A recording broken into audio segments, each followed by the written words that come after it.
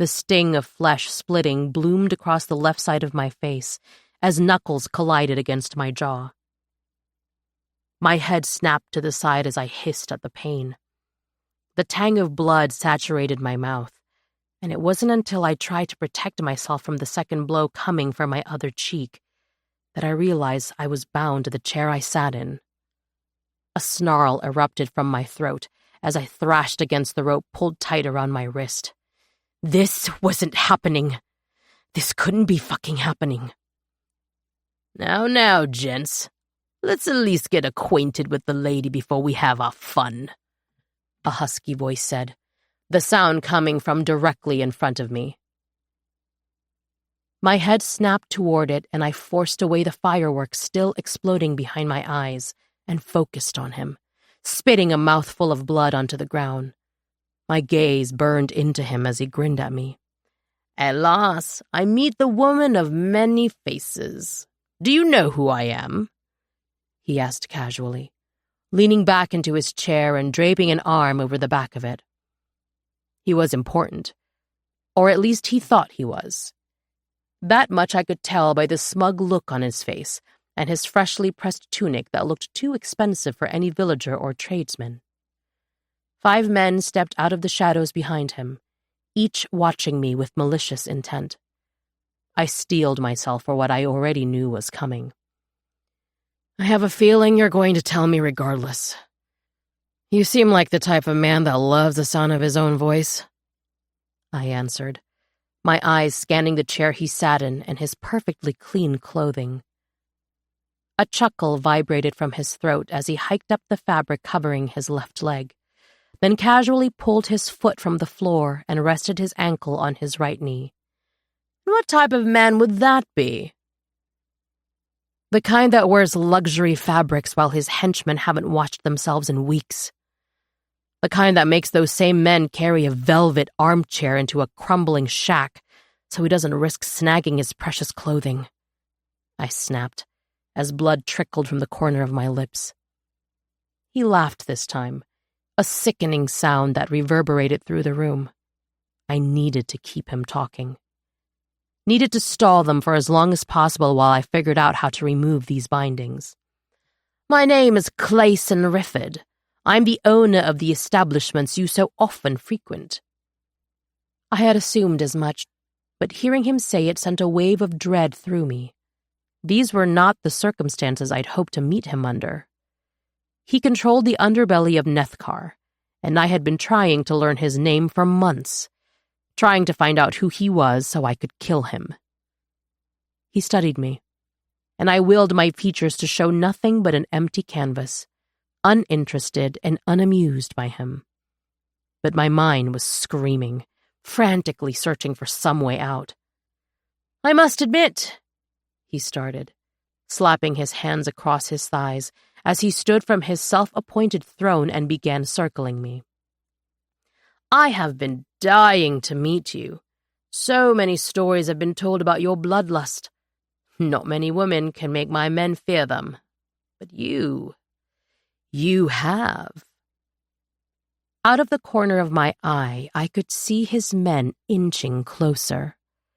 Though I do not believe we have ever seen this face before, he said, stopping in front of me as his head tilted to the side. Which is a shame, really. It's quite beautiful, even with a scar. He reached out a hand, sliding the tips of his fingers across the raised surface of my scar, and I forced myself not to recoil from his touch, to not reveal a single ounce of the fear beating against my chest. That is by design, I responded, locking my eyes onto his as a low growl materialized in my throat. And I promise you, after tonight, the next time you see it will be when I slit your neck from ear to ear. We stared back at each other, a challenge dancing between us, silent threats lingering in the distance separating our bodies. How did you find me in this skin? I asked, tilting my head to the side as he eyed me. Your drink of choice. That combination has only ever been ordered by the woman who hunts my men. I like my people to keep track of these things. for moments such as these." A smirk flickered across his lips as he turned toward his men and gestured them toward me. My stomach twisted as static rushed between my ears. They'd been tracking me this whole time. "Do you recognize any of these men?" he asked, crossing his arms over his chest. "The scum of the city all look alike," I spat. He nodded. "I figure you wouldn't. You have killed 28 of my men in the last 6 months, and these 5 are the ones that, for some reason, you let live." My eyes darted across them as my heart lodged itself in my airway. I knew I had let some men live, but I had no recollection of what they looked like. I had never cared to pay attention to their features. May I introduce Jasper, Felix, Monty, Creed, and Alexei. The 5 men took a predatory step toward me, vulgar smiles strewn across their faces, as if they'd been waiting their entire lives for this moment. Clayson leaned forward, his fingers curling around the armrest of my chair as he brought his face only an inch from mine. "You may not have remembered their faces, but I can assure you, they will be the last ones you see as you take your dying breath." Spit flew from my mouth, and he recoiled as it splattered across his face. The back of his hand collided with my cheek, and I gasped as the cut already present split further from the contact.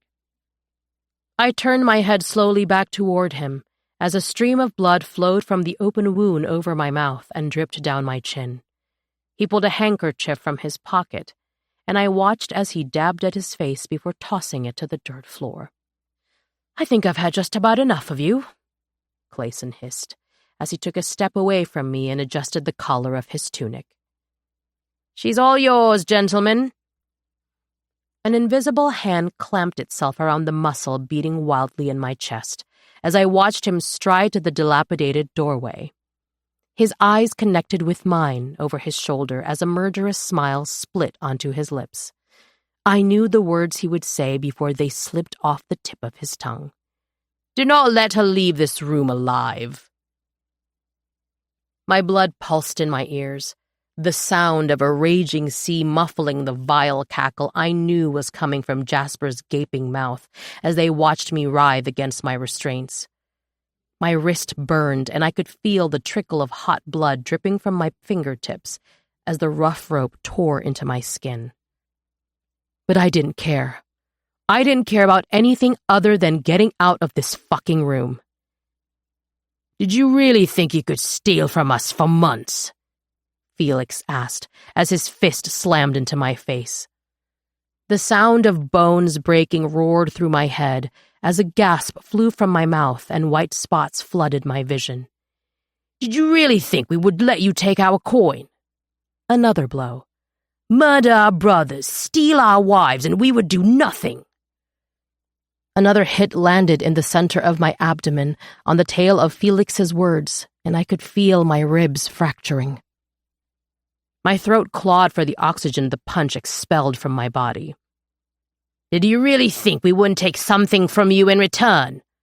Alexei asked, stepping toward me as he pulled a knife from his belt. I recognized that voice. My gaze fell to his hand, searching for a scar and finding it. A thick band of tissue wrapped around his wrist. I pulled my eyes from it, dragging them to meet his, and grinned. "How's the hand?" "Well enough to do this," he snarled, plunging his dagger into my thigh. A scream tore from my lungs as my head snapped backwards.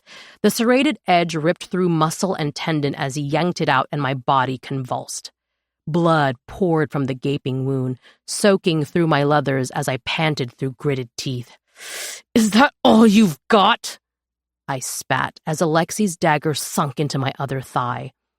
A muffled scream sounded from my clenched jaw, the room spinning around me as pain radiated through my legs. I forced my head back up, meeting Alexei's gaze with defiance blazing in my eyes. Jasper leaned in close, and I flinched as his rancid breath brushed against my ear. "This is just the beginning, sweetheart. We've got all night to make you pay for your crimes. And out here, no one can hear you."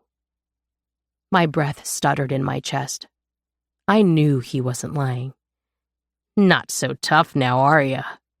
Creed snarled as he grabbed a fistful of my hair, wrenching my head back. "Where's that fire of yours? Don't tell me it's gone so soon." I laughed, the sound harsh and bitter, as I spat a mouthful of blood into his face. "Right here, you bastard!" Creed's fist slammed into my jaw, snapping my head to the side. Blood pooled in my mouth, but I still grinned up at them, my teeth stained crimson. Monty's boot connected with my ribs, and I felt something snap inside of me. My chin fell to my chest, gasping for air as Monty crouched in front of me. His cold eyes pierced into mine as he spoke. "Tell me where my whore of a wife is." "Go to hell," I rasped, my voice raw. Monty's hand flew to my neck, his fingers closing around my throat and tightening, cutting off my air. I thrashed against the ropes holding me down, searing pain roaring against every movement as black spots danced at the edge of my vision. Just as darkness threatened to devour me, he released my neck and I gulped down air. Each breath sent a stabbing pain through my shattered ribs. I watched as a light flared in the corner of the room, the glow of fire making the shadows dance for us as my body screamed in agony. Alexei stepped from the shadows, a cruel gleam in his eye as my gaze fell to his hands. My heart seized as raw terror ripped through me. His fists were wrapped around a glowing brand, the end shaped into a vicious, jagged blade. That was the first moment I considered begging, considered pleading for my life. I couldn't be burned. Not again. The memory still hadn't faded, and I didn't know if I could survive it a second time, even without the Svek. Tears pooled in my eyes as Alexei took a step toward me, and I prayed to whatever gods would listen to not let them do this. But they didn't answer. They never answered. I should have prayed to the devil instead. The stench of burning flesh filled the air as an inhuman shriek tore from my throat, my body arching against the restraints as the brand melted into my stomach. White-hot agony exploded across my abdomen for a second time, and I thrashed wildly, my screams shredding my lungs as they echoed off the walls. Pain consumed every atom in my body, tears streaming down my face as I clung to consciousness. A sob racked over my limbs as I watched Alexei reheat the tip of the brand from the ball of fire flickering from his palm, the sharp tip glowing molten orange. "Where is the bitch?" Monty snarled as Alexei closed his fist, snuffing out the fire and pinned his eyes back onto mine. "I will," I panted, "never tell you." The searing tip plunged into my side, and an animalistic howl ripped from my chest, every nerve ending on fire with blistering torment. He pulled it from between my ribs, and I slumped forward against the restraint. A smoke curled from the charred hole in my side. "Now that we've worked the fight out of you, the fun can really begin," Jasper said, smirking as his blade tore through the fabric of my tunic. He ripped it open, and silence fell as my scars stared back at them. I met his gaze as a sneer curled onto my lips. "Do your worst. I've survived horrors that you pathetic excuses from men would crumble in the face of." Creed's face twisted with rage as he shoved a cloth into my mouth. I gagged as he lodged it deep into my airway. "I think I'd rather have you silent for what's next," Creed snarled, slashing through my leathers and ripping them from my body. The freezing winter air stung against my wounds as they pawed at my naked skin, and I stilled. I could feel every scrape of their rough hands. I could feel everything, yet nothing at all. In that moment, I was nothing more than a whisper of smoke floating in the ether. It was as if I had left my body behind, soaring above it as I watched their hands roam over my exposed flesh, their calloused fingers pushing between my legs, clawing at my breasts, digging into the burns and wounds that marred my body.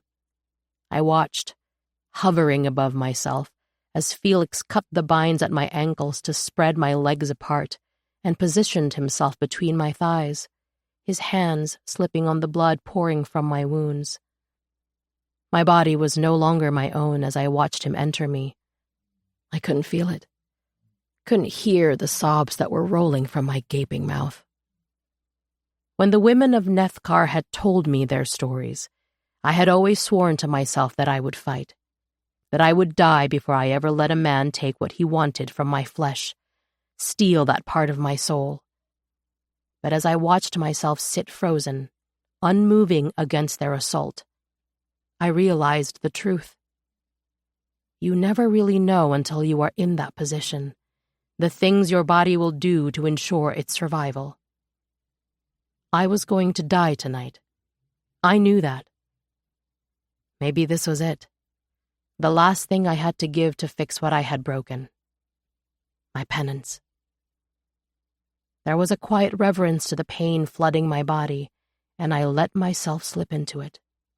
A moment of clarity hung over me that maybe, just maybe, my redemption could be found in the depths of their violence.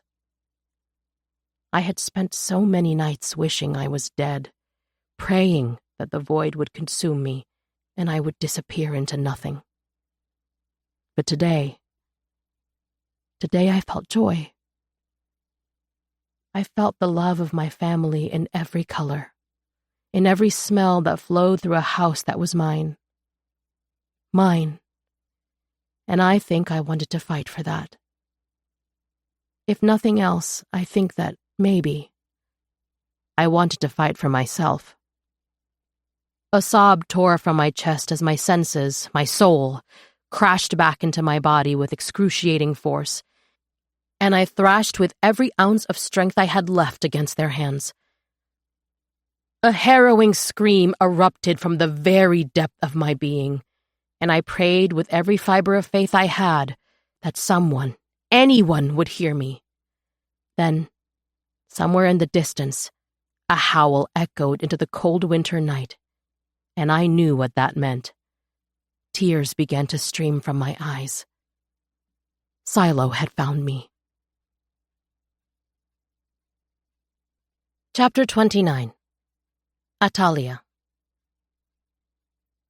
An explosion reverberated through the room, and my eyes slammed shut as wood and debris flew through the air around us, crashing and splintering to the floor. Then there was silence, ear-shattering silence for only a moment. That's when I heard it. The sound of the gods finally answering my prayers. The sound that was weaved into every beautiful piece of my soul. "Remove your hands!" Sin's words were a snarl, and it was the most haunting, beautiful melody my ears had ever heard. The hands around my limbs tightened as Jasper spoke. "Our bastard god, to what do we owe the surprise?" His voice dripped with hate as the words left his lips.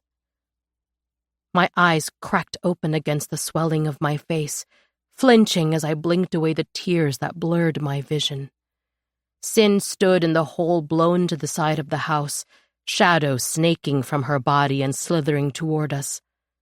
She took 3 steps forward, her eyes locked on the men whose fingers were still coiling around my limbs. Out of the shadow billowing at her back, I watched as Dukovich stepped through the opening, a giant gray wolf at his side. A sob shuddered from my chest at the sight of them. I was going to be okay. I was going to live. Dukovich's gaze met mine, and for one fleeting moment, I saw fear flare there. A black veil of rage pulled over his irises in the next breath, and his eyes shifted to the men holding me down as a growl left his lips. Silo stalked toward Sin, her head lowered to the ground, readying to pounce. "I will say this one last time.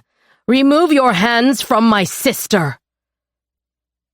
Creed's grip loosed around my thigh as the words fell from Sin's lips, and the other 4 men tightened theirs, their jagged nails cutting into my skin. Shadows exploded into the room, and Creed sprinted for the door. Dukovich stepped into his path, and the sickening crack of bones crunching rang out as Creed's neck snapped. I watched as his limp body hit the floor, the sound clashing with the backs of the other 4 men hitting the wall behind me. What was left of the shack's frame shook from the force. Pain knocked the air from my body as I tried to turn my head to see what was happening. I couldn't feel my legs anymore. Could barely move my fingers. Dukovich was already at my side, covering me in his coat as a knife sliced through the rope. My body stiffened, and I knew it was shock beginning to seep in as my eyelids droop. "Stay awake, Atalia," Dukovich commanded as he lifted me into his arms, pulling my body against his chest. "Please, stay awake." It was a plea this time, whispered into my blood-caked hair. Tears flowed silently from my eyes as he pulled me closer and stepped into the night. I knew it was cold, knew that the air was freezing as I watched the snow fall to the frozen ground. But I couldn't feel it. Dukovich started to run, and I peered over his shoulder, watching as the dwelling grew smaller, watching as shadows consumed all the light left in that crumbling frame, and the screams of those men poured into the night sky. I could not grip onto consciousness for much longer. My head lulled against Dukovich's chest, the rhythm of his pounding heart echoing in my ears. Each breath was a battle, a desperate grasp for air that seemed to slip further away with every passing second. "Don't you dare give up, Atalia," Dukovich growled, his breath coming in white puffs in the frigid air. "We're almost there. Just hold on a little longer." His voice was desperate as it cut through the haze, the words a lifeline in the abyss. I wanted to respond, to tell him I was trying, that I wasn't ready to let go. Not yet. But my lips refused to form the words. The darkness was calling to me, a siren song promising an end to the pain, to the suffering. Forcing my eyes open, I blinked away the tears that pooled in the corners, the water freezing to my lashes like tiny crystals. The night sky stretched endlessly above us, stars obscured by the falling snow. It was so beautiful, so peaceful. Dukovich's pace quickened, his breaths humming against my side in short, sharp bursts as he navigated the treacherous terrain from wherever I had been held. He could have tethered us, but he didn't. He knew the pull of it would exacerbate the pain flooding my body. I wished I could tell him I wouldn't feel it, that I couldn't feel anything. I desperately wished I could feel it, that I could cling to the pain and use it as an anchor to keep me tied to reality. "Stay with me, Atalia. Please, just stay with me," he murmured, his words a desperate prayer against my skin. Even as I fought, I could feel my strength waning, my grip on life slipping. Peeling my eyes open, I realized we were no longer on the snow-covered ground, but pounding up wooden steps. Dukovich shouldered through a door, and suddenly the night was replaced by blinding light. Urgent voices swirled around me, and I felt myself being lowered onto something soft. Severe lacerations. Blood loss. The words faded in and out as I teetered on the brink of unconsciousness. Need to warm. Now. As the last of my strength slipped from me, a single thought echoed through my mind. Those fucking men would not get the honor of killing me. I wasn't ready to die. Not yet. Not when there was still so much left undone. With a final surge of determination, I clung to that thought like a lifeline. Then, oblivion rose up and dragged me under. Sensation returned slowly, as if my mind was trudging through a thick fog. The first thing I became aware of was the pain that seemed to radiate through every inch of my body. The second was the feeling of something warm and solid gripping my hand. The acrid scent of medicinal herbs flooded my nostrils as I struggled to open my eyes, the effort monumental. When I finally managed to crack them open, the world was a blur of muted colors and shapes. I blinked once, twice, trying to bring everything into focus. That's when I saw him. Dukovich was sitting beside me. His large frame hunched over in a chair that seemed far too small. His eyes were closed. His brow furrowed as his hand engulfed mine. His thumb rubbing soothing circles against my skin. For the first time, I did not recoil from his touch. I welcomed it. I tried to speak, to say his name, but all that came out was a weak rasp. It was enough. Dukovich's eyes flew open, his gaze locking with mine. "Natalia," he breathed, his voice rough and full of worry. "You're awake." I managed a small nod, my throat too dry, too torn to form words. He seemed to understand, immediately reaching for a cup on the bedside table. Gently, he lifted my head and pressed the rim to my chapped lips. Cool water trickled down my throat, soothing the raw flesh. "How long?" I croaked out after a few sips. My tongue felt thick and clumsy in my mouth. "Only a couple of hours," he said softly, turning to set the cup back on the table. I pulled my hand from his, trying to push myself from the bed, and gasped at the pain that shot from my abdomen. "Careful," Dukovich commanded, his hand sliding around the back of my head as I collapsed back on the bed. The creak of a door made me flinch, my body tensing for a threat as more pain rippled through my limbs and my teeth clenched together. Sin stood in the doorway, drenched in crimson, and my eyes dragged over her as I forced myself not to recoil from her presence. She'd had blood on her the last few times I'd seen her. Never my own, but always the product of my decisions. Our eyes locked, and my heart shot to my throat. "Dukovich, could you give me and Ata a moment, please?" Sin asked, as she took another step into the room. Dukovich hesitated, his eyes flicking between the two of us. I could see the reluctance etched in the lines of his face, the protective instinct warring with his respect for her. After a long moment, he gave a curt nod and rose from his seat. He paused as he passed her, leaning in to murmur something I couldn't quite catch. Sin's eyes never left mine, but she inclined her head slightly in acknowledgement. Then, Dukovich was gone, the door clicking shut behind him. Silence stretched between us, heavy and thick with unspoken words. What could I say? How could I possibly begin to apologize for the months of coldness, for the wall I'd erected between us, the pain I had caused?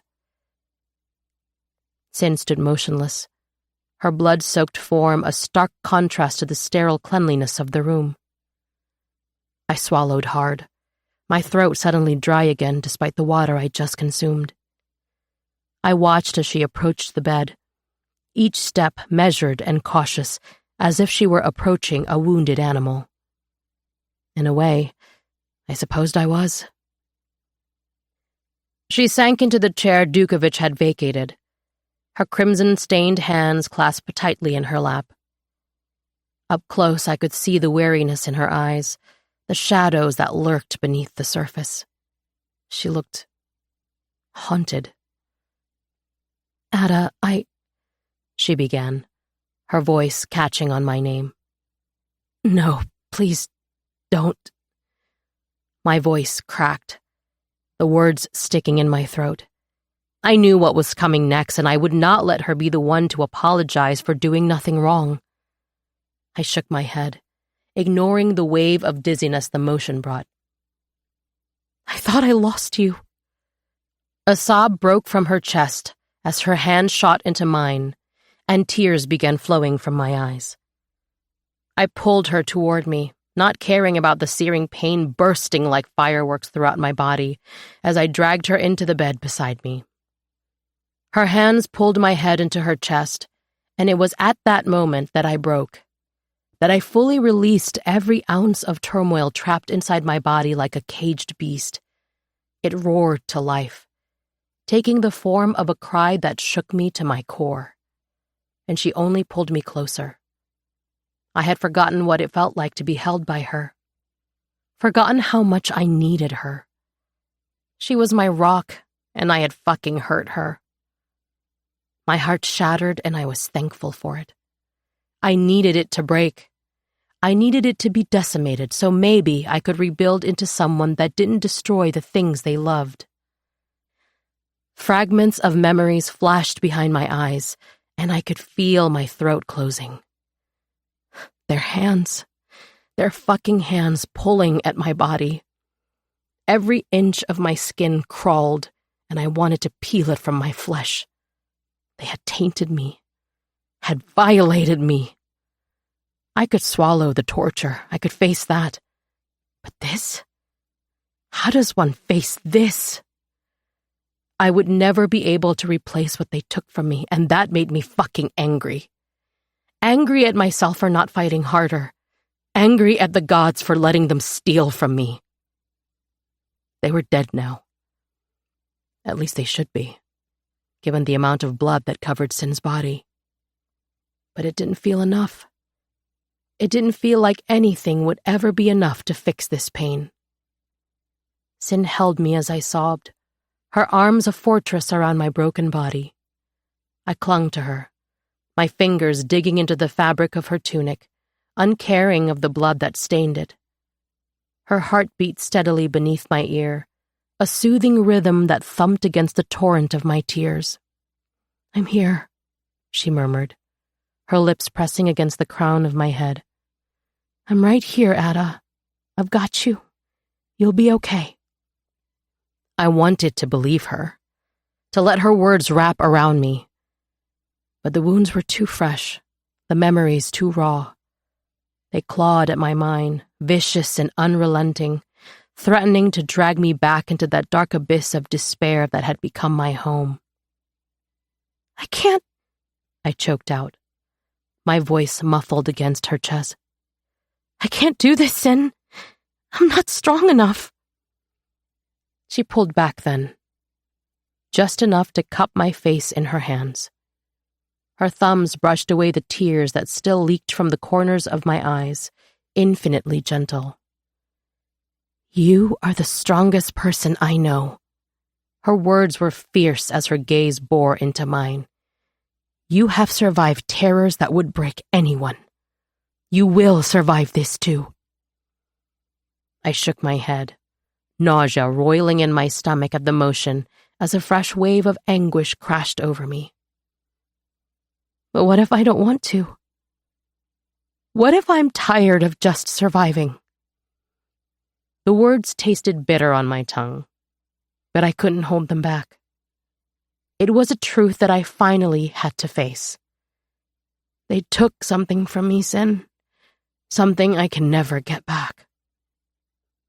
Understanding flashed in her eyes, followed by a sorrow so deep it stole my breath.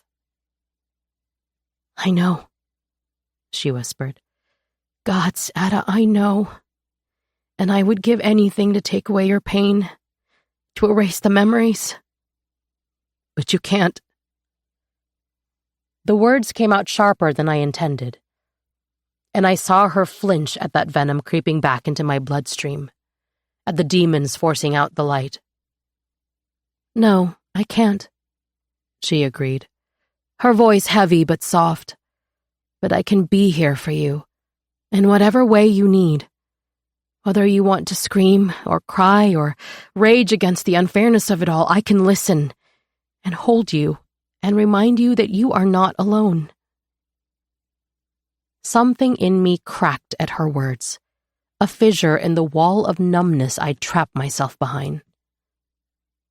"I'm so tired. I'm tired of hurting, of being angry and afraid all the fucking time. I don't know how to do this, Sin." The admission was barely audible, the words catching in my throat. I don't know who I am anymore." Her fingers slipped beneath my chin, gently tilting my head up to meet her gaze. Her eyes were red-rimmed and puffy, but they still held that fierce, unwavering love that had always been my anchor. "I love you, Ada, and I will love you all the same while you figure it out." Fresh tears began to fall on the tail of her words. I swallowed hard, trying to force them back, and failed as they slid down my face. I was so fucking tired of crying, of feeling weak and broken. "I am so sorry, Sin." The words were a wail as they exploded out of me. "I'm so sorry for pushing you away, for being so caught up in my own pain that I didn't see yours, for all the foul things I have said and done, for putting my hands on you, for forcing you to kill for me." Her hands shot to the side of my face, and I snapped my head toward her. "I would kill 1,000 men to keep you safe. You are my sister, Atalia. I would tear Nimbria apart with my bare hands for you." Something dark and fierce flashed in her eyes, and a shiver skidded down my spine at the conviction in her words. And I knew she meant them. With every fiber of her being, she meant them. She leaned forward, pressing her forehead to mine as silence fell over the room, and for the first time since Arden died, I wasn't scared to sit in the quiet with her. I wasn't sure how long we stayed like that, intertwined on the narrow bed, silent tears falling down our cheeks as an echo of our shared grief. All I knew is that I had her again, and I would never let her go. She had changed so much since coming to Loch Dragoon, and pride flared in my chest at just how strong she had become. She was everything that one day I hoped to be. There was a weight on her shoulders I did not envy, but she carried it with such grace that I knew if she hadn't been born a god, she would have been born a queen. "There are some things I need to take care of," Sin said, her voice hushed as she slipped from the bed. My skin chilled at the loss of her touch, and I watched as she pushed a curl behind her ear. "If you are comfortable with it, I would like Dukovich to stay with you until Andrews gets back to Loch Dragoon to finish your healing. If I can, I will be back before then." I nodded in silent agreement as she moved for the door. "Sin?" I hesitated, watching as she brought her eyes back to mine. "I love you." A sad smile crossed her lips as she strode back to my bedside and pressed her lips to my forehead. "I love you back, Ada." She tethered from the room, and the space felt empty without her presence as I shifted in the bed, staring up at the ceiling. I didn't pull my eyes away from the stones above me as the door opened and closed. The heavy thud of Dukovich's boots echoed off the walls as he trudged to my bedside and lowered himself back into the chair beside me. Tears slid from the corners of my eyes down my face, but I refused to look at him. He was the last person I wanted to see me cry. The crumbling of my soul started at birth. I think that some women were born with despair in their veins, and I was beginning to believe I was one of them. For as long as I could remember, There was a darkness lingering just under the surface, waiting for the moment it could take hold of the light. It found that moment when I became his prisoner, and I didn't know if I could ever forgive him for that. "Natalia," Dukovich whispered, his voice tight as his hand slid across the bed, reaching for me. I pulled away, crossing my arms over my middle, and could have sworn I heard his heart beating in the silence. He shifted in his seat. "The scars, are they from?" "Yes." I didn't need to hear the rest of his words to know what he was asking. A growl rumbled in his chest. "Every one of the men that touched you, the priestesses, I will kill them for what they have done to you. Every finger, every hand that marked your skin, I will sever them from their bodies and bring them to you. I will not stop until you have their heads." Chapter 30. Hyacinth. My feet could not carry me to my chambers fast enough. My hand was clenched in a fist against my stomach as I raced through the staff corridors. It was still the early hours of the morning, and these halls would not come alive for another hour or two, but my head was screaming, my skin buzzing as if I was already in a crowd of people that I couldn't escape. My throat was beginning to tighten with every step I took, watching as the corridor seemed to lengthen before my eyes. I needed this blood off of me. My mind was too frantic to tether. I couldn't keep a thought in my head long enough to trust I would get to my rooms. I slipped from the staff chambers and sprinted down the last corridor leading to my rooms, the soles of my boots beating against the marble and echoing off every surface. I almost didn't see Azrai as my body shot around the corner, and I frantically reached for my door. "Hyacinth, what's wrong?" she barked, concern creeping into her tone as I shouldered past her and ran to the lavatory. She hurried in behind me, shutting the heavy door at her back as I collapsed over the bin and vomited. The smell of bile and blood made my stomach roil again as I panted into the golden cylinder. I had killed men before, watched as their bodies splintered and bled before me. But this time was different. It was like an animal had possessed me, so carnal and violent.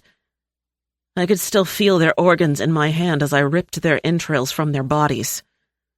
Another round of vomit shot up my throat from the thought, the acidity of it burning the thin tissue as it expelled itself from my body. Water rushed from above me, then stopped as Azrai knelt down and held a glass out, a silent order to drink. With a groan, I pushed away from the bin, leaning my back against the cool marble wall as I took the cup from her hand and drank, emptying every drop. "What has happened?" Azrai asked, her voice sharp with worry. My head fell back against the wall as I slid my knees up to my chest and rested my arms over them. "Ada," I whispered, closing my eyes and taking a deep breath. "She was attacked last night." I didn't have to look at Azrai to know that her back straightened, that her eyes had latched themselves to the side of my face. "Dukovich is with her at the infirmary, and I have already sent word to Landers and Andrews."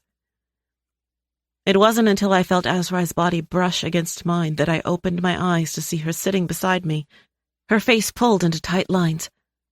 Her arm slid around my back, and I let out a sharp breath as my head fell onto her shoulder. Tears pricked at the corners of my eyes as her other hand slipped into mine.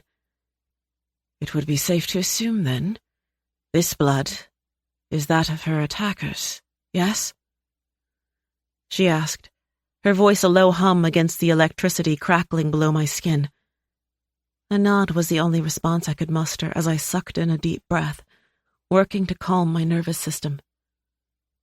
"Good," Azrai said, and I could hear a thread of pride in her voice.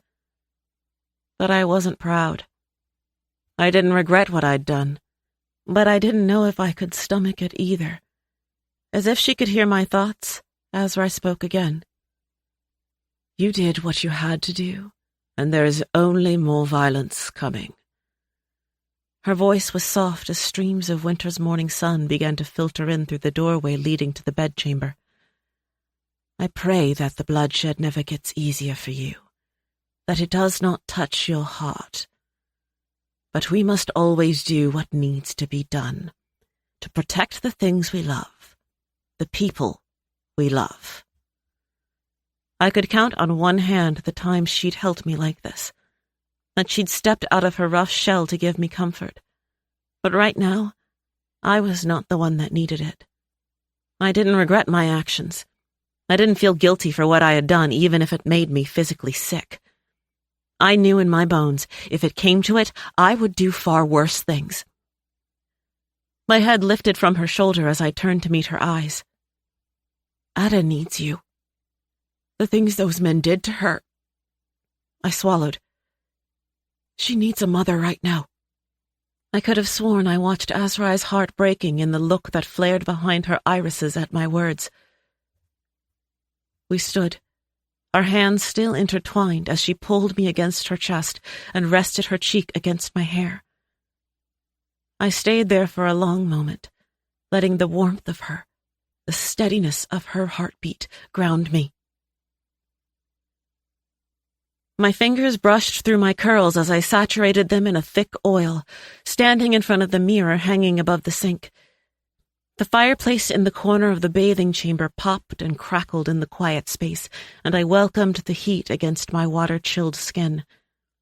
I grabbed onto the lip of the counter with both hands, letting my head fall forward as I closed my eyes and sucked in a deep breath through my nose. I was exhausted. No more than 10 hours had passed since I stepped back in Loch Dragoon, and all I wanted was to crawl into my bed and sleep for the next full day. My muscles ached from even the smallest movements. All but one of the men were dead. He had slipped through my shadows while I was handling the others, and by the time I'd noticed, he had disappeared into the night. I would need to rectify that mistake. I would not let a man who had assaulted my sister walk free in this realm or any other. Hello, dearie. My eyes snapped open and my head whipped around the room as I stumbled backward, looking for the source of the voice. A low chuckle echoed throughout the bathing chamber, and I slowly pulled my eyes to the mirror. Kane. Did you miss me? He asked, a smile stretching across his face as I glared back at the glass. Where my reflection should have been, he stood, the edges of his features blurring and dancing like smoke in the wind. How are you here? Landers put a blood ward around Loch Dragoon. You shouldn't be able to be here, I snapped, tightening the towel around my body as I took a step forward. The beauty of a mating pond. All I need to do is listen to its pull, sprinkle a bit of magic, and poof, I am wherever you are, he said, chuckling to himself. I didn't have time for whatever game he was playing. Though I did run into the little problem of the wards. So, until I figure out how to break through those and physically come to you, you'll have to settle for seeing me through shiny objects. What do you want? I hissed, reaching for the robe draped over the lip of the tub. How is your friend? Seems like you have had quite the night. My movement slowed at his words as my heart began to pound in my chest at a rapid pace. How long had he been there listening? Watching? This was not good. This was the absolute worst possible scenario I could be in right now, with all the information coming in and out of this realm. What do you want, Kane?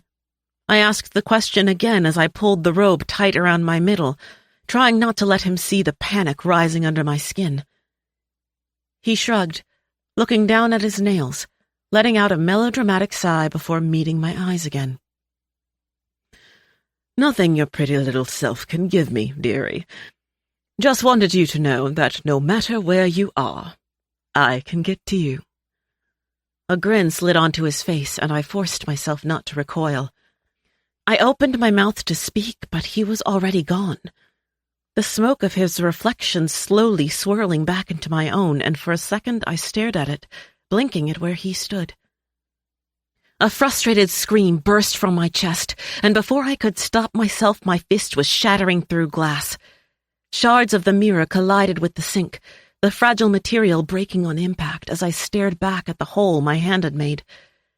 The glass that had withstood the assault spiderwebbed out in all different directions as the small chamber filled with the sound of my ragged breaths. Blood dripped from my knuckles, and I listened as tiny droplets splattered against the marble floor, the sting of the cuts flaring through my hand. I needed to find a way out of this bond. My eyes scanned over the broken glass scattered in the sink, and as fragmented pieces of my face looked back at me, an idea popped into my head. I bolted into the bedchamber. My hands frantically pulled open the doors to the linen closet, and I pulled everything out of it. Sheets, pillowcases, and towels cascaded onto the floor in a flurry of green and gold. First, I covered every mirror and gleaming object with even the slightest reflection in the bedchamber, then moved to the sitting room. I pulled the curtains hanging from the windows and doors shut, blocking out the morning sun that had just begun fully flowing through and illuminating the room. I couldn't risk any reflections. My hand scrambled for another sheet. Pulling it free from the other fabrics, I pushed the papers from the coffee table and draped it over the glittering marble surface. A glint caught my eye from the corner. I whirled around and spotted it. The crystal decanter on the sideboard, winking menacingly in the dim light that snuck through the crack in the curtains. In 2 strides I was there, snatching a pillowcase to cast over the traitorous vessel. Have you gone mad? I spun to see Wren standing in the doorway, eyeing the space with utter concern plastered on his face. I lifted a single finger to my lips to quiet him, then ran to Landers' desk, pulling open and digging through drawers for parchment and a quill. Scrolls and books collided to the floor as my fingers frantically scribbled over the paper, my chest heaving from the adrenaline coursing through my blood. Kane is listening, watching. Stables. The quill clattered to the table as I rushed back to Wren and pushed the note in his hand. Wet curls flew over my shoulder as I turned from him, hurrying to my bedchamber and pulling on any clothes I could see. Snatching my belt of daggers from my bedside table, I began strapping them to my chest as I rushed back to the doorway. Wren looked even more perplexed now than before, the lines of his tired face deepening as he opened his mouth to speak again, but I shushed him.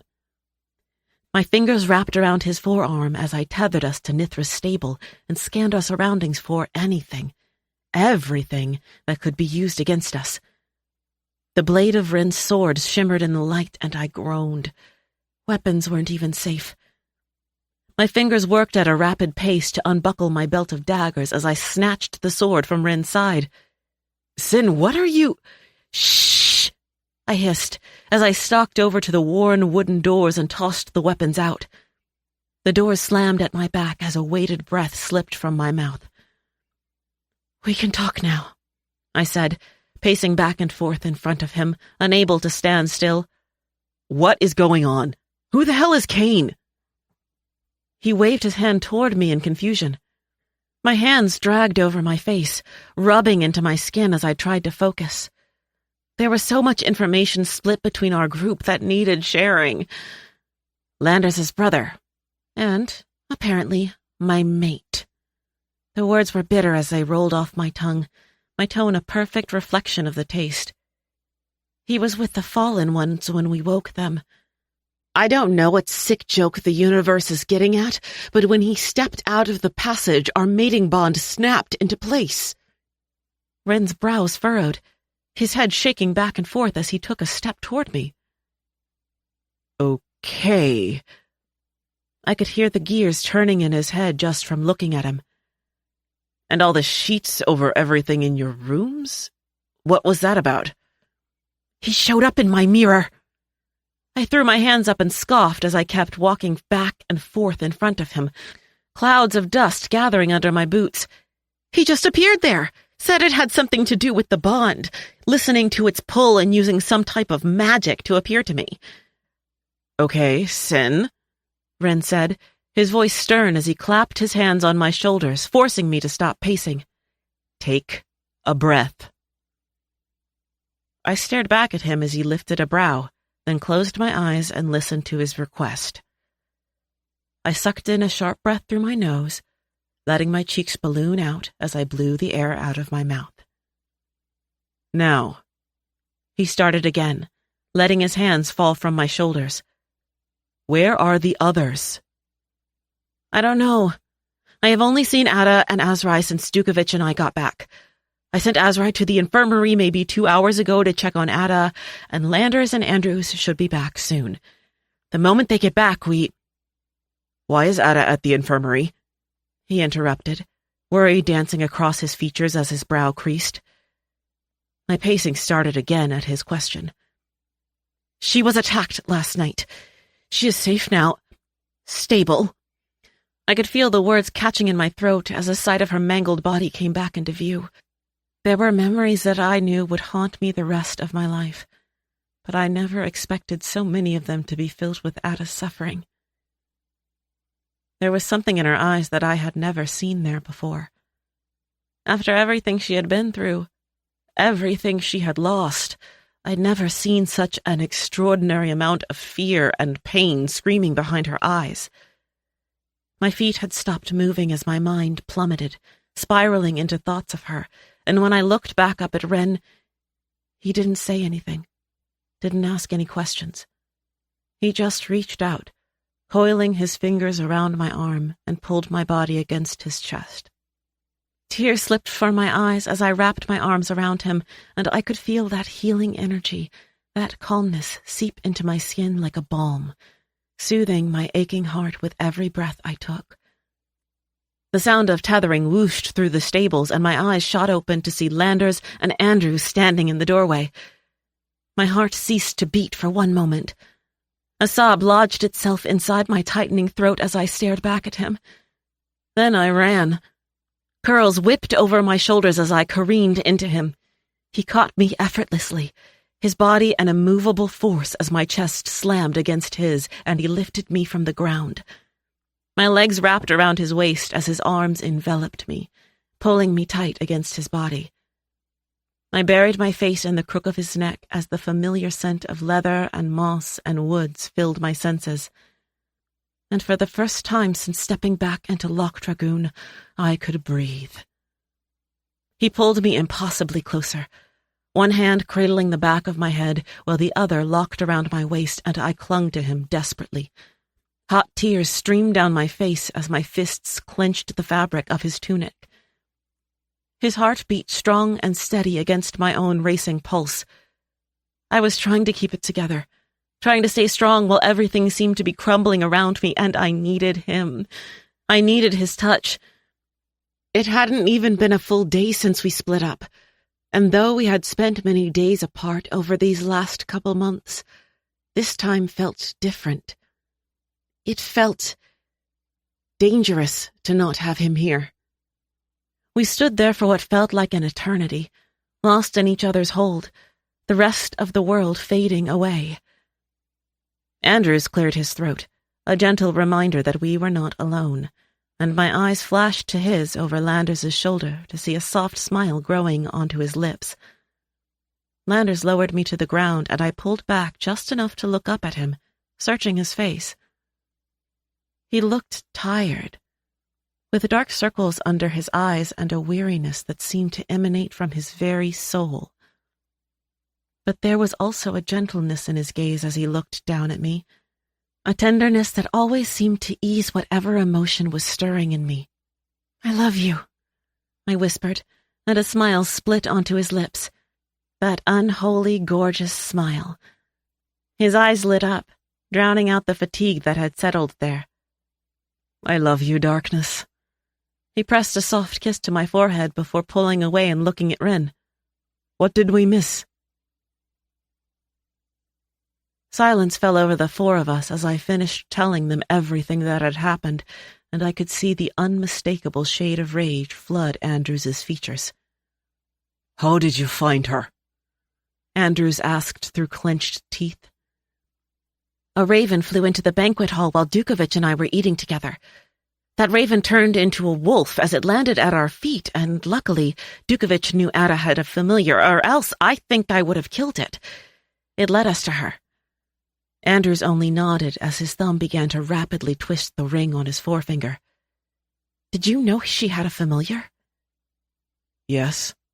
He hesitated, his eyes flickering over the three of us. I also believe that she is a seer. My eyes snapped wide. What? The question was a growl as it left Landers's throat. What else is she hiding from us that you know about? Wren scolded. Andrews's eyes flared. She is not hiding anything. She has been in denial. She found out about her familiar only 24 hours before she left for Amord.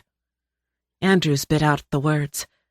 While in Amord, Dukovich was helping her sort out the dreams we believed came from Svech left in her mind, only to find out that they are visions. I stared back at him, panic sinking in as I realized what this could mean. She saw me burning, so that means I'm... No, Landers interjected, knowing the conclusion I'd come to before I said it. He dragged a hand over his face as he took a step closer to me and pinned his eyes on Andrews. Gather everyone. Tonight. I shouldn't be there. Not with Kane lurking. Now that we know he's found a way around the wards, and until we figure out how to fix this bond issue, I shouldn't be near any talk of plans. A smile flickered across Landers's face as he fully turned toward me. Luckily, we have a solution to the bond. And as for tonight, we need you there. There are spells that can be cast to protect the room from uninvited ears. What is it? I asked, my brows knitting together. Gentlemen, will you give us the room, please? Landers asked as Andrews grinned back at him. Wren and I glanced at each other in confusion as Andrews shuffled him out of the stable. I watched as the door closed at their backs, the sounds of their weapons being strapped to their bodies fading as they tethered from the grounds. I turned my head slowly back to Landers to see him beaming down at me, his eyes glittering with excitement. He gestured his head to the large opening at the other end of the stables, extending his hand to me. Walk with me? I nodded, taking his outstretched hand as we stepped out into the crisp winter air. The snow swirled around us in gentle flurries, blanketing the world in a serene silence. Warmth radiated from him, flowing through my arm and settling into my body like a heated blanket. He had warmed me with his touch so many times before, dried me from the water that soaked my skin, and as the heat seeped into my bones, I finally understood how he did it. The dragon fire in his veins. There had been so many signs that I missed, so many things I should have put together sooner. But as I stared down at our hands, I didn't care. He was mine, and I was his, and in my soul I knew that there was nothing that, together, we could not navigate. Landers guided me along a path that twisted through the snow-covered trees, our footsteps disappearing as a fresh layer of snow fell. The silence between us was comfortable, yet filled with a palpable energy. He seemed nervous, his grip on my hand tightening ever so slightly as we walked. I glanced up at him, studying his profile in the soft light filtering through the trees. His jaw was set, his brow furrowed in concentration as if he were gathering his thoughts. The path opened into a small clearing where a frozen pond glistened under the early afternoon sun. A smile crept onto my mouth at the sight of it. It was gorgeous, like diamonds sparkling against the glow of the winter backdrop. Landers stopped and turned to face me, his breath forming small clouds in the air as he reached out and brushed a snowflake from my cheek. His fingers lingered on my skin, and I leaned into his touch. His eyes, usually so serious, were now filled with such sincerity that my heart gasped against the hold they had on me. There is a question I need to ask you before I explain how to break the mating bond, because I want it to be your choice. Not something you do out of obligation to me or your family or for the realms. It has to be what you want. His voice was soft and earnest, but there was a thread of intensity vibrating through every word. My brows furrowed. What is it? He let out a deep breath as he pulled my other hand into his, and my body stilled. I love you, Hyacinth, and it is not a quiet love. It is the rage of every sea and the heart of every storm. My existence in this world has never been soft, has never been gentle, and I fear that it will never be. But you have ignited a hope in me that maybe I am not doomed to an eternity of violence. In the hundreds of lifetimes I have lived, you are the only thing that has felt right, the only thing that has ever calmed the fury in my veins. You are my home, Hyacinth, my compass.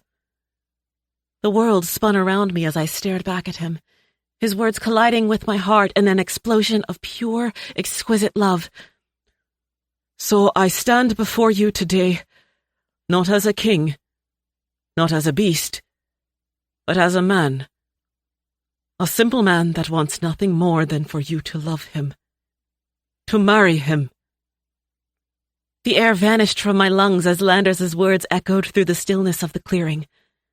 Snowflakes danced around us, catching the sunlight like tiny jewels, but all I could see was the raw vulnerability shimmering in his eyes.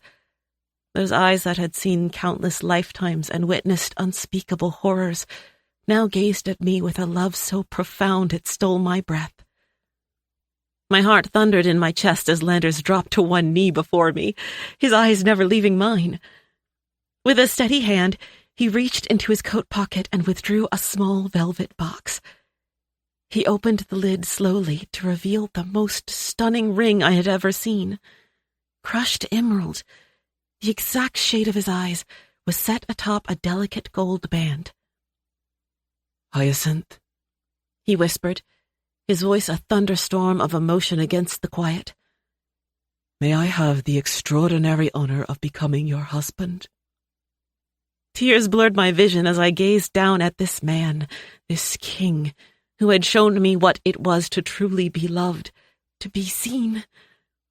In that moment, the world fell away. The realms, the mating bond, the obligations that weighed so heavily upon us both. There was only me and him and the life that we could have. Yes, I breathed, the word escaping my lips in a joyful sob. Yes, Landers, I'll marry you. Landers's lips split into a grin that was the very reflection of untainted happiness as he slipped the ring onto my finger and rose to his feet. I flung my arms around his neck, our lips meeting in a kiss that seared into my soul. I love you, I whispered against his lips, my heart so full it felt as though it might rip from my chest. In this life and every one to come, I am yours. A growl vibrated in his throat at the sound of my words, like they had unleashed a carnal need in him. Before I knew it, we were tethering, tearing through the darkness, a mess of twisted limbs as our hands clawed at each other in desperation. Chapter 31. Hyacinth. My eyes opened as we landed back in the stables, and my hands tore at his tunic, ripping it from his body as his own fingers worked to undress me. Leaving a trail of clothing in our path, Landers slid his hands against the back of my thighs, his fingers gripping into my muscle as he lifted me from the floor and strode toward the bench on the far wall. A gasp left my lips as I felt him pressed against my stomach. How hard he was for me. His lips crashed against mine, our tongues battling for dominance as he sat down and I straddled his hips, ready to feel every inch of him fill me. Just as I lowered myself down, he adjusted his hips and the head of him collided with my clit. A moan escaped my throat at the contact, and a bolt of pleasure rippled over my skin. He gripped my waist, his fingers digging into my skin as he guided my movements, rocking me against him. He trailed hot, open-mouthed kisses down my neck, nipping and sucking at the sensitive flesh as my head fell back, giving him better access while my fingers tangled in his dark hair. His hands roamed my body, cupping my breasts and teasing my nipples into hardened peaks. "Landers," I gasped, desire coiling tightly in my core as he ground his hips upwards. I needed him, craved him. As if reading my thoughts, his hand slid between our bodies, his fingers delving into my center. A cry rolled from my lungs, my back arching as his thumb stroked my clit in small, delicate circles while his 2 fingers slowly pumped into me. I pushed my hips down against his hands, grinding on his fingers, desperately begging for more. "Greedy are we, goddess?"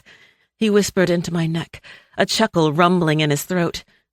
"I need you," I breathed out, my voice thin and wanting as he pushed into me again. "You are so wet for me," he growled against my skin.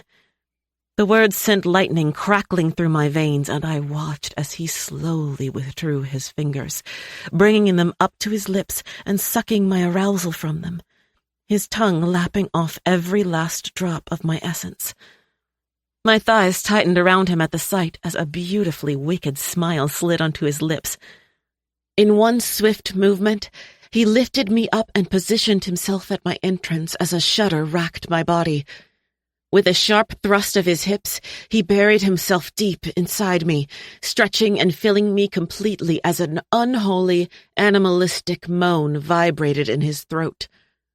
I clung to his shoulders, my nails digging into his skin as he set a fast, punishing pace, each powerful stroke hitting that perfect spot, colliding with it as waves of pleasure radiated through my body. Every nerve in my body screamed for him, begging him to devour me. His hands slid possessively over my curves, feeling every inch of my skin as I panted against the pleasure exploding in my veins.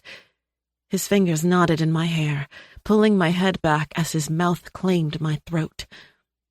Warm breath flowed from him, seeping into my flesh as his tongue and teeth dragged over the curve of my neck. A loud moan dripped from my lungs, lost to the carnal sensations overwhelming my senses. My hips rocked wildly against him, demanding more of him. "Fuck!" he rasped against my ear, punctuating the word with a sharp snap of his hips. "You are mine, Hyacinth." Another moan kissed my lips and rang into the air as his hands dragged down my back, leaving trails of fire in their wake. "Do you hear me?" Landers asked, his voice deep and riddled with need. I met his gaze, drowning in the intensity I found there. "Yes," I breathed, grabbing hold of his face between both palms, my eyes staying locked on his. "Let's go," I whispered, sliding myself up his shaft. He stared back at me, fear and desire coiling in his irises. My chin dipped, a gentle nod, a silent assurance that he was safe, that I was safe. "Let go." It was a command this time, and a roar left his throat at the order.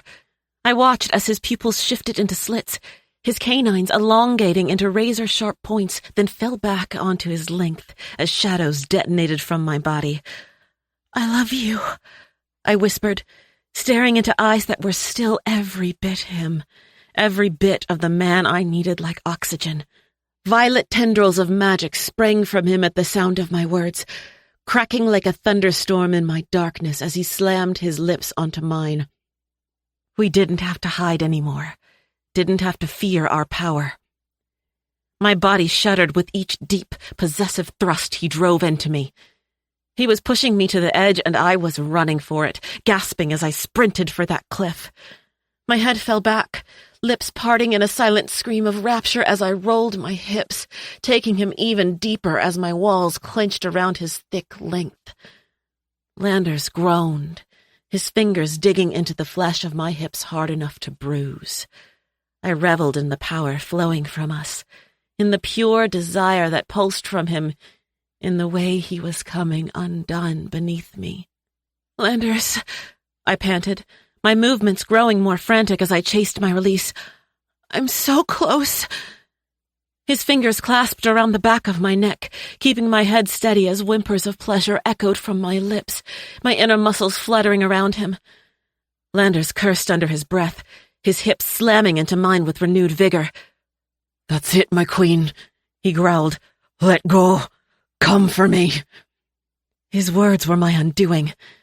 Ecstasy exploded through me, my body clenching around him as wave after wave of overwhelming pleasure crashed into every fiber of my being.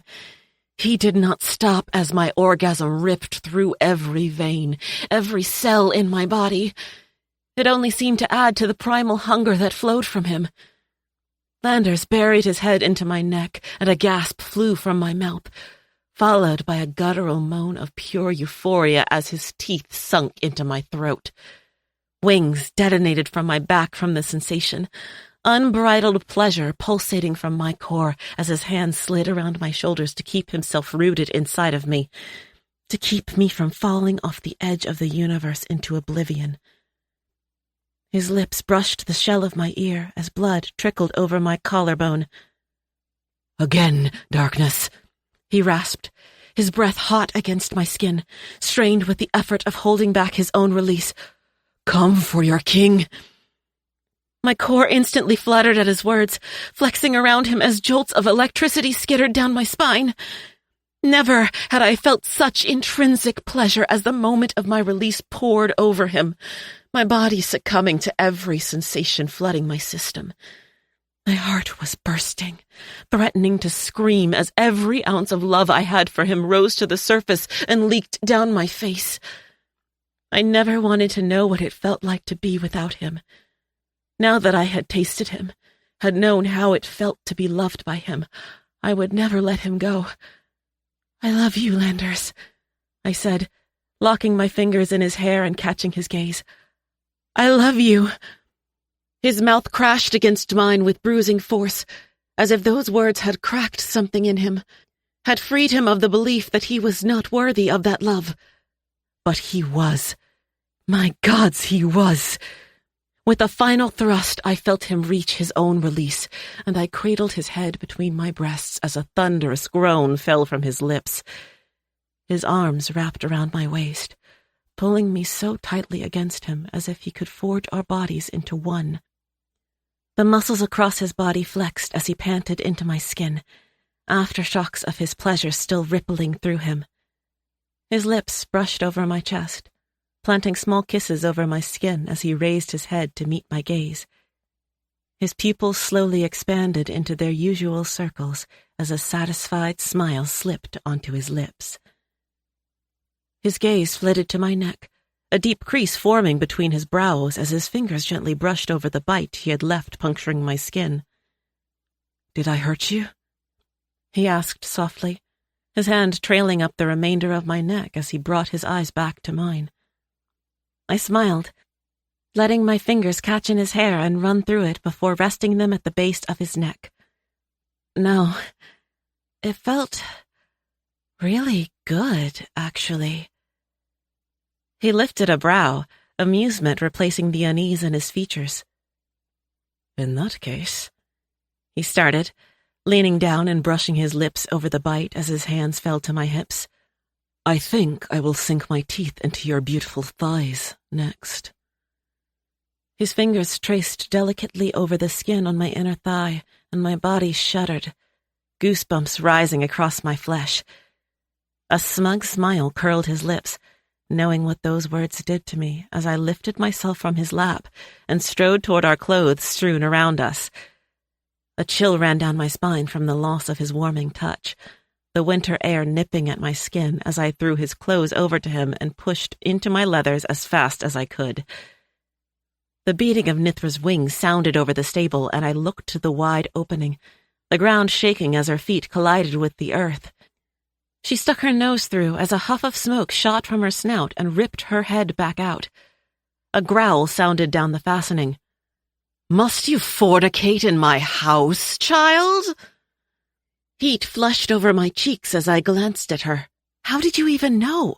"You reek of him," she snapped, finally pushing herself through the opening and stalking over to her favorite corner. She circled, pushing the hay around before her body fell to the ground. My gaze turned to Landers, who had a smirk plastered onto his face as I strode over to him, wrapping my arms around his waist before looking up at him. "Did you get a scolding too?" I asked, lifting a brow. He nodded, chuckling as his eyes flashed toward Nithra before falling back on me. She called me foul for bedding you in a barn. A laugh rang from my lungs, and I grinned over at her as she huffed her disapproval back at us. Landers's hand slipped down my arms, intertwining with mine as he settled back onto the bench, swinging a leg over both sides. I lowered myself next to him, crossing my legs between us as his hands wrapped around my thighs and pulled me closer to him. Now, about this mating bond. There is a soul-tying ceremony that can override— Yes, I interrupted. I want to do it. Landers smiled, a soft chuckle vibrating from his throat as his hands rubbed over the tops of my legs. There is no going back once it's done. So I want you to be sure this is what you want.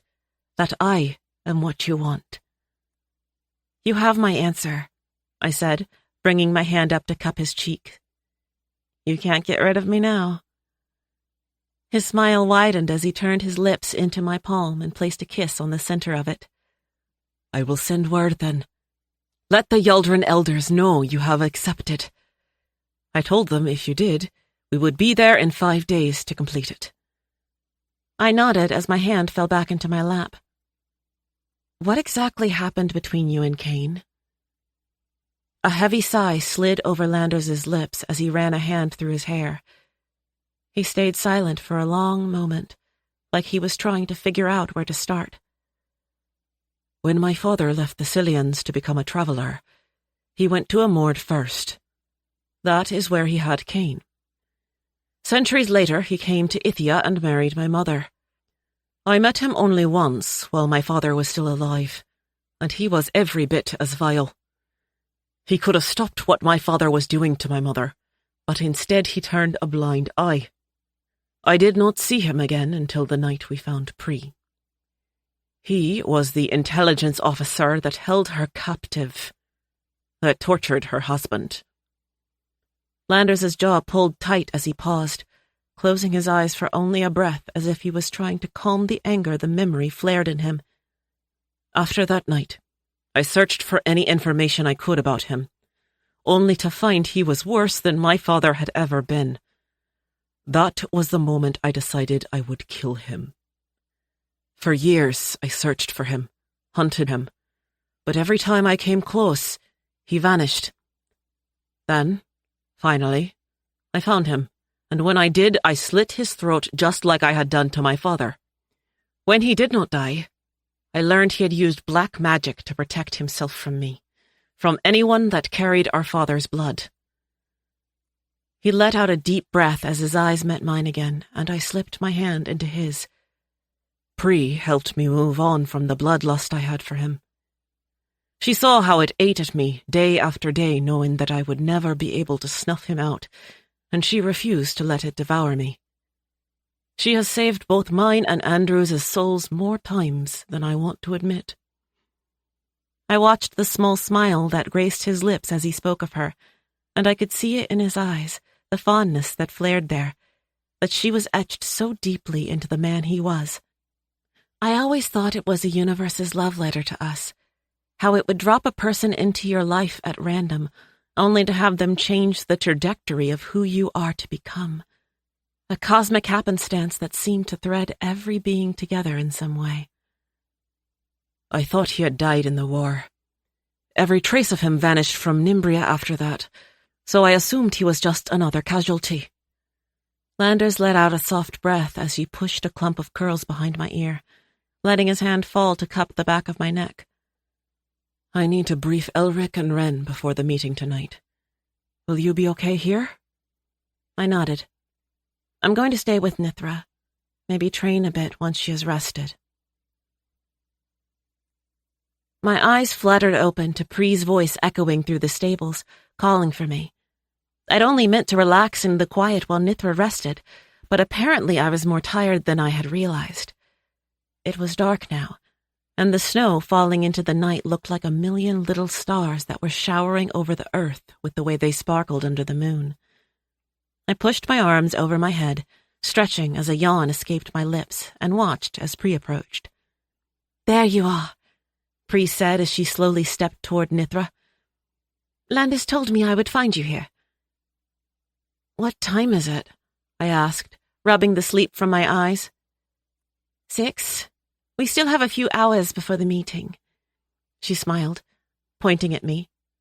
You have hay in your hair. I probably look like a feral animal, I retorted, patting my hands over my curls and pulling out sticks and twigs that tangled into them while I slept. She lowered herself to the ground in front of me, crossing her legs. You just look tired, like the rest of us. I lifted a corner of my mouth, forcing a half smile onto my lips as my brows furrowed. Are you doing okay? I know Landers was hard on you with everything that happened with Bracken. He was right to be. I should have known better. She let out a heavy breath as she plucked up a piece of hay and rolled it in between her fingers. If I am speaking truthfully, I do not think I have it in me anymore to be a spy, and I wish I could get out. She looked exhausted, frail almost, like she hadn't eaten or slept in weeks. I could see it in the deep lines etched into her face and the dark circles under her eyes. She wasn't doing well. That radiance she always carried, the light that had always shone so brightly, had faded.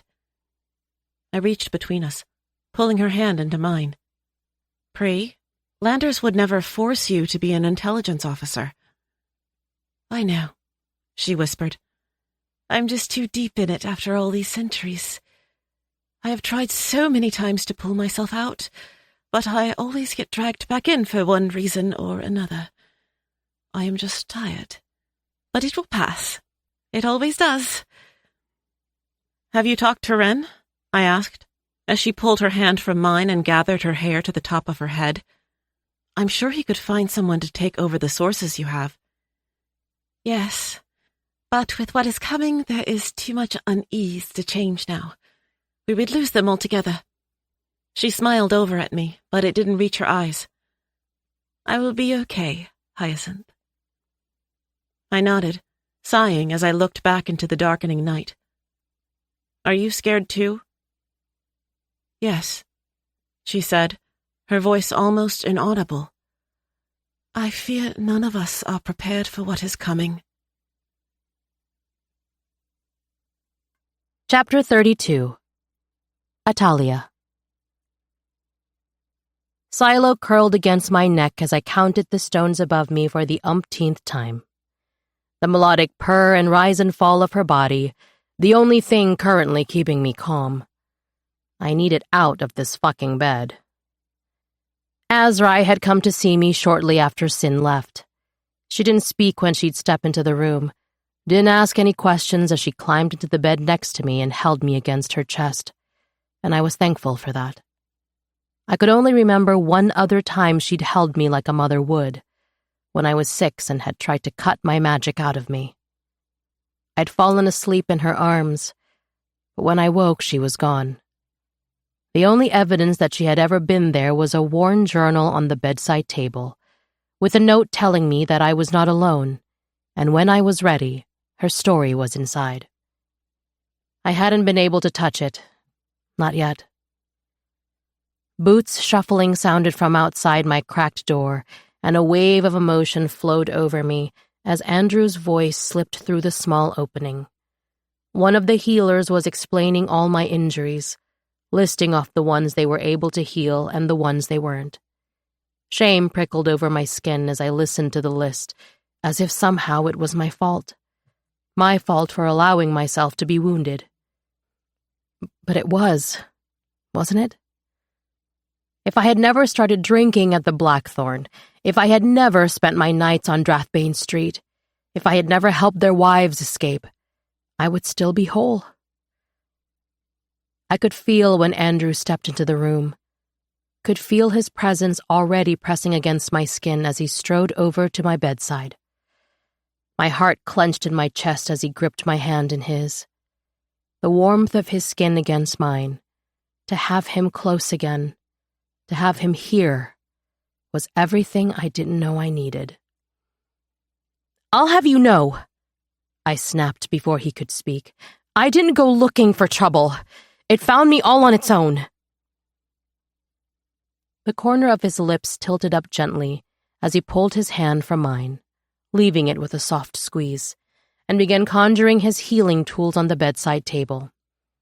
He didn't speak as he worked to create his salves and tonics, and I watched as his jaw flexed as if he wanted to, but was holding back. "May I?" he finally asked, turning and gesturing to the blanket covering my limbs. I nodded, the movement waking Silo.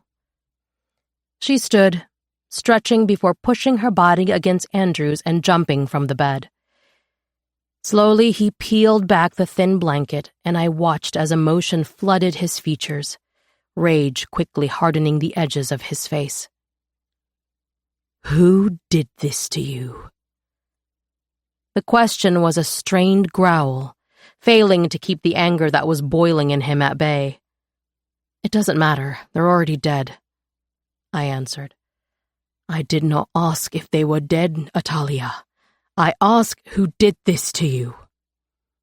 Andrew's eyes locked on mine, and I froze for only a moment as I stared back into a gaze that could have been a reflection of my own with the anguish and rage swimming there. My throat tightened as I swallowed, my eyes finding their way back to the ceiling. And for the next hour, I told him everything. I told him of the men that I'd killed, their names, every detail of how I killed them and where I had scattered their bodies, as if I were finally confessing all of my sins. I told him of the women I'd hidden and the money I'd won from my fights that I made sure got to them every month, of the poison and the beatings and the assault.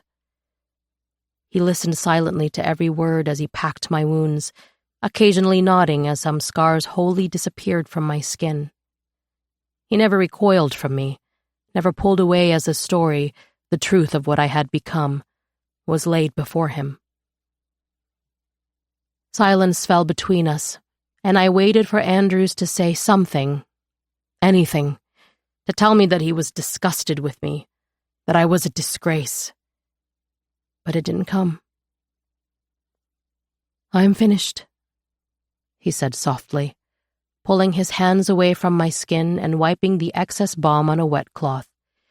"You will be sore for some time with a brand punctured between your ribs, and I will need to re-examine you in a few days, but you should be well enough to leave here." "That's all you have to say?" I snapped, watching as a soft smile slid onto his mouth. My eyes lingered on his lips. The breath I tried to inhale caught in my throat as that beautiful smile widened and I pulled my eyes away from it. I couldn't even remember why I was scolding him. "You are looking for discipline. Think you deserve some kind of punishment for the things you have done." He leaned back in his chair as he said the words, his thumb catching on the necklaces hanging from his scarred neck as he continued. "But you will not find it from me.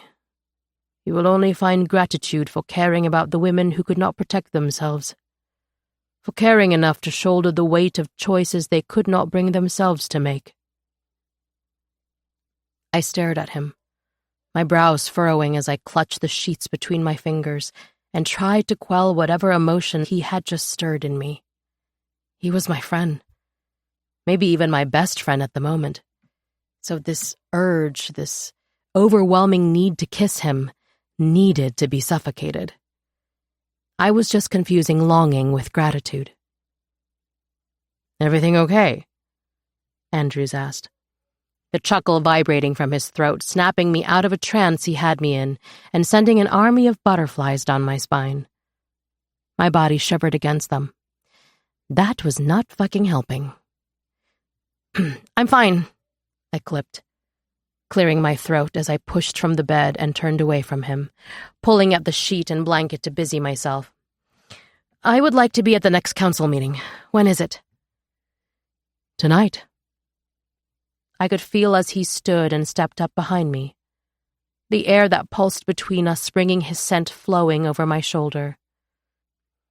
He smelled of cedar and sage, and maybe even, somewhere between notes of herbs I couldn't quite place, a little bit like home.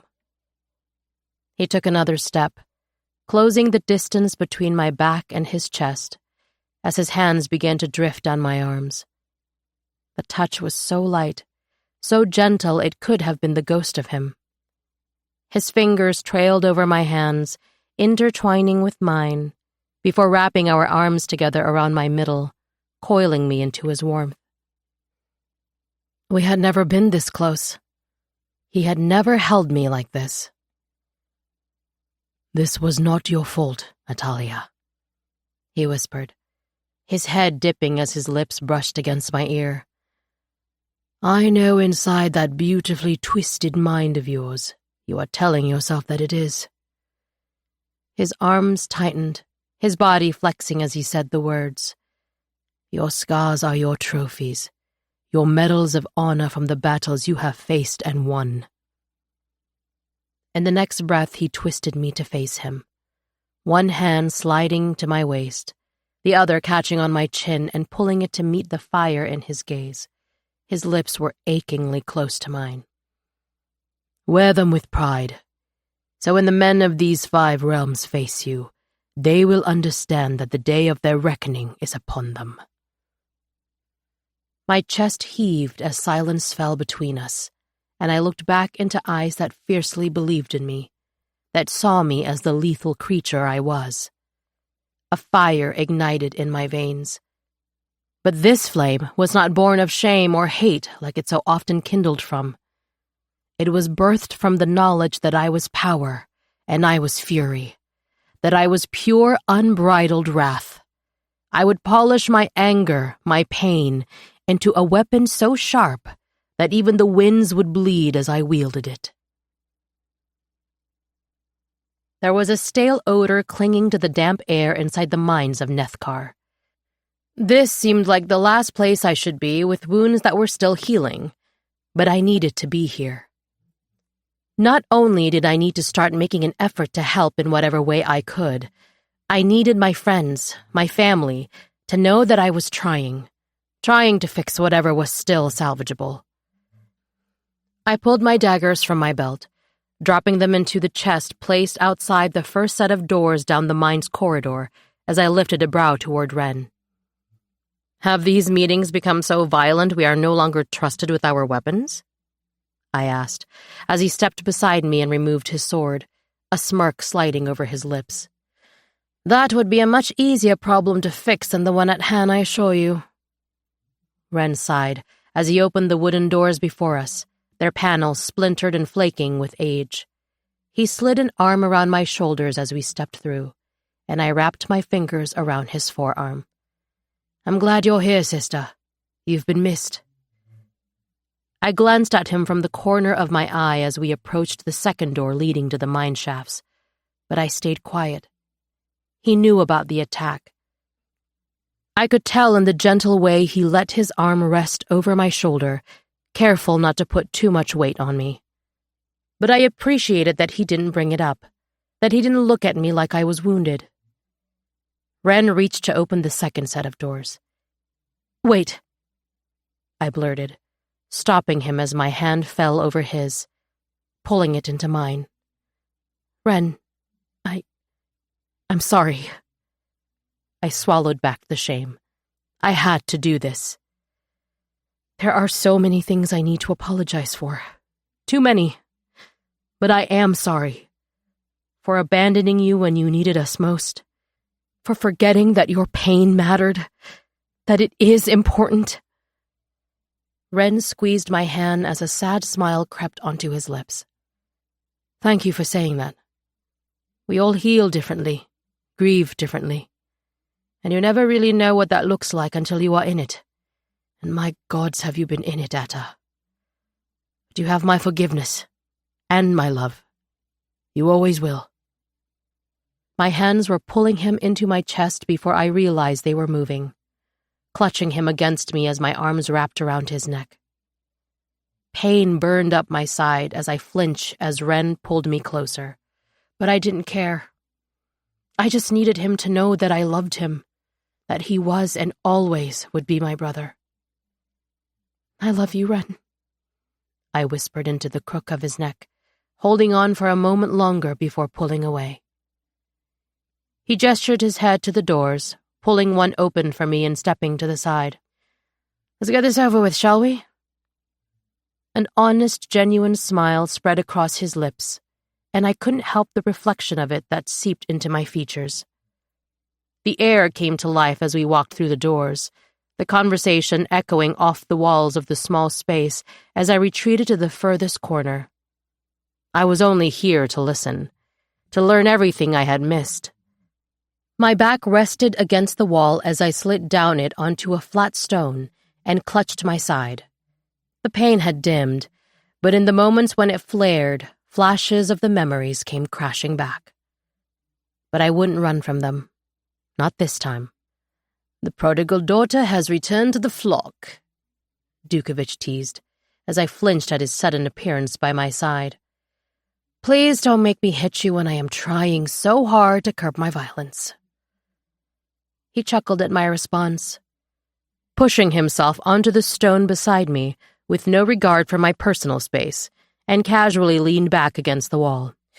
"I am nothing if not your personal punching bag," he deadpanned, and I turned my face away from him to hide the smile that flickered there. Unfortunately, he was growing on me, which was not ideal, knowing that I still had every intention of killing him. But for now, he'd helped me. I would be dead if it weren't for him. There was something in the way he'd held me, in the way he'd clung to me, begging for me to hold on, that made me think that maybe he actually cared for me in some way. Stealing a glance, I watched as he studied the room. His arms crossed over his chest in that same unbothered way he did everything. My stomach lurched as the mind shook around us. My eyes shot to the ceiling as rock and chunks of earth fell to the ground, and everyone grabbed onto the wall to steady themselves. "It's only Nithra. She's watching the area while we meet," Sin said quickly, before anyone could panic. But it was too late for me.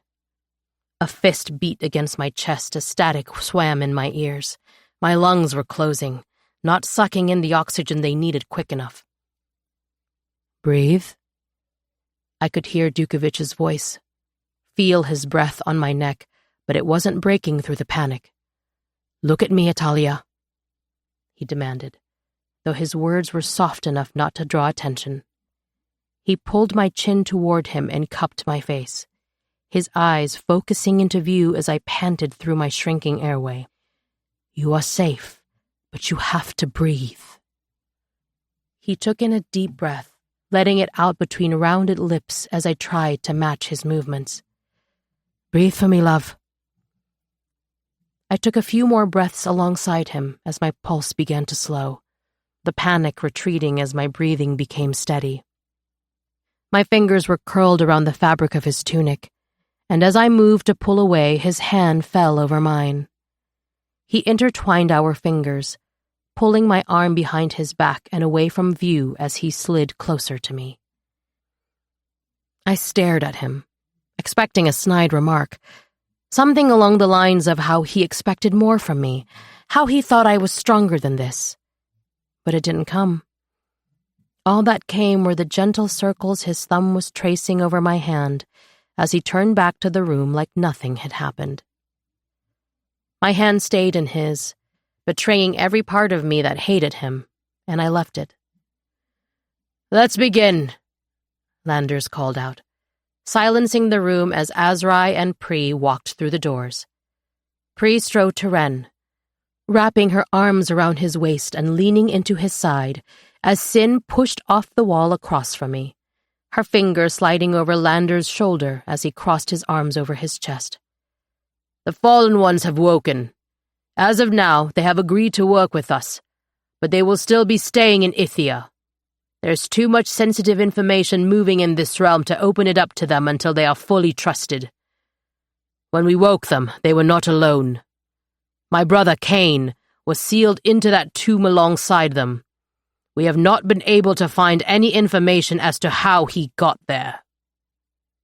My eyes darted around the room, and I watched Pri's back straighten at the sound of Cain's name, as Sin nervously pushed a clump of hair behind her ear. I had no idea Landers had any living blood relatives. Which leads us to why we are meeting here. Landers paused, his jaw feathering as if he was preparing himself to speak the next words. Cain is Hyacinth's mate. You could have heard a snowflake fall from miles away with the silence that fell over the room.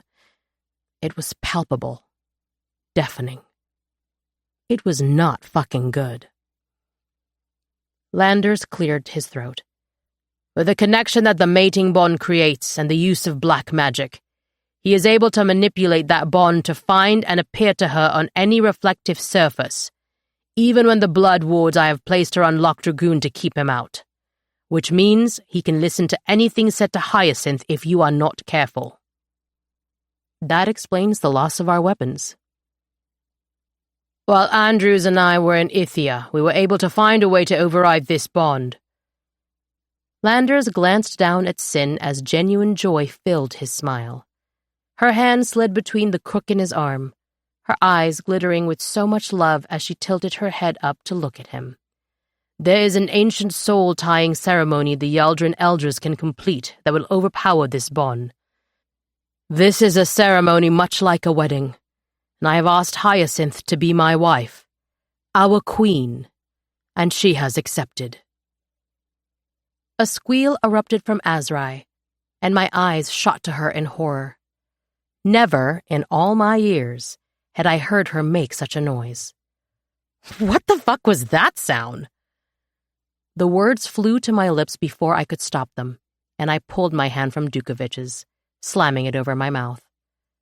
I truly could never keep my inside thoughts inside.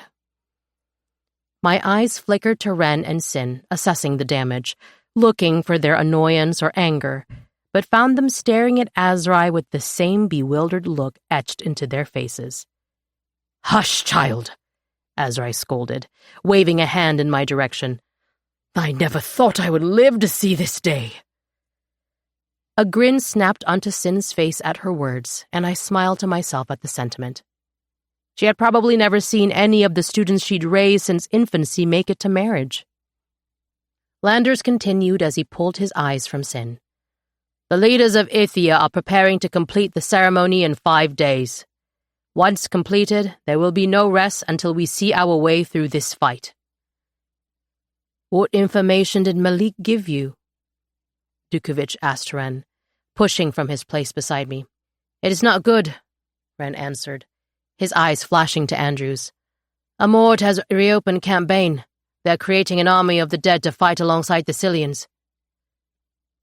My eyes darted to Andrews to see all the color drain from his skin, his fists clenching at his sides.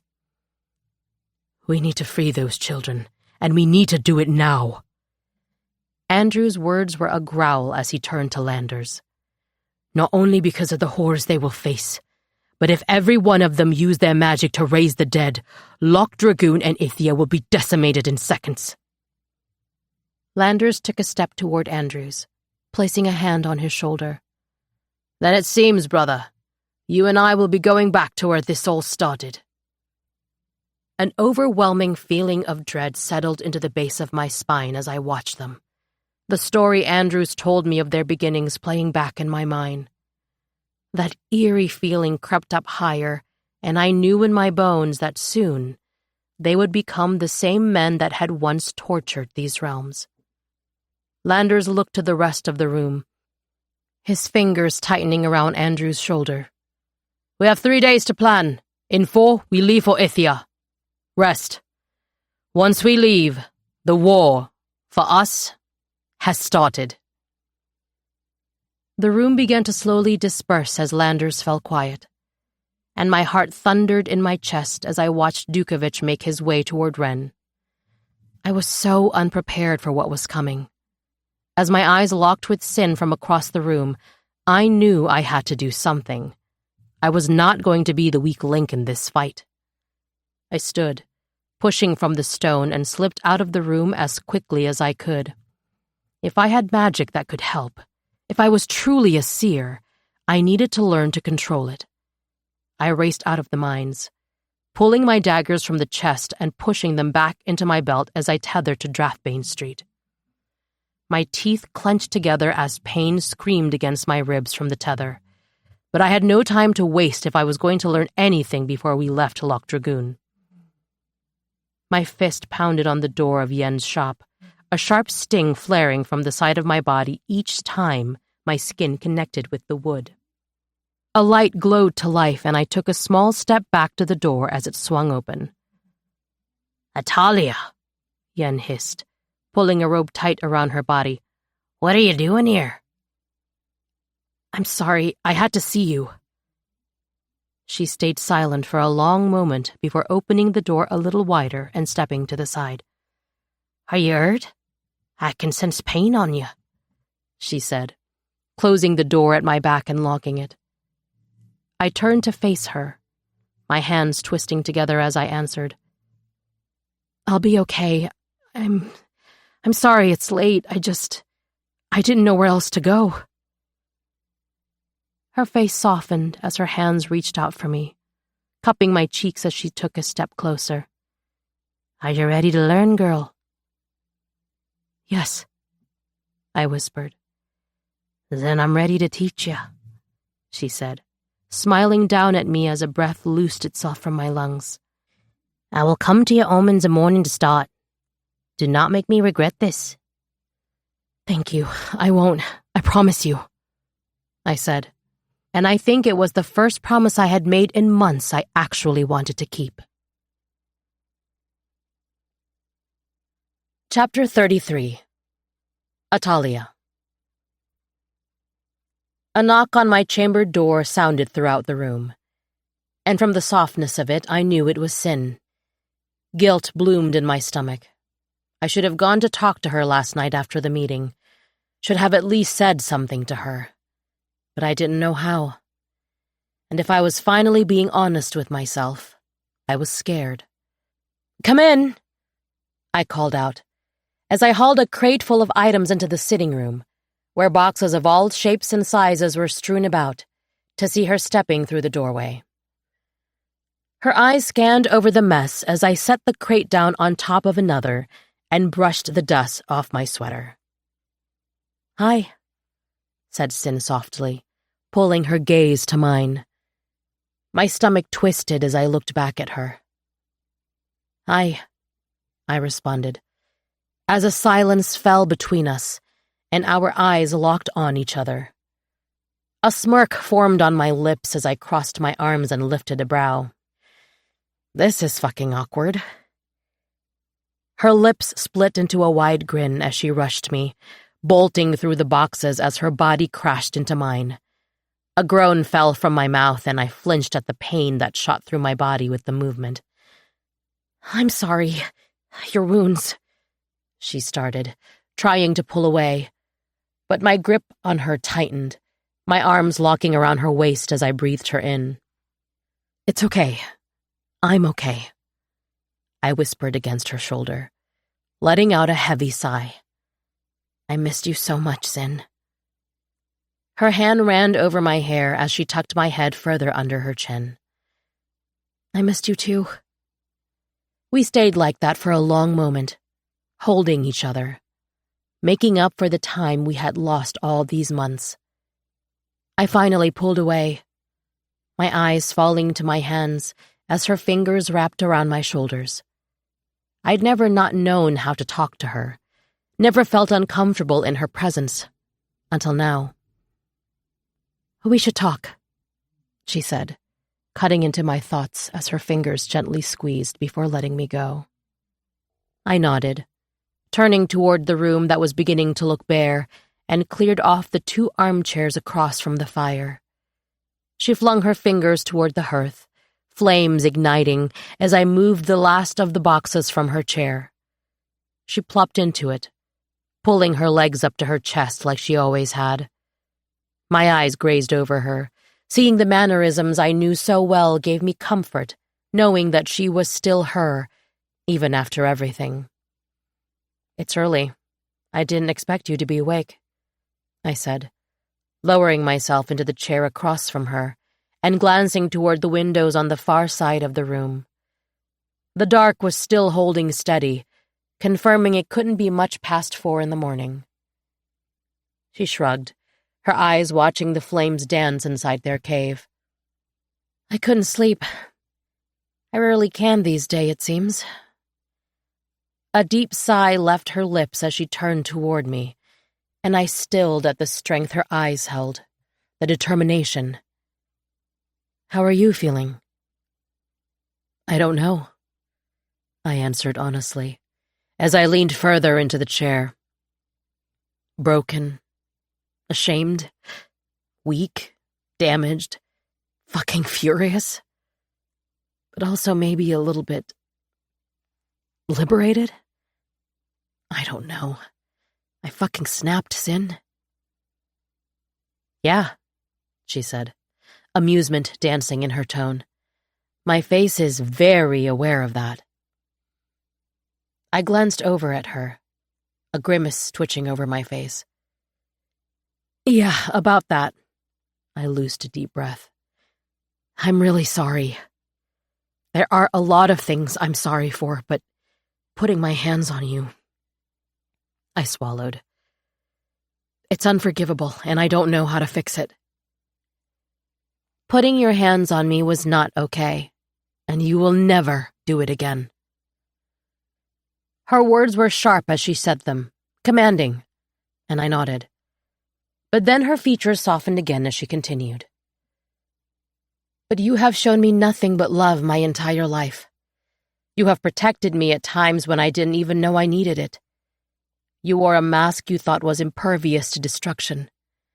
But then you finally let Arden in, and in the same breath you lost him. That broke you in a way you didn't think you were capable of breaking. So I understand why it happened. But it's not me you need forgiveness from. You've already had it. It's you. You need to forgive yourself. She let one foot slip to the floor, a quiet thud echoing through the room as she let out a soft sigh. It takes strength to love ourselves when we feel nothing but shame, when you feel nothing but loathing for the person in the mirror staring back at you. But you are strong, Ada. You just forgot that about yourself for a moment. She leaned across the small distance between us, slipping her hand into mine. Healing is a choice. It's an action that takes work to achieve, but I know you. And if you decide you want to heal, nothing, and I mean nothing, will get in your way. She smiled softly at me as I stared back at her, tears falling from my eyes at her words. I had said the gods never answered my prayers, but when they gave me her, they answered every prayer that would ever slip from my lips. I love you, Sin, I whispered, wiping the tears from my cheeks. I didn't have the words. Nothing would ever adequately express the gratitude, the love I held for her. I love you back, she said, holding my gaze for a long moment before giving my hand one last squeeze. Her other foot hit the floor as she leaned her head back onto the chair and tilted it. Now, she started, grinning over at me, can you please tell me how you've managed to make every man in this castle fall in love with you and your bad attitude? A laugh vibrated from my lungs, filling my rooms as I rolled my eyes in her direction. I can promise you, the only thing they love is tormenting me. She raised a skeptical brow. Elric has been moping around this place like a lovesick puppy, and Dukovich is never more than a foot away from you since Landers left you in that room alone with him. Okay, I can admit, betting Elric was probably a bad idea, I said, plastering an innocent look on my face. Ada! Sin shrieked, giggling as she chucked a pillow at me. You've traumatized the poor man. I think I may have, I said sheepishly, wrapping my arms around the pillow as I caught it and tucking my face into the fabric. I should probably apologize to him. He never deserved to be a casualty in the war I was fighting within myself. Sin let out a soft chuckle, pushing herself further into the chair. What about Andrews? It seems like you two have gotten close. We have, I nodded. I don't know why, but he seems to be the only person I haven't been able to push away or hurt. My voice quieted as I said the words, and I looked down at my nails. It seems Anders is to you what Arden was to me, Sin said, a sad smile crossing her lips at the memory of him. Those friendships are rare. Hold on to him. I nodded as the word echoed in my head. Friend. That was all he was. All I wanted him to be. Ada, Sin said, her eyes looking at me nervously. What happened to you? The assault. You have to talk about it. It doesn't have to be with me, and I don't mean right now, but eventually, when you are ready, please, talk to someone. There was so much fear and worry in her eyes as she said the words, like I might slip back into the darkness at any second. But I knew she was right, knew I couldn't keep bottling everything up and expect a different outcome. I had tried it my way so many times, and it only ever led to more pain. I smiled over at her. I will. Silence fell over the room, a comforting one that had an aura of hope dancing at the edges. I wasn't okay, and I didn't think I would be for a long time. But admitting that to myself, accepting it, lifted a weight from my chest that had been crushing me for far too long. I am meeting with Yen this morning, I said, breaking the silence. As in Nethkar's coven mother? Sin lifted a brow. I nodded. She is going to teach me to harness these visions, and hopefully anything else I can learn in 3 days. Silo padded into the room as I spoke, pushing her wolf's head into my fingers, hanging over the arm of my chair, and I scratched at her ears before she wandered over to Sin. I still cannot believe you have a familiar, Sin said, grinning down at Silo as she sat at her feet. What's her name? Silo. A soft smile fell onto my lips as I watched Silo place a paw on Sin's lap. Of course she immediately liked her. Aren't you such a good girl? Sin cooed, taking her paw and shaking it as she buried her other hand into her fur. She lowered her face to Silo, and her giant tongue lapped against Sin's cheek. She giggled softly, wiping the saliva from her skin as she looked back to me. I need you to know, I started, my voice dropping quiet and full of shame. I do not blame you for Arden. I was angry and in pain when I said it, but that is no excuse. You didn't deserve that. Sin looked up at me, her eyes beginning to glisten, but she stayed silent as a sad smile lifted the corner of her lips. Are you all right, Sin? I asked, and her eyes flitted around the room. Right. Cain and the mating bond. She nodded, pushing a curl behind her ear as she stood. I'm taking it by the day, she sighed, stepping toward me and extending her hand. I think I may be stronger than I gave myself credit for. You are. I slipped my hand into hers, letting her pull me from my seat. I need coffee before this day starts. Come with me to the kitchens? She asked, weaving her way between the crates toward the door. I followed behind her as she exited my rooms, and Silo trotted behind us, her paws clicking against the marble floor. Sin began talking about the solstice party that she was still hoping to throw as we made our way through the quiet corridors, and though I think she knew it wouldn't happen, I was glad she still had something to hold on to in all of this, some joy to keep her grounded. I lifted my eyes from the ground as we rounded the corner, and the breath caught in my lungs as I watched Andrews and one of the guards making their way toward the war room, talking quietly over a piece of parchment the guard held in his hands. He was so God's damned beautiful.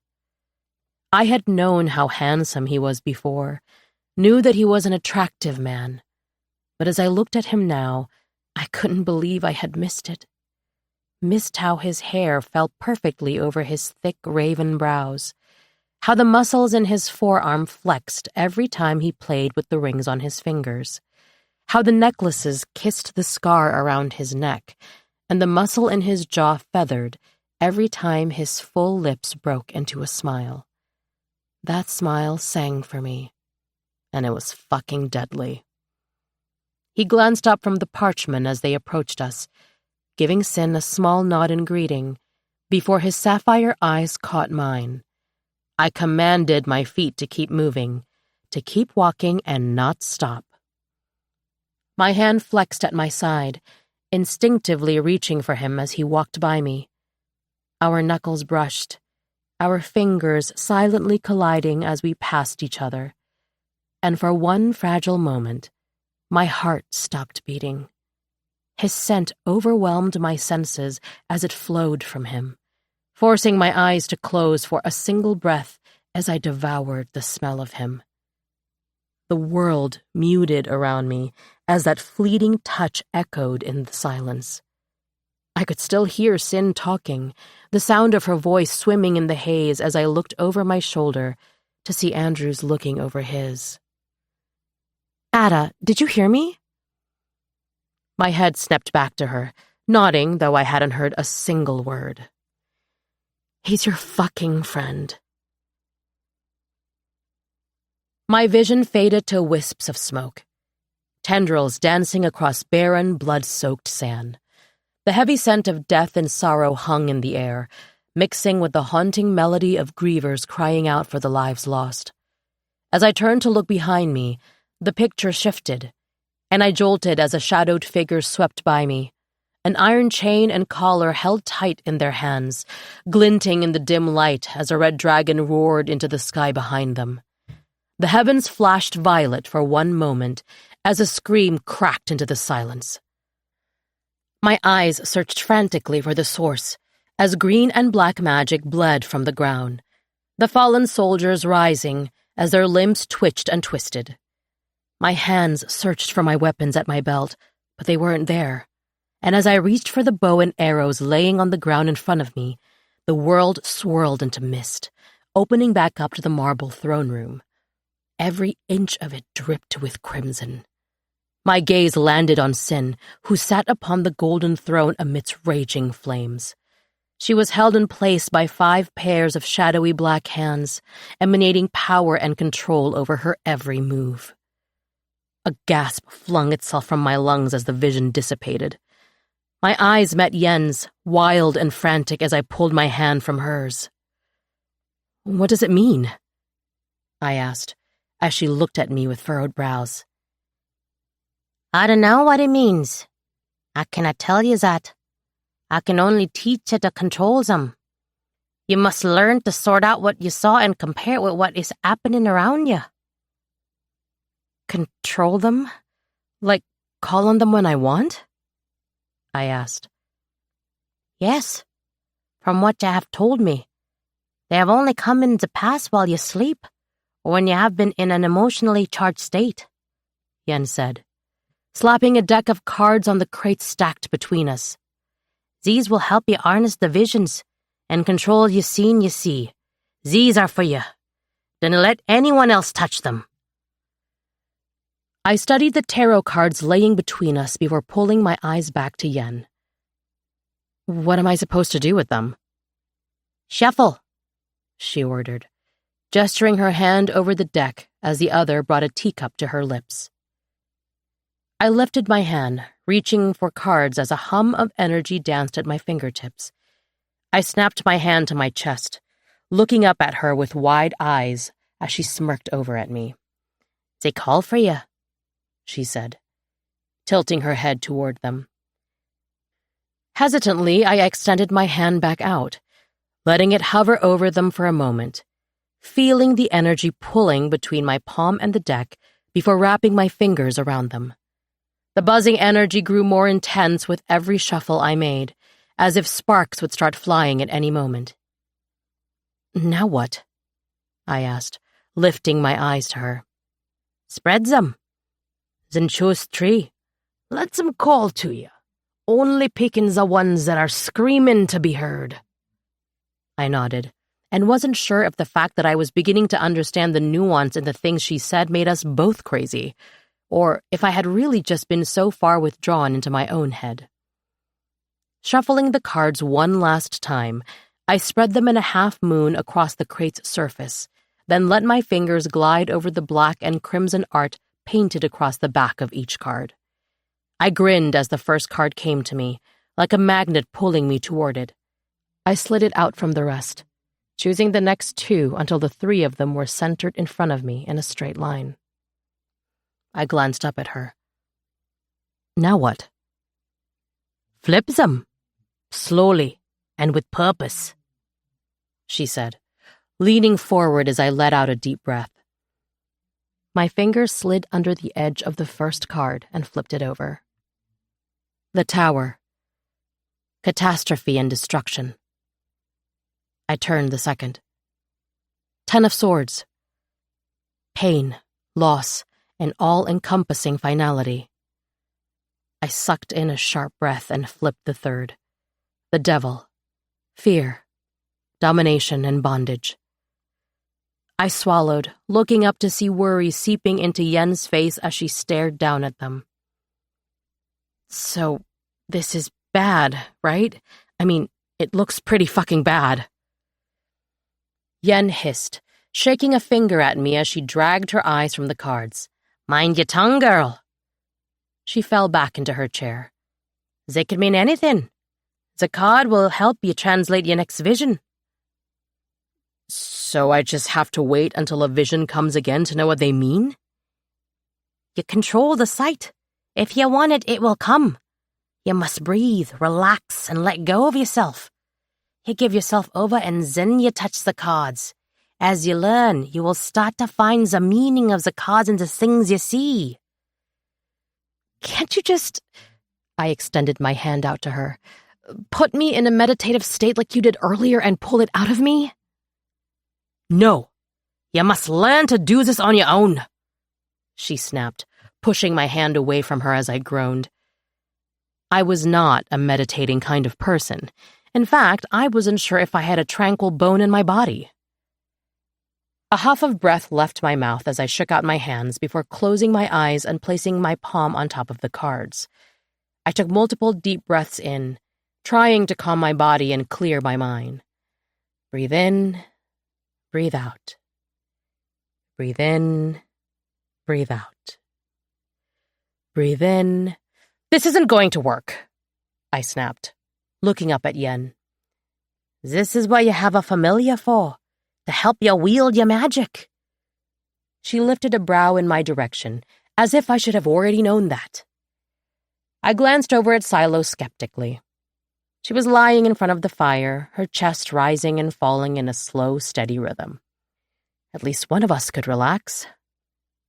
Silo, I called, watching as she raised her head to look at me before setting it back down. I rolled my eyes, unsurprised that my familiar listened as little as I did. Silo, come here, I said, patting the floor at my feet.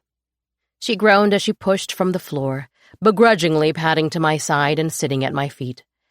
I scooped the 3 cards into my hands and fell to the ground beside her, leaning my back against the chair as I laid them out in front of me and crossed my legs. Hours of my life had been wasted staring into the fire with not a single thought, so maybe it would help. I dug my fingers into her fur, slowly scratching in small circles as I took a deep breath, trying to let her calmness flow into me as I placed my left hand on top of the cards. My eyes locked onto the flames dancing before us as I let that breath seep from my nose. Breathe in, breathe out. Breathe in, breathe out. Breathe in. The flames contorted in front of me, my rooms misting into nothing as blackness covered my vision. I took a deep breath to steady myself, and my lungs filled with the stench of burning flesh. My hand collided with my mouth as I gagged, covering my nose and lips to keep out the foul air as I slowly turned to see a fire burning in the corner. Black and green flames licked at the walls as the sound of metal rattling rang through the room. My sight blurred, swirling like the smoke around me, to see a woman standing inside a golden cage, looking down over a broken body, her hands dripping with blood. I tried to reach for her, to move closer, but my feet would not listen as I watched her rush by me, the ghost of her skidding across my skin as black and green tendrils of magic pulled the corpse in front of me into the stone floor. My hand flew to my throat as fresh air filled my lungs and I shot up from the floor. Silo jolted, the hair down her spine standing straight as she looked up at me. It smelled so fucking real. None of the visions that I'd had ever had such strong sensory detail. It was like I could feel that woman as she brushed against me. A chill pricked at my skin as I pressed a hand to my heart, trying to calm its beating. That was very good, Yen said, standing from her chair with a look of pride on her face. I must get back to me shop. I'll be back in the morning to work on it some more with you. Until then, try to figure out what you think it means. I scoffed. That's it? You know what to do. Practice and I will be back tomorrow to see if you're ready for something else. Touch them as much as you can. You must become one with them, and when you do, they will become your greatest weapon. Chapter 34. Hyacinth. A harsh wind rustled my curls as I pulled the collar of my coat higher around my neck to protect against the chill it held. We should use this ceremony as a distraction. The Cillians and Amord are bound to find out it is happening with Cain lurking. They will not expect us to break into Camp Bane the same night, Andrews said, holding a map out in front of him as Rin, Landers, and I huddled around to look at it. That could work, Rin said, nodding as he looked up at Landers. We should place Dukovich and Ada in Sethros before we do it. Having them cause a commotion in the capital while we are moving toward the island will keep their eyes off of us. And hopefully flush out the spy that bought the information from Nox. I sidestepped into Landers' warmth as I pulled my eyes away from the map. And are we sure Cain is still loyal to Amord? Andrews and Landers exchanged a glance before Andrews tucked the map inside his jacket and looked over at me. I cannot say for certain that he still is, but with Redelftum fallen, his only other choice would be the Cillians, and they do nothing without Amord's blessing. I nodded, rubbing my hands together as I looked up at Landers. Well, breaking into a death camp seems like the perfect wedding night. Nothing like a little infiltration on your first night as queen, Landers said, grinning down at me. Is that Yen? Andrews asked, looking over my head, and I looked over my shoulder to see Atta and her walking toward us. I nodded. She's teaching Atta now, I guess, I said, glancing back to see a small, proud smile creep onto Andrews' face. Coven Mother, Landers greeted, bowing his head in respect as they reached us. Yen dipped her head toward him. Me king, what are you doing out in the cold like this? Unfortunately, we have some business that cannot be conducted inside those walls, Landers answered, gesturing his head toward the castle. Ah, is it because of the evil eye ye have in ye prisons?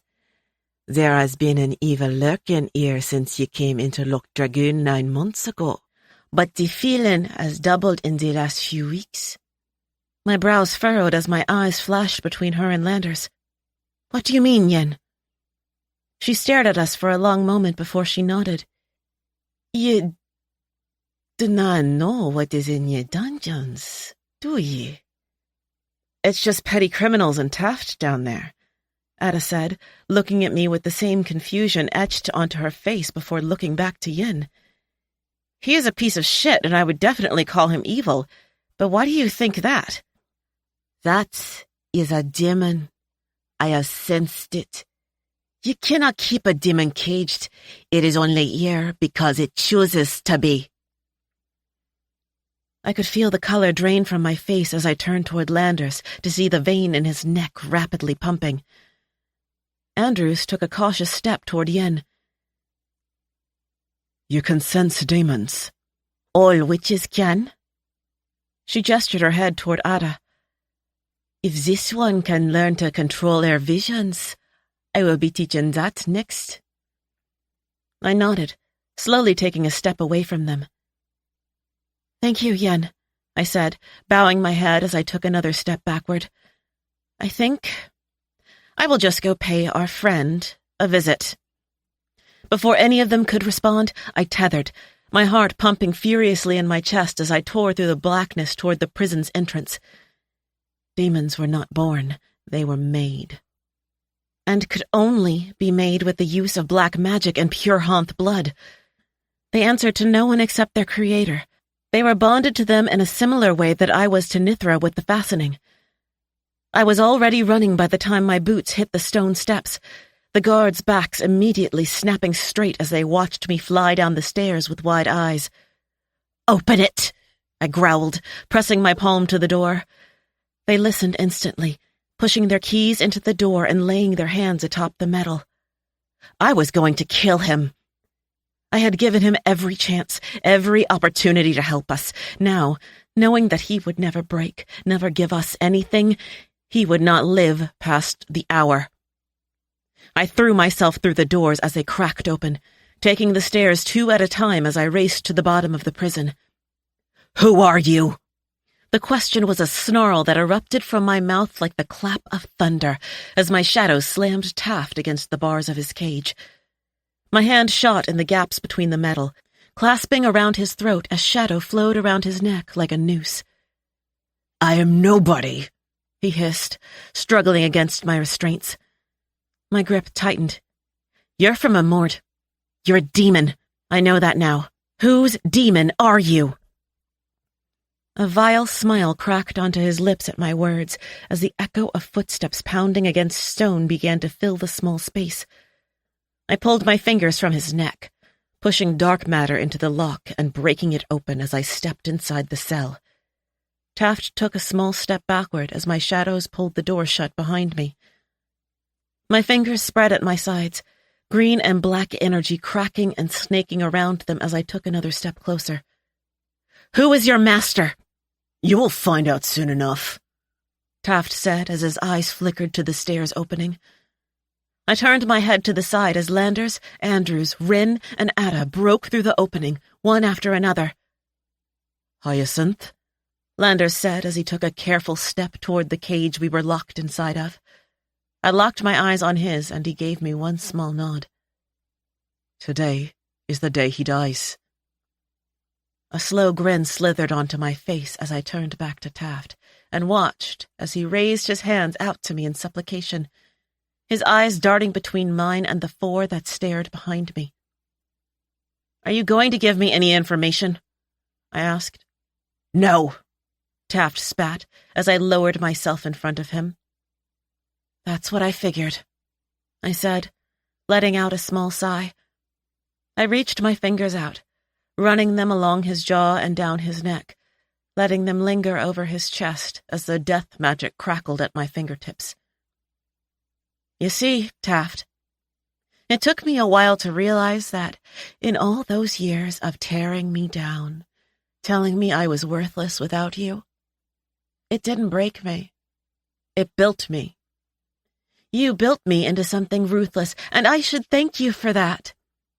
You just didn't anticipate the consequences of your creation, that it would be the very thing that kills you." My fingers plunged into his chest, magic ripping through flesh, clearing the path for my fist to clamp around his heart. An agonizing scream left his lungs as my shadows wrapped around him, holding him upright. His eyes were locked onto mine, short bursts of breath coming out between his screams as my grip tightened on his life force. "You cannot stop her plan," he screamed again. "If you do this, she wins." The words poured from his mouth in agonized gasps as his eyes pleaded with me, begging me to spare him. "Whose plan?" I growled, tugging on his heart as another harrowing scream racked his body. His head slumped forward as he pulled in a ragged breath. "Goodbye, Hyacinth," Taft breathed, dragging his head from his chest, the movement slow and pained. "I will always love you." A snarl tore from my throat at the sound of those words as my fingers tightened around his beating heart and ripped it from his chest. His body slumped to the floor as my shadows released him. And where there should have been crimson flowing from underneath his dead body, a black liquid ran. Static roared between my ears as I looked down at the muscle gasping for its last bit of life in my palm, blackened and hard as an onyx stone. I let it roll from my fingertips, landing beside his body as that black substance dripped from my hand where it had sat. My shadows retreated into me as I slowly turned, the cell gate swinging open as my eyes connected with Lander's. "Burn him." Landers didn't hesitate as he stepped into the cage with me, his hand reaching down to squeeze mine for only a second before slipping behind me. I felt the heat of fire at my back and watched as Ada's eyes widened. Not at me, not at what I had done, but from the flame I knew she had just seen drip from Landers' lips.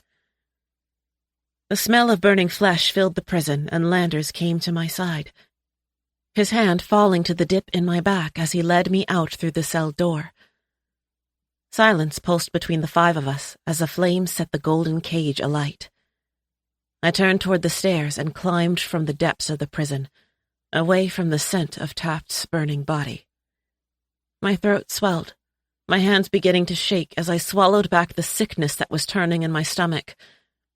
We stepped into the dim afternoon light, our boots crunching over the frozen snow as I sucked in a deep breath and felt the warmth of Landers' arms wrap around me. "Are you okay?"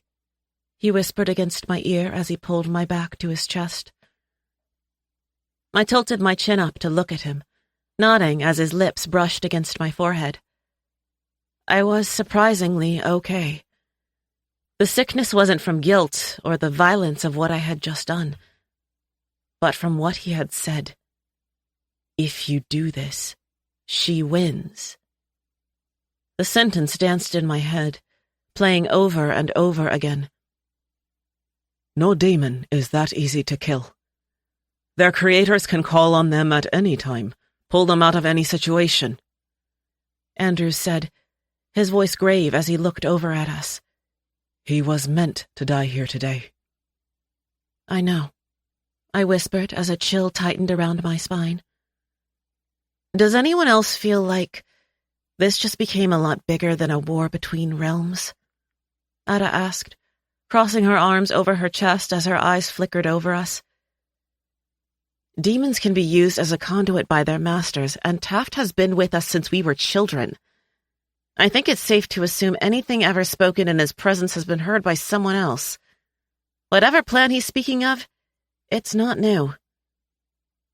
A heavy silence fell, the weight of Ada's words settling into it like a warning. "Where did you interrogate Bracken when he was brought into Loch Dragoon?" The question was a low growl as it rolled from Landers' lips, and Wren's complexion paled at the sound of it. Wren swallowed. "In the cell next to Taft. This stays between the five of us. Not a single word to anyone outside of this group. Do you understand?" Landers said, his body tensing against me. "What about not a single word?" Landers snapped, cutting Wren off. Wren gave a sharp nod, clasping his hands behind his back as Landers continued. "I need you to get your best officer and meet with Malik again. See if there is any information on who in Amord may be creating daemons." "I will leave tonight with Pri," Wren said. Landers shook his head as he ran a hand through his hair. "No, I need her to rest. Find someone else." Wren's jaw tightened, but he nodded in acquiescence. "Understood. I'll find someone suitable, he replied, his expression betraying a hint of frustration as he tethered from our sides. Tell Elric I need a list of every person that has spoken to Taft since his arrival here, and that we need to speak to them, Landers said to Andrews, the muscles across his body rippling with tension. Go, I breathed, letting my hand fall to Landers's chest as I turned toward him. Take care of what you need. His lips fell to mine as he pulled me a little tighter against his body and kissed me. There was an urgency to the kiss, and I felt it too, swelling in my chest, almost as if we were living on borrowed time. Chapter 35. Atalia. I kicked the bottom of my boot against the door, slamming it closed behind me and flinching at the way it rocked the house. I pushed back the static that burst to life between my ears from the noise, my arms tightening around the crate cradled between them. Oxygen filled my lungs as I inhaled deeply to ground myself, and I rolled my eyes into the air. Just another annoyance to add to the growing list of things that made my nervous system shrivel like a scared child. Though it was inconvenient to be triggered by a fucking sound, it was also comforting. Comforting because I was no longer numb enough not to feel it. And maybe that was the first step to healing. A knock sounded at my back and I turned, setting the box on the floor and pushing it against the wall before pulling the door open. A grin spread across my lips as Andrews came into view, casually leaning against the doorframe as his thumb fiddled with the rings on his right hand. "I have a surprise for you," he said, smiling as he pushed away from the frame and sauntered inside. Silo poked her head out of the sitting room archway at the sound of his voice, excitedly padding over to him as he lowered himself down to her. "Oh?" I raised a brow, as he gave her one last scratch behind her ears and rose to his full height. Andrews pushed his sleeves up his forearms, and I forced myself not to look as he took a step closer to me. A smirk slid onto his lips, the vibrant sapphire in his eyes darkening. "You feel like spilling a little blood?" My eyes narrowed on him as I crossed my arms. "Is this a test?" He took one more step toward me, his eyes glittering like stars dancing in the night sky as they held my gaze. "No, Atalia. This is vengeance." A feral smile split onto my crimson lips as I lifted my chin up to him. "Are you trying to seduce me, necromancer?" He reached for me, his fingers sliding down my jaw, the cold metal of his rings kissing my skin. "That depends, witch." His eyes flickered to my mouth as his thumb began to trace the outline of my bottom lip. "Would you like me to?" We had never flirted like this. He had never been so brazen with his touch, and my heart began to rapidly pulse. 5 inches. That's all the distance I would have to travel to feel his lips on mine. "No," I said, stepping out of his touch and clearing my throat as I slipped from my skin. He smiled, a soft chuckle rolling from his throat as he ran that same thumb over his own lips. I strangled the whimper that was on its way out of my lungs as I watched him.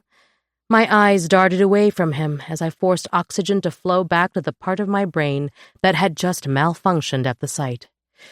This friendship is going to fucking kill me. The moon shimmered off the silver locks that cascaded down my back as I stared at the large manor in front of us.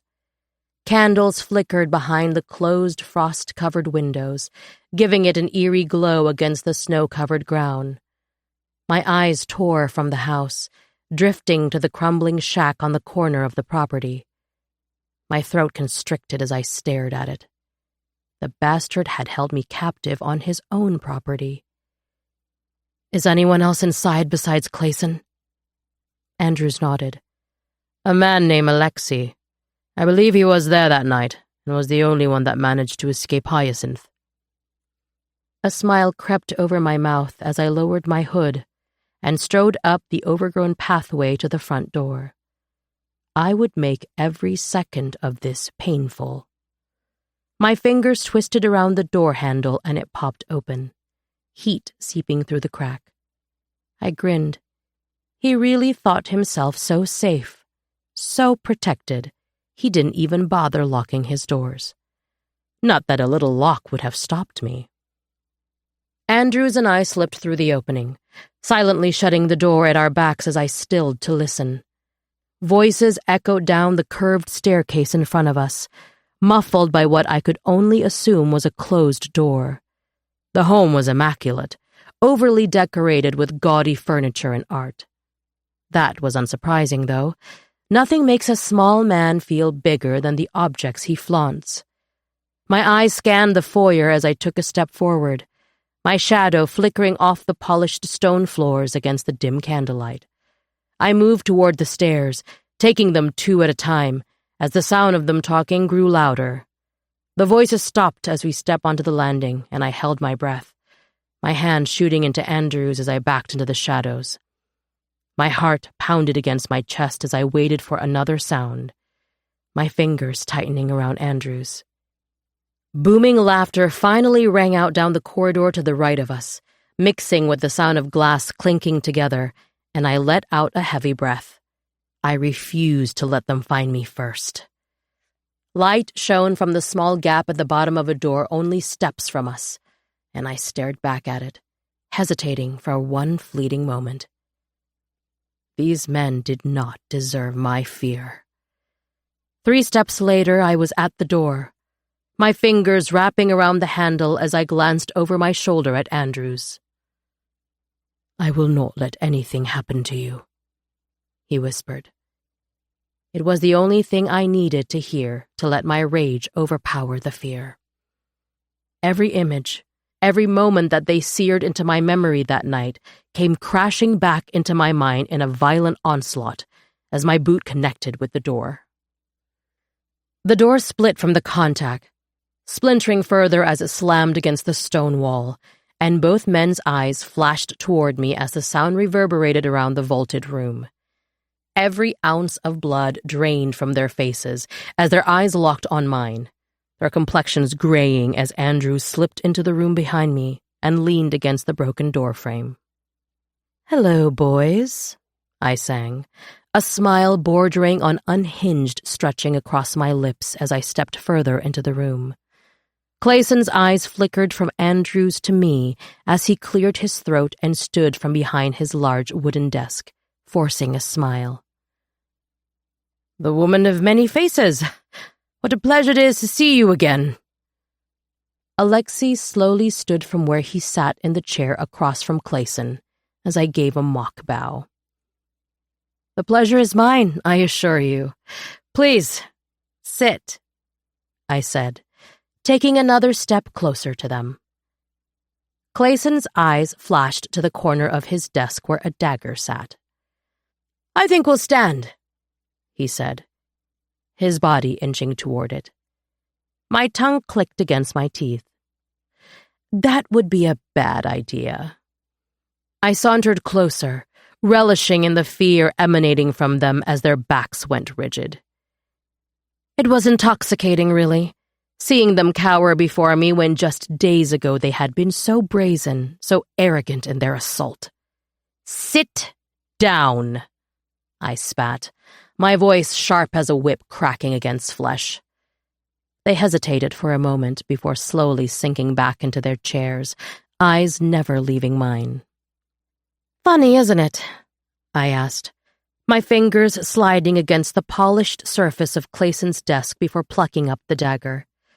"How big and strong you were when you drugged me, when you had me bound. Where is that confidence now?" Alexei swallowed hard as my eyes flashed to his, and I watched him flinch under my gaze. Clayson held up his hands in a placating gesture. "No, let's not be hasty. Surely we can come to some sort of agreement. Name your price and it's yours." A harsh laugh escaped my lips.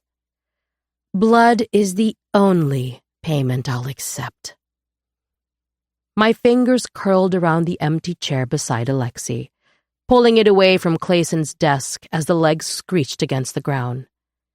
Both men instinctively pulled away from me as I casually fell into it, twirling Clayson's dagger between my fingers. I leaned back into the chair, lifting my feet and resting them on the desk. You know, you forgot to ask one important question that night. Seems you were a little too focused on yourself to bother. And what would that be? Clayson growled, the vein in his neck giving away the frantic pace of his beating heart. I tilted my head to the side as my lips curled upward. Who I am? Who are you? Alexei asked, his voice almost a whimper. I am many people, I started, running my fingers through the silver dripping from my head. I'm the woman of many faces, the harbinger of death, sister to the king of Loch Dragoon. Their eyes widen. Sister to your bastard god. My feet fell from the desk with a quiet thud as I leaned toward them, resting my forearms across my knees. But above all, I am a woman. A woman born with violence in her blood. A woman capable of making even the devil weep. A woman who will make you suffer as I did, who will make you beg for the mercy of a quick death long before I grant it. The words fell from my mouth like drops of poison as I pushed to my feet. Look, we didn't know who you are, Alexei stammered, his words tumbling out in a desperate rush. If we had, we've never... I silenced him with a glare, slowly pointing the dagger toward him. You never would have what? Never would have drugged me? Bound me? Violated me in the most heinous ways imaginable? I shook my head, a mirthless smile playing at the corners of my mouth. No, I don't think so. Men like you only understand one language. I took a step forward, turning my focus to Clayson. And that language is pain. The dagger slipped from my fingers as I said the words, flying through the air before they could stop it. Clayson's scream filled the room as the blade tore through his flesh, lodging itself into his shoulder. Crimson trickled from the wound, staining his elegant tunic as he hissed through clenched teeth. Behind me, a dark chuckle rolled from Andrew's throat. I suggest you start praying to your gods for forgiveness. You will be meeting them tonight, Andrew said, fear clawing at the men's features in response to the promise. I strode toward Clayson, relishing the anguish twisting his face as I gripped the dagger's hilt and wrenched it free. A fresh gush of blood spilled from the wound as he let out a strangled cry, his body trembling. Alexei's chair scraped against the floor as he shot to his feet, his face ashen. Please, we will do anything. If you let us go, we will give you anything. My head tilted to the side as I looked at Alexei while wiping the dagger clean on Clayson's tunic. I like it when you beg. Do it again. Please, Alexei whimpered, falling to his knees. They were truly pathetic, already begging before I had even begun. I would truly never understand how they were seen as the stronger sex, when they reeked of fear at the slightest threat of pain. They would not last a day as a woman in this world. Alexei's body trembled as I stepped around the desk toward him, his eyes wide with terror. Please, he pleaded again, his voice cracking. I'll do anything. Just let me go. I circled around him, letting my fingers trail across his shoulders. He flinched at my touch. Anything? I purred, leaning close to his ear. Would you take his place? Suffer in his stead? Alexei's mouth opened and closed, words failing him as he glanced at Clayson, who was gritting his teeth, trying to stem the blood flowing from his wound. I thought not, I scoffed, straightening my back and rolling my shoulders. Loyalty among scum like you only goes so far. I leaned against the corner of the desk, one hand wrapping around the edge as Alexei pushed from his knees back into his chair. You know, I've always wondered what drives men like you. Is it power? Greed? I tapped the dagger against my chin. Or perhaps it is simply the thrill of dominating those you see as weak.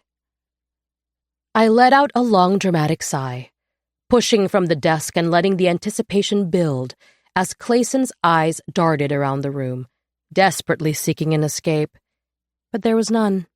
Andrews guarded the only exit, his face an impassive mask. You know, I thought a lot about this moment, how I would torture you, I said, walking to the fireplace crackling in the corner and picking up the metal poker, dipping it into the flames. But I realize now, sitting here with you, you aren't worth my energy, my time. The metal tip of the instrument grew hot against the flames, glowing as the fire kissed its surface, and Alexei's eyes widened as I turned to him. So I will not torture you, which is a small mercy if you ask me, but I will kill you, painfully. In 3 steps I was across the room, and in the next breath, the hot metal was ripping through Alexei's abdomen, skewering him to the chair as a violent scream erupted from his lungs. Clayson ran for the door, and I whirled around to stop him. My fingers snatched the collar of his tunic and yanked him back against me as Andrew stepped in front of the opening, a low snarl slipping from his mouth.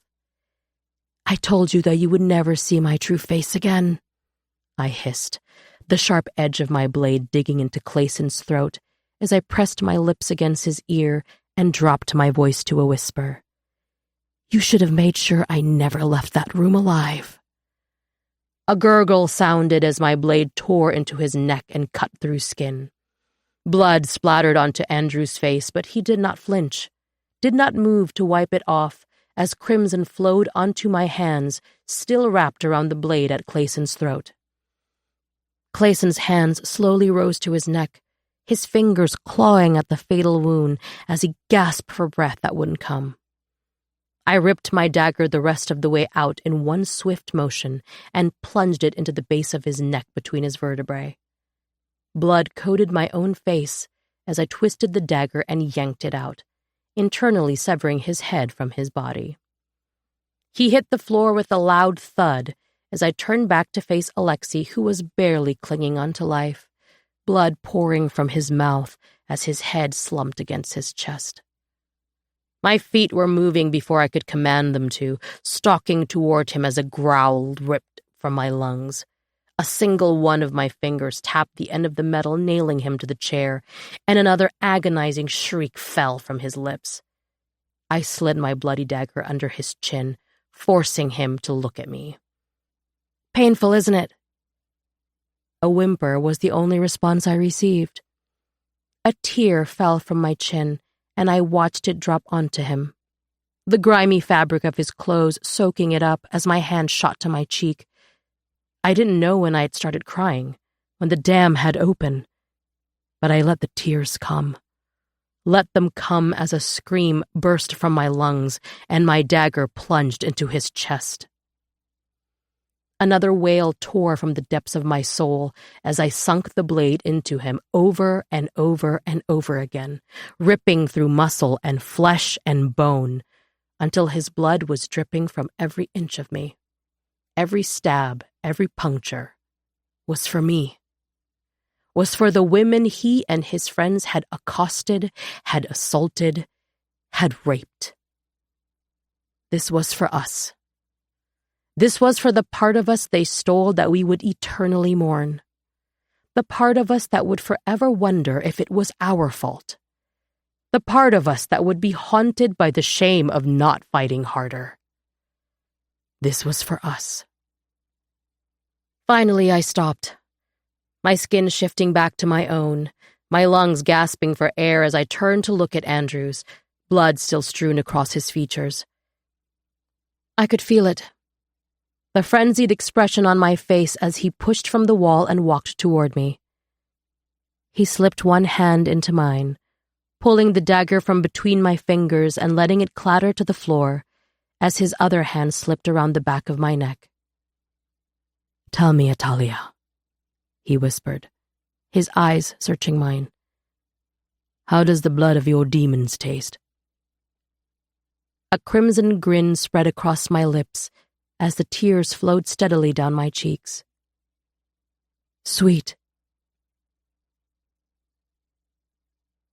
Chapter 36. Atalia. Static was buzzing in my head like a frantic hive of bees. They were dead. They were all dead, and I was free of them. The tears still streaming from my eyes were those of relief, of sheer fucking joy that those men could no longer hurt another soul.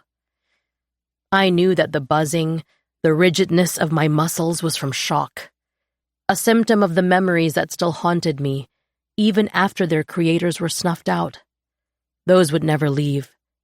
But eventually, I think they would fade. Or maybe I would just find peace with them as a new part of who I am. "Atalia," Andrew's voice echoed from behind me, his hands sliding down my arms as I leaned into his warmth. "You should get this blood off of you." I nodded, stepping from the threshold where I stood between rooms. I didn't remember coming home. Didn't remember making my way up the stairs and past my library into my bedchamber. Andrew slid into the lavatory behind me, flicking his fingers toward the hearth in the corner, and I watched as the flames danced to life, casting an autumn glow over the gray marble surfaces. My fingers worked to strip the blood-soaked leathers from my body, a metallic scent wafting through the room as I tore them from my limbs.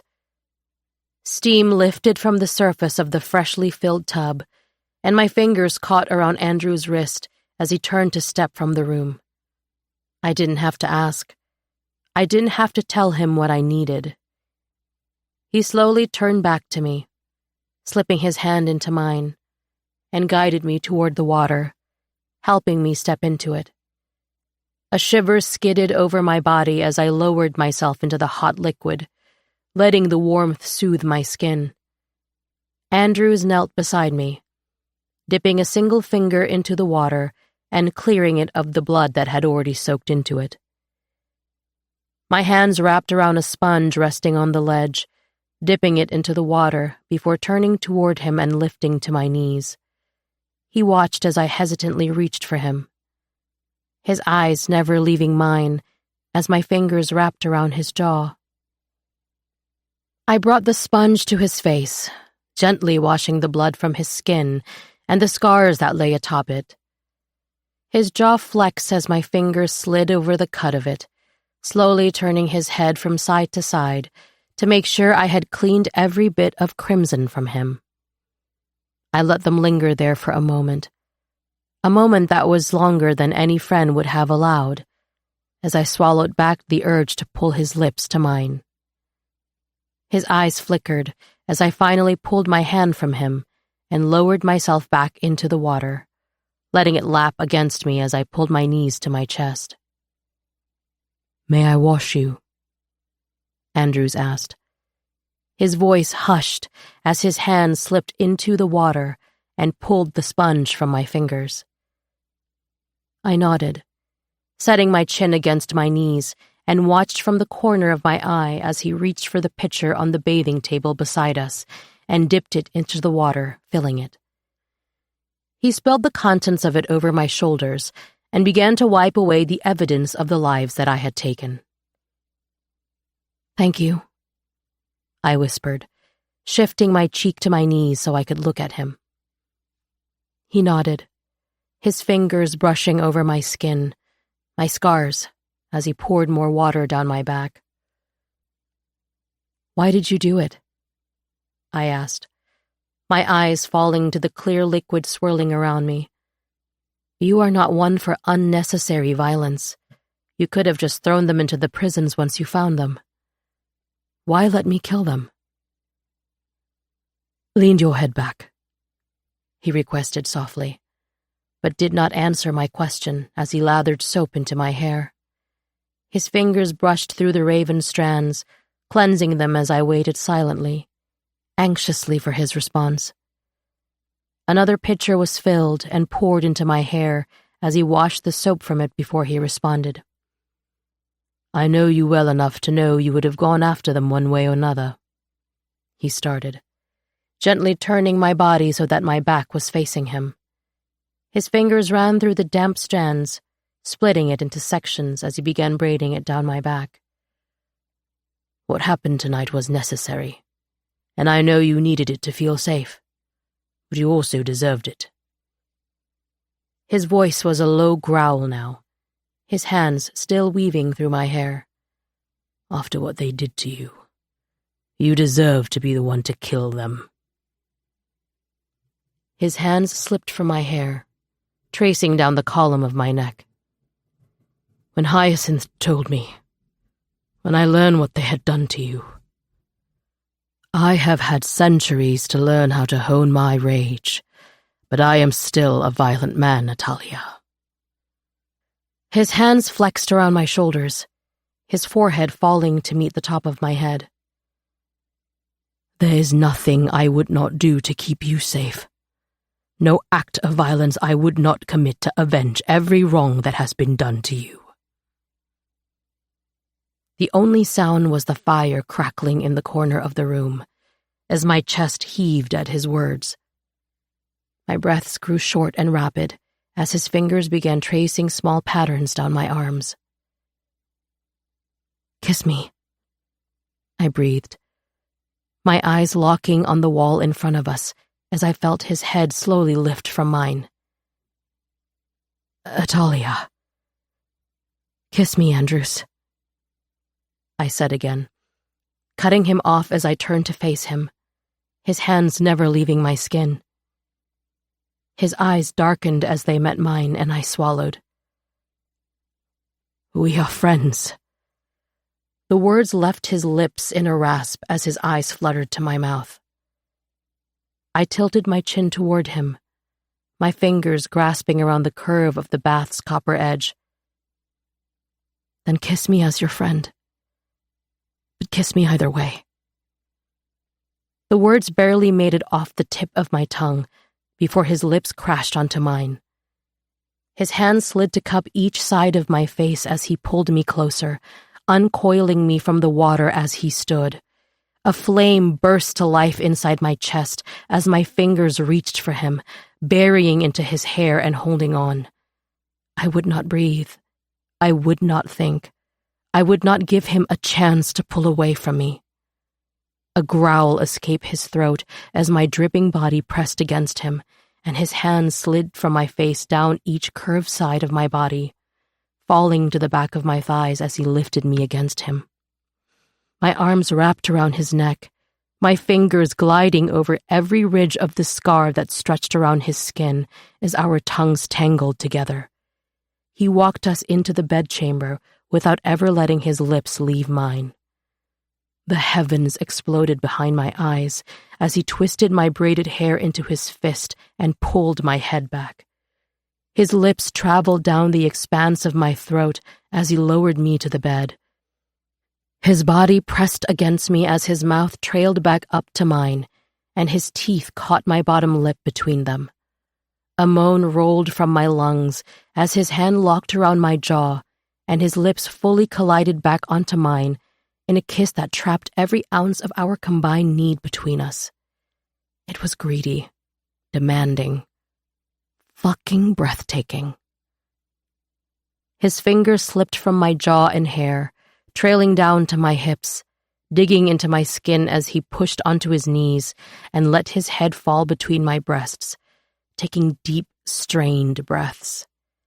My fingers slipped back into his hair, cradling his head as my chest rose and fell in sync with his own breathing.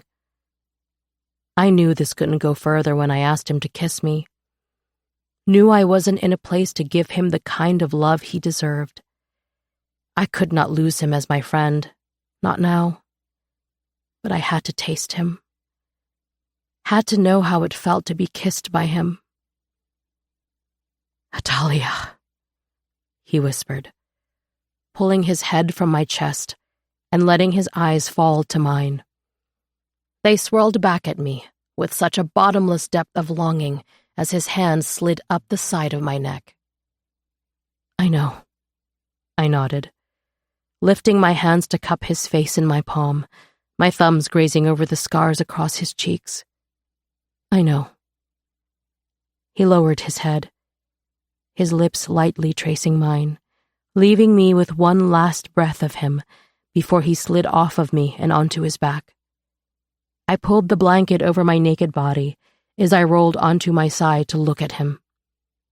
He stared silently up at the ceiling, one hand tucked behind his head as the other rested across his abdomen, his thumb twirling the rings along his fingers.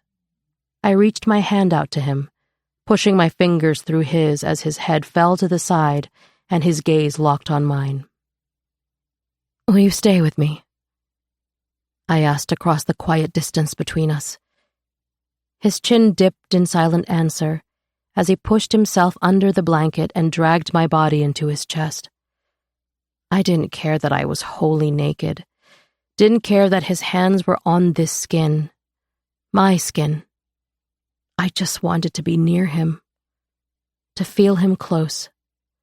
His lips lowered into my hair, and as he took in the scent of me, I thought maybe one day I might let myself love again. Chapter 37. Hyacinth.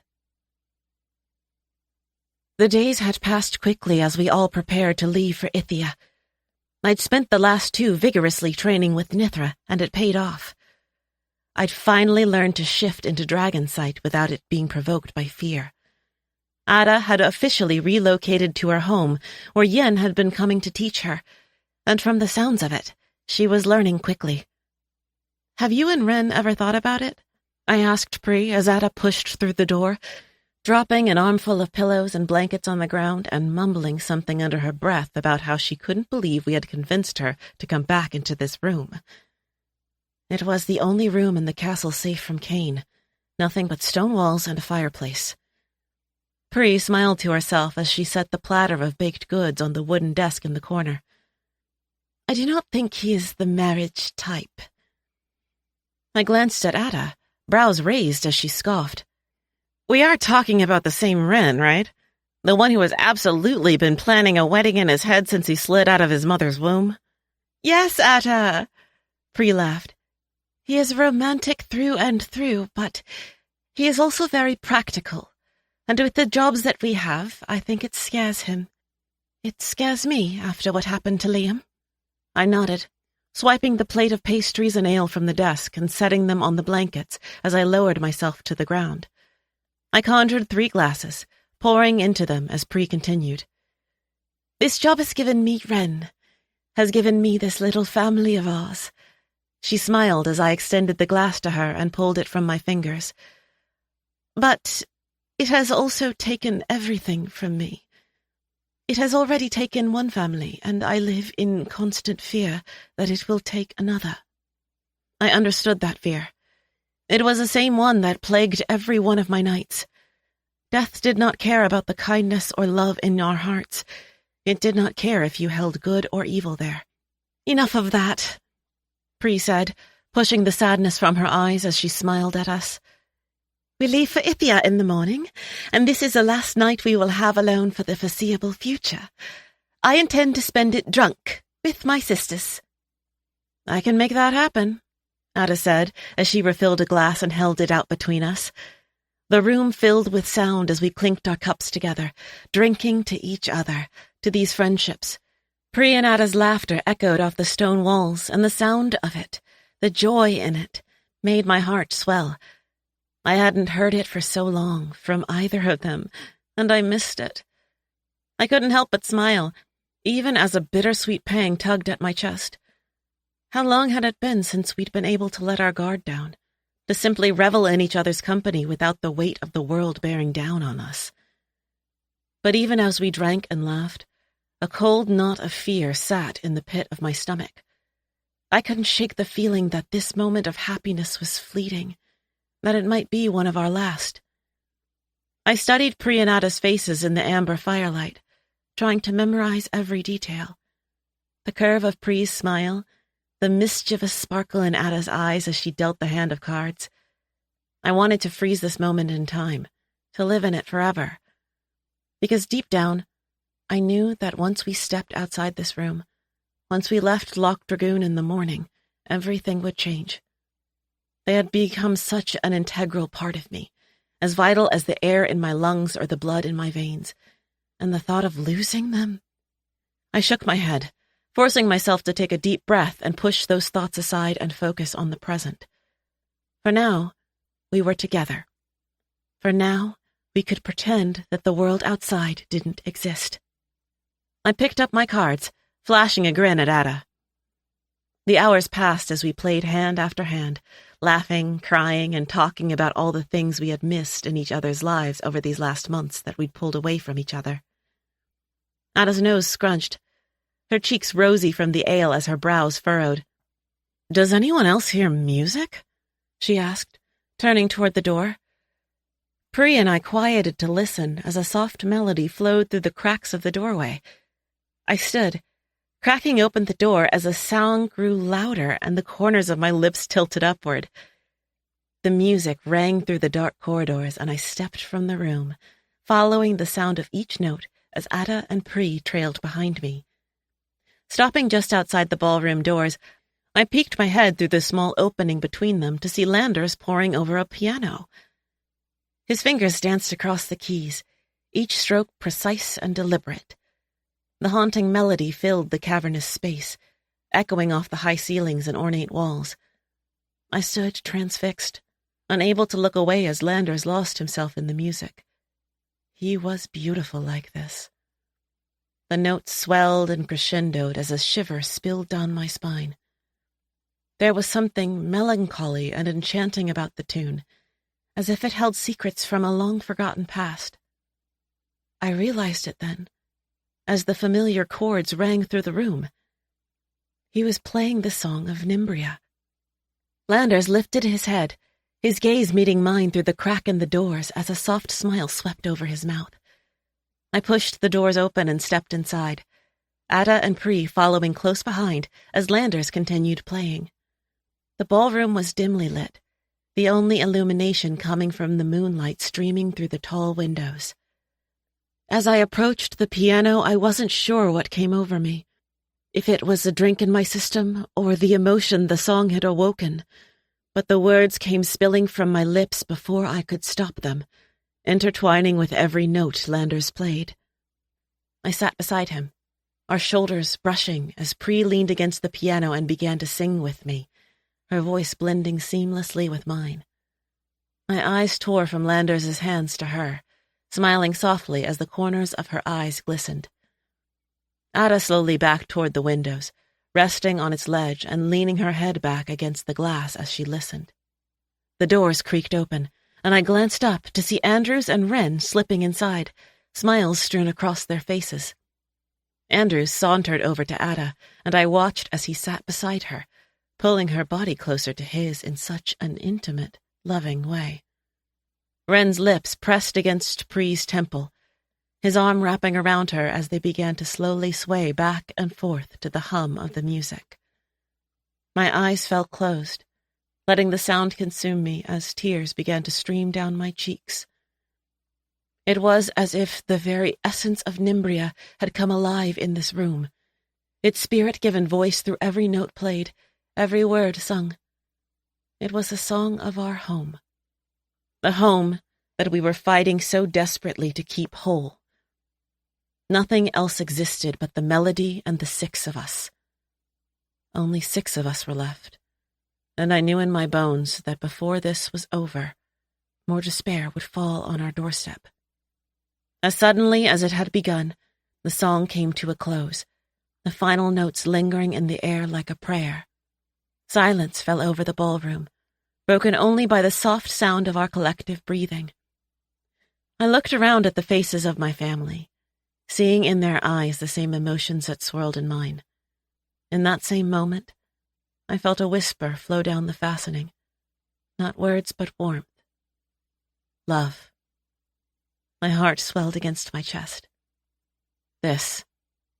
These people, they were my home. Dukovich sauntered into the castle courtyard, whistling into the snowy morning as he tossed an apple into the air. I groaned at the sound as I lifted my coffee to my lips. For the love of all the gods, could you not make that fucking sound? Ada snapped as he stepped beside her, throwing an arm around her shoulders.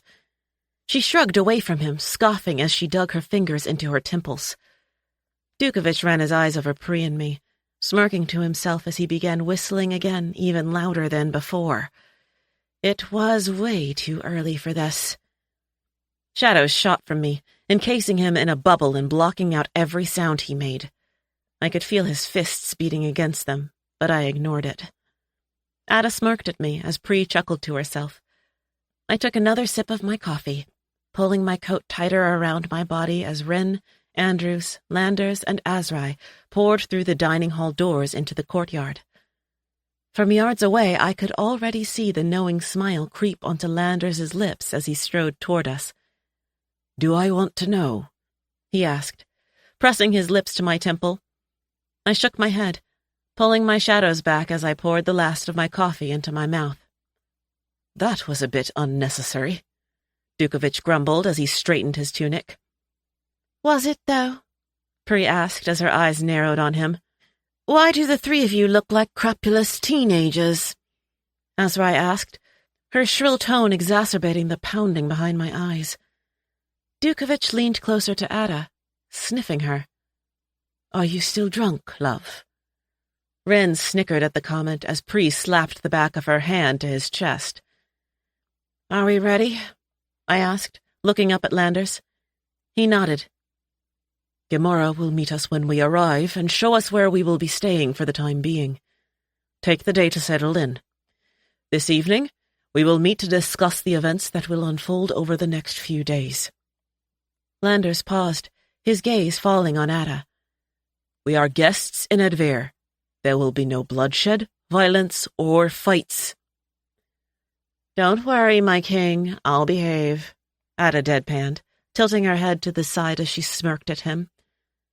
I smiled to myself as my eyes flickered to Dukovich and Andrews, both eyeing her from where they stood, slowly inching closer to her side. I shook my head at the three of them. That was sure to end in disaster. Mithra and I landed in Ithia on a grassy knoll just yards from where the rest of the group had tethered. Her claws dug into the ground as I slipped from her back and leaned against her front legs. "I'm going to go find out where we will be staying," I said, brushing a hand over her scales. "I will find you, child. If you do not need me now, I will go find my sisters," she said down the fastening. "Go. Spend all the time with them you can." She brushed her snout against my back in response, then strode to the mountain's edge and dived off of it. All I wanted was to dive after her, to feel the wind against my body. Instead, I strode over to everyone, swallowing the lump that had begun to form in my throat. "Sin!" Mara greeted, a bright smile spreading onto her lips as she pressed a hand to her heart and dipped her head. I mirrored her motions, smiling as I stepped to Landers' side. "Come, I'm sure you'll want to get settled," she started, gesturing her hand toward the pathway leading to the small village behind her. "You will be staying here." She turned, starting down the path as we followed behind her. "There are 5 homes we have been able to set aside for you. The larger of the 5 we have set up for any meetings you may need to have with room for Takaris to prepare for the ceremony tomorrow." Out of the corner of my eye, I could see Ada glance at me with a small smile on her face, and I slipped my hand into Landers's, squeezing it as we walked the final few steps to the row of houses. "Thank you for this, Mara. I hope we didn't put anyone out," I said, as she finally stopped and pulled the cream fabric from her head, letting it fall to her shoulders to meet her fiery hair. "We always keep these empty. It's been centuries since we have had any use of them," she said, as she pulled her eyes from the homes and turned to look at me. "It will be nice to have them full again. The Yaldern are excited to be hosting Takars for the ceremony. The village mothers have made all kinds of gifts for you." Landers bumped his shoulder to mine playfully as he grinned down at her. "We are honored." A wistful sigh slipped from her lips as her eyes trickled across all of us. "Well, I will let you get settled. I will see you tomorrow at the ceremony." "Wait," I said, grabbing her arm as she turned to leave. "We are having a meeting tonight. There are some things that will be happening in the next few days that we would like you to be a part of. Would you come?" Her eyes lit up at the question. "Yes," she answered quickly, nodding as she looked from me to Landers. "I will be here." Everyone slowly dispersed to their homes as I watched Mara walk back down the path. I knew she would never say it, but I could see she was excited to be included, excited to be a part of something she thought mattered. Rileyus and Sashi were so afraid of change that it kept her from having a group of people that was willing to fight the way she wanted to. And I wanted to give her that. Give her a place where she felt like she belonged, felt like she mattered. Landers tugged on my hand, pulling me toward our house, and I followed, walking up the stone pathway littered with moss and wildflowers. My awe of this realm would never cease. It was so beautiful in the most peaceful and serene way. Unlike Loch Dragoon, with its rolling grassy hills, or Redelftum, with its dense forests and rocky shores, there was nothing but tall peaks as far as the eye could see. Everything wrapped around the mountains, sitting on the cliff's edge like you were suspended in the sky. If I ever got the chance, I would fly to the bottom of the mountains and see what lay at the bottom.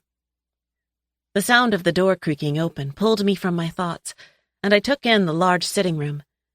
It was bright and airy, with polished wooden floors and low couches and tables. Bamboo doors separated each of the rooms just off the sitting room, with a large office to the right, set up just like Mara had said, with 7 chairs and a round table. We would need to pull another chair in. Landers pushed open the door to the bedroom, dropping our bags at the end of the bed as he sat and leaned back onto his elbows. I stepped over the threshold, leaning against the wood and resting my head against the doorframe as I crossed my arms. What did Ren have to say from his meeting with Malik? Landers tilted his chin toward the ceiling. "He says he does not know. Apparently, Amort has not created daemons since the Great War. Went so far as to outlaw the creation of them altogether. Even their leaders are too afraid of the power it gives the masters of these creatures. If you are caught creating them, you are killed." "Okay, so now we know it's someone who isn't afraid of the high priest and priestesses," I said, pushing from the frame and sauntering over to him. "We know that Amord and the Cillians work together on everything they do. We know that, so far, Amord has managed to get the Cillians to handle all the dirty work while they stay behind the scenes scheming. So, who do we know?" "Well," I paused, lowering myself on top of him, my legs straddling his. "I don't know anyone," he chuckled. "Who do you know that would be brave and stupid enough to go against Amord and create one? In the past, I would have said Dukovich, but Toft did say a woman, and I do trust that Dukovich's interests align with ours." I nodded, locking my fingers behind his neck. Even if we can trust Malik, I don't think it's too far of a stretch to think Amord would keep something like this from the Cillians. "I agree," Landers said, wrapping his arms around my waist and pulling me closer. "I will ask Atta to find out anything she can when they go to Amord. In the meantime, you and I need to meet with the fallen ones." My brows furrowed. "Is there something wrong?" No. He shook his head. But they are becoming restless, confined to Ithia while we wait for battle to commence. I think it would be helpful to them, and beneficial to us, if they worked beside Asrai and Elric to train the Yaldren that will be fighting beside us. I sighed as I leaned my forehead against his. It was beginning. From here on out, I could no longer just be Hyacinth. I had to be a leader, had to be Takaris, and the god that my blood told me I was. And tomorrow, I would add Queen to the list of names they would call me. Chapter 38. Atalia. Hello, love. Dukovich's voice rang from the front door as my eyes rolled to the back of my head. The man could not grasp the concept of privacy. You really should learn to knock, I snapped, not turning to look at him, as I continued sharpening the daggers laid out on the table in front of me.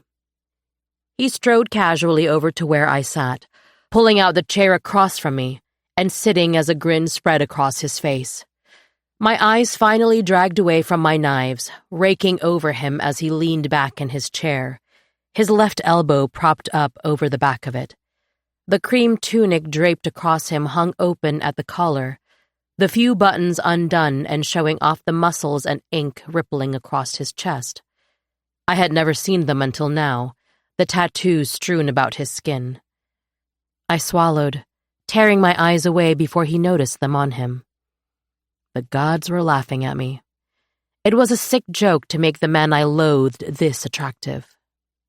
Look, I started, picking up a dagger and twirling it between my fingers as I leaned back into my chair. I need to preface this by stating I still fucking hate you and have every intention of killing you the second we no longer have use for you. A threat?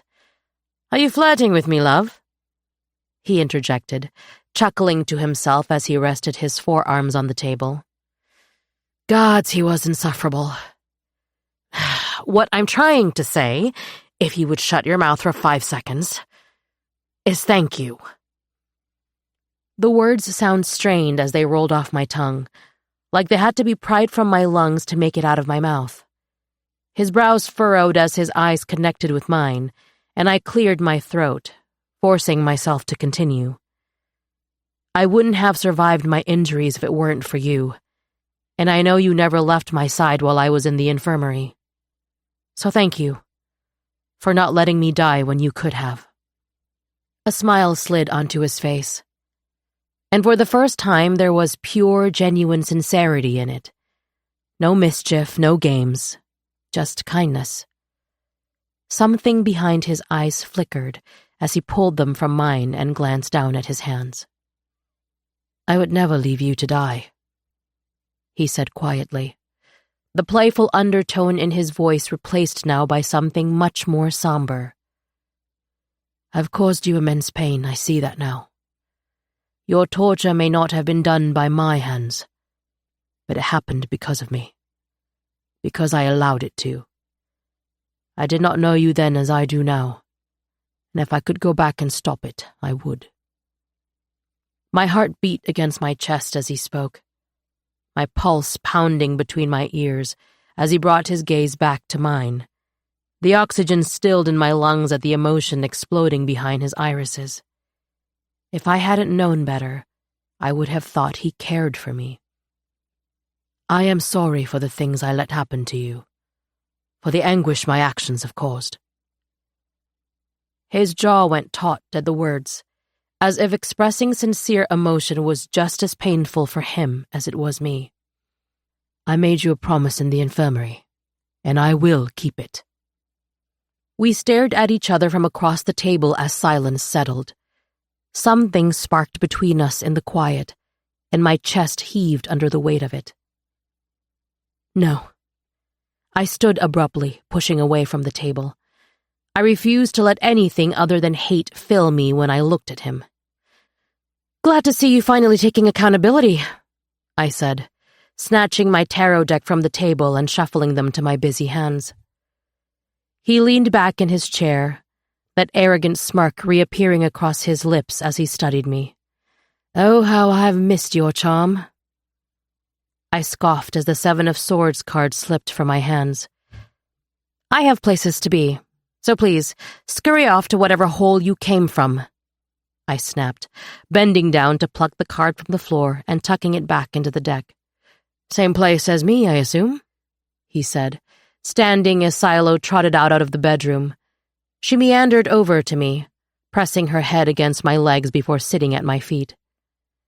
I closed my eyes, taking in a deep breath and expelling the annoyance from my body.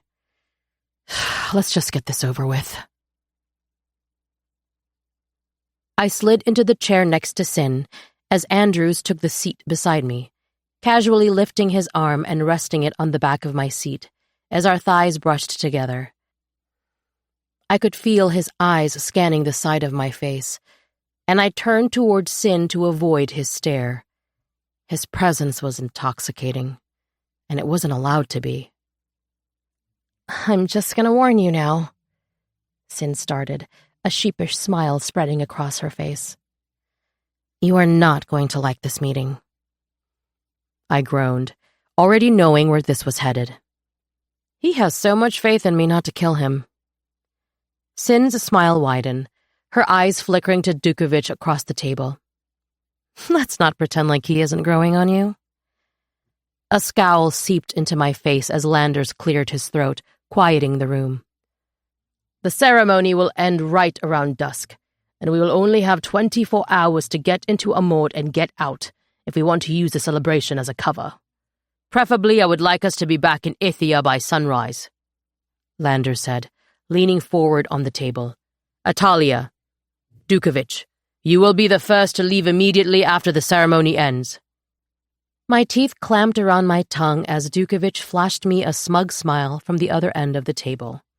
"Your task is to make the biggest scene possible, with the least amount of risk, in Sethros, to distract the House of High and War Council, while also finding out as much information as you can about the creation of demons.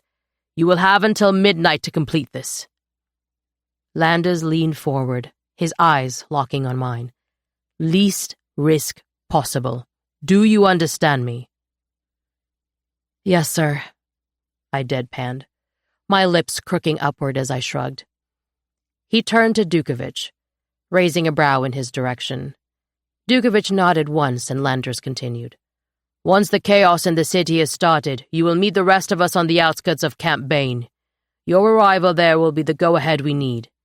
Gamara, do you think you will be able to slip out of Ithia unnoticed?"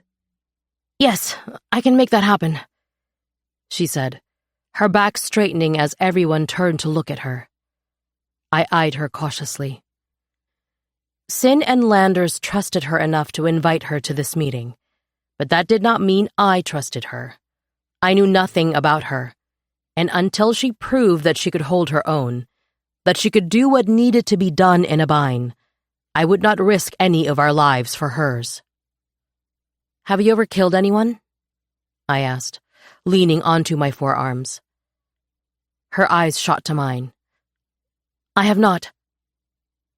"Are you prepared to? Because that is what this mission is.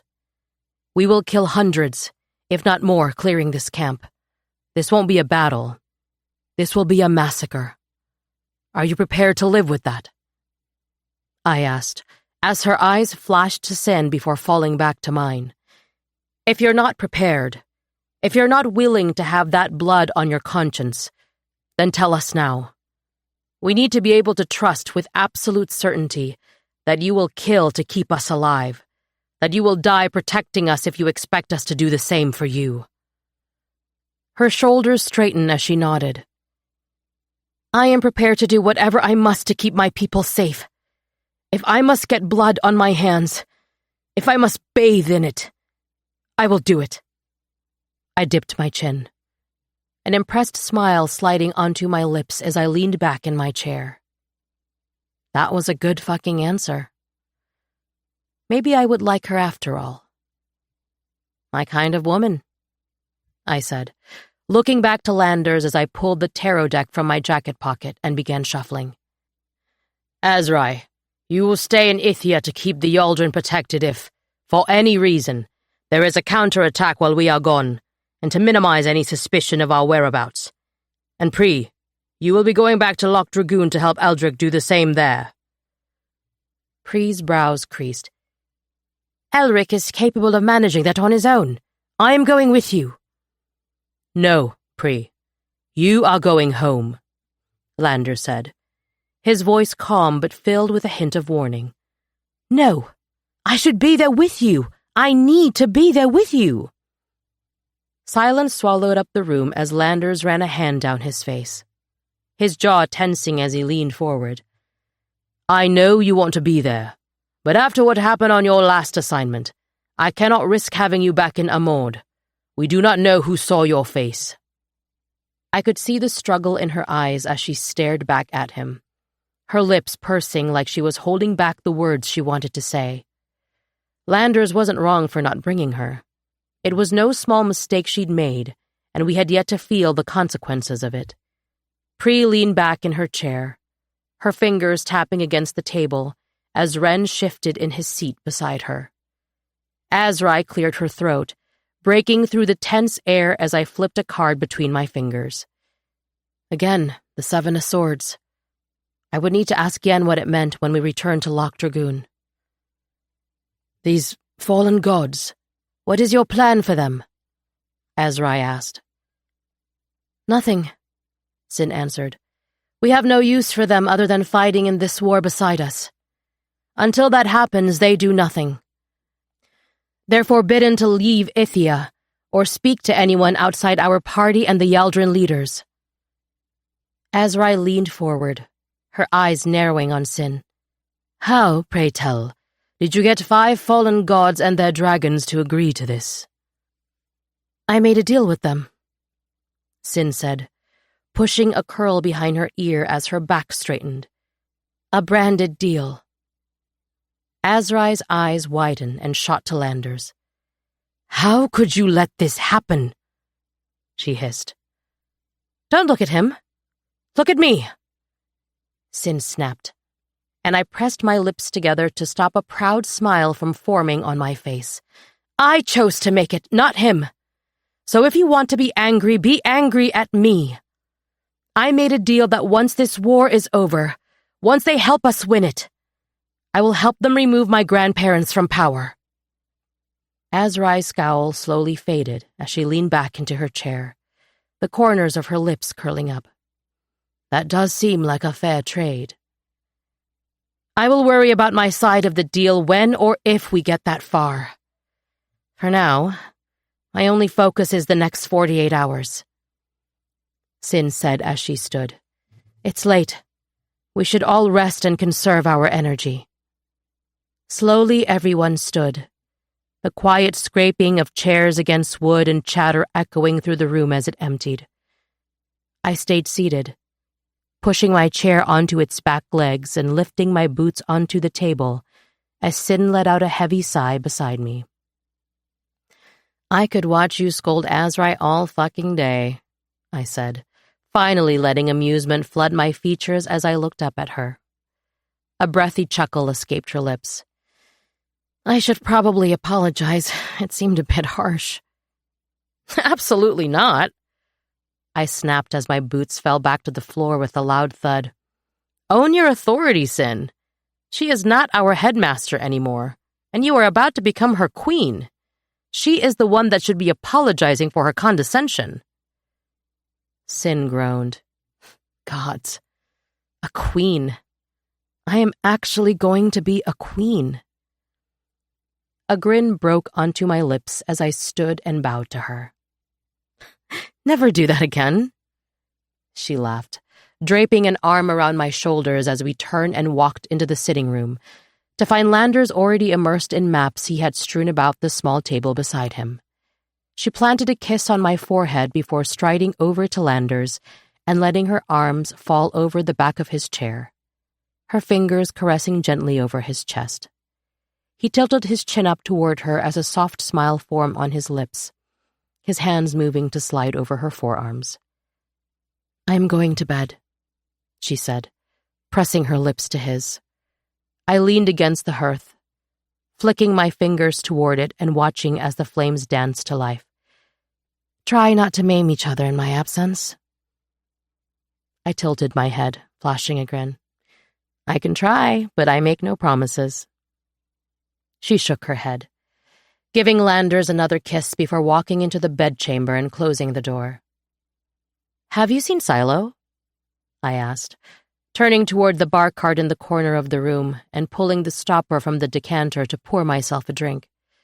As a matter of fact, I have, Landers said, grinning as I turned to face him.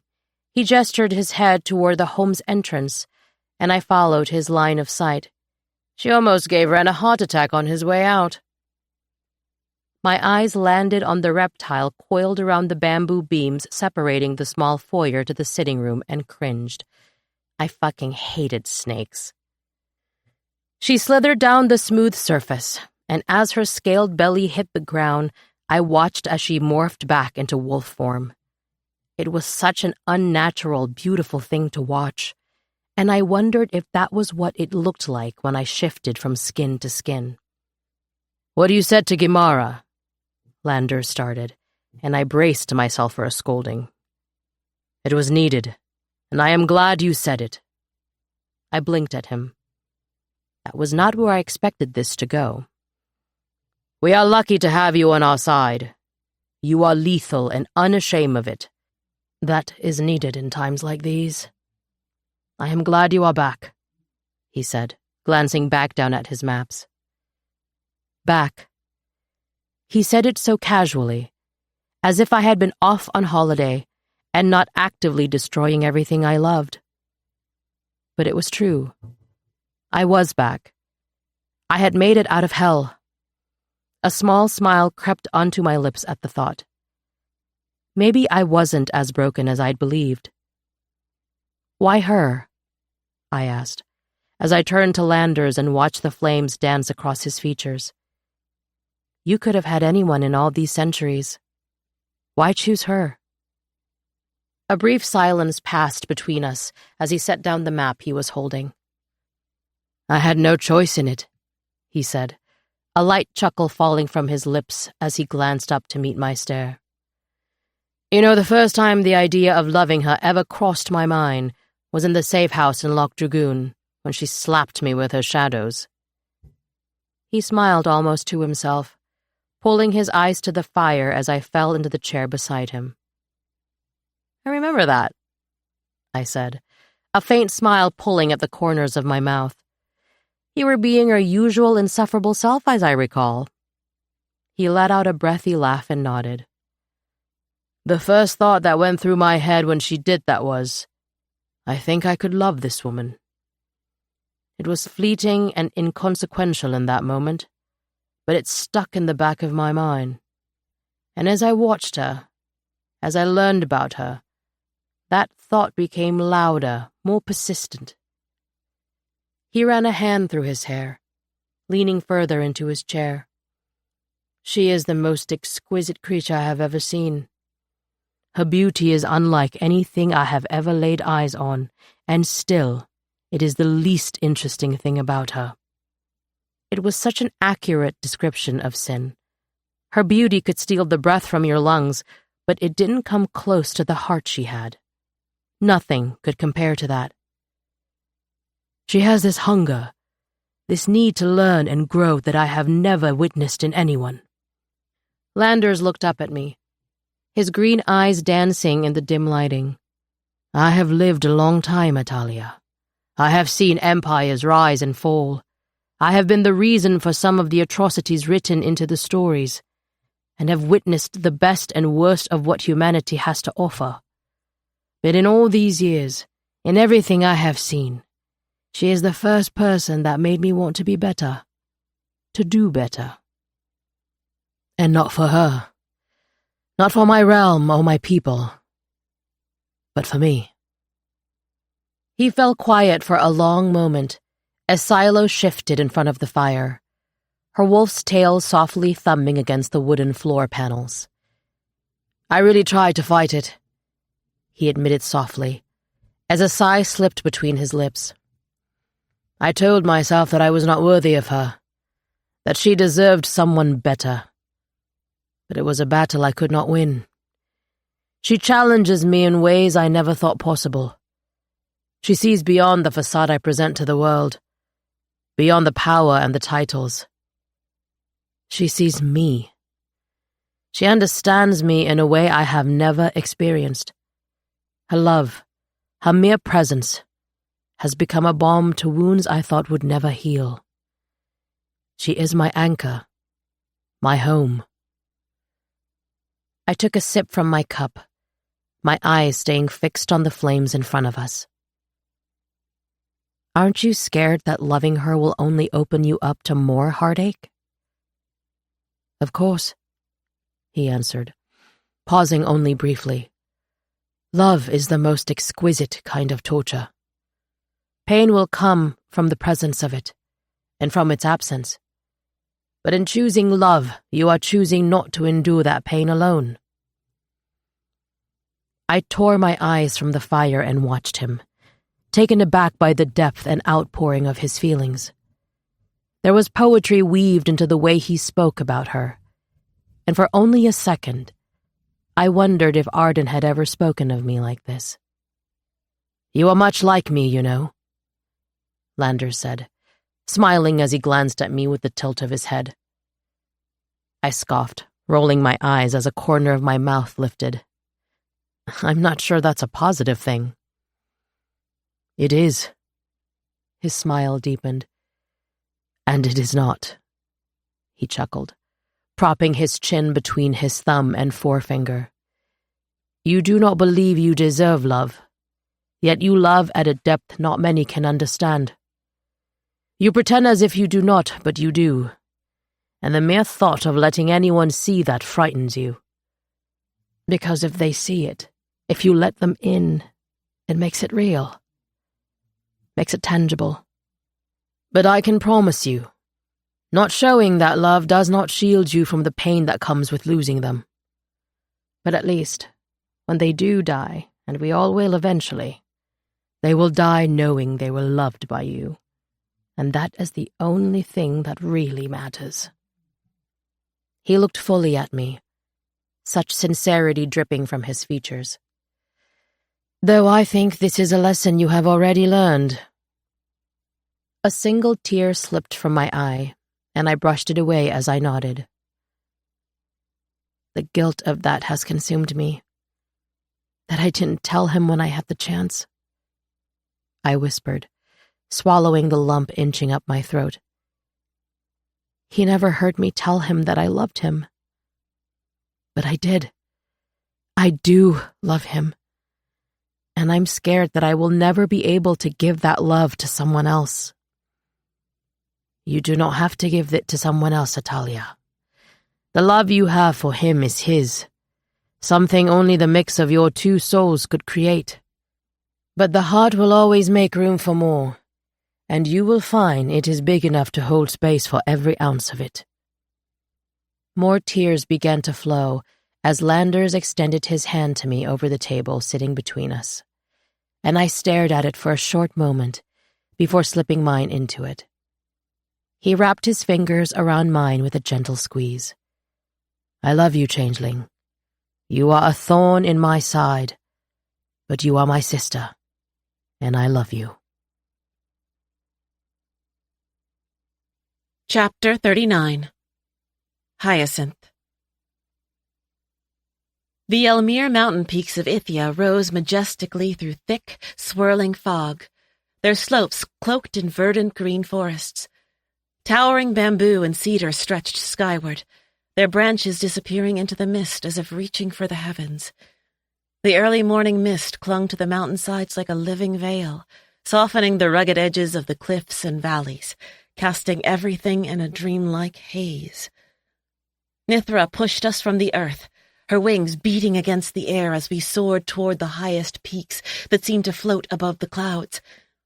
I took in the scene in front of me, trying to count the temples that scattered the mountain's cliffs.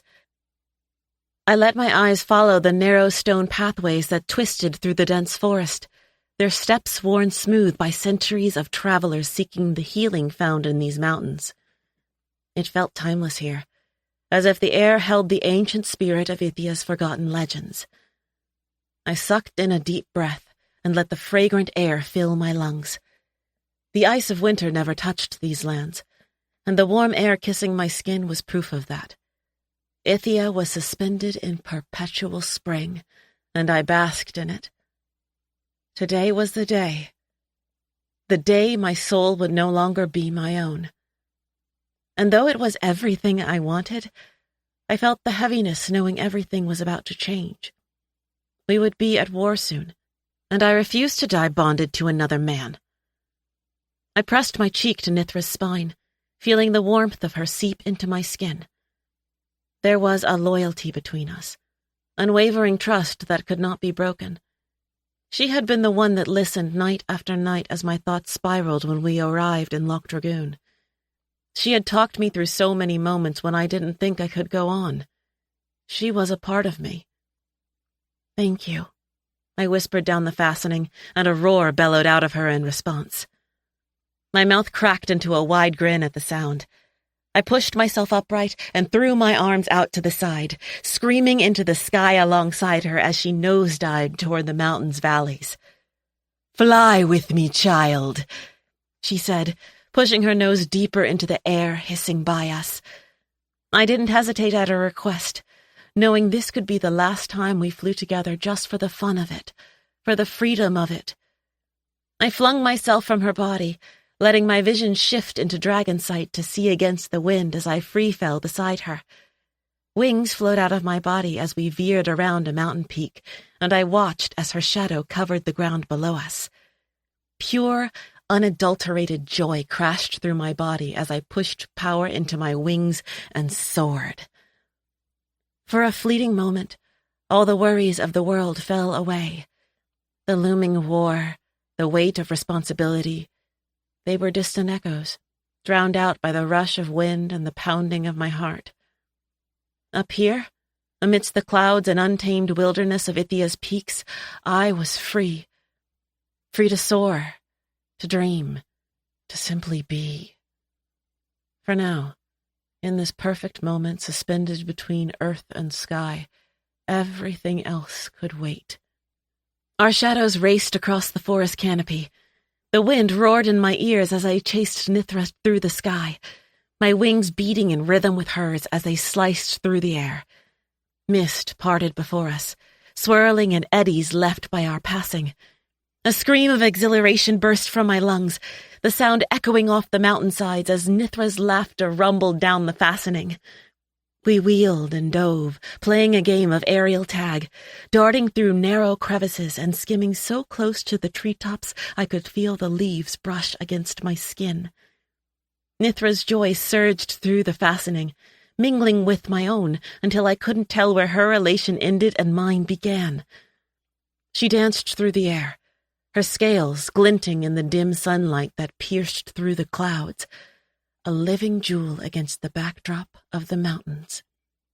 I followed her lead as we twisted and dived through the skies, circling every mountain until we reached the tip of the highest peak. There was nothing but clouds below us, and it looked as if the ground had become a blanket of cotton that I could step onto and walk across the sky. My wings slowed their beating, lowering me to the ground beside her. I slid my fingers along her side, letting my hand run over her scales as my boots hit solid ground and I leaned against her front legs. "This place is called the Peak of the Gods," Nithra said down the fastening, her voice soft, reverent almost. "It is the closest my kind will ever be to the place we once called home." My throat tightened at her words, and I leaned a little closer into her. "You, my child, have given me hope. Hope that good still remains in our gods. Flying with you into war will be my greatest honor." A tear slid down my cheek as the fastening went silent, and I looked up to see her own tears falling to the earth. Flowers burst from the dirt as they collided, and I gasped at the garden that bloomed around us. And as the sun began to rise into the sky, Coating the clouds in a radiant, glittering pastel work of art, Nithra lifted her head and roared. I had forgotten just how thoroughly Kai could scrub a person. My skin stung as she poured hot water over my raw body, and I gripped the lip of the tub to keep myself from scurrying out of it. If she kept this up for much longer, I would be nothing more than a bloody mess by the time the ceremony started. Ow! I hissed as Callista dragged a comb through my curls, cursing as it caught on another knot. You are an animal, Callista snapped, pouring a generous amount of oil onto my curls and picking away the matted section. When was the last time you brushed your hair? I rolled my eyes as Ada chuckled from the corner of the lavatory, shuffling her tarot cards with a book strewn open across her lap, and watching in amusement as both women pulled my body in multiple different directions. I went flying this morning with Nithra. Another hiss of pain seeped between my teeth. I forgot to braid it. I reached up to touch my head where I could have sworn she just ripped out an entire clump of curls, and her hand slapped mine away. I come bearing gifts. Pree's voice boomed through the bathing chamber as she materialized into the center of the room. All of our heads collectively shot toward her as she grinned at me, swinging 2 bottles of wine through the air. This was a modest-sized home, big enough to be able to meet with everyone like we had last night, but not too large that I felt swallowed up in it. I felt that way sometimes in Loch Dragoon, in that castle. Like if I wanted, I would be able to roam the halls for days and never run into another person. The bathroom, however, was much smaller than the one at home, and with 5 of us now occupying the cramped space, I was only seconds away from suffocating. My hand shot to my chest as my breathing started to become rapid, the sound of my heart drowning out the flurry of conversation and laughter flowing throughout the room. Ada's hands clapped together, the sharp sound silencing the room as my eyes shot to her. Everybody out, Ada commanded, standing from the small stool she was perched on and snapping her book shut. But out, Ada commanded again, her voice sharper now as she cut Kai's protest off before it could begin. Kai let out a frustrated grunt as she pushed from the ground beside the tub, and my eyes caught Ada's as she held the door open for everyone to shuffle through. I silently thanked her as she gave me a small smile before exiting the room behind Callista. A groan rolled from my throat as I leaned back into the copper bath and lowered myself until the water kissed the underside of my jaw. In just 3 hours, dusk would be dripping into the sky, and the ceremony would be completed. A smile slid across my face at the thought, the anxious anticipation turning to excitement as I lifted myself from the bath and wrapped a towel around my body. I was going to be a wife. I was going to be his wife. I'd never known exactly what my life would be, never really planned for anything outside of leaving the academy. Truthfully, I didn't think I would live long enough to make it to Loch Dragoon. But this was more than I ever could have dreamed for myself. Even if I did not live through this war, I would go to my grave knowing I had a love that would stay as an echo throughout history. I swung the lavatory door open, and the grin plastered across my face disappeared as my eyes landed on the mess of white fabrics hanging over the back of the couch. What in the 7 hells is that? I asked, my face twisting in panic. It's your dress, Kai said, her cheeks flushing a shade of red as she lifted it from its place. I tried to smooth out my expression, to hide the utter shock at just how absurd it was. My eyes flashed to Pree and Ada snickering in the corner, their hands pressed against their mouths in an effort to hide their amusement, and glared at them. It is an absolutely vile, atrocious thing, Callista snapped, snatching it out of Kai's hands. I gave Kai an apologetic smile as she slumped down onto the couch, watching as Callista tossed the dress into the corner. I can still wear it, I said, trying to hide the wince that crossed my face at the thought of stepping into it. We can cut some of the fabric off, and I'm sure it will be fine. Actually, Ada said, grinning as she stepped from Pree's side and pushed a bag out from behind the armchair with the toe of her boot. I had something made for you before we left Loch Dragoon. I lifted a brow. Should I be scared? I think your outfit is at the very bottom of the list of things that should scare you today, Ada said, as she lifted the bag from the floor and pulled the drawstrings open. My eyes widened, a gasp escaping my lungs as she pulled out the most beautiful leathers I had ever seen. They were gold, intricately woven with emerald and white stitching, and Loch Dragoon's doe embroidered across the chest.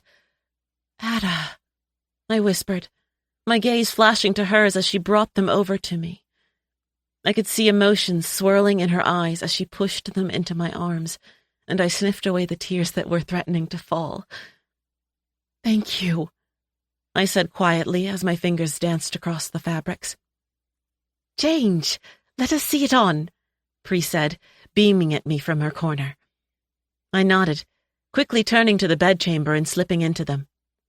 I had never worn something so regal, something so breathtaking. The sitting room fell silent for only a moment as I stepped back into it. A shriek flew from Kai's lungs as she clapped her hands together. Miss, you are a dream, she exclaimed, her eyes running over my body.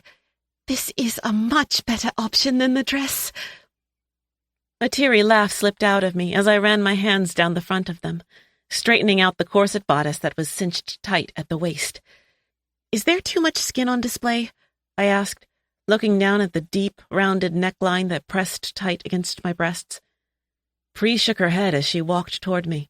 Not at all, she said, running her hands over the emerald and white threads that weaved through the leather like the mossy hills and clouds of Loch Dragoon.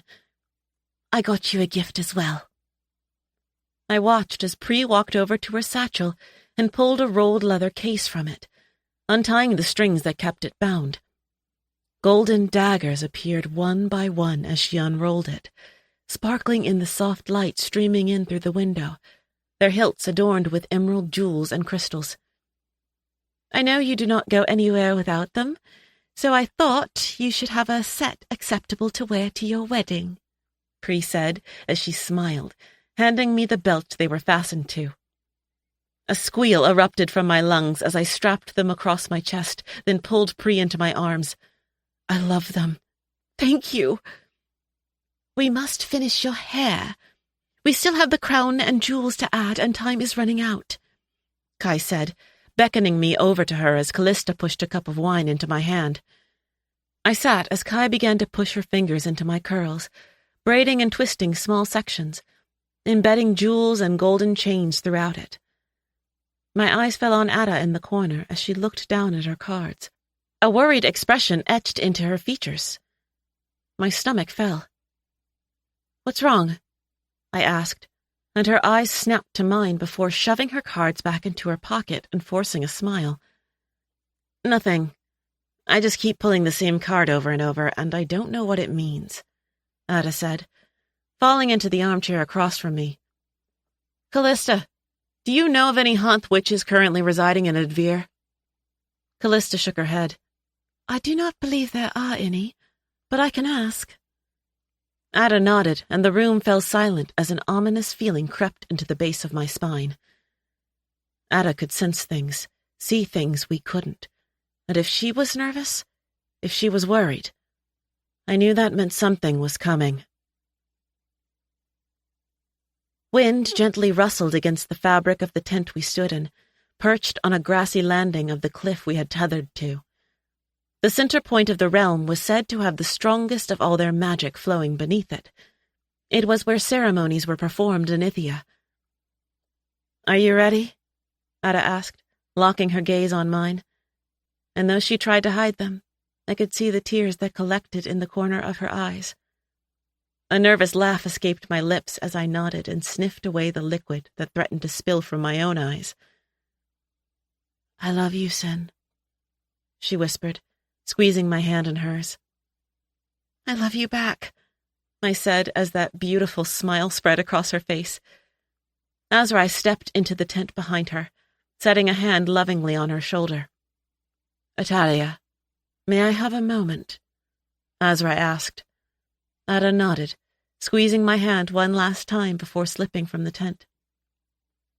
Azrai looked at me for a long moment, then lifted her hands to the necklace around her neck that I had given her, and unlatched it before clasping it around mine. I let the tips of my fingers glide over it as I looked up at her to see tears rolling down her face. "I thought you might want a piece of your mother with you in this moment," she said, straightening her back and wiping the tears from her eyes. "Azrai," I whispered, reaching out and sliding my hand into hers. "I am so thankful that she brought me into this world. I will never forget what she sacrificed so I could experience this moment. She has given me everything, but you, Azrai, you are my mother, and you will always be with me." My voice cracked as I said the words, and she pulled me against her chest with a fierceness I had never felt from her. Her arms tightened around me as I rested my head against her shoulder, careful not to disturb the crown pressing down on my head, and wrapped my arms around her waist. "I am so proud of you," she whispered into my curls.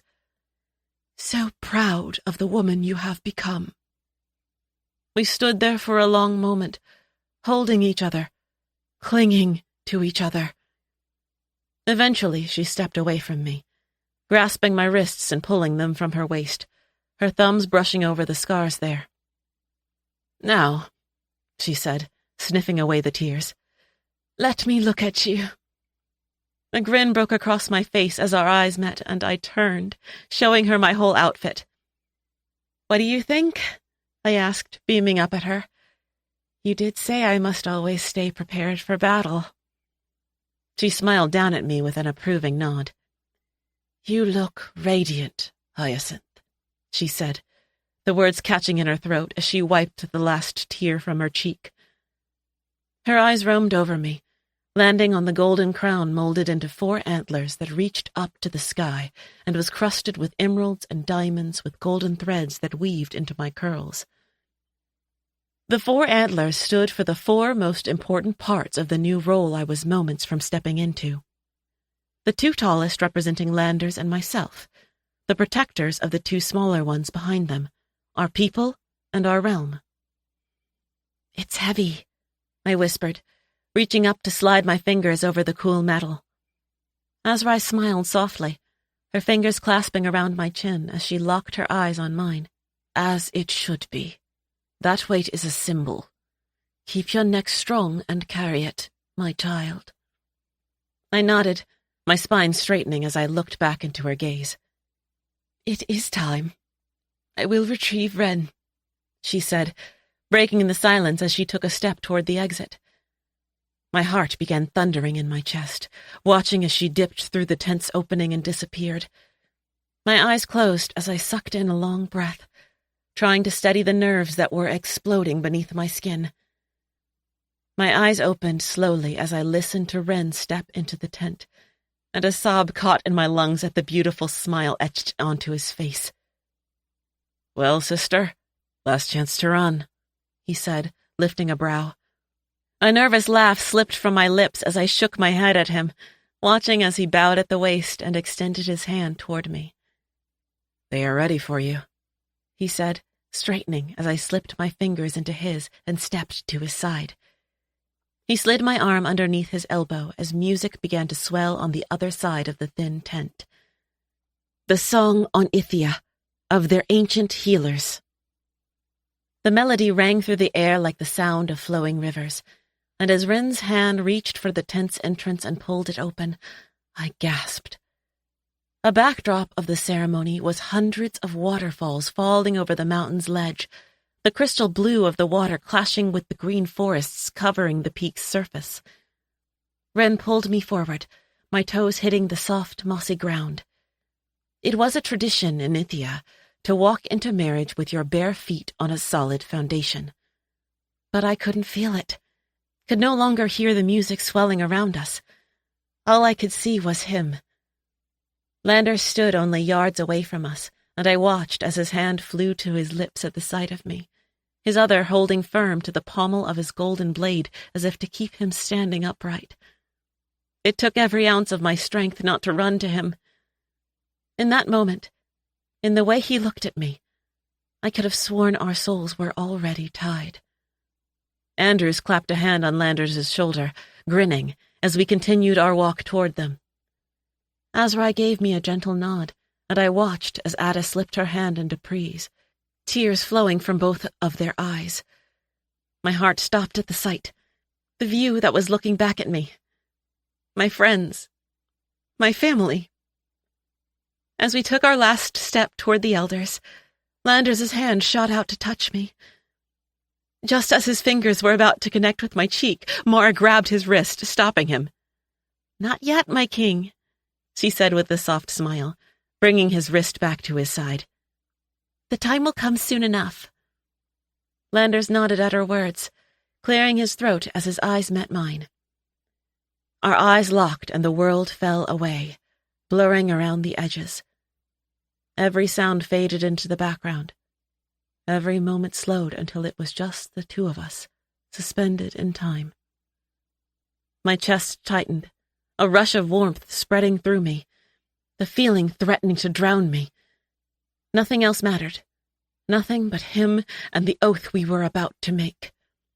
It was as if the whole universe had conspired to bring us to this very second.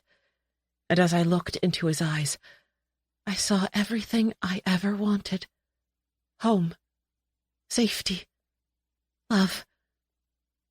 Beneath the great and ancient Elmir Mountains runs the Well of Life. The elder started, as Landers and I finally pulled our gaze from each other and turned to face him. Today, atop this blessed magic, we stand together to bring new life into Nimbria. A life that has been lived in two separate bodies, but aches to become one. The act of bonding, of tying souls, is not meant to erase the identity of these individuals, but to create a third journey that they walk together as they forge a new path forward. Rin stepped up to my side, filling the small gap between Landers and me, and once again slid his hand into mine with a gentle squeeze. "Who walks this woman into this new life?" the elder asked, his eyes falling on Rin. Rin lowered himself to a knee and bowed his head. "I do, Your Grace. Ren, the brother of the bride, and Arden." Ren's voice cracked as he said Arden's name, emotion building as he looked up at me with tear-filled eyes.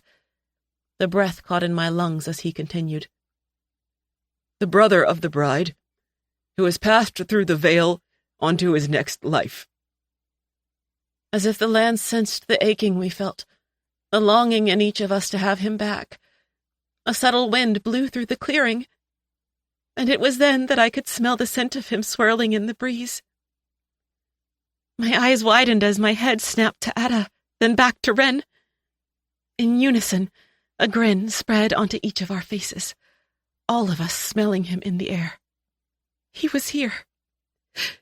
He was right here with us. The aching in my chest seemed to cease as the wind blew through my hair, caressing my skin, and I knew it then. He never truly left our side. I sucked in a deep breath, letting it fill my lungs, memorizing it, as Ren rose from his knees, placing my right hand into the outstretched hand of the elder. He looked at me, so much joy and sadness filling those beautiful blue eyes as he placed a kiss on my cheek and stepped back, letting Pri take his place. "Who walks this man into this new life?" the elder asked, now looking to Pri as she mirrored Ren's actions, kneeling beside Landers and bowing her head. "I do, Your Grace. Brianan, sister of the groom." A radiant smile bloomed onto Pri's face as she said the words, then rose to her feet, placing Landers' hand atop mine. She rose to the balls of her feet, placing a kiss on Landers' forehead before winking at me over her shoulder. She stepped back beside Ada as the elder laid his other hand atop ours. Mara and Sashi stepped forward, a ribbon floating above their outstretched hands. My heart fluttered in my chest as I watched the fabric float toward our wrists, knotting around them as each end connected together, creating an infinite loop. These bindings represent the souls that will be bound together today. The tie that is infinite, with no end and no beginning. For this life, and every life after, you will be tied to one another. Your souls will be as one, the elder said, placing his hand over the ribbon as it began to glow against our skin.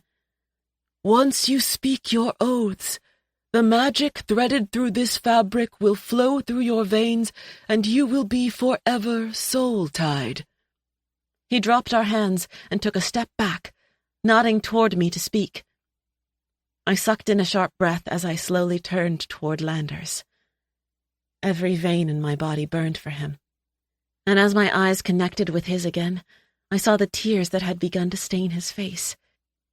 It was such an agonizing, beautiful sight to see him, the man that never let anyone see past his carefully constructed mask, let his emotions run free.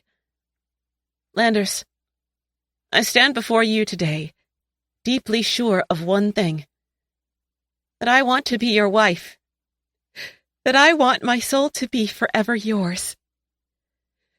You came into my life and gave my demons, my shadows, a home, a place for them to feel safe enough to finally come out into the light. You helped me learn to love myself, to accept who I am, be proud of who I am. I paused, taking a deep breath to steady my shaking voice. I give you this oath, to always be your best friend, to always laugh with you, even when joy feels hard to find. I give you this oath, to stand firmly by you through everything this life and the next throws at us. I give you this oath, to love you fiercely, to love you softly, and to love you loudly and without hesitation. I didn't fall in love with you. I walked into it with eyes wide open, choosing to take every step along the way. I see you fully, for everything that you are, and I only love you more because of it. Landers took a step toward me, and the world went silent. I told you once that you would bring realms to their knees, Landers said, his emerald eyes glowing as they pierced mine.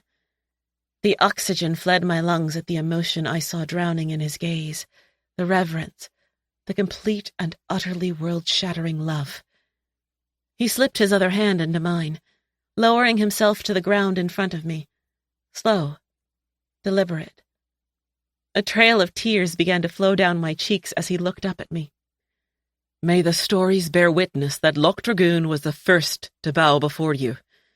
May they remember me as the king that bowed to his queen, his god, his wife. I will worship at your feet in every dream, in every life, in every single breath I take. I was created to love you, and born to be loved by you. My realm is yours. My soul, Hyacinth, it is yours.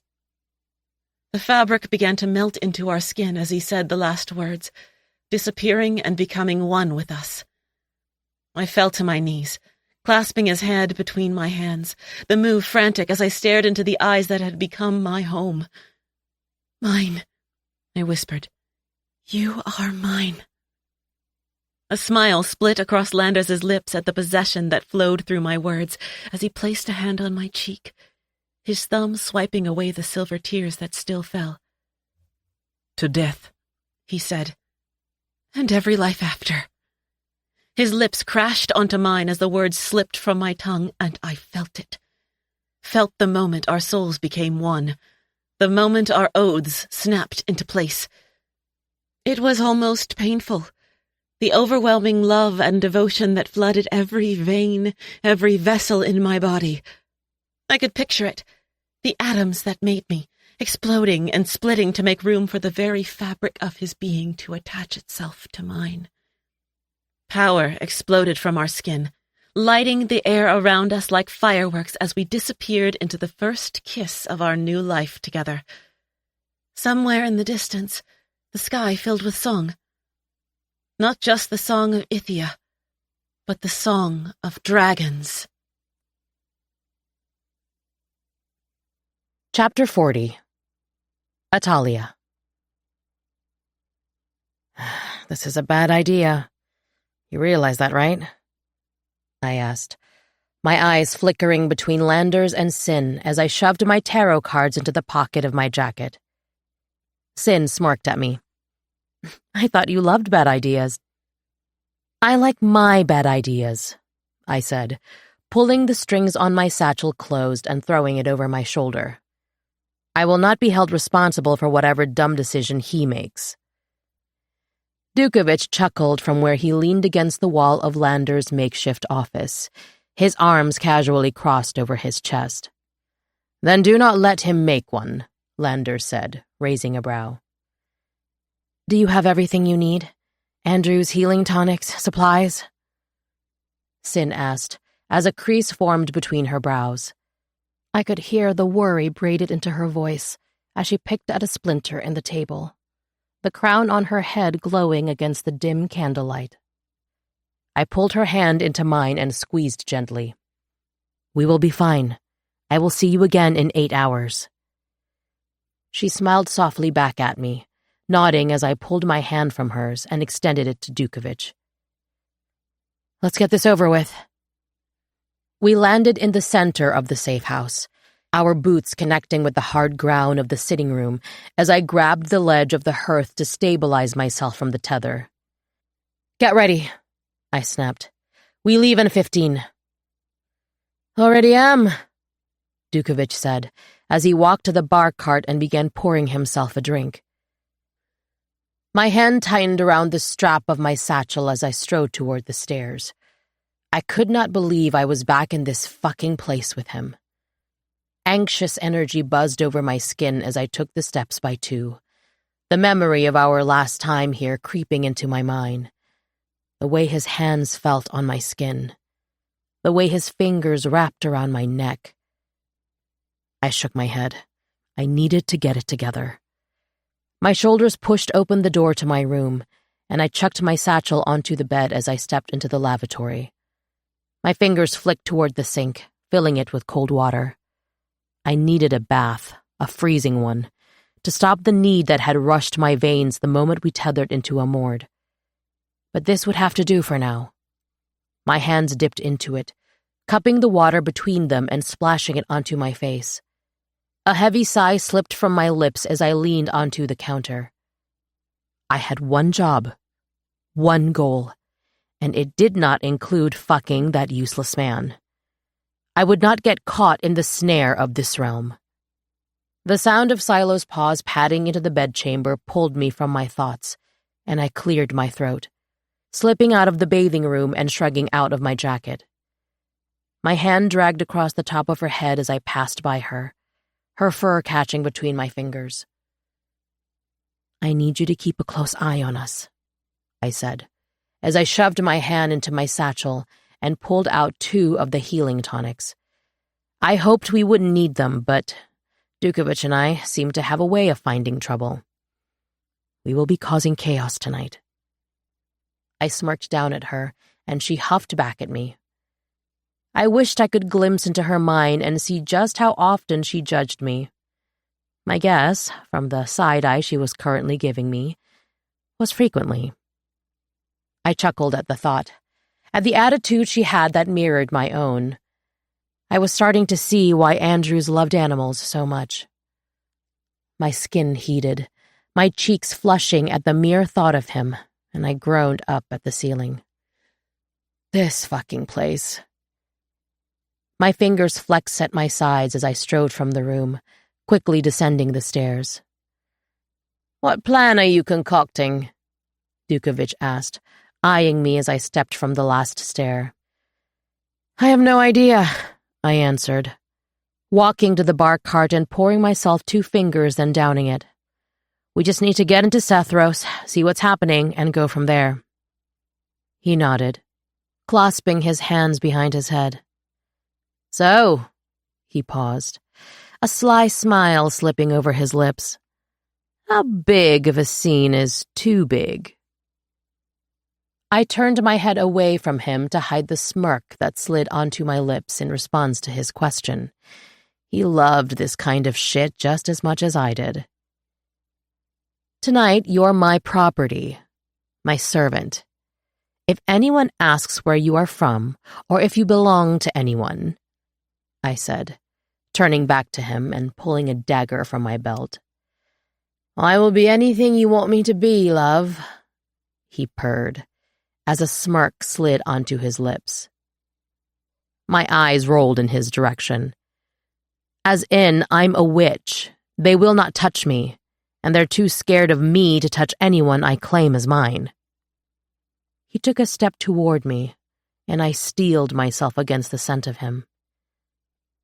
Yours. I like the sound of you claiming me, he said, taking another step closer. My fingers flexed as he slowly slipped behind me, and I stayed planted where I stood. His fingers trailed up my arms, his chest pressing against my back as I used every ounce of fucking strength not to lean into him. My breathing grew more erratic with each breath, betraying me as his fingers caressed my collarbone, slipping up my neck to the cut of my jaw, and turning my head as his lips lowered to my ear. Tell me you do not feel that. Feel the need that seeps from you when you are around me, he whispered, his breath trickling down my neck. My eyes closed as I breathed him in. I did feel it, in every agonizing second when he was near me. My eyes snapped open, and I pushed away from his touch, the loss of his warmth both angering and grounding me. I whirled to face him as I took 2 rapid steps back. What the fuck are you trying to accomplish? I get that we are in Amord and desires are forced to the surface of our minds, but why do you insist on vexing me everywhere we are? I hissed, taking another step away from him. What do you want from me, Dukovich? To get between my legs and prove to yourself you can fuck the woman you almost killed? To make a conquest of me to feed your ego? No, he snapped, his features hardening as he shook his head. I want to know you, Atalia. I try to stay away from you. It may not look like it, but I do. Every second I am not in your presence, I am counting down the moment until I can be again. You consume me, consume every corner of my mind, and it is infuriating. His voice was a low rumble as he took a cautious step toward me. Your voice, your scent, your fucking eyes. I cannot sleep without dreaming of you. I cannot escape the ache. The pull I feel toward them, toward you. Another step. I am not a romantic or a gentleman. I do not know how to make you swoon or how to court you. But if I must, I will spend the rest of my life trying to earn your forgiveness for the pain I have caused. I stared at him, my chest rising and falling at a rapid pace as I tried to process his words. How dare he? How dare he? I hate you, I breathed, as he took one last step toward me and lifted his hand to my cheek, the warmth of his skin seeping into mine. Hate is a feeling, love, and if it's the only one you have in your heart for me, then I will take it. I will take anything you give me. My eyes stayed locked on his, unable to pull away from the sincerity they held. I could not let myself fall for this. We need to leave, I said, turning my head away as his hand fell back to his side. He cleared his throat, dragging a hand through his hair. Lead the way. We tethered to Falkvane Street, landing in a shadowed alleyway between Rinbridge Inn and Grimhall Tavern. It was still early and night had not fully slipped into the sky, which meant we would have time to find our targets before we needed to act. My eyes caught on Silo perching on the roof of the inn as I shed my skin. We should split up for a few hours, gather whatever intel we can find on what target will make the most ripples, and meet in Grime Hall to make a plan, I said, lifting the hood of my cloak over my now auburn curls. Scylla will go with you. If you need me, she will come find me. Dukovich nodded as I glanced over my shoulder at him, and my heart stuttered in my chest as his eyes caught mine. Be careful, love, was all he said as he slipped into the shadows. I took a deep breath, forcing myself to focus as I slipped onto the growing crowd filling the streets. Merchants were setting up their booths for the nightly rush as my eyes scanned the buildings lining each side of the road. For now, I would find the most crowded establishment and listen for any whispers of events happening tonight. I weaved through the throng of people, keeping my head down and my ears sharp. The din of laughter, chatter, and music filled the air as I passed by tavern after tavern, each one more crowded than the last. My eyes focused on Millstrong. It was the rowdiest of them all, and just like I had expected, it was already full to the brim with men stumbling out of it, drunk before the night had even begun. Light from the open windows and raised voices spilled out onto the street as I slipped inside. The musty smell of ale and sweat hit me like a wall, assaulting my senses as I made my way to the far corner. These men were fucking disgusting. Drinking, fornicating, and never bothering to shower off the stench of their nightly activities. The smell of them alone was enough to make me want to spill their blood. I slid into the chair, my back facing the worn stone wall, and a small window as I pulled the hood further over my face. I had never worn this skin in Sethros before, but I wouldn't take any chances. A group of men, clearly deep in their cups, sat at the adjacent table. Their boisterous conversation drifted over to me in slurred fragments. I tell ya, Lord Varric is in the city. Saw him myself, riding in with his fancy entourage. The prick shut down the whole street, one man drawled, slamming his tankard on the sticky tabletop for emphasis. Aye, I heard he's headed to some ball of the House of High tonight. Something about a last celebration before war. Another man at the table slurred. All the cunts of the realm will be there, dressed in their finest, to celebrate a fight they don't have the balls to participate in. A barmaid approached as I listened, her face tired and drawn. What'll be, darling? She asked, her voice rough. Just an ale, I replied, keeping my voice low. She nodded, disappearing back into the crowd as a woman approached the table directly in front of me. I watched as she lowered her hood, anxiously looking around the tavern. Her mossy eyes locked on mine and I froze. There was something familiar about her, but I couldn't place her. Didn't recognize her face. She smiled softly as she approached me and my spine straightened. Hi. Her voice was soft, shaking slightly at the edges, and I could see beads of sweat building around her chestnut hairline. Could I borrow this? She asked, wrapping her slim fingers around the back of the empty chair across from me. I nodded, gesturing my head toward it without speaking. Thank you, she said, with a small smile as she pulled it from the table and dragged it over to her own. I didn't know how or from where, but I knew her.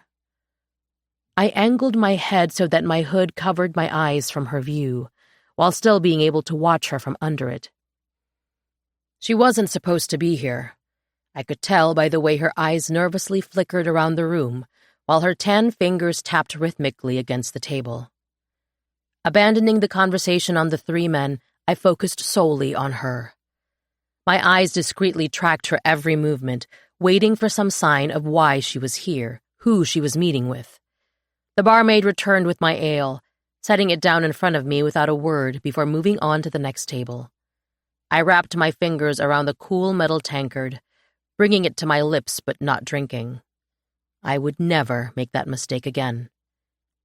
It had been at least a half hour since she sat, and I could sense the agitation rising in her with every minute that passed. Seems like she had other places she needed to be. The worry etched into her face slowly smoothed as she looked across the tavern. I followed her line of sight to see a man weaving through the crowd toward us. I could feel the color drain from my skin. The man looked exactly like Landers. He sat down across from her, leaning in close as her hand shot across the table into his. I strained my ears, trying to pick up on their hushed conversation. "You scared me. What took you so long?" she hissed. "There was an issue with the High Priest. It is resolved now," he said, his voice sharp. The woman nodded, dragging her hand from his as she leaned in closer. "When?" "Tonight," the man said urgently. "She said it has to be tonight." A sharp gasp escaped the woman's mouth. "You have to tell her no, Kane." The oxygen eddied from my lungs as she spoke his name. I should have known the moment I saw him, should have put it together. They had no idea who was sitting mere feet from them. I shook my head, forcing myself to focus back on the conversation. "It's too risky. Every lord from Amord and the Cillians will be there, as well as every high priestess and priest, and they will have doubled the security with the current state of the realms," the woman said, her fingers now anxiously brushing through her hair and twisting it to the top of her head. "That is exactly why it needs to happen now," Kane insisted.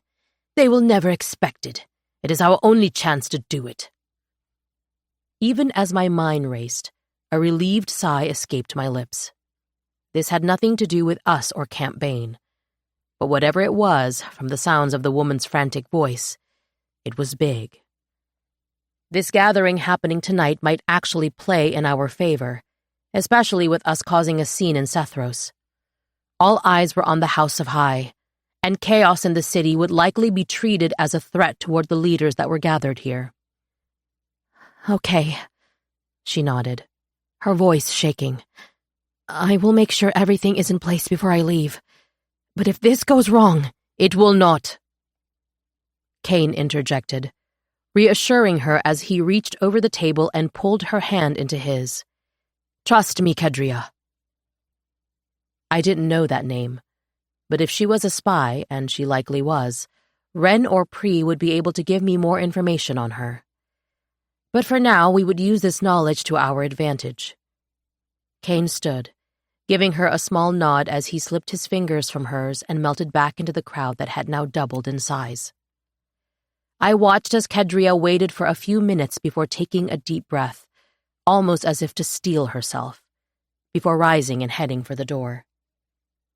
As her back disappeared through the tavern's entrance, the air left my lungs and I leaned back into my chair.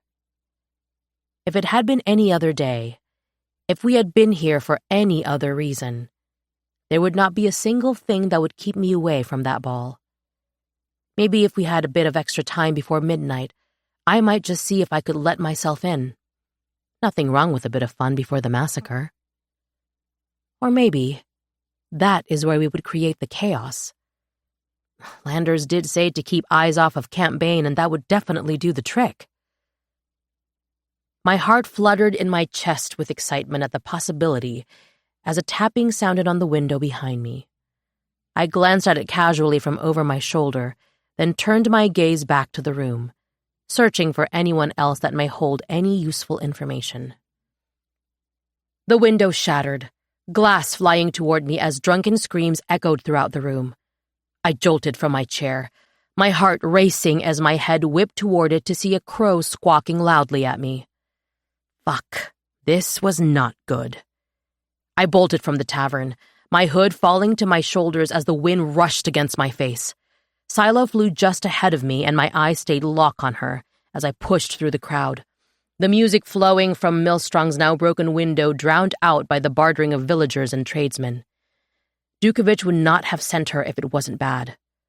My boots pounded against the limestone road, sand kicking up behind me with each step as I raced underneath her. We hit a fork in the road, and my stomach tightened as Silo flew left, off Folkvane Street and onto Briar Road.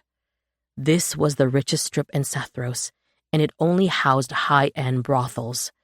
The only people allowed inside these establishments were members of the House of High's court. Dukovich slammed into me from an alleyway. "Fuck!" I screamed, my body groaning against the sheer force his solid body hit me with. He didn't stop running as his fingers caught in my hand and snapped my body in the opposite direction. I could already feel the whiplash blooming at the base of my neck. Screams and shouting sounded from behind us as patrons began pouring out of the brothels. "What the fuck did you do?" I hissed, looking over my shoulder to see a small army of armed guards chasing after us. "Might have went too big," Dukovich said between pants, his boots sliding to a stop as 4 guards stepped into our path out of an alleyway in front of us. He pivoted to the left, bolting into the alley across from us and dragging me behind him as the guards lunged. Muffled curses rang out as they missed us by only inches. "What did you do?" I snapped again, as we raced down the narrow alleyway, my heart pounding in my ears as the shouts of the guards echoed off the stone walls behind us. "If you haven't noticed, love, I'm a little busy at the moment. No time for an explanation," he said, his grip tightening on my hand as we rounded another corner, weaving around discarded crates and piles of refuse. I kicked the wooden barrows lining the alleyway over, their contents spilling onto the ground behind us. We burst out of the alley onto the main thoroughfare, startling a group of well-dressed nobles. They shrieked and scattered as we barreled through their midst, the guards hot on our heels. I spotted Silo circling above the rooftops, the black sheen of her wings glinting against the sky. She let out a harsh caw and wheeled to the right. My hand shot into the air, pointing to her. "Follow her!" I shouted, as he veered to the side and sprinted after her. We plunged down another side street, the shouts of the guards coming from every direction now. They were closing in on us. This was the exact reason why we should never be paired together for anything remotely discreet. But no, nobody listens to me. Dukovich skidded to a halt, nearly yanking my arm out of its socket as I slammed into his back. "Why are we stopping?" I gasped, glancing over my shoulder. The guards were getting closer, their armor clanking loudly as they charged after us. "Because there's nowhere else to run," he snapped, gesturing to the high wall that loomed in front of us. "Then climb, you fucking idiot!" I barked, releasing his hand and launching myself at the barrier. My fingers scrambled for purchase on the rough stone as I hauled myself up, my muscles burning with the effort. Dukovich scrambled up the wall behind me as the grating and scraping of armor grew louder, the lights from the torches only a few moments from shining on us.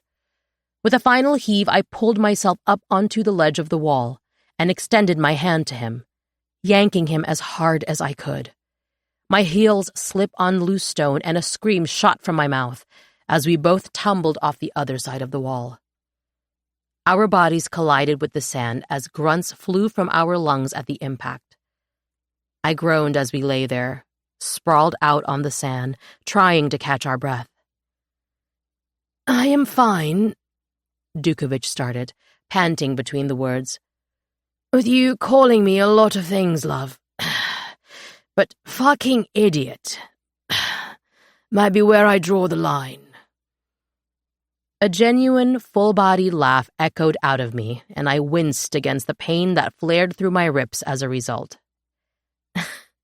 "Yeah, that may have been a little harsh," I said, as I turned my head toward him to see him grinning back at me. My head snapped toward the wall as the guards sounded from the other side. "We should probably—" "My thoughts exactly," Dukovich interrupted, pushing up from the sand and pulling me up beside him as an arrow whizzed past us. I cursed under my breath as I slipped my hand into his and tethered us from Sethros. A groan of pain echoed into the sitting room as we landed, and I limped toward the table, trying to walk off the ache blooming over every inch of my body. I sucked in a deep breath as I shot him a glare. "What in the seven hells were you thinking, Dukovich? Briar Road? What did you not understand about least risk possible?" I hissed from across the room. He held his hands up in mock surrender, a wry grin spreading across his face. Like I said, I may have gone too big. But this will definitely distract the House of High, and we have about— He pulled out his pocket watch. 4 hours to regain our strength until we go to Camp Bain. What did you do? My heart thundered in my chest as I asked the question for a third time, the frenzied look in his eyes telling me this was not going to be good for us. His grin deepened as he chucked his satchel on the floor between us, blood drenched through the burlap as a severed hand flopped out of the opening. Oh, we were so incredibly fucked. I sucked in a deep breath, slowly letting it seep out from between my lips as I lifted my chin to the ceiling. Please, do not tell me these hands belong to who I think they do. Well, that depends, love. Who do you think they belong to? My teeth clenched. At least tell me you did not harm the High Priestesses too. There's also buried somewhere in there, he said, casually shrugging his shoulders. You know, if this blows back on Loch Dragoon, Landers will probably let me kill you and hand your body back to them as a peace offering. I snapped as my feet began to pace across the floor. I had an opportunity to fulfill a portion of my promise to you, and I took it. If that means I die, then at least I will die an honest man, he said, the words falling from his mouth without a hint of regret as he strode to the bar cart and poured us both a drink. He extended the glass to me and fell onto the couch as I pulled it from his hand. I shook my head at him in disbelief, a reluctant smile tugging at my lips. It was actually a bit romantic. Gory and unhinged, yes, but romantic nonetheless. Silo patted down the stairs, and I pulled my eyes away from Dukovich just in time to see her teeth sink into a finger. Silo! I screeched, rushing toward her as she snatched the hand and ran back up the stairs. Dukovich's laugh echoed through the room as a wide smile seeped into his face. She's a wolf. What do you expect? I swallowed back a gag. Get rid of them. Now, I said, pressing my hand to my mouth. He shook his head at me, the smile still plastered on his face as he flicked his fingers toward the mess. The satchel and its bloody contents disappeared as I let out a heavy sigh. The room fell silent as I slipped onto the couch only feet away from him, cradling my drink against my chest as I watched the fire burn inside its cave. I could feel the loathing I had for him slowly slipping, and that scared me. It was the last bit of anger I had left in me, and I didn't know who I would be without it. But there was something about him I couldn't shake. We were similar in so many ways. He kept me on my toes, always matching my violence with his own and my sarcasm with his wit. He challenged me in a way that was both frustrating and refreshing, and I didn't know where to put that feeling. I glanced over to see his eyes already on me and stilled. What are you thinking? He asked quietly, as I pulled my eyes back to the fire. I would absolutely not tell him that. A sigh escaped my lips as I took another sip from my glass, welcoming the burn of the liquid as it slid down my throat. You said you wanted to know me. Yes, he nodded, sitting a little straighter. Why? My question hung in the air between us, mingling with the crackle of the fire and the distant sounds of Silo gnawing on her macabre prize upstairs. I kept my gaze fixed on the dancing flames, but I could feel the intensity of his stare boring into me. Because, he began, his voice low and measured. Beneath all that anger and violence, there's so much more to you that you try to hide from me. But I see it. He paused, taking in a deep breath. You have only ever shown me your worst, thinking that it will scare me away, that it will make me match the hate you have for me. But it doesn't. You remind me of a woman I knew once, both of you infuriating and beautiful, refusing to conform to what the realms want women to be. There is a depth and complexity in you that intrigues me, calls to me. You and I are not so different, he said, lifting the glass to his lips. I raised a brow, trying to hide the surprise of hearing the words fall from his mouth as if he had read my mind. That's a fucking terrifying thought. A thin chuckle slipped from his lips as he leaned forward. We've both been shaped by our pain, our anger. It is what drives us, what fuels our every action. We live by our own set of rules and ethics. We are not afraid to kill or hurt whomever we need to get what we want, to protect what we love. And what exactly do you love? I asked, turning to face him. His eyes met mine, and I searched them for any hint of deception or manipulation. But all I saw was sincerity and a glimmer of something that almost looked like longing. I love my realm, my people. He held my gaze as he spoke. I was raised to become only two things, the high priest of the Cillians and a weapon. He paused, letting out a deep breath as he pushed back the strands of hair that had fallen over his brow. One day, love, when you are ready to know my story, when you are ready to care, I will tell you. But I will not give that part of myself to someone who is not willing to give it back. I am willing to wait for you, to fight for you to want that part of me. I can drown the emotion I have coiling in my chest for you. I can kill those feelings and pretend that they never existed. But I will not do that unless you tell me to. Unless you tell me you know for certain you will never want me. I swallowed hard, my defenses slowly crumbling. You seem awfully sure of yourself. I am sure about what I feel. And I think, if you are honest with yourself, maybe you feel it too. Silence fell between us as I held his gaze, my heart pounding in my chest. And if I do? I finally whispered, my voice barely audible over the crackling of the fire. He stood, slow and deliberate, as his eyes stayed locked on mine, darkening with every second that passed. I lifted myself from the couch, sucking in a sharp breath as desperate energy buzzed over my skin. If you do. The words fell from his lips in a low growl, rough with restrained desire as he took a final step toward me. Then I will worship you with every fiber of my being. I will fight for you, bleed for you, burn the fucking world to ashes for you if that is what it takes, love. This hunger I have to taste every inch of you, it will drown me, will suffocate me. My chest heaved as his scent flowed from him. I was going to regret this.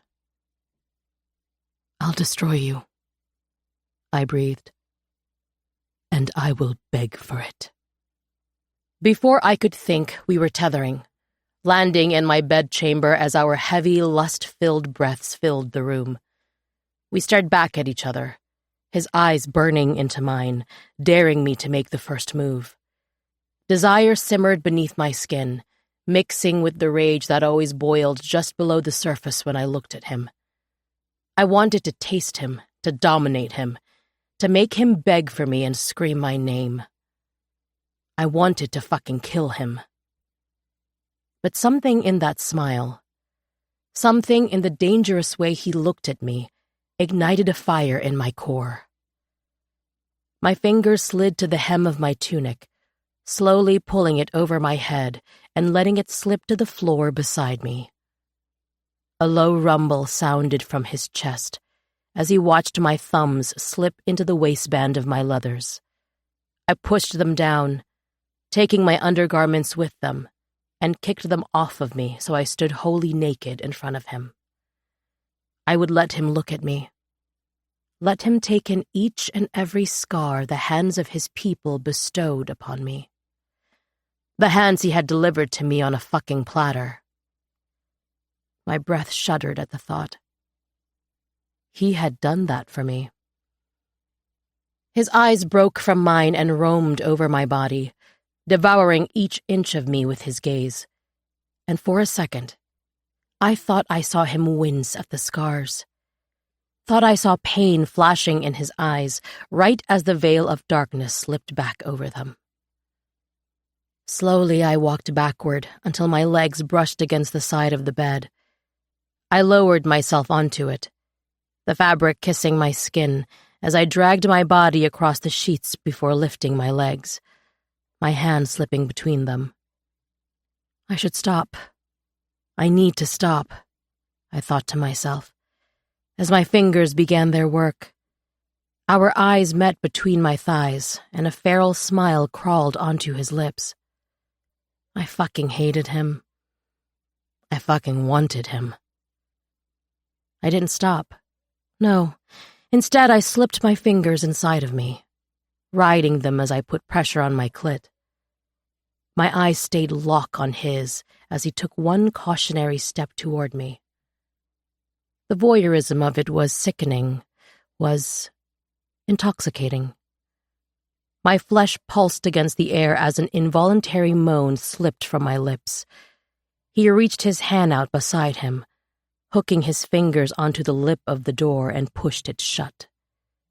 The room fell dark, the candlelight casting shadows that danced across my skin as he inched toward me, each step more greedy and alert than the last. "Don't you dare," I snarled, only seconds before another moan tore from my lungs. He halted, clenching his teeth and balling his fists as a low, wanting growl sounded from his throat. His gaze was like a brand, burning into me with an intensity that made my desire and hate braid together in my stomach. My breathing grew more ragged with each passing second, my heart pounding in my ears as I pushed myself closer and closer to the edge. Pleasure shot through every nerve ending in my body as I plunged a second finger inside me and cried out from the sheer ecstasy that it sent spiraling through my limbs. My back bowed toward the ceiling as I raced toward my release. Dukovich's eyes locked onto mine once again, his gaze filled with a mixture of restraint and lust that sent need coursing through my blood. He took another quick step toward me, and before I could stop myself, words were flying from my mouth. "Kneel," I hissed, my eyes searing into his. He stared back at me for a long moment. "Kneel." It was a command this time, and he obeyed, lowering himself to his knees only feet away from me. I felt a surge of confidence and control flow over my body. It was my turn to torture him. My heart raced as I held his gaze, refusing to back down. His eyes were pitch black with desire, a starving animal ready to devour its prey. His hands reached up to his shoulders, his fingers wrapping around the fabric of his tunic as he pulled it over his head, and the breath hitched in my throat at the sheer beauty of him. Scars like my own littered his body, strewn underneath a tattoo that covered every inch of his chest, his shoulders. My eyes snapped back to his, to see the hunger there had only intensified. "Crawl to me," I breathed, as my nipples hardened against the arousal flooding my veins. A muscle ticked in his jaw as he placed his palms on the cold floor. Inch by agonizing inch, he crawled toward the bed. Toward me, like a beast stalking its quarry. The coiled power in his muscles, the dark intensity radiating from him. It set my fucking blood on fire. He reached the edge of the bed, his shoulders heaving with each breath as he knelt before me.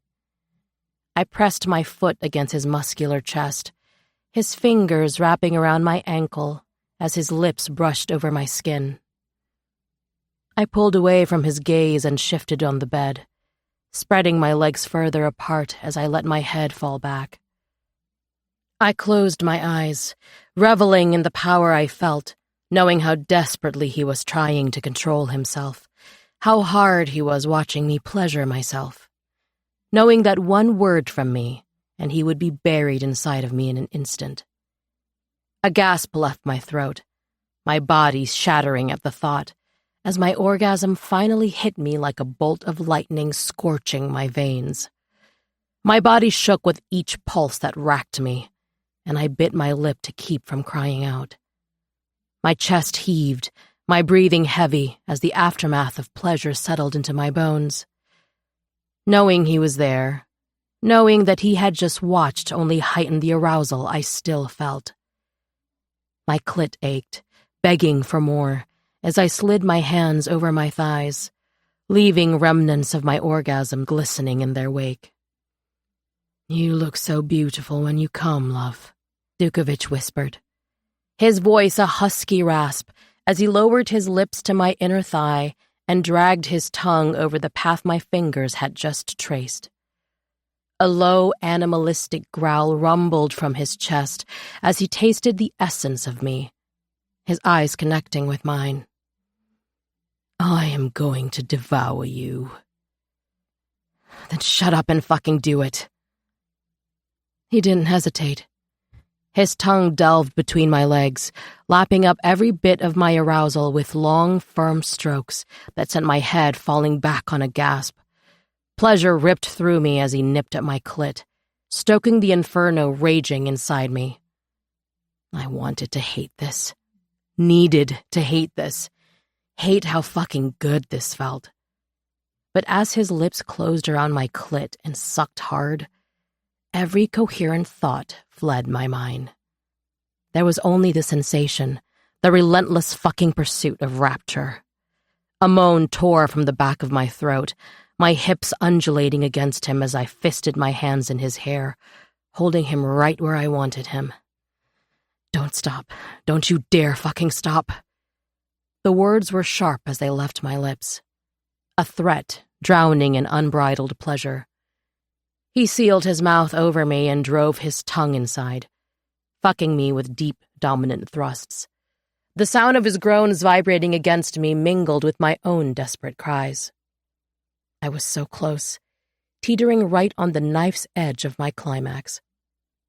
He pushed 2 fingers inside me, curling and stroking them in a way that made stars burst behind my eyes, and I fucking shattered. My orgasm tore through me, threatening to break me in half as my body quaked from the sheer force of it. Wave after wave of ecstasy crashed through my nerves until I thought I might drown in the depths of it. My body was still trembling from the aftershocks as he slowly withdrew his fingers, bringing them to his mouth to savor every last drop. The sight of it sent another jolt of desire straight to my core. I watched as he lowered his mouth back to my skin, kissing up my body, his lips and tongue mapping a scorching trail over my stomach, between my breasts. I wanted his mouth on mine with a desperation that bordered on violence, but I wouldn't give in, wouldn't cross that final line. His eyes burned into mine, dark with a hunger that was far from sated. No, it had only grown, consuming him from the inside out. He rose to his feet in one fluid motion, his hands going to the waistband of his pants and dragging them off his body. My mouth went dry at the sight of him, all chiseled muscle and barely restrained power. His cock jutted out, hard and eager, a bead of moisture glistening at the tip.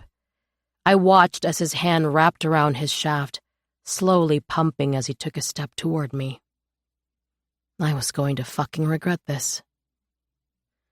"I fucking hate you," I breathed up at him, as he slowly lowered himself to the bed, his knees pushing my legs open wider, readying me for him.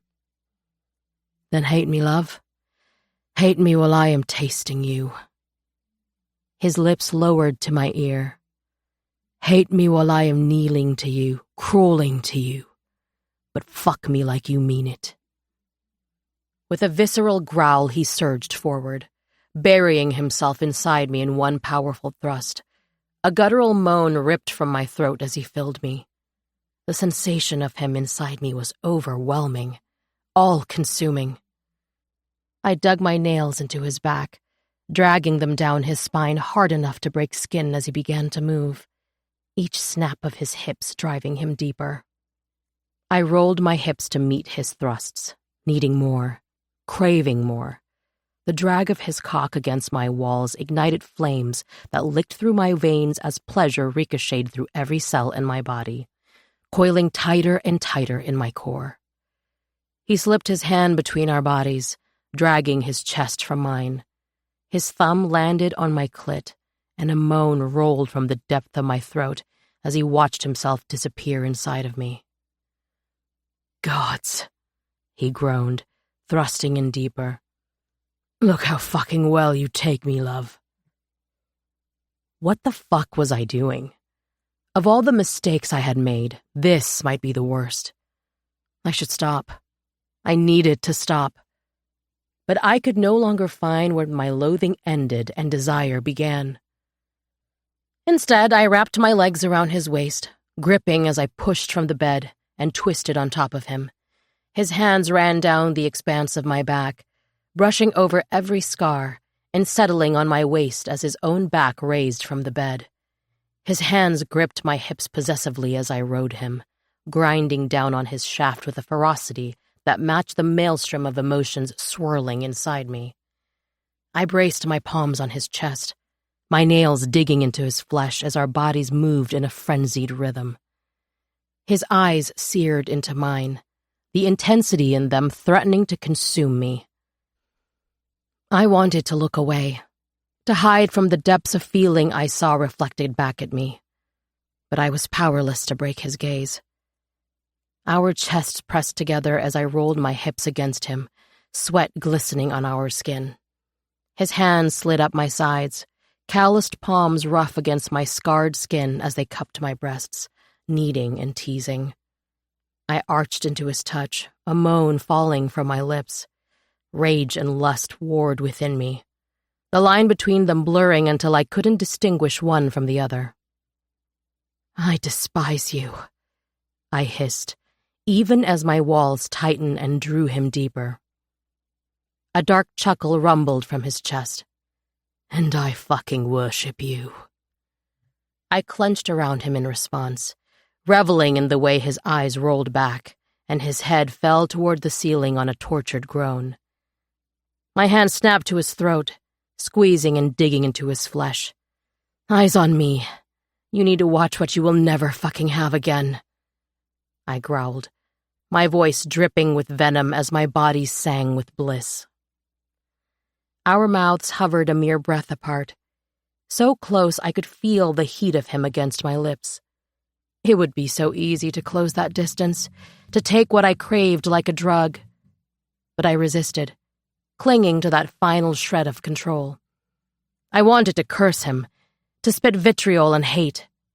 But all that came out was a desperate moan as he collided with me, stroking that spot inside me that made the whole world fall away. A scream tore from my lungs as I broke around him, my nails raking bloody furrows down his back as my body dissipated into the fucking galaxies. It was as if heaven and hell had reached through the veil to snatch the soul from my body, a sin and a blessing colliding with an otherworldly force. A roar ripped from his throat as he followed me into oblivion, his release flooding me as we clung to each other, fighting to catch our breath as the pleasure slowly ebbed away.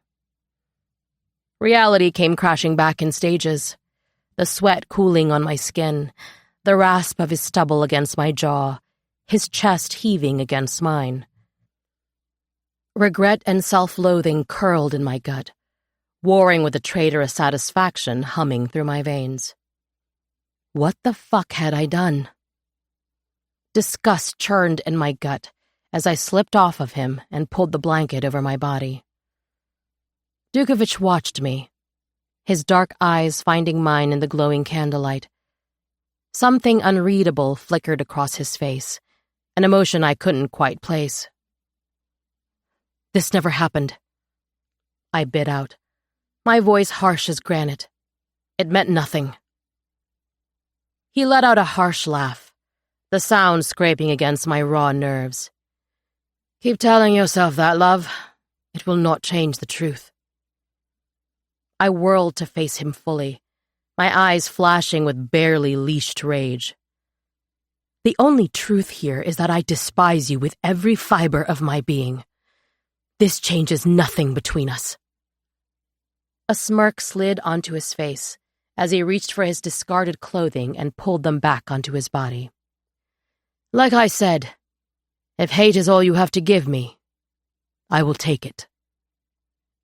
I shoved myself off the bed, not bothering to cover my nakedness as the blanket fell from my body, and stormed toward the bathing chamber. I needed to scrub his touch from my skin, to wash away the evidence of my weakness. The stone was cold beneath my feet as I stepped into the room, the chill a welcome shock to my overheated skin. I closed the door behind me, flicking my fingers toward the bath, watching it fill as my head fell back against the wood. I fucking hated this place. Hated the control it took from me, the need that it brought to the surface. Any other place I could have kept it buried, could have kept it caged in the depths of my soul. Tears pricked at the back of my eyes, and I blinked them away furiously, refusing to let them fall. I would not cry over him, over this. He didn't deserve that emotion. Chapter 41. Hyacinth. You're going to have to make it up to me, you know, I said, smiling across the room at Landers as he pulled the crown from his head, setting it in the drawer of the bedside table and locking it. He peeled his wedding leathers from his body, shrugging out of them as a chuckle slipped from his lips. And what do I owe you? A wedding night not planned around a midnight invasion, I quipped, watching the muscles across his chest flex as he pulled his fighting leathers over his head. A smirk flicked across his lips as he belted his sword to his side. I stood there, leaning against the door, gazing at the beauty of the man that was now my husband as he strode over to me. Do not fret, my queen, he said, slipping his hands up my neck and into my hair. When this is over, I plan to do things that would make even the gods weep. I lifted a brow. You plan to make me cry? Tears of pleasure, darkness. Only ever tears of pleasure, he whispered, his lips brushing across mine. If I died tonight, I would die the happiest soul in the realms. I pushed my lips fully onto his, letting the kiss lock those words between us like a promise. The creaking of the front door's hinges sounded throughout the quiet house, and we pulled away from each other as I let out a small breath. Landers placed one last kiss on my forehead, then stepped from the room. I followed behind him to see Andrews standing in the doorway, his features sculpted into hard lines and hand pressed firmly to the pommel of his blade. It is time, Andrews said. Landers gave a small nod and turned to me. Andrews is going to fly with you and Nithra over the Esser waters and Dread Sea to show you the way.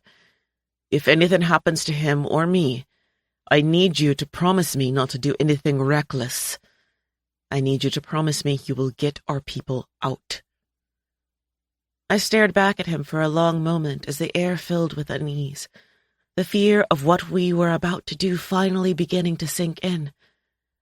I nodded as my fingers tightened around the belt of daggers strapped to my chest. Landers's hand slipped to the small of my back, gently rubbing as he turned back to Andrews, and I leaned into his warmth. Show her all the landmarks. Make sure she knows the way home, Landers commanded. Andrews placed a hand over his heart as he dipped his head toward us, then extended his hand to me. I glanced down at it, taking a step toward Andrews as I glanced back at Landers. "I'll see you soon." The midnight air tangled through my hair as mist from the Esser waters kissed my skin.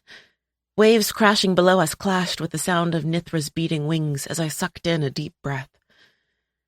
This was a scent of my childhood. The sea, the salt and brine that filled every inch of the academy.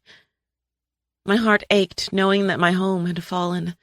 My realm had fallen. If we won this war, I would restore it. I would rebuild that fortress brick by brick and put Azrai as the leader of Redelftum where she belonged, where she should have been all this time. Nithra dipped closer to the water, her tail slicing into the waves as Andrews pointed to a small island to the east of us with towering stones. "That is the island that marks the shift from the Esser waters to the Dread Sea. We are now in the Cillians. If anything goes wrong tonight, get everyone across this line on Nithra's back." Worry drenched the edge in his tone as I dipped my head in response. I could smell it, the shift in the air. The death and decay that filled the Cillians blend with the smells of the sea. Not even their waters were safe from the carnage that wrought this realm. "How much further?" I asked against the smog that began to fill the air as I pulled the fabric of my tunic up to cover my nose and mouth. "Not long. The island sits a few miles south of Omord's mainland on the Cillians' border, right before the strait between the two realms. When we round the final curve of the Cillians, you will see it." "How many of us do you think you can carry?" I asked Nithra, my mind already spinning with worst-case scenarios as I tried to formulate a plan to get everyone out if we were overpowered. It would be too dangerous to tether back to Ithia and risk a necromancer getting caught in the tether with us. To risk them following our scent before we could cover it. "All of you, child. I may be ancient, but I still have my strength," Nithra said as I pressed my palm to her neck. "Your tears. They brought life to the mountains in Ithia. Can they heal?" I asked down the fastening. "Only the earth, and those with dragon's blood."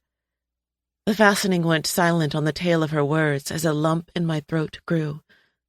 The smog began to part, and I could see it come into view as Nithra dipped low to the water. Camp Bane. Lights flickered from the island, growing larger as we approached. Nithra's scales reflected the water, melding her with the flow of the tide, making us almost invisible against it. I swallowed as my eyes took in the buildings carved directly from the tall hills rolling over it. Andrews tapped on my shoulder, then pointed to the left of us where moving shadows began to come clearer. "That is them. The sandbar they are on should be large enough for Nithra to land." Nithra banked toward the rest of our group as I relayed the message, and with only a few more beats of her wings, we were lowering ourselves onto the water. Andrew slid from her back, his boots splashing onto the shallow bank as Landers strode over to us. I climbed down her side, my boots slipping on the seawater covering her scales as Landers caught my elbow to keep me from falling. My eyes flickered to his as I regained my footing, then over the rest of the group. "Where's Ada and Ren?" I asked, my eyes darting back to his as panic flooded my chest. "They're scoping out the city, looking for a good place for us to enter. They should be back soon." I blew out a large breath, the smallest amount of relief working to calm my nerves. "Have you learned anything about what happened in Amord?" Landers shook his head. "No. We were waiting for you to get here, so they would only need to say it once." I leaned into him, watching as Nithra dipped her snout into the water and clamped her jaw around a large fish, swallowing it down as she caught another. "Will you shift?" I asked, turning my eyes back to Landers. "If I need to." His jaw flexed as he slid an arm around my waist. "I have almost no control of who I am when I let myself completely shift. The person I am now is just a whisper in the back of my mind. Everything is a threat when I am fully dragon." He paused, taking in a deep breath. Once I learned where the line was in my emotions that caused me to become the beast, I learned to control when and how much I shift. If I let go of that control, I could kill you." His voice was strained as he spoke, and my fingers tightened around his arms as I turned to face him. "You would never hurt me. No matter what form you take, I know you would never hurt me." I pressed my head to his chest as I said the words, letting the rise and fall of his breaths soothe the anxiety twisting through my veins. His lips slid across the top of my head, pressing a kiss to my crown before pulling away. "They are back," he whispered as my head snapped toward the city. Ada and Ren materialized on the edge of the sandbar, and I watched as the outline of their bodies became clearer. "There's a section of the camp directly ahead that is not well lit or occupied. That will be the safest place for us to land without alerting them that we are here," Ren said, glancing up at Nithra. Dukovich clasped his hands behind his back, watching as Ada stepped from behind Ren toward us. "There is a ball happening tonight at the House of High. All of the leaders from both the Cillians and Immord will be attending, from what I was able to gather. With that and the disturbance we created in Sethros, we should be able to get in and out before they know what has happened, if we are fast and quiet. I saw Kane, or at least I assume it was him. He looked just like you. He was meeting with a woman in Millsong Tavern," Ada said. Landers tensed at his name but inclined his head.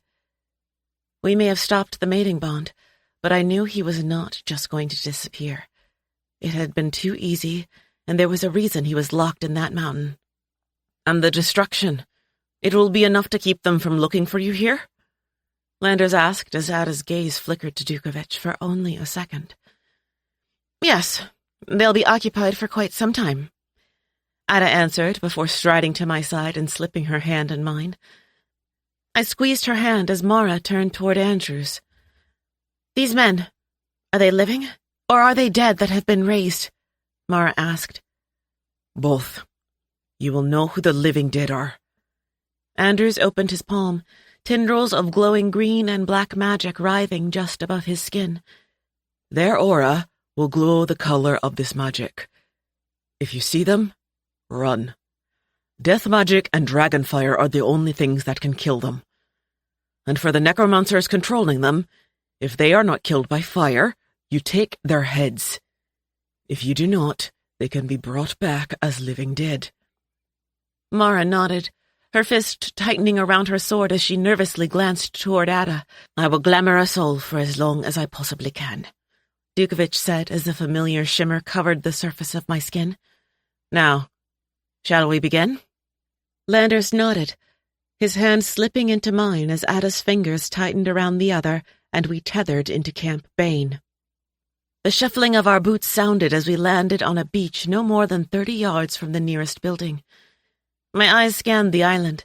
The candlelight in the windows scattering the hills flickered in the wind as I watched everyone scatter up the beach, slipping between buildings and into the shadows. I took a step forward, and Landers gripped my hand, pulling me back. "Wait," he hissed, his voice low.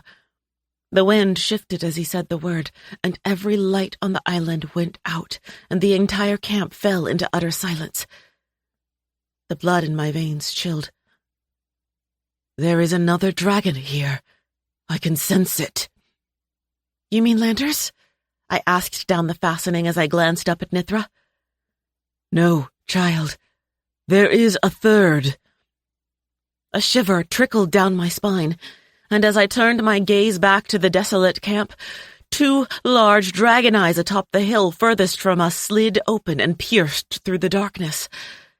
A guttural roar ripped through the silence, shaking the ground beneath our feet as the massive dragon unfurled its wings. Scales the color of burnished copper glinted in the moonlight as it launched itself from its perch. Chaos erupted. Figures poured out from the buildings, their auras pulsing with that sickly green and black magic. The living dead, and among them, the necromancers controlling their every move. "Move!" Landers screamed, shoving me to the side as a stream of fire ripped from the dragon's maw. The heat seared my skin as I hit the ground, rolling to my feet. My heart thundered in my chest as Nithra let out an answering snarl and pushed from the ground with such force the beat of her wings pushed me backward. She met the other dragon head-on, their jaws snapping and claws tearing as they grappled in midair. Fire streamed from their mouths, scorching the buildings below as screams began pouring from the camp. My eyes were glued to Nithra, fear pumping through every vein as I watched them colliding in the air, their bellows shaking the very foundation of the island. Landers's hand clamped around my wrist, yanking me into motion, our feet pounding against sand as we sprinted to the nearest building. Ada jumped from a roof at the same time we rounded the corner into a narrow alleyway between two buildings, landing only feet from us. Her eyes were frenzied, her body and face covered in blood as she panted. My pulse rang between my ears as I met Landers's gaze. "It was a trap," I said, my eyes flashing to Ada then back to him. "They knew we were coming." Ada cursed under her breath. "We need to find the others and get the fuck out of here. Now!" Another roar broke out above us, fire scorching and catching everything around us aflame as we ducked away from it. A flicker of movement caught my eye, and I whirled. Shadows began to bleed from every one of my pores, drenching me in darkness as I opened my palms, letting the death magic slip from my body. Figures slid into the alley on either side of us, trapping us as our backs pressed against each other. Landers drew his sword, violet tendrils of magic climbing and cracking around its blade as Ada pulled her bowstring tight, knocking an arrow into place. "You take the dead, I'll kill the living." A snarl tore from Ada's lips on the tail of her words as she loosed her arrow. It careened through the air, landing in the center of a necromancer's skull. And then they charged us. A surge of raw power leapt from my palms, violently ripping the life force from every living dead that lunged for us. Ada's bow sang as she unleashed arrow after arrow, each one finding its mark and taking down every necromancer that neared us in a single shot, as Landers' blade sliced through flesh and bone, decapitated heads rolling off the bodies as they collapsed at our feet. The air was thick with the metallic stench of blood and the scent of decay as the bodies piled up around us in a gruesome display of carnage. The last of the living dead surrounding us fell as my hands ripped the death magic from its body, my chest heaving as I tried to catch my breath. Nithra screeched above us, their giant bodies colliding with the buildings, sending granite and limestone flying in every direction. I heard it then, her scream down the fastening, the pain she was enduring from her own battle in the skies. My eyes shot frantically to Landers. "Nithra!" I had already begun running, climbing over the bodies we had cut down as I sprinted to the heart of the island. Landers and Ada were on my heels as I let magic explode from my body, obliterating everything that got in my way. I would not let her die. We rounded a corner and skidded to a halt. A horde of the living dead blocked our path. Andrews, Wren, and Dukovich caught in the middle of their ranks. Another cry of pain sounded down the fastening as my eyes darted between Nithra and the scene in front of us. I had an impossible choice to make. Landers gripped my shoulders, spinning me to face him. "Go," he ordered. "Get to Nithra and find Gamara."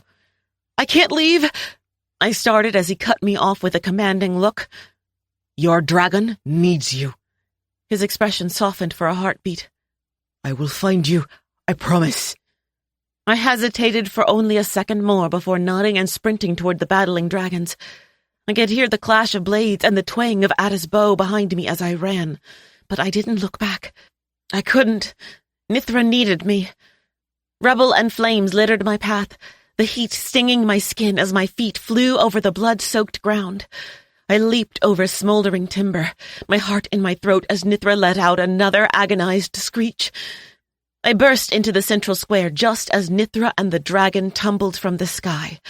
Their bodies slammed into the ground and the earth beneath my feet shuddered at the force. They were a tangle of claws and teeth, their scales slick with blood as they tore at each other. I watched in horror as the copper dragon clasped its talons into her, pinning her to the ground as blood seeped from the gashes beneath her scales. "Nithra!" I screamed, my voice raw with desperation. She wrenched her head toward me, her golden eyes wild with pain and fury. In that moment of distraction, the other dragon lunged, its jaws clamping around Nithra's throat.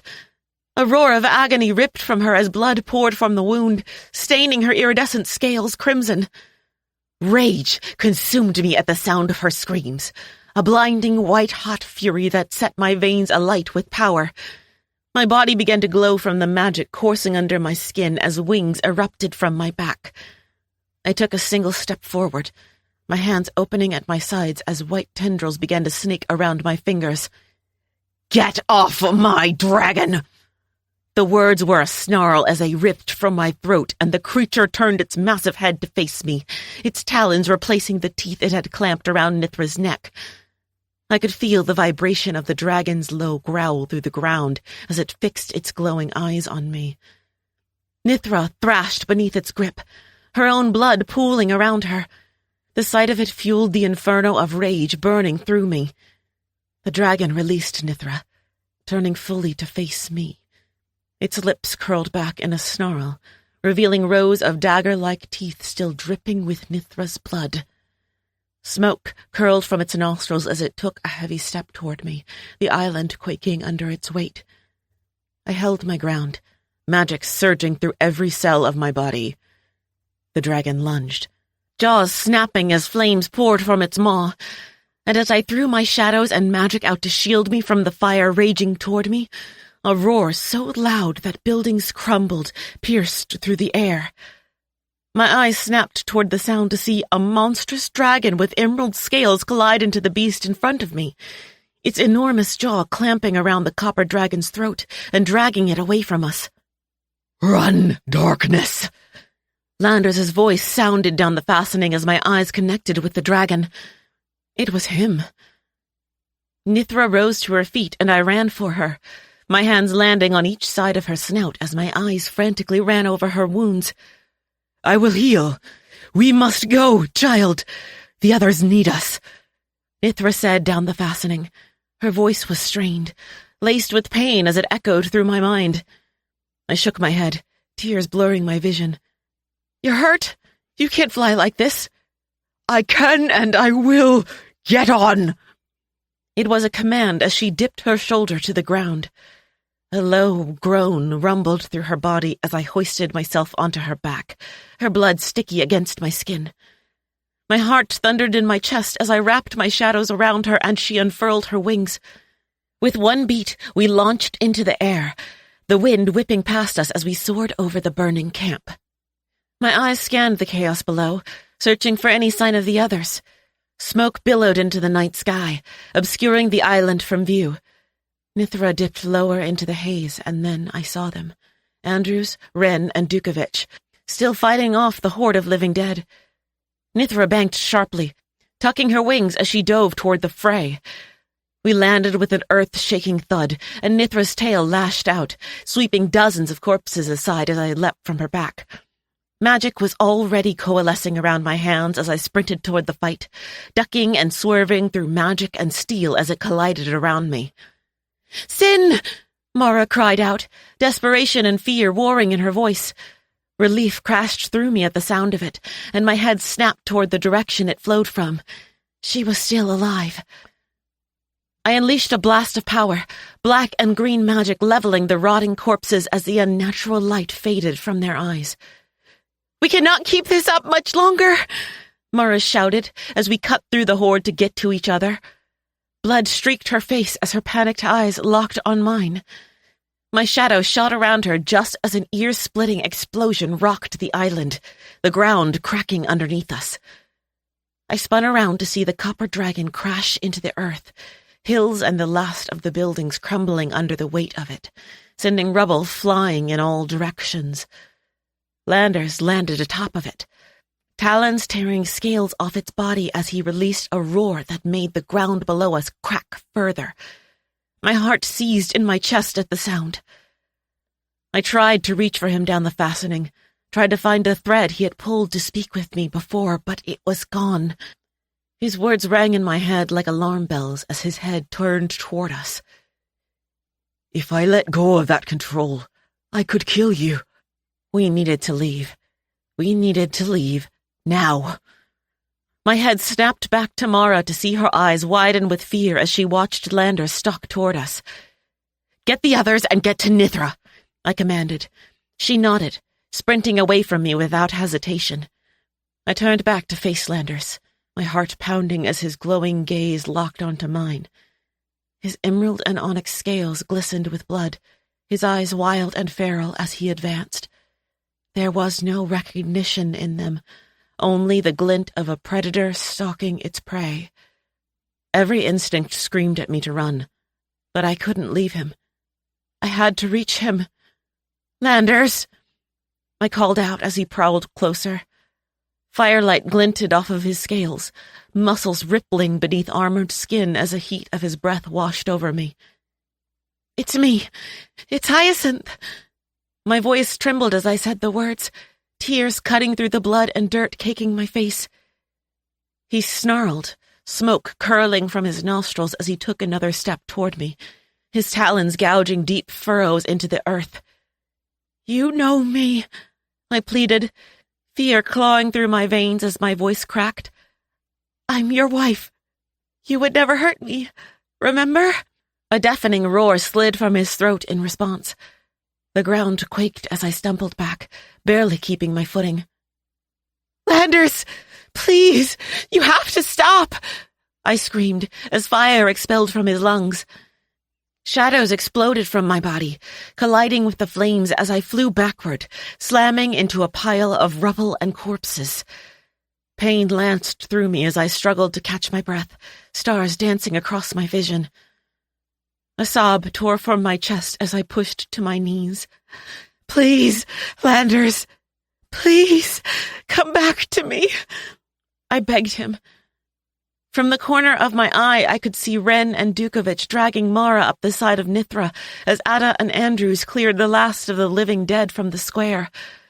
A roar sounded from behind Landers as the copper dragon finally pushed back to its feet. It was weak, struggling to stand as blood poured from the wound around its neck. Child, we cannot wait, Nithra said as her golden eyes met with mine, urgent and imploring. Tears blurred my vision as I turned my focus back to Landers and pushed to my feet. I won't leave without you.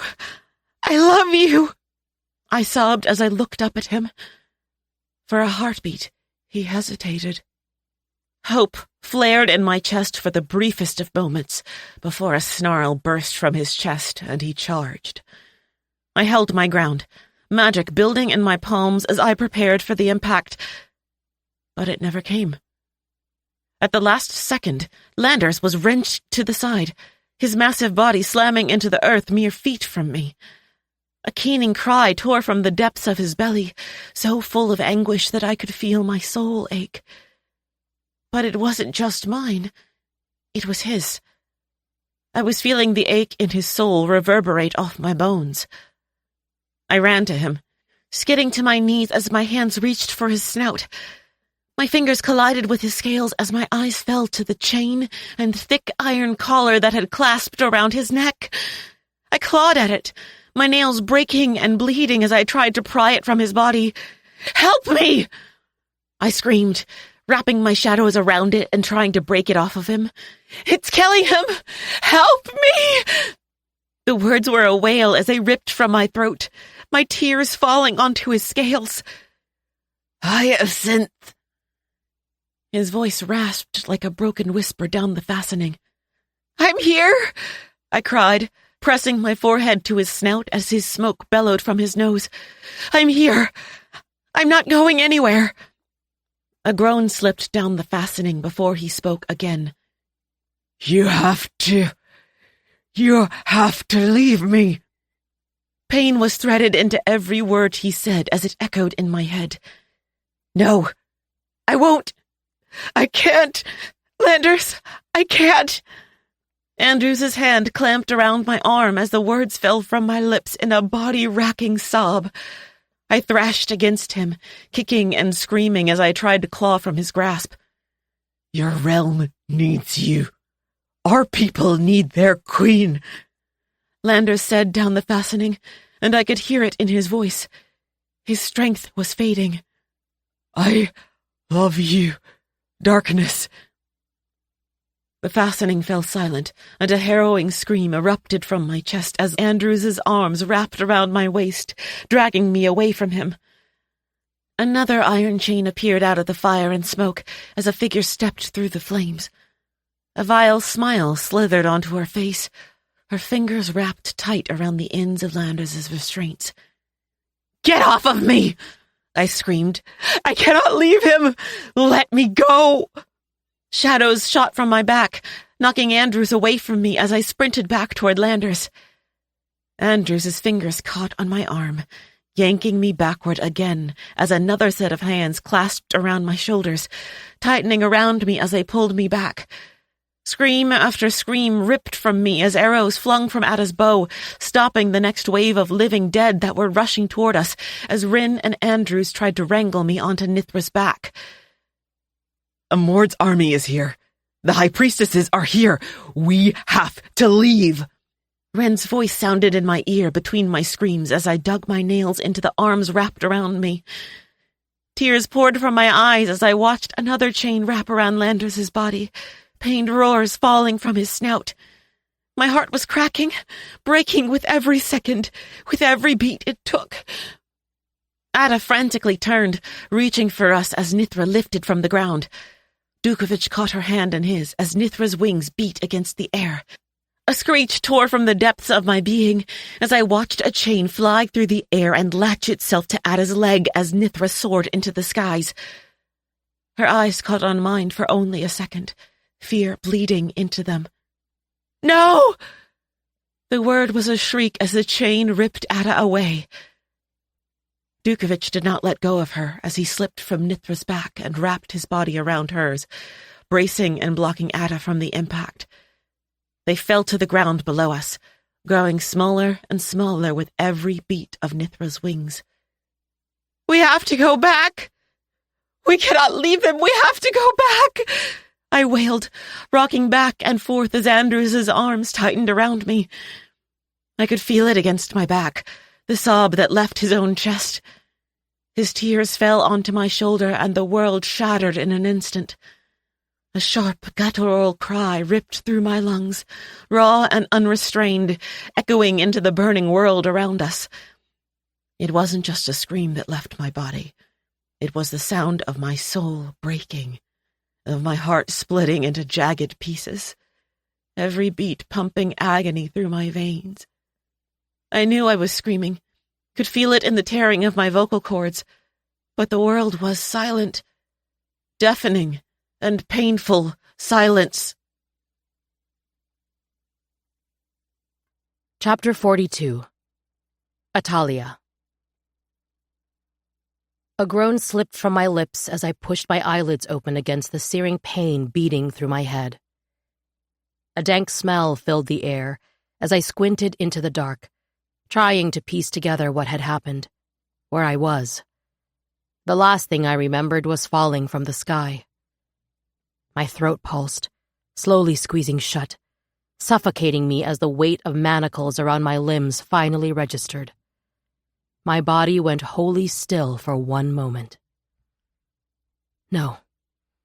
I couldn't fucking do this again. I couldn't be a prisoner. I couldn't be here. Static began to fill my head as I yanked my hands, pulling on the chains as my breathing became erratic. Memories flooded behind my eyes, hovering at the edge of my vision. My fingers clawing at the cuffs around my ankles and wrists as audible sobs burst from my throat between the panting. I couldn't fucking do this again. "Breathe, Atalia. Breathe." Dukovich's voice sounded from somewhere behind me, and I snapped my head around in the dark. "Where are you?" I asked. My voice a stifled whimper as I searched the shadows for him. Chains rattled a few feet from me, the sound screeching through my mind as his silhouette moved across the space. He hissed, groaning as if he were in pain. "Here," he said, his breath thin as a wet cough fell from his lips. I pressed my palms to the damp stone floor, slowly feeling my way across the cell toward his voice, my restraints heavy and loud as they dragged behind me, scraping and grating. My knees slid against the cold ground, pain flaring there with every movement as I shuffled toward the sound of his voice. My fingers stretched out in front of me, the outline of them disappearing into the dark as they pushed through the air, feeling the rough texture of the cell walls before finally hitting the cool, hard metal bars that separated us. "Dukovich?" I whispered, my voice cracking as I wrapped my fingers around the bars, the cold iron biting into my skin as I pressed my face against them. "Are you all right? Are you hurt?" He let out a weak chuckle that morphed into another cough. "I have been better," he managed, his words strained. "But I will live." I nodded into the dark, closing my eyes to try and stave off the panic that was surging through my body.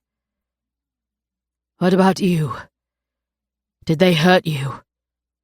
he asked, his pained groans blending with the loud clank of his chains as he dragged himself across the floor toward me. I shook my head, my heart pounding between my ears. I knew he couldn't see me, but my lips wouldn't form the words, wouldn't move. A sudden scream pierced the air, echoing off the stone walls. My entire body went rigid as a sob broke from the depths of my chest. Dukovich's hand found mine through the bars, his fingers rough and calloused as they squeezed mine. My nails dug into his skin. That sound. I knew that sound too well. It was the scream of being ripped apart, piece by agonizing piece. Dukovich's grip tightened on mine, his other hand slipping through the bars and wrapping around the back of my neck as he pressed his forehead to mine. "Don't listen to it," he commanded with a fierce whisper. "Just focus on my voice, love." I could already feel myself fracturing, the cracks spiderwebbing out from my center. I squeezed my eyes shut, hot tears leaking from beneath my lids. I couldn't fucking do this again. Not again. Please, not again. "I'm scared," I whispered, my voice breaking and catching in my throat. I can't live through this again." His hands flexed across my body at the pain spilling from my words, and he pressed his head harder against mine. "I know. I am scared too."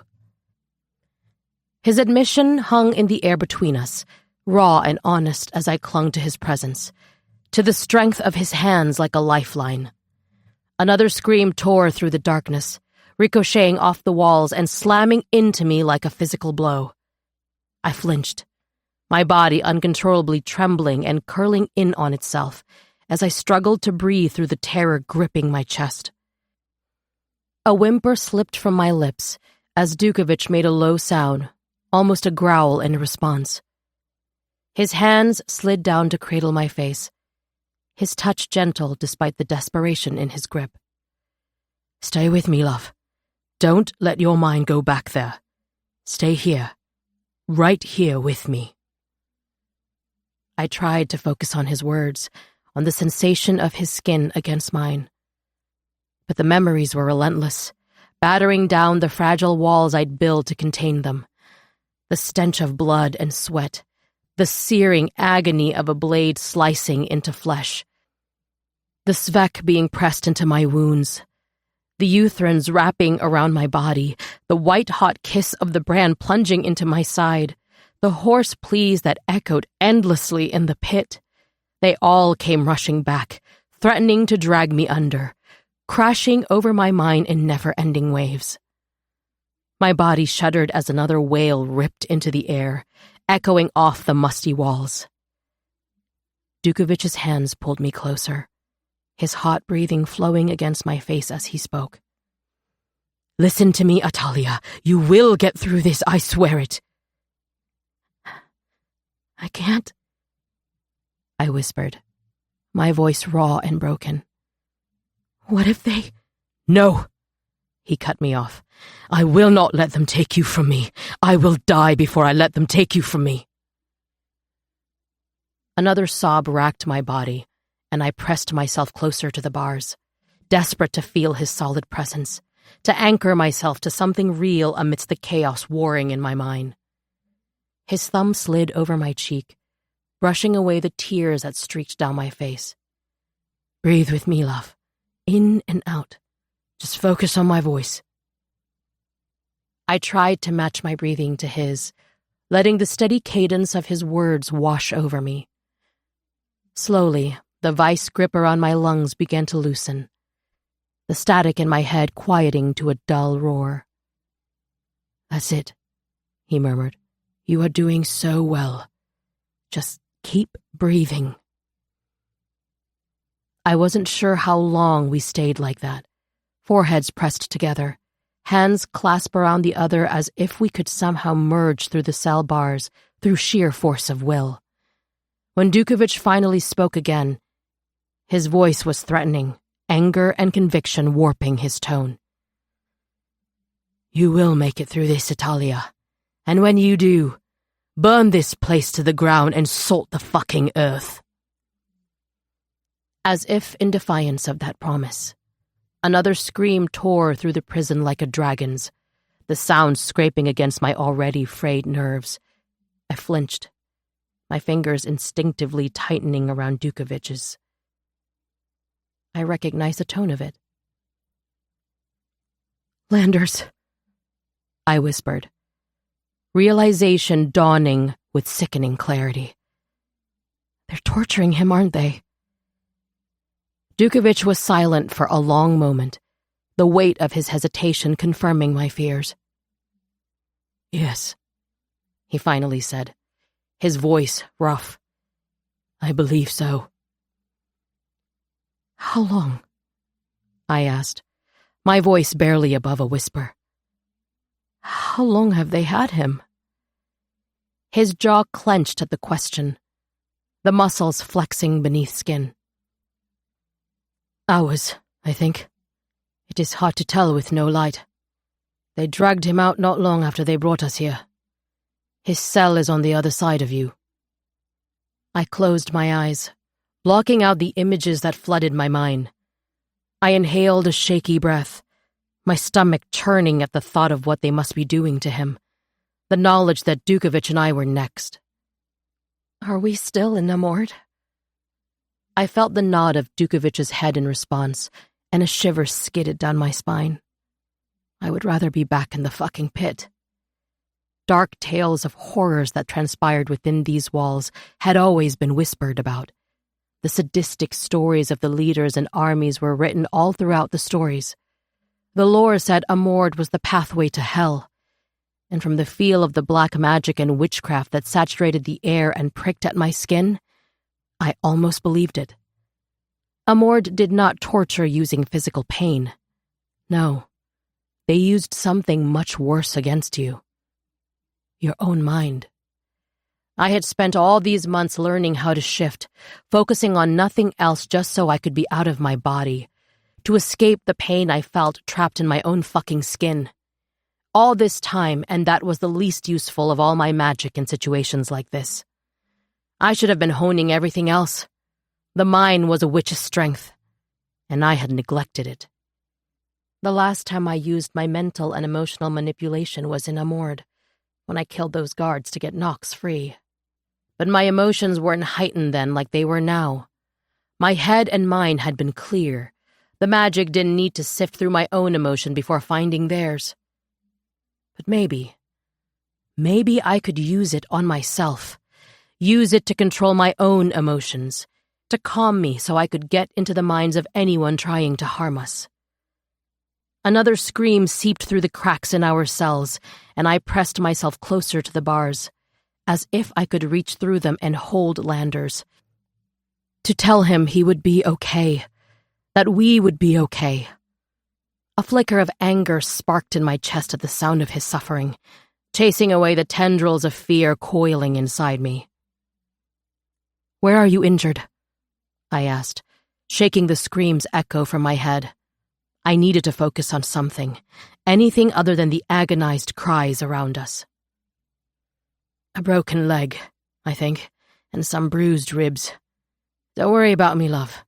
It is nothing that will kill me, he said, shifting his body to rest his back against the bars. Good, I snapped, pushing to my feet and walking over to my cell door. I'm the one that gets to kill you. You're not allowed to die on me before that. A breathy chuckle slipped from his lips. There she is. How well do you know Amord's high priest and priestesses? Do you know if they know who you are yet? I asked, pressing my face against the bars and trying to see down the long corridor of cells. Well enough to know that if we do not give them whatever answers they are looking for, we will be dead within a few days. They do not care who we are, or if they can use us as a bargaining chip. And... He let out a weighted sigh, pain braided through it. And they know. When we fell back into Camp Bain, they already had a chain around your ankle. You screamed for me when they dragged you away. His words caught in his throat as he choked them out. You screamed my name as they pulled you from my arms. My heart clamped in my chest, his words sinking into my bones as the memory came flooding back. That is how he broke his ribs, his leg, protecting me from the fall off of Nithra's back, wrapping his body around mine so it wouldn't break me. You shouldn't have done that, I whispered, swallowing back the emotion building in the base of my throat, the guilt. You shouldn't have tried to protect me. It wasn't worth it. To me, love, it was. His answer was firm and resolute, and I didn't have the energy to argue. Instead, I pulled my eyes back to the passage on the other side of the bars, squinting to find any way out. They knew we were valuable, and they would use that knowledge to break us in every way imaginable. Fuck, I breathed, raking a hand through my hair. So what do? We can't just sit around waiting for them to come for us. Dukovich was quiet for a long moment, the eerie silence stretching between us like a living thing. No one, and I do mean no one, has ever made it out of these prisons alive. So we give them nothing, no matter what they do to us. No matter how much they make us suffer, we do not give in. You hold on to Landers, and you endure, and pray that Hyacinth gets to you both, before they decide you are no longer worth their time. My brows furrowed at his words, and I turned to face him. The chains scraped loudly against each other as I crossed my arms. What do you mean, gets to us both? She would never leave you behind. I mostly believe that, he chuckled. But I will not make it out of here alive. My betrayal of the Cillians was a direct betrayal to Amord because of the alliance the realms share. They will kill me when they drag me from this cell. My chest tightened at his words, a cold dread seeping into my veins. It was then I realized that he had been telling me that this whole fucking time. Not once did he say we would get out, that we would survive this. He had only said I would. No, I said, my voice sharp. No, I won't let that happen. We're all getting out of here. Together. I made my choice when I left the Cillians, and I knew what the consequence would be if I was caught. Then why did you come? I hissed, anger flaring hot in my gut. Why would you ever come back to Amord, to Camp Bain, and risk being caught? Love, he started, but I cut him off. Don't love me, I snapped, tears pricking at the corner of my eyes as I furiously blinked them back. I will tear this whole fucking prison apart with my bare hands before I let them kill you. My voice cracked, the emotion and truth spilling out of me. You do not get to force me to care for you just to fucking die.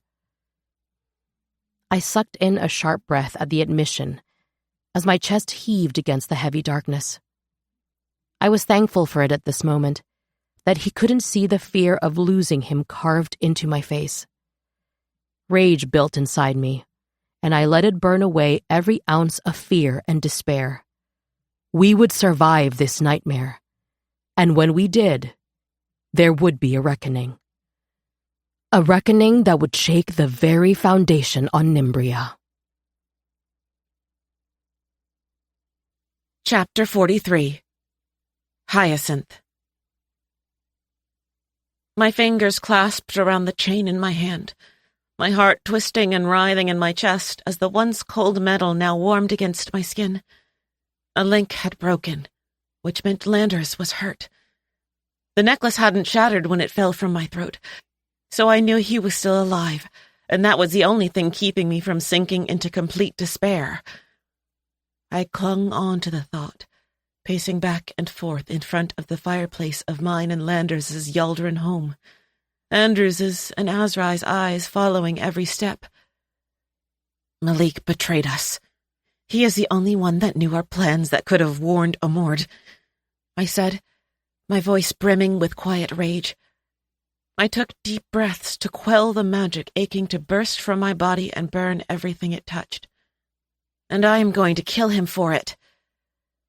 Azrai pushed from where she leaned against the doorway to the bedroom, walking toward the chair Andrew sat in, and wrapped her fingers around the back of it. A smart idea, but until then, what is your plan? There is no plan, I hissed, stopping to face her. I'm done making plans. I'm done scheming. I am going to walk into the House of High and take them back, and anyone who gets in my way will die. Azrai raised a brow in my direction. I see you have finally killed the girl to make room for the god. I opened my mouth to snap at her, but Andrews cut me off before the words could leave my mouth. It could have been Dukovic. This could have been his plan from the start. Landers trusted him, and he's in love with Ada. I can see it in the way he looks at her. I snapped as Andrews flinched at the statement, his features hardening at the sound of the words. Love does not stop betrayal. More often than not, it ignites it. Azrai said as I watched Andrews swirl the ring around his pointer finger. He looked up, his eyes connecting with mine. Think about it, Hyacinth. Suddenly he betrays his realm when he has been loyal to them for hundreds of centuries, only to have someone put in his place that can feed us misinformation when he thinks he has gained enough of our trust, so we will believe that we can rely on his source. He brought a demon into Loch Dragoon. He then disappeared in Amord while Pri and Nox were getting attacked, only to come back in time to tell Atta who Nox really was, which pushed them to bring Nox back to Loch Dragoon and be housed right next to that very same demon that can relay every bit of information Nox tells him to his master. He was with you in the Cillians when Cain stepped out of the tomb, told you to accept the bond, and instead of killing him when he had the chance, he let him go. Not only that, but the morning we left for Ithia, Ren received the list from the guards of our prisons. Dukovic's name was on the list of people that visited Taft. He was never given permission to be there. My body went wholly still. He has been everywhere, in the middle of everything. We just did not see it until now. The words were a growl as they left Andrews's lips, and I could feel the horror that was slipping onto my face as Azrai slowly straightened. Taft is a demon? She hissed, her eyes narrowing on me. My jaw flexed at the bite in her words. Yes, he's dead now. I killed him when I found out. And when did this happen? She snapped. I loosed a heavy breath, breathing back the panic that was quickly rising from the pit of my stomach, then told her exactly what had happened, how we found out, everything he'd said with his last breaths and what I'd done to him. She stared at me as the room fell silent on the tail of my words, her features locked in an unreadable expression. I clasped my hands in front of me, waiting for her to speak. waiting for her to scold me or do anything other than stare into my eyes like she was peeling back my soul. Finally, she took a deep breath. When a demon is created, their soul is no longer tied to the body that houses them. They can jump from skin to skin at the command of their master. The Hunt Queen created demons at the start of the Great War as a way to infiltrate the other realms. She placed them inside the ranks of our armies, and when we went into battle, she gave the commands to have them massacre our men. With her controlling thousands of demons and necromancers commanding the living dead, their army was impossible to beat. Azrai paused, her eyes fluttering to the fire, an emotionless veil slipping over them as she ran her fingers over the fabric of Andrews's chair. The stories say we won the war against the Cillians in Amord, and we did. We cut down every being in the Cillians' armies and executed their king and queen. But what the stories do not tell you is that it was not us that overthrew Amord. It was their own people who wanted to be free of the evil their king and queen brought into their realm, to Nimbria. A young witch, an extremely powerful one, learned to make demons, and she planted them inside of Amord's House of High. In the night, those demons slaughtered the king and queen and the highest members of their war council. When a master falls, every demon they have ever created falls with them. This is how the war was truly won. If she had not done what she did, Amord would have overthrown the realms and we would be living under their rule. After her demons killed them, she fled Amord into one of my war camps. It was then she told me what she had done, and my armies flooded Sethros, claiming the victory as our own. The few lower members of the war council that were left living knew what had happened. A witch can sense the presence of a demon, but they did not speak out in fear it would give powerful witches the courage to do the same. I blinked at Azrai as her eyes locked back on mine, a million questions running through my mind. I glanced at Andrews to see his features also tangled with confusion. He hadn't known either. "Who knows this?" I asked, looking back to Azrai. She didn't say anything for a long moment as she slipped into the chair next to Andrews. Myself, the witch, and the 3 living members of Amord's original war council. Those 3 members are now the high priest and priestesses of Amord. I cannot say for certain if they have told anyone else. What happened to this witch? The question slipped from Andrews's lips as he dragged a hand down his face. She was only a child, no more than 15 when it happened, and I promised to keep her secret so she would not be hunted by Amord. Loch Dragoon was taking in everyone from any realm displaced by the war, and she made a home there. A weight fell on my chest as I locked eyes with Azrai. I knew the answer, but I needed her to say it, needed her to confirm it. "Who is she, Azrai?" Azrai stared back at me, her jaw flexing as she hesitated, then spoke. "Yen." I watched Andrews's eyes darken as he turned to Azrai, anger simmering in his irises as his fingers clamped around the arms of his chair. "Is your pride so great, your ego so engorged, that you could not stand us knowing you were not the great war general the stories claim you to be? Your legacy was built on a lie, and the truth would have changed the entire way we prepared for this war, would have given us the knowledge of what we are actually up against. And now they have our king." "I do not give a damn about my legacy," Azrai hissed, her words bitter. "My loyalty, my word, is all that I have, and I gave it to that child. We all have secrets, and if I would have spoken her name a second sooner, it could have fallen into the hands of a traitor." Andrews's mouth shot open, but I cut him off. "Why tell us this now and betray her trust after so many centuries?" "Because Amord would not create them again unless they were desperate. The prophecy of your birth says that you will unite the realms, that you will rule over Nimbria and usher in the age of ataraxia. They do not want peace. They want power and control, and they cannot get that without killing you. This war started the day your mother brought you to me. They have been a step ahead of us for 21 years, have known every move we were going to make, and now we have a chance to get ahead of them. Azrai answered, leaning back in her chair and resting her chin in her palm. My eyebrows pulled together. How?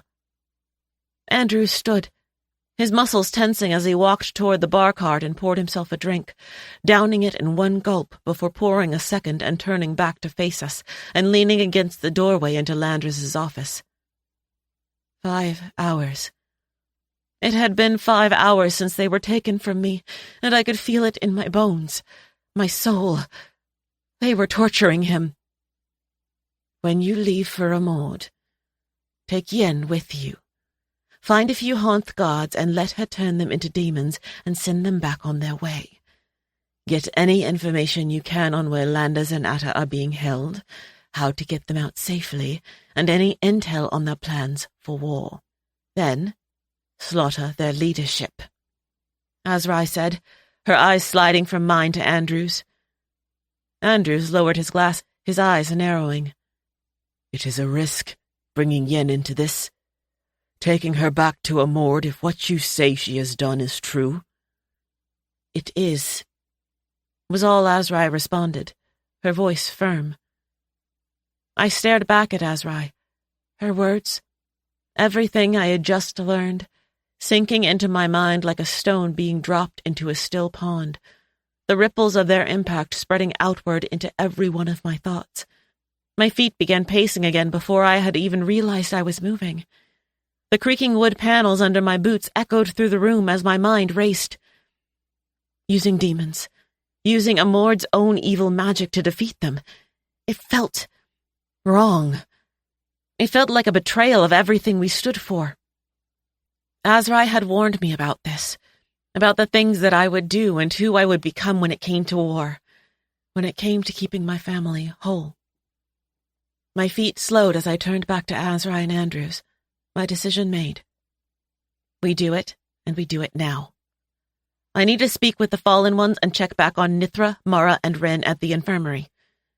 If she is not here, and you are not back by the time I am done, I am leaving without you. I turned to Andrews, my eyes locking on his. If Dukovich is being held prisoner with Landers and Atta, we get him out too. Andrews straightened. Hyacinth, he cannot be trusted. Maybe not, but I intend to find that out for myself. If he is, we kill him. If he isn't, then there is one less drop of innocent blood on my hands.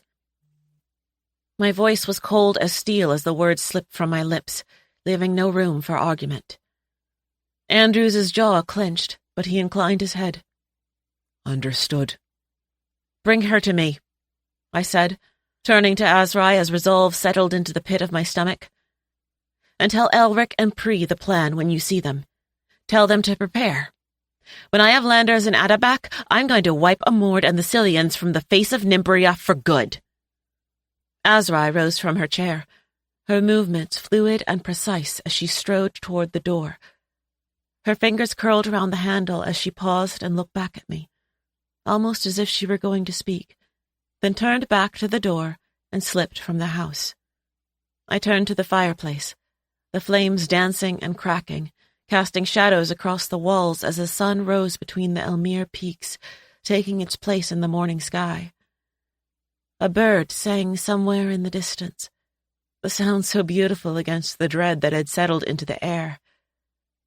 Andrews's footsteps approached from behind, stopping at my side. Are you certain about this? His voice was low, laced with concern. My lips parted as I dragged in a deep breath, turning to look at him. No, but I'm certain I'll cross every line to bring them home.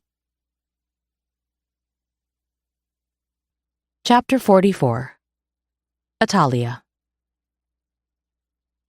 The screams had finally stopped, the loss of the harrowing sound making room for deafening silence to fill the prisons. Somewhere in the distance, the steady echo of water dripping from the ceiling hummed against the quiet like a metronome of death. Drop. 1, 2, 3. Drop. 1, 2, 3. Drop. 1, 2, 3.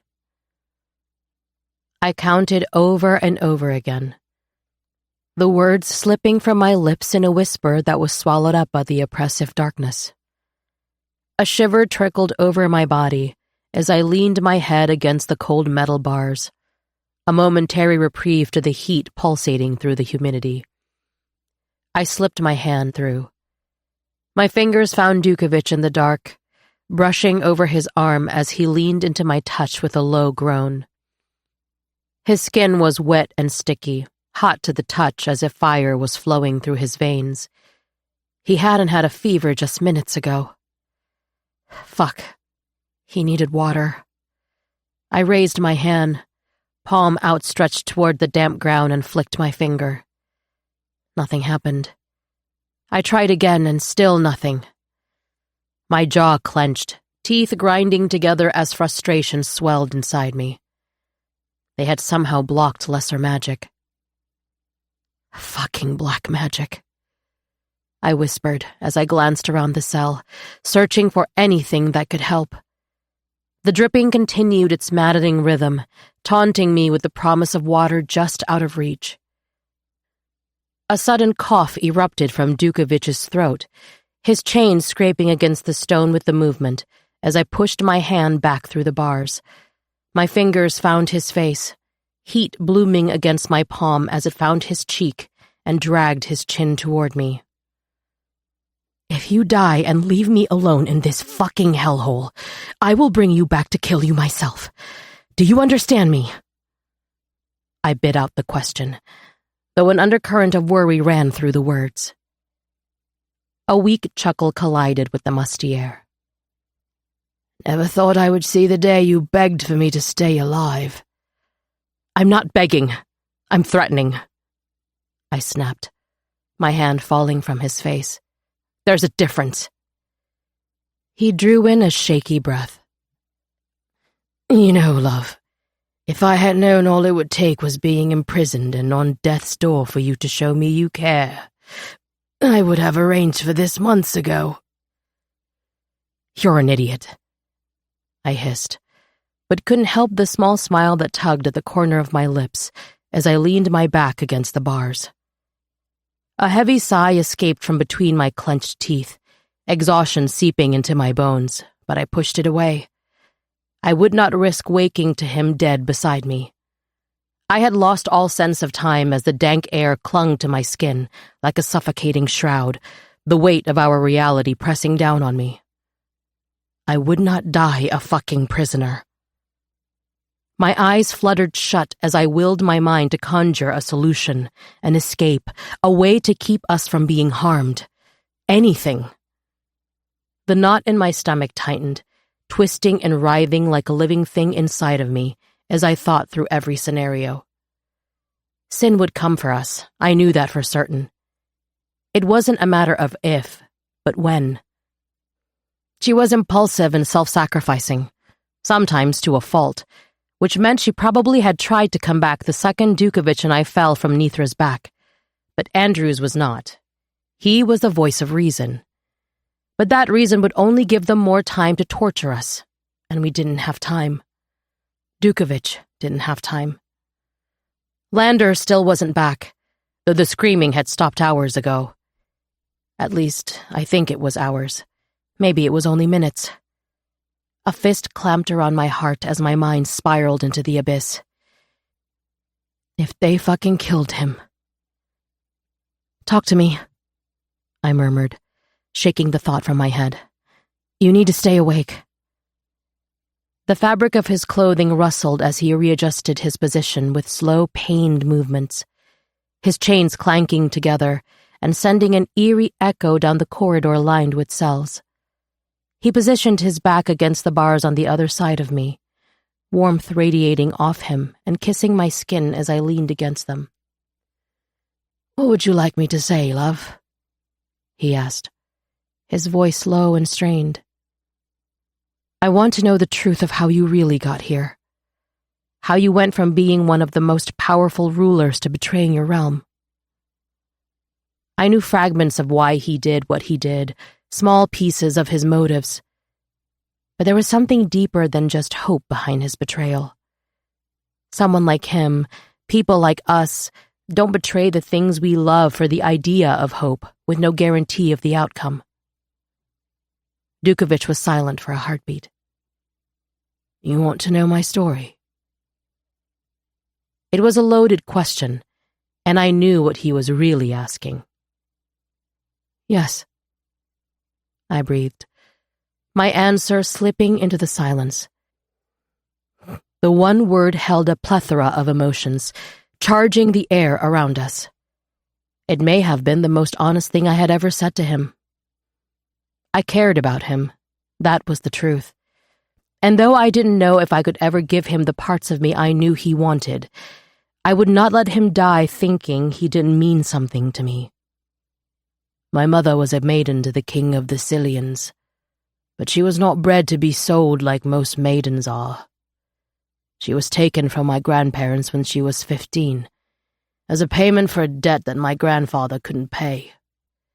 The king had seen her beauty and wanted her for himself, forcing her to become his concubine, even though she was just a child. Dukovich continued, his voice low and tinged with bitterness.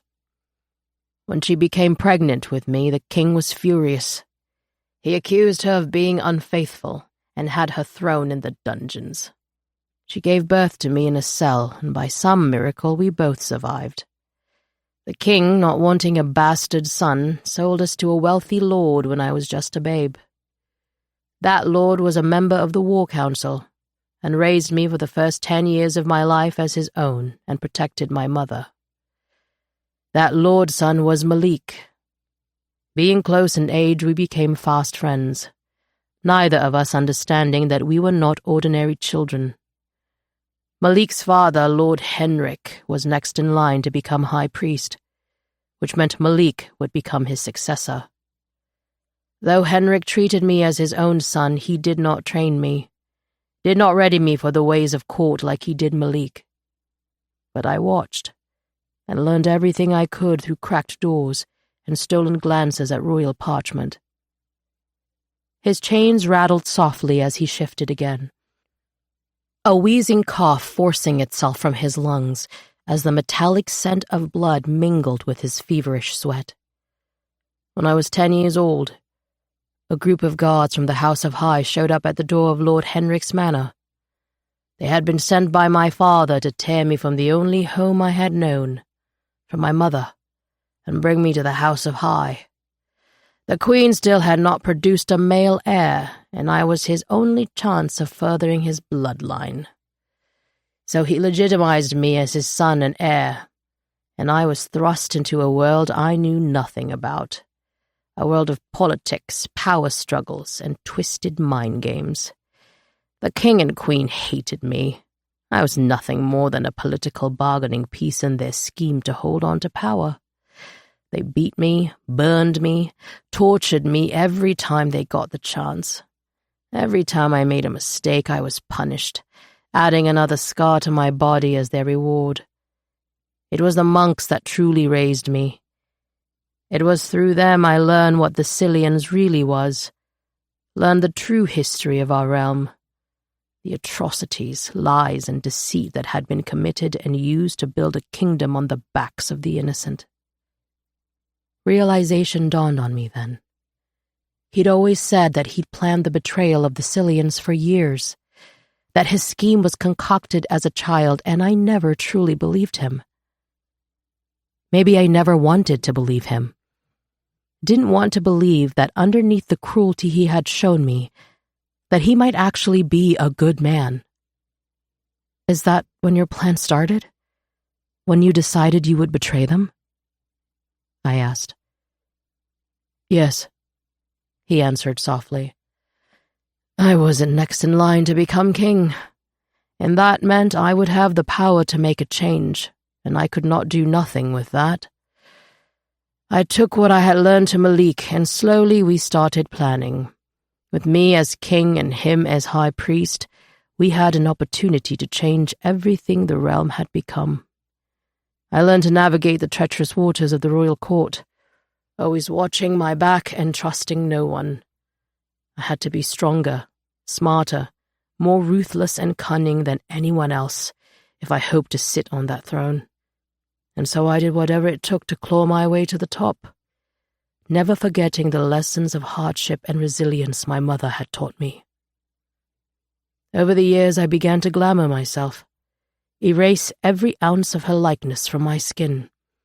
So when people looked at me, they only saw the king. They only saw his face etched into my features. I built up every physical defense I could to withstand their torture, to be ready when the time came to act, readying myself for the worst outcome while praying for the best. Malik and I mixed svek with ink and slowly tattooed it onto our skin to build up a tolerance to it, to get it flowing through our blood so it would not affect us if caught. I sharpened my mind, my wit, my charm to a deadly edge, thinking that would be enough. But it wasn't.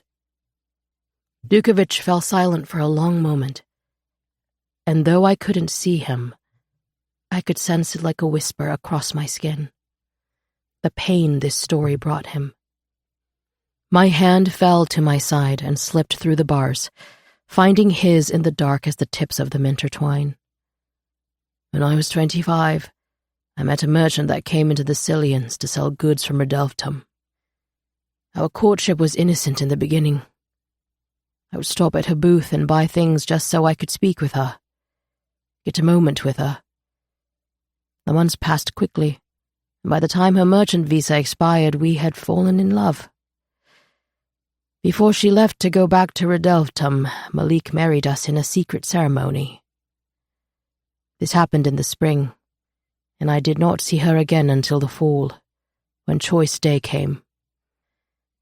She chose to become a traveler, and it wasn't until she came back to the Cillians carrying my child, carrying an heir to the throne, that I realized the extreme danger I had put her in.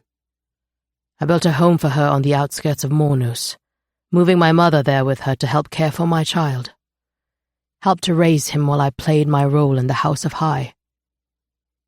She was the very beat of my heart, and I loved her with every cell I was made of. But that was my weakness. I let myself love, and it got her killed. My father found out about her and my son a year after she came to the Cillians, and he murdered them both in front of me, while 20 of his men bound me in place with their euthrons. The words caught on the emotions building in his throat, his fingers tightening around mine as a heart-wrenching shudder fell from his lips. I listened, staying silent as he drew in a long, shaky breath to steady himself before speaking again. He burned Celine with Amon tied to her chest, cradled in her arms. She did not scream. She did not make a single sound as she clung to him, soothed him against the flames that were slowly eating them alive as he wailed against her breast in pain. And I looked away. I looked away like a fucking coward. My heart cracked, the splintering pieces ricocheting through my chest as rage and pain for him bled out through the crater that had emerged as tears streamed down my cheeks. In her last breaths, her last moments alive where she should have seen her husband fighting against the euthrons, should have seen his eyes and the love and sorrow they held, she saw a boy who could not stomach her pain. Malik took my mother into hiding that very night.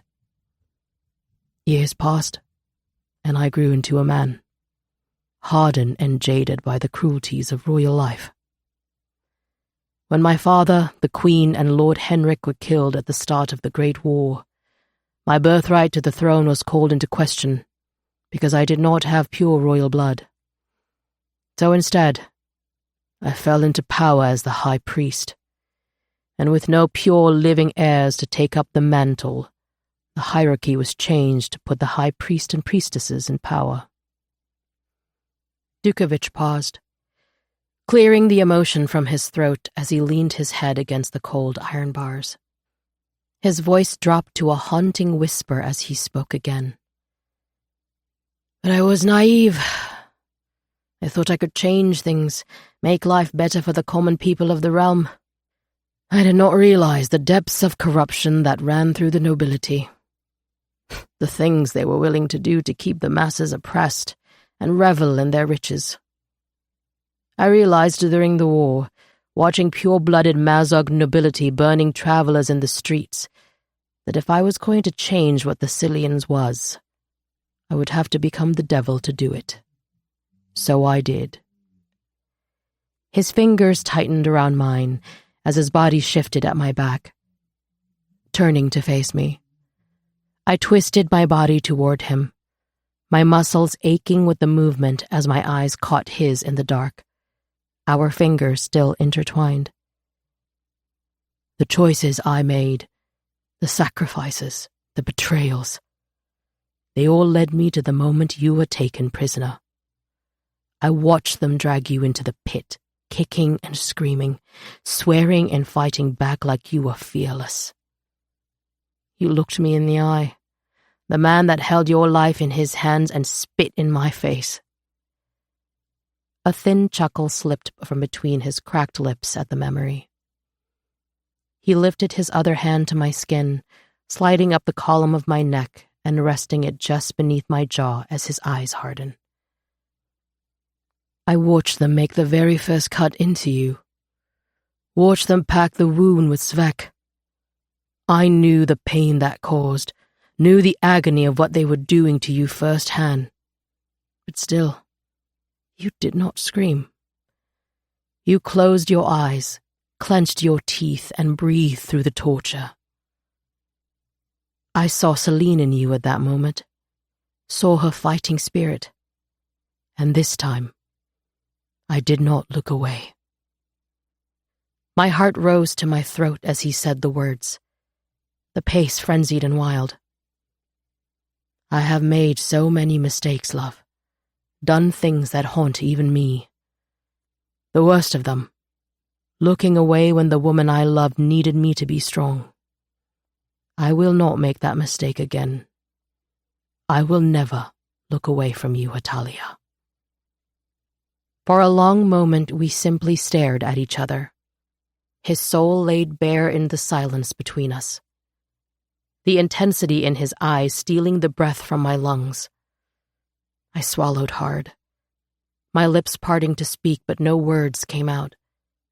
I didn't know what to say, how to respond to what his words inferred. His thumb brushed over my jaw, the gentle touch a stark contrast to the hardened people we were. In that moment, I saw him, truly saw him. Not the cruel high priest who had let his lackeys torture me, not the cunning schemer playing one of his games, but the boy who had lost everything, and the man who had sacrificed his very soul at a chance at redemption. Dukovich,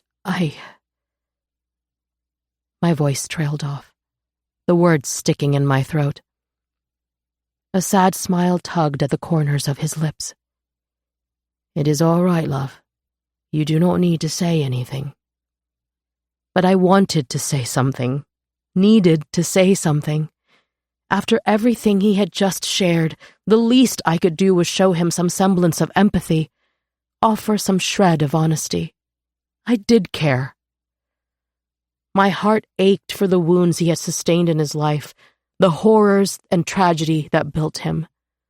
But it was so fucking hard for me to show him. I inhaled a deep breath, steeling myself. I'm sorry for what happened to you, to your family. No one should have to endure that kind of pain. I knew the words were inadequate when they rolled off my tongue, heard them cut into the quiet and fall so short from what I knew he needed. But they were all I had. A sudden commotion from down the corridor shattered the moment. the thudding of heavy footsteps and clanking armor growing louder with each passing second. Dukovich's hand fell from my jaw as we both turned toward the noise, bodies tensing in anticipation. "They're coming," I whispered, fear saturating the edges of my trembling voice. His fingers tightened around mine. "Listen to me, love. You can survive this. No matter what happens, no matter what they do, you are stronger." The words poured from his mouth in a frantic stream as the familiar static began to fill my head. "Hetalia!" he snapped, yanking on my hand as my eyes snapped back to him. "Calm your mind. Breathe and focus." It was a command, and I nodded wildly as light bled onto our floor of the dungeon from the stairwell. Fear coiled in my gut, cold and sickening, as I willed my mind to quiet, pushing away the buzzing building between my ears. The footsteps grew closer, echoing off the damp stone walls as the light blinded me. I blinked against it as Dukovich's lips brushed against my knuckles before he released my hand and shifted away from the bars.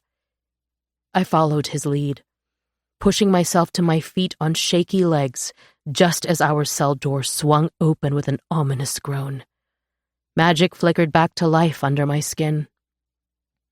Whatever wards had been created around our cages to stifle our power were broken, or at least opened.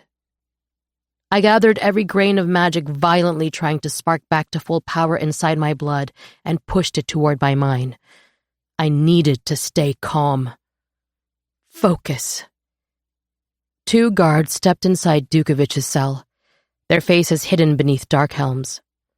In the next breath, their hands were on him, hauling him from the ground and slamming him against the wall as a 3rd guard stepped into my cage. "Don't fucking touch me!" I snarled, baring my teeth like a feral animal. The guard laughed, the sound cold and cruel as he took a step toward me. "Oh, I like this one. She got spirit."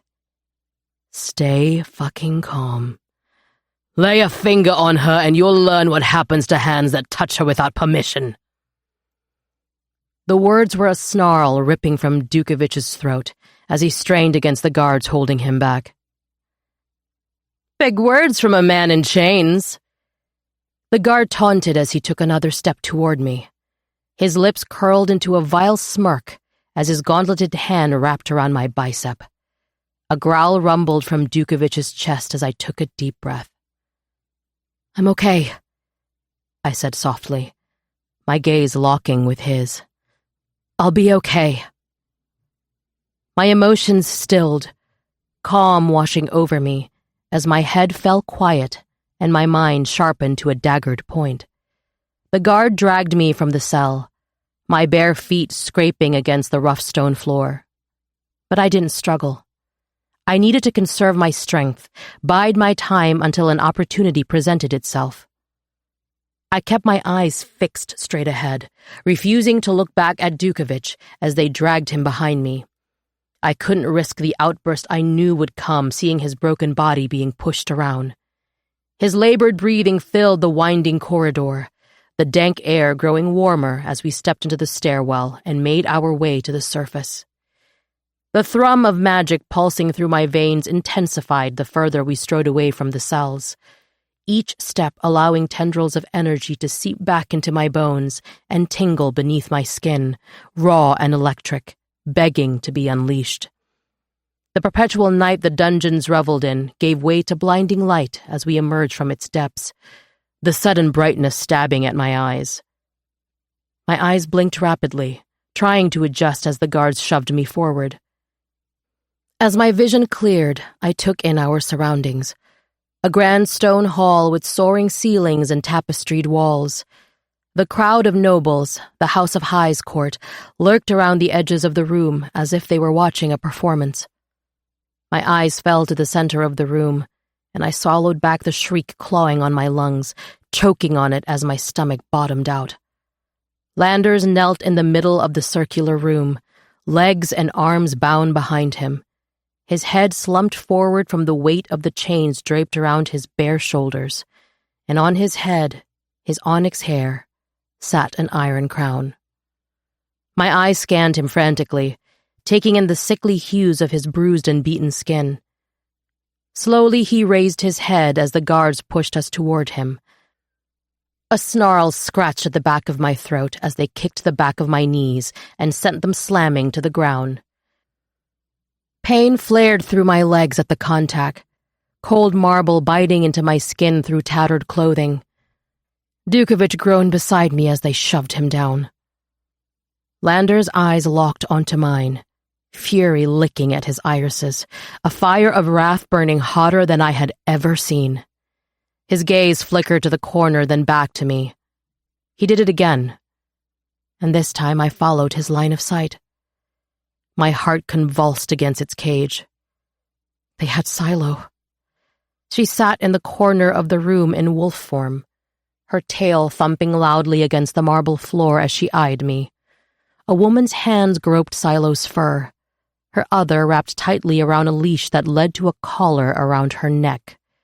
I would fucking strangle her with it. Well, well.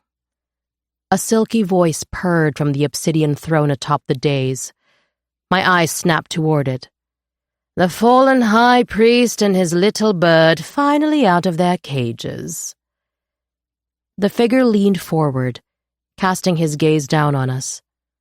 He was handsome in a vile kind of way, with sharp features and eyes that radiated pure malice. A slow smile spread across his thin lips as the high priestesses on either side of him watched us from behind cautious eyes. Orin. Dukovich snarled up at him, pushing against the hands that held him in place. Orin rose from his throne, the smooth fabric of his robes rustling with the movement as he descended the steps of his perch. His footsteps echoed through the cavernous hall, each one measured and deliberate. He stopped before us, his cold eyes roving over our kneeling forms with a mix of disdain and amusement. I must say, Dukovich, I expected more of a fight from you. The great betrayer brought so low. His gaze shifted to me, a cruel smirk twisting his lips. And you, little bird, I've heard so much about your fire, your defiance, yet here you are, on your knees for me. It is quite a magnificent view. Rage boiled in my blood, searing through my veins. This little bird was a predator, and she was about to make him her prey. Chapter 45. Hyacinth. My cheek connected with Nithra's scales, feeling the rise and fall of her belly as she rested under the morning rays. Her sisters surrounded her, coiling tight at her side in protection and letting their tears bathe her in healing. A shuddered breath left my chest. Physical pain racked my body with every inhale I took without them here, without them close and safe. Every vein pulsing toward my heart was being choked by dread. I couldn't think past the need to get them back. No thought could take root before their faces flooded in again. Despair skulked at the edge of every thought, waiting for me to break the seal, waiting for me to crack and let it consume me. Nithra shifted, her head lifting from the grass as she eyed me softly. Go, child. Bring them home. I will heal. I'm sorry, I said, my voice shaking as I looked into her golden eyes and willed the door to the dam to stay shut. I'm so sorry. She huffed. This is war. None of us will survive it without wounds if we survive at all. Her voice was sharp and commanding as she spoke down the fastening.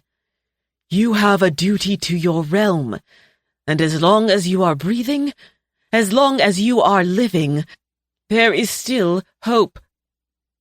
Her eyes softened on me as her nose nudged my body away from her.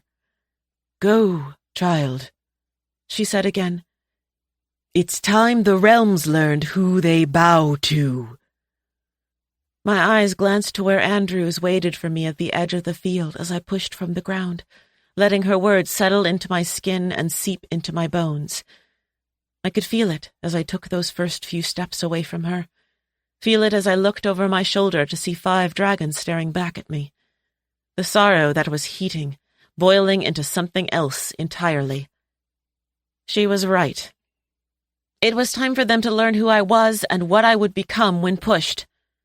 I was done consuming the narrative the world had fed me, done believing that my emotions made me fragile or less than. But I would let them think that. I would let them see me as weak and naive so that when I struck, they would not understand how a scared little girl like me could cause so much damage. Warmth spread through my body like wildfire, as determination and unbridled rage began to coil in the pit of my stomach like a viper readying to strike. If they wanted violence, I wouldn't just give it to them.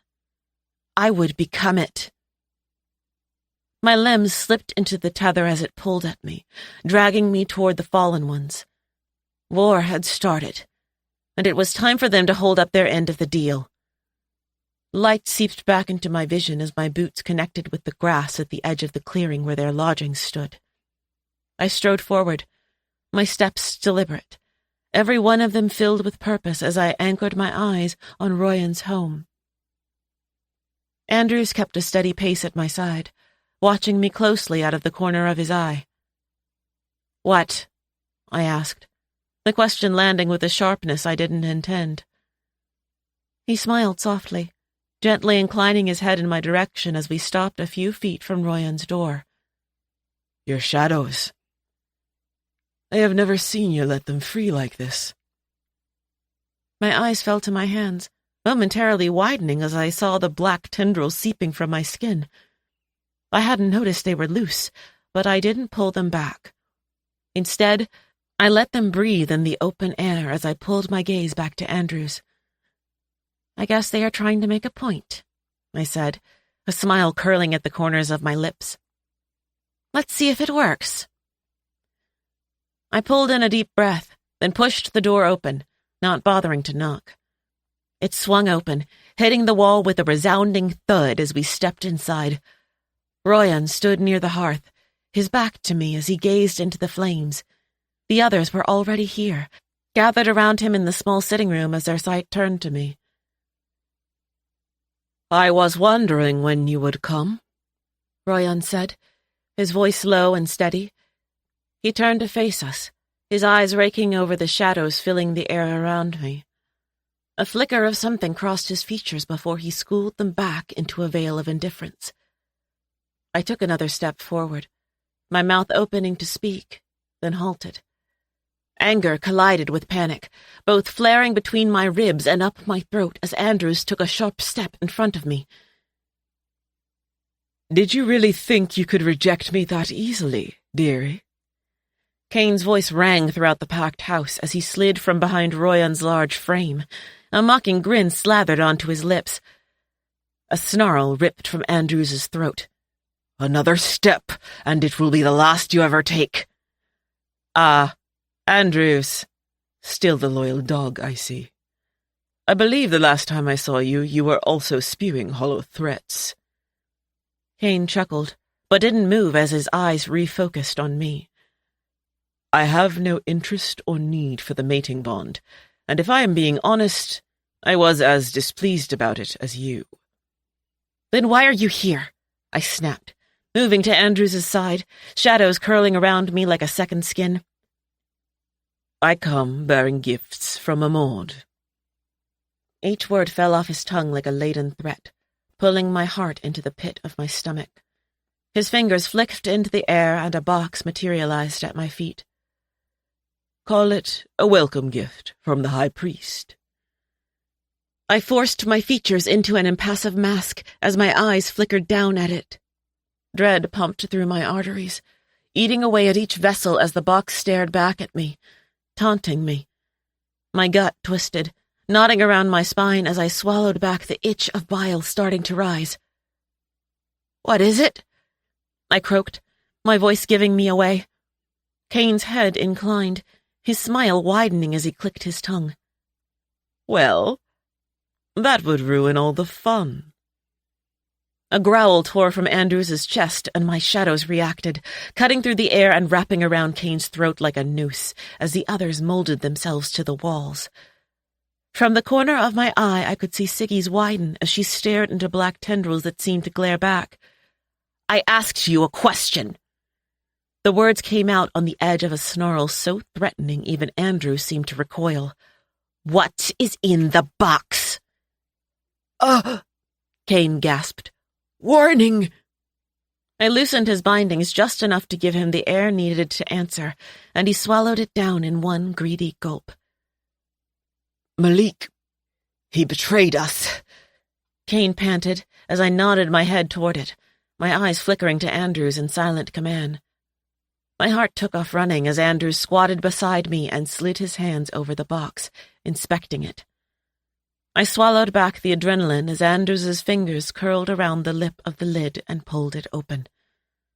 Relief flooded my system, disgust taking over as I stared down at a severed head I did not recognize. Bloody caverns where eyes should have been stared up at me, his mouth gaping open in a silent scream. "It is Malik," Andrews confirmed, his voice hollow as he looked up at me. He slid the lid back over the opening, but the image still burned into the back of my eyelids as I slowly turned my head back to Kane. With one small flick from my wrist, my shadows tossed him across the room, furniture cracking underneath the weight of him as he collided with the floor. If they sent me the head of a traitor as a message, there was no telling what they would do to Landers, to Ada. But Dukovich, if he was truly on our side, his would be the next head sent if I did not get them out. I didn't have time for him, for this, but I needed answers. I lifted my boot, stepping over the box and let rage fuel my next words as I walked toward Kane. I am going to ask you questions, and you will answer them. If you don't, I'll kill you and take your head to them myself. I didn't give him a second to respond, to stand, before I was crouching to his level. Shadows pulled his chin toward me as I pushed death magic through their tendrils. A deafening hush fell over the room as I asked my first question. "Are they still alive?" He nodded. "Yes." "Where are they keeping them?" Kane's eyes darted to the green and black tendrils, swallowing before he answered. "The House of High. There is a separate dungeon beneath the throne room." I sifted through the plethora of questions that flooded my mind. There were so many things that didn't make sense, threads that I knew were connected but couldn't untangle them. 2 more. I would ask 2 more, then leave. Who in Amord is creating demons? Kane's brow furrowed as he blinked back at me. No one. Demons have not been created since the war. That magic is banned. It is too dangerous even for the Hunt. My eyes narrowed as I pushed the death magic closer to his skin. Don't lie to me. I swear it. The words stumbled off his tongue. If demons are being created, it is not the doing of the high priest or priestesses. There was an unease that plagued his voice, a nervous undertone that gave me pause. He really didn't know. Taft said her plan, and if it wasn't the high priestesses, there was another powerful party at play that we were missing. What were we missing? Who in our party has been feeding information to Amord? Kane's brow twitched upward, a smirk sliding across his lips as they parted. It is true that you have a snake in your midst, and from the information I have been able to gather, I know that Amord's leaders have met with a man on multiple occasions, but I do not rank high enough to know who. My stomach hollowed at his words. Maybe Andrews was right. Maybe Dukovich had been playing us this whole time. He was the only other man I could think of that would betray us. It all added up perfectly. Too perfectly. I pushed Kane back as I rose from his level. My gut twisted, screaming at me. Something was wrong. Take him to the prisons while I deal with the rest of them, I said. My eyes still locked on Kane as Andrews moved to my side. Kane stood slowly, brushing off his tunic as he spoke. Unfortunately, dearie, I cannot stay. If I am not back safe and sound soon, they will kill your precious king. A brother for a brother. You would not want that, would you? Kane's life wasn't worth Landers's, but my gut was telling me if they hadn't already killed him, there was a reason. Thank you for the warning, dearie, but I'll take my chances. Kane's lips parted to respond, then snapped shut as a chuckle echoed from the corner of the room. My eyes darted toward the sound as Azir pushed from his perch on the wall. You cannot even keep your own party loyal, and you expect Nimbria to kneel to you? You are a disgrace to the gods. Azir hissed, bitterness glazing his tone. Andrews took a quick step toward him, and my hand landed on his chest, pushing him back. Take Kane now. We will be ready when you are done, I said, forcing my voice steady. I can handle this. Andrews's eyes flickered to Azir with disdain before meeting mine again and nodding at the command in my gaze. My eyes turned back to Azir and Andrews as Kane tethered from the room. I paused for a long moment, the room growing dark as shadow coiled around the space, blocking off every source of light. Nimbria has not met me yet, and as for her people, I will not force their loyalty. I am not a tyrant, and I will not oppress them. I took a step forward as my aura began to glow a shade of silver, magic crackling like lightning between my shadows. But the 5 of you do not get that same leniency. I don't expect your loyalty. I demand it, and you will give it to me. A growl rumbled in Royan's chest as he stepped through the shadow. We will not bow to a half-breed god. The insult landed as he intended, and my fingers curled into fists, my skin heating as I stared back at him. A primal force woke in me, bubbling up from the depth of my soul, scorching everything in its path as a last thread of kindness that tied me together turned to ash. I was done being talked down to by inferior men. If they refused to respect me, then they would fear me. You bow to me, or you bow to no one. My power flared, an echo of the threat seeping from my words. It's your choice, Royan. Make it now. A smile snaked across his lips, reeking of defiance. You may have shaken my hand, but that branded deal was made between the 6 of us. You cannot kill one of us without killing yourself. You may command us for now, but I will never bend the knee to a... I didn't wait for him to finish. Stone was the only thing on my mind as I flicked my fingers toward him and prayed that whatever higher power still laid dormant in my veins would listen to my command. For a half-second, my body levitated. Not from shadowed wings, but celestial magic being set free into my bloodstream. A surge of energy unlocked inside me, a cache so deep I could have swallowed the universe. I knew it then, felt it in the undeniable power cracking at my fingertips. The god in me had finally been unleashed, and I grinned. Shadows parted, now knowing my commands before I could give them, and retreated to the edges of the room. Before me, a statue stood, Royan's body encased in stone, his face still twisted with ire. He was not dead, but frozen back into his curse. My eyes shifted to see the others already on their knees, heads tilted toward me in supplication. Unease flowed under my chest at the sight, at the well of power rising in me. It was dangerous, intoxicating. Does anyone else wish to defy the half-breed god? Or was this enough of a demonstration? I spat the question down at them. Azir's eyes narrowed on me as if he was about to speak, but Nantia's hand clasped around his forearm, stopping him. You have our loyalty, Asara said, her voice muted against the shadows still flowing around them. They retreated, and light flooded into the room as she lifted her head to look at me. "What do you need us to do?" "Stand," I commanded. They listened without hesitation, rising to their feet as they took a half-step away from me.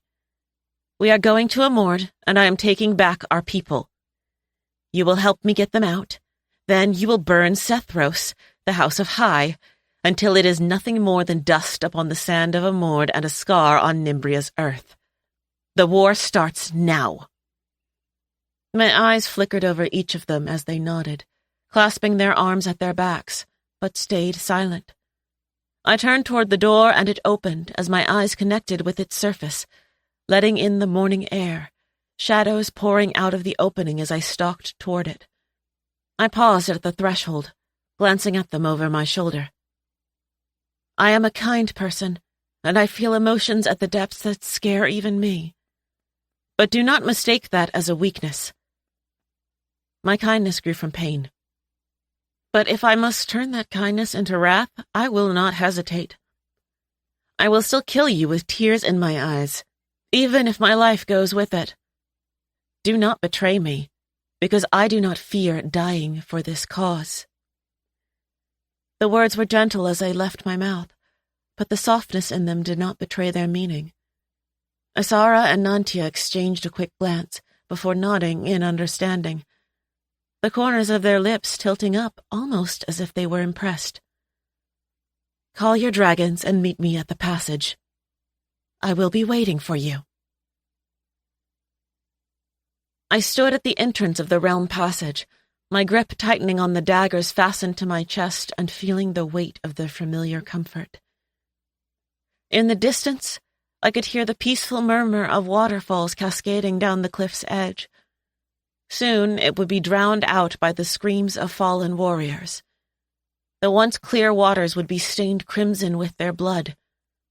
My eyes slipped shut as I drew in a slow, deep breath, savoring the crisp air and the stillness of the world around me for what may be the last time. I opened my eyes again to the sound of boots pressing down blades of grass and scanned the clearing. There was no one there. My ears perked, the tips of them twitching toward the sound that was growing louder, and palmed my blades. Relief billowed from my chest as Rin's head popped over the edge of the landing, and I shoved my knives back into their sheaths. My hearing had never been so focused, so heightened. My eyes locked on Rin from across the clearing, following his movements as he strode toward me. I could see his face from here with complete clarity. Every line of worry etched into his features, every bruise that marred his skin. I glanced down at my hands, expecting some physical sign of the change, but there was nothing outside of the heavy pulse of this new magic thrumming under my skin. I released a sharp breath, dragging my eyes back to Rin as he took his final steps toward me. He shouldn't be here. I couldn't put him in harm's way.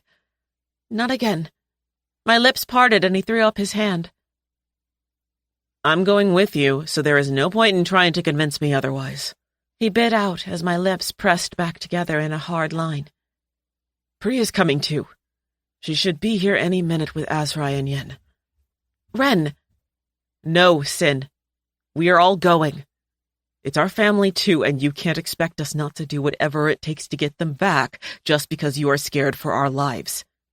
We are all scared, every one of us. But if we die, at least we will die together." There was no room for argument in his tone as he ran a hand through his hair and clenched his jaw. There was a wildness to his eyes that I hadn't seen there since Arden passed. Something in the shift of his energy that jolted my nerves into high alert. "Hey," I said, my voice soft as I slipped my hand into his. "Are you okay?" His eyes didn't meet mine. "We need to talk. There's something I need to tell you. I should have told you sooner, but—" He paused, his eyes flickering to the edge of the clearing. My eyes darted over his face, shadows pulling his chin back to face me as a chill ran up my spine. "You're scaring me. What's wrong?" He stared back at me with pleading eyes, his face twisted as if he were in physical pain. I never meant... A dragon's roar blew over the clearing as I landed on the grass only yards from us, and Ren's gaze grew frantic. I had only seconds to get this out of him. Are you compromised? I hissed, my voice lowering as they dismounted and walked toward us. The nod he gave me cracked my heart into bloody fragments. Did you betray us? I choked out the question, my heart swelling in my chest as Kane's words echoed between my ears. It couldn't be him. He would never do this to us. No. He shook his head frantically as relief crashed into me with bruising force. But He didn't have time to finish his sentence before the fallen ones were at our side, and Pri, Yen, Azrai, and Andrews were materializing around us. There was an apology in his eyes as he looked at me for one more moment, and pain flared beneath my chest. He didn't betray us. I believed that, or at least, I wanted to.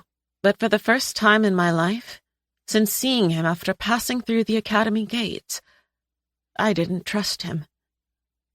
I gestured my head toward Andrews, silently calling him over as Ren turned from me, moving to Pri's side and wrapping a stiff arm around her waist. My eyes stayed locked on him as Pri's brows furrowed at the look on his face. Yen, I finally said, pulling my eyes away from Ren. Do you have everything you need? Yes, I have me supplies. Just need the guards, she answered as her hand patted the satchel draped across her shoulder. Good. You and Azrai tether there now. You have an hour. I am not waiting for you to start the raid. My eyes fell back to the rest of the group. Their gaze stuck to me as I clenched my hands behind my back and took a battle stance. The movement felt strange, almost reminiscent. It was the same move I had seen Azrai make my entire life when commanding the war teams, when training us, or talking to leaders of Redelftum's House of High. It was like acting out a memory that I had never had. But I squared my shoulders and spoke.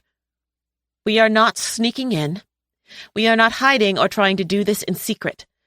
We are flying in and taking them back by force. And once we do, I want them to know it was us that burned their precious city to the ground.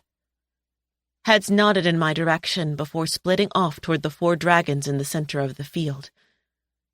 My fingers locked around Andrews's forearm, and his head tilted as he looked down at me. Do not let Ren out of your sight. Chapter 46. Atalia. Magic seeped from my pores. Unseen energy sliding through the air toward Silo and her captor. Invisible tendrils of power flow toward Dukovich and Landers, an impenetrable wall erecting around their minds to block outside forces. They would hurt us, I knew that, but I would not make it easy for them. My head tilted toward Orin as my eyes followed each step in the slow circle he created around us. Blood filled my mouth and I swallowed it back, teeth locking around my tongue to keep myself from spewing all the threats pouring into my mind. I had to be smart about this. I had to let him believe he was in control, that I was helpless. But he had no idea that all his guards, all the people of his court that gawked at us like precious gems, no longer had control of their own minds. They were mine. Orin and the high priestesses were powerful witches, their magic the same as my own with centuries more practice. But I did not see a familiar anywhere near them. I clung to that thought, remembering what Andrews had told me. They were rare, and I was powerful. Orin stopped his pacing, standing directly in front of us. With a flick of his wrist, the chains binding Landers tightened, digging into his flesh. Landers let out a hiss through clenched teeth, but kept his head high, defiant.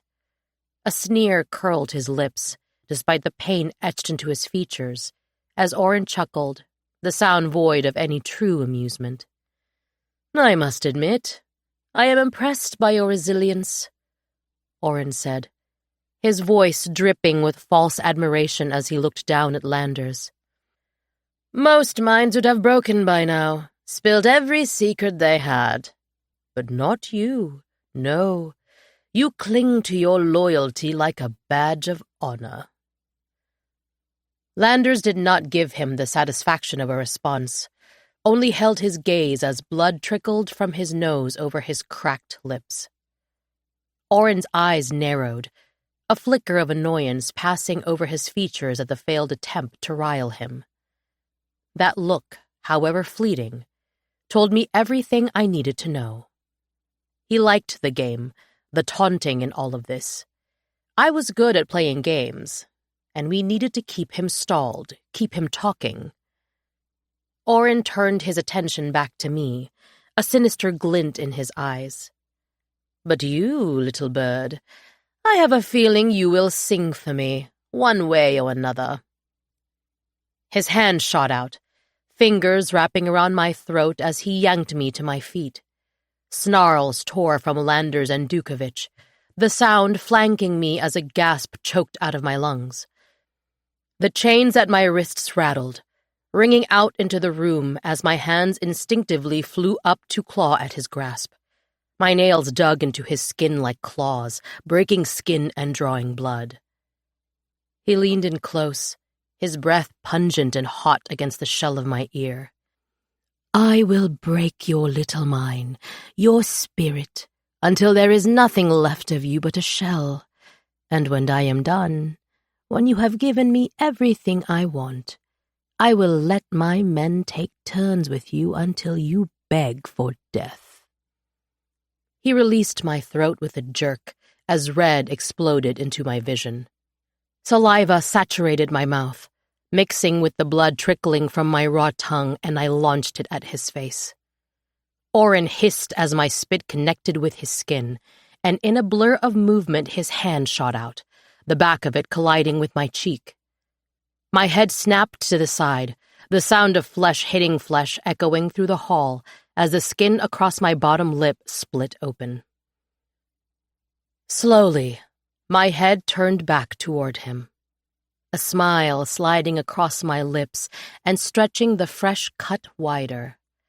Warm, crimson liquid trickled down my chin as my eyes connected with his. I dared him to fucking touch me again. "What exactly have you heard about me, High Priest?" I crooned, holding back the wrath that burned in me. A low laugh rolled from his lips, his pacing commencing as he thought on his answer. From the corner of my eye, I watched as the noble holding Silo's leash followed every one of my silent commands. Slowly and quietly, she removed her collar before slipping through the crowd and out of the room. Silo stayed seated, waiting for her moment to sneak away from the prying eyes.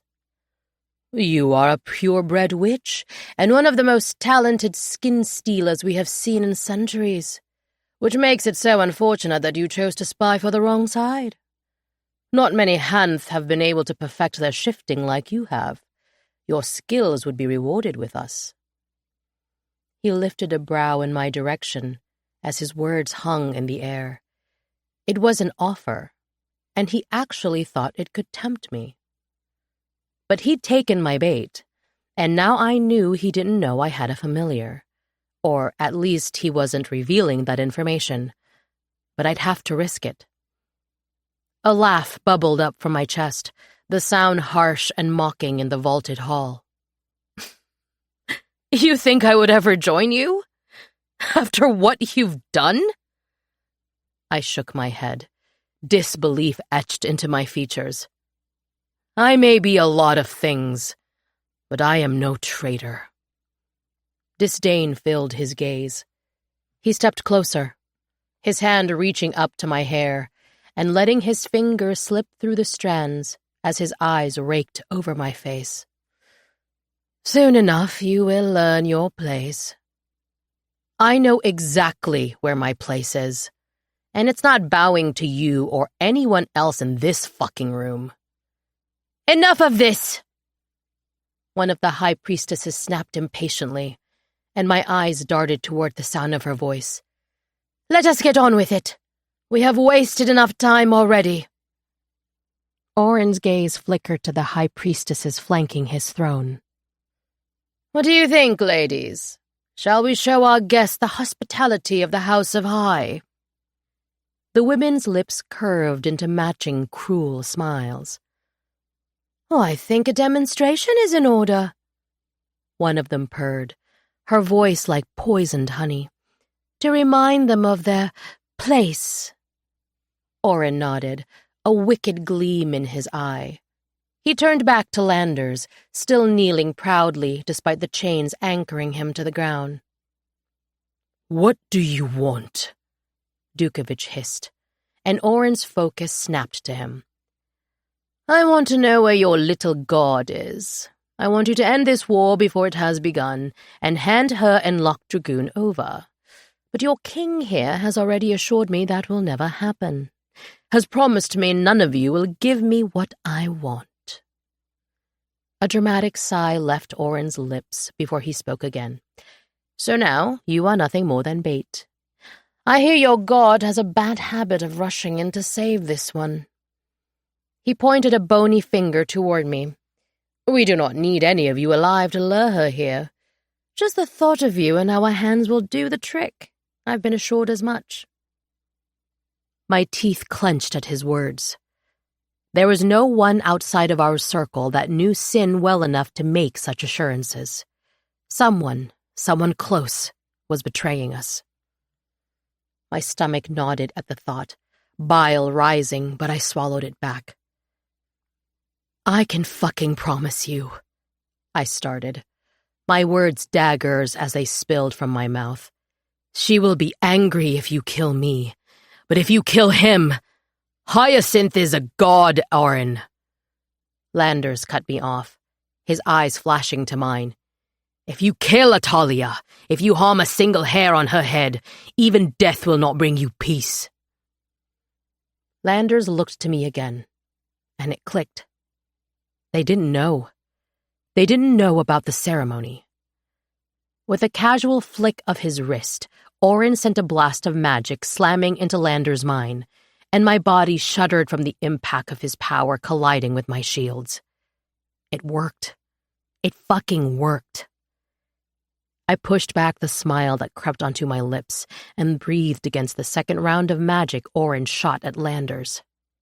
It was time. I sent my silent commands trickling through the room, orders to all the minds I held in my clenched fist. From the corner of my eye, I watched as Silo scurried through the crowd of silent nobles, climbing onto the windowsill in the far corner in her rat form, pulling at the keys hanging from the guard's belt. He looked down, unfastening the set of keys and handing them to her, obeying without question. Another impact of magic slammed into my mind, and I dragged my eyes back to Orin.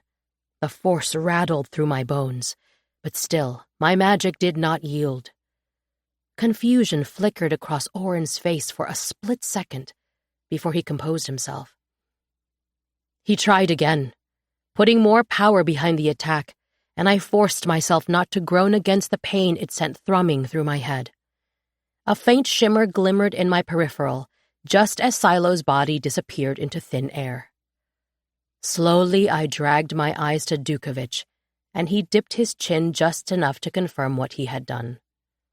Orin's gaze snapped to me, suspicion seeping into his features as understanding dawned. "You!" he hissed, stalking toward me. "You are doing this, blocking me somehow!" I smiled then, a cold, vicious thing. Surprise! In unison, every guard drew their sword on the tail of my words, pointing them toward their leaders as the high priestesses shot from their thrones. Orin stumbled backward as the guards took a step toward him. Fear flashed in Orin's irises as the manacles at Landers' wrists clattered to the ground. "What have you done?" Orin demanded, his voice rising with panic. Landers' arms lifted slowly, painfully, as his fingers wrapped around the iron crown and pulled it from his head. His power pulsed beside me, flowing back into him as he freed himself from the chains and rose from his knees. Dukovich's bindings were necks, falling from his wrists as the horror on Oren's face deepened. A sinister chuckle rolled from Lander's mouth as he took a step forward. He was weak. I could see it in the stiffness of his movements. He had been bound in iron for too long. "You underestimate her," Lander said, his voice low and dangerous as he advanced another step toward Oren. My eyes fell to the movement at my ankle, watching as the manacles unclasp. I steadied myself against the weight of Silo's glamoured form as she scaled the side of my body and down my arms, working to get the last of my bindings free. They fell from my wrists, clashing against the marble floor as the high priestesses finally began their descent from the dais. They were calm. Too calm. Unease began to rise in my chest with every step they took toward us. Something was wrong. Something was off about them. "Kill them," I ordered, through the tendrils of magic wrapped around the minds of the guards. But they didn't move. I pushed the command down the flow of power again, but still they did not listen. Blood drained from my features as the high priestesses took their last steps to flank Oren, and a smile slithered across his face. "I believe you are the only one who has not had the pleasure of meeting our high priestesses," Oren said, his smile deepening. "May I introduce Vara and Savannah?" Vera lowered her hood first, silver hair falling from beneath its fabric and framing her aged face. Her eyes were haunting, as if they did not truly belong to her. I swallowed as my eyes turned to Savannah. She was younger, but her skin still showed signs of weathering, almost as if it happened prematurely. Her eyes held the same hollow stare as Vara, and I forced myself not to recoil from them. "Thank you for the demonstration," Vera sang, her voice younger than it should have been. The muscles across Lander's bare chest rippled at the sound, tensing as he took a small step toward me. "We were informed that the ancient blood of Daimia runs through your veins. We needed to see just how strong your magic was, how big of a threat you would be for what comes next. The show was a disappointment, really. All that magic gone to waste on someone who has not learned to hone it. You are powerful, I can feel it, but you do not know how to use it." Savannah flicked her wrist, and my invisible threads of power shattered, the wall around Dukovich and Lander's minds crumbling like sand. The connection to the guards and nobles snap, their minds slipping from my grasp. A gasp tore from my throat at the sudden loss, my head throbbing with the backlash. "Now," Vera started, "where has this lovely familiar of yours gone?" My heart seized at her question as her eyes locked on Dukovich. A groan slipped from his lips as the glamour around Silo dissipated. She stood beside me, her wolf form massive and imposing. A low growl rumbled from her chest as she bared her fangs. "Looks like you found your calling, Oren." Dukovich snarled as he pushed to his feet. "You are a better actor than you are a high priest." Oren grinned. "Oh, I do love the theater, and this one was so easy to manipulate." Oren's hand reached for me, but Lander's fingers cut through the air, clasping around his wrist as he pulled me behind him. Savannah giggled, the sound unhinged, manic, as it sliced through the silent room. "I wouldn't do that if I were you," she squeaked out as another giggle glided off her lips. Oren snatched his wrist away from Lander's as Savannah pushed her ruby hair over her shoulder, the color exacerbating the glow of her pale skin. "You know what is so fun about a Maud?" Savannah asked, her tone dancing with childlike amusement. "It doesn't matter what magic you have, how powerful a wielder you are, because all we have to do is slip into your mind and tell you not to use it." Another giggle collided with the air as she twirled around us, her robes fanning at her ankles. "That's what makes us special. Why she chose us." This woman was fucking insane. "I see why you're the mouthpiece of a Mord."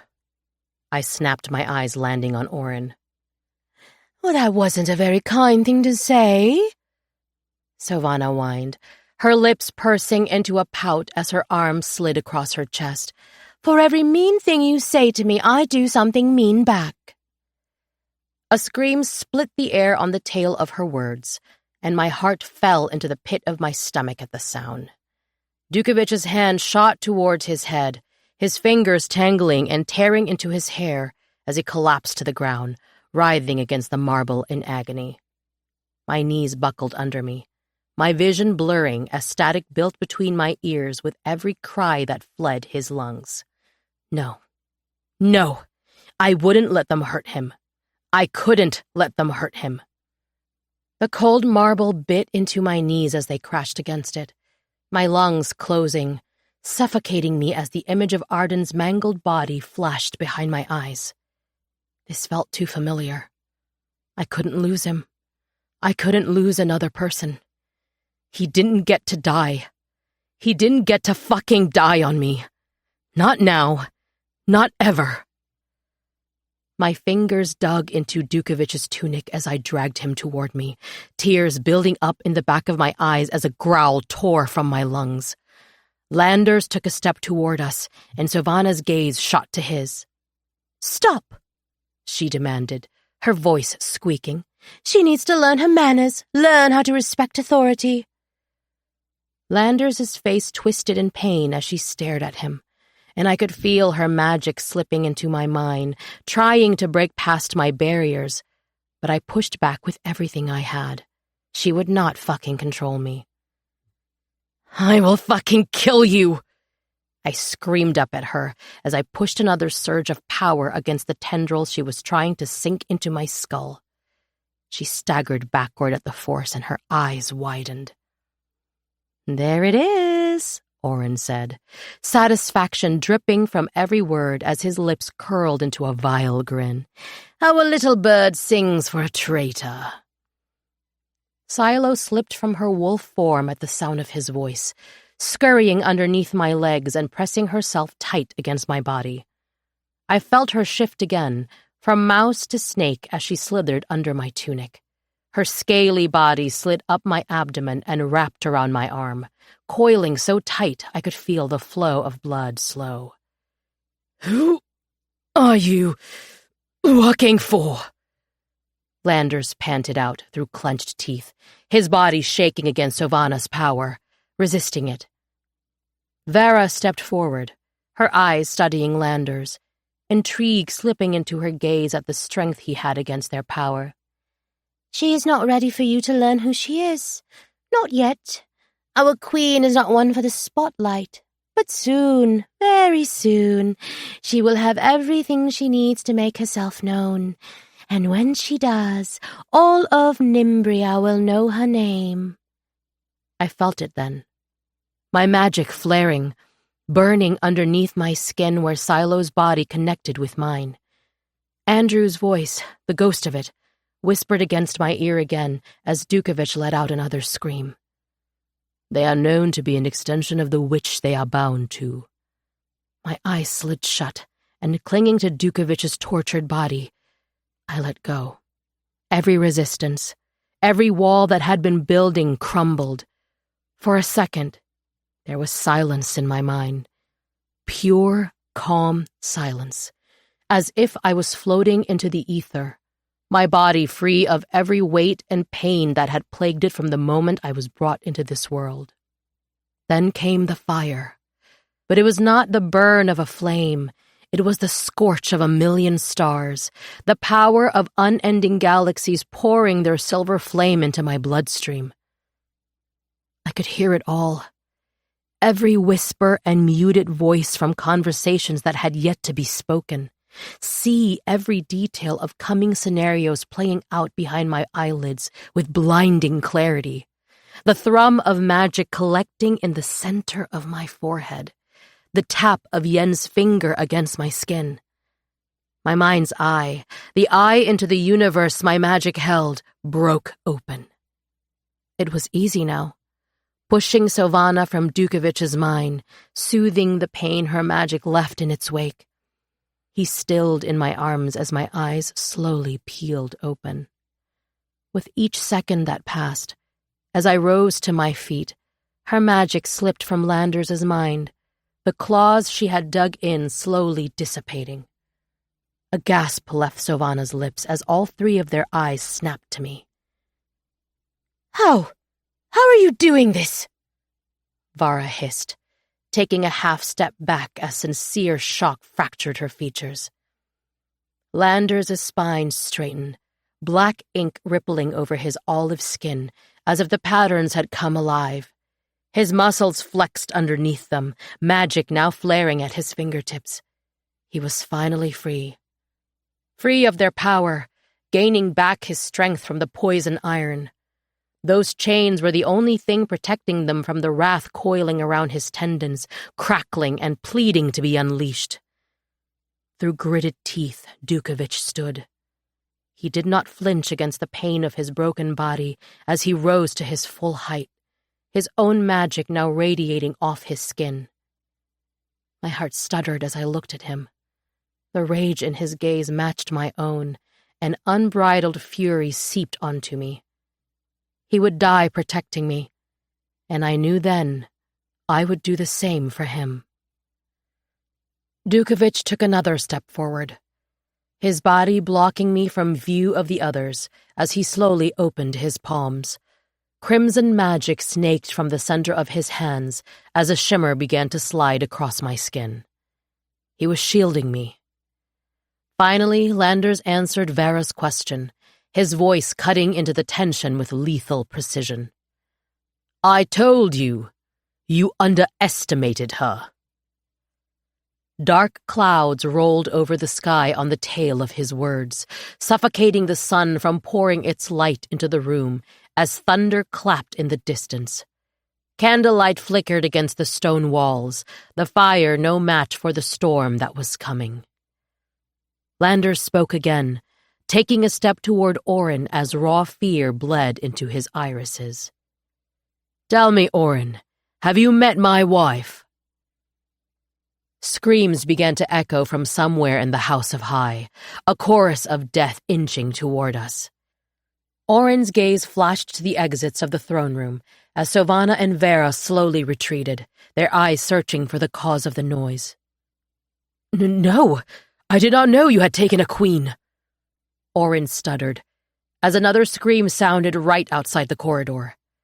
The room filled with gasps, commotion breaking out as nobles scrambled to flee the hall. Who is she? A smile dripping with death split Landers's face, shadows pouring into the room as he answered. Darkness. Chapter 47. Hyacinth. The pounding of Landers's heart reverberated through my own veins, a steady and relentless beat that forced my fear to calm. Every ounce of pain that pulsed through his body flooded my soul as the towering glass windows of the House of High's great hall exploded inward. They would not lay another finger on my family, not while I still had breath in my body. I did not wait for the dragons to land. I did not wait for anything as I leapt from their back, hurtling toward the ground below. The impact of my boots shook the very foundations of their fortress, shattering glass under my feet as I landed with a thunderous force. Darkness descended upon the surroundings as I blocked off all possible exits, screams piercing through the air like a chorus of terror. A dragon's song filled the air at my back as I rolled my shoulders back, echoing throughout the realm like a call to arms, like a warning. My body hummed with raw power, casting an ethereal glow that illuminated my path toward the dais. Magic radiated around me in pulsing waves. Shadows twisted and parted with every step I took, like living creatures bowing in reverence as Ada and Landers came into view. I could feel the others step through the broken windows, their magic ready, but I didn't look back. All I could see was him. My entire world condensed into a single figure standing before me. Our gazes locked, and in that instant, a crushing weight lifted from my chest. My lungs greedily drank in air they had refused to take in without him. His piercing emerald eyes held so much pain, so much pride, as they gazed back at me. My heart throbbed against the cry threatening to escape my lips at the sight of him. It was more than just the sight of him, of them. It was the sight of my home. My gaze slipped to Ada, and I choked back the gasp that raced up my throat. Her eyes held galaxies, as if she could see right into the very depths of my soul, exposing every thread that made me. A sob rolled from my chest as that beautiful, wicked smile spread across her lips. She was okay. She was okay.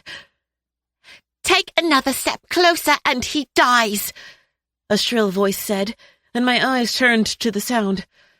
A silver-haired woman held a blade to Dukovich's throat as two guards held him in place.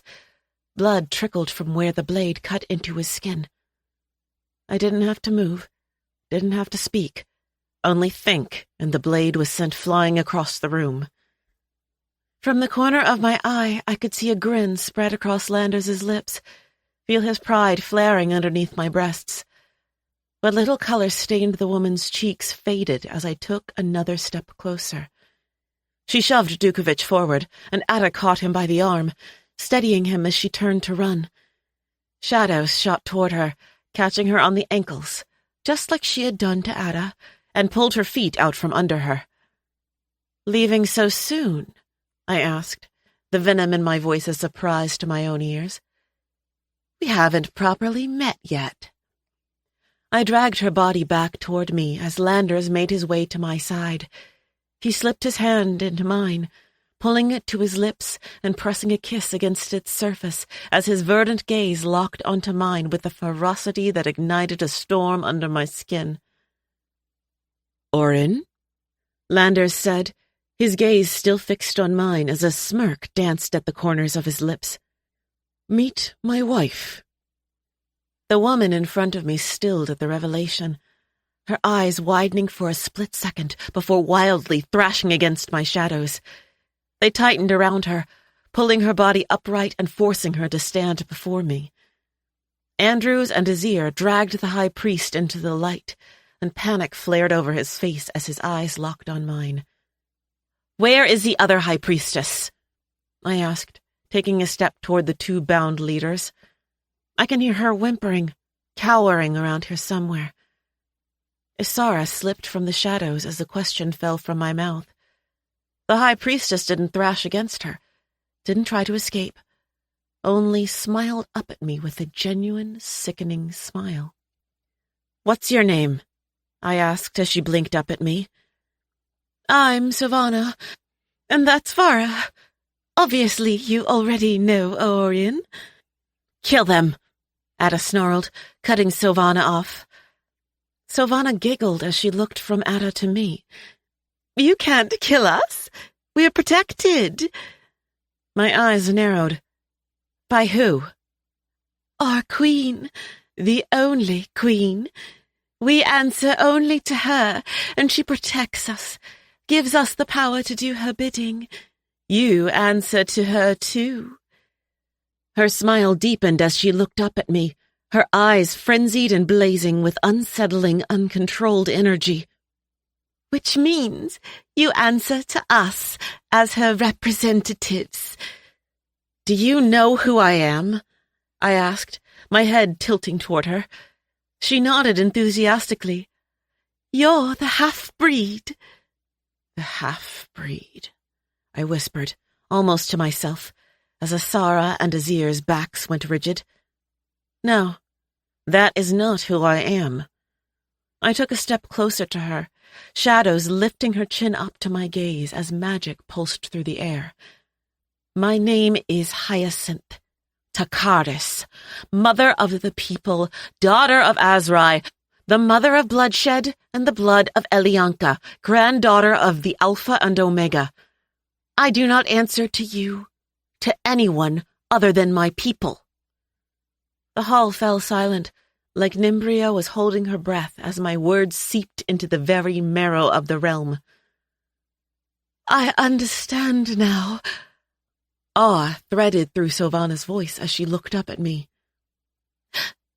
They are here! A deafening explosion shook the foundation of the House of High, sending tremors through our bodies as Vara's words tumbled into oblivion. The walls began to crumble around us as scores of living dead, mezen, and all kinds of foul creatures poured into the collapsing room. Screams from the nobles flooded the air, drowned out by the tearing of flesh and screeching of creatures. Tragai filled the skies, and I watched as dragons launched themselves from the balcony, joining the aerial battle and painting the sky with fire and blood. The scent of blood clung to the air like thick smoke, choking me as I staggered forward. The screams, some of agony, others of rage, clashed with the metallic clang of steel against steel, the wet, sickening sound of flesh being torn apart. The crumbling fortress was chaos incarnate, a storm of bodies colliding, weapons slicing through the air, and magic igniting the darkness with bursts of searing light. Landers turned to me, his eyes wild as he flicked his wrist toward a horde of living dead. Violet matter shot from his fingers like daggers, decapitating every creature surrounding us. More poured over their broken bodies, trampling the corpses as they rushed us. They did not stop coming. A roar of rage exploded from my chest, my magic shooting outward in a shock wave that sent the horde stumbling back. Shadows whipped around me like a maelstrom as I advanced on them, cutting through every creature. My heart beat at a frantic pace as I took in the carnage.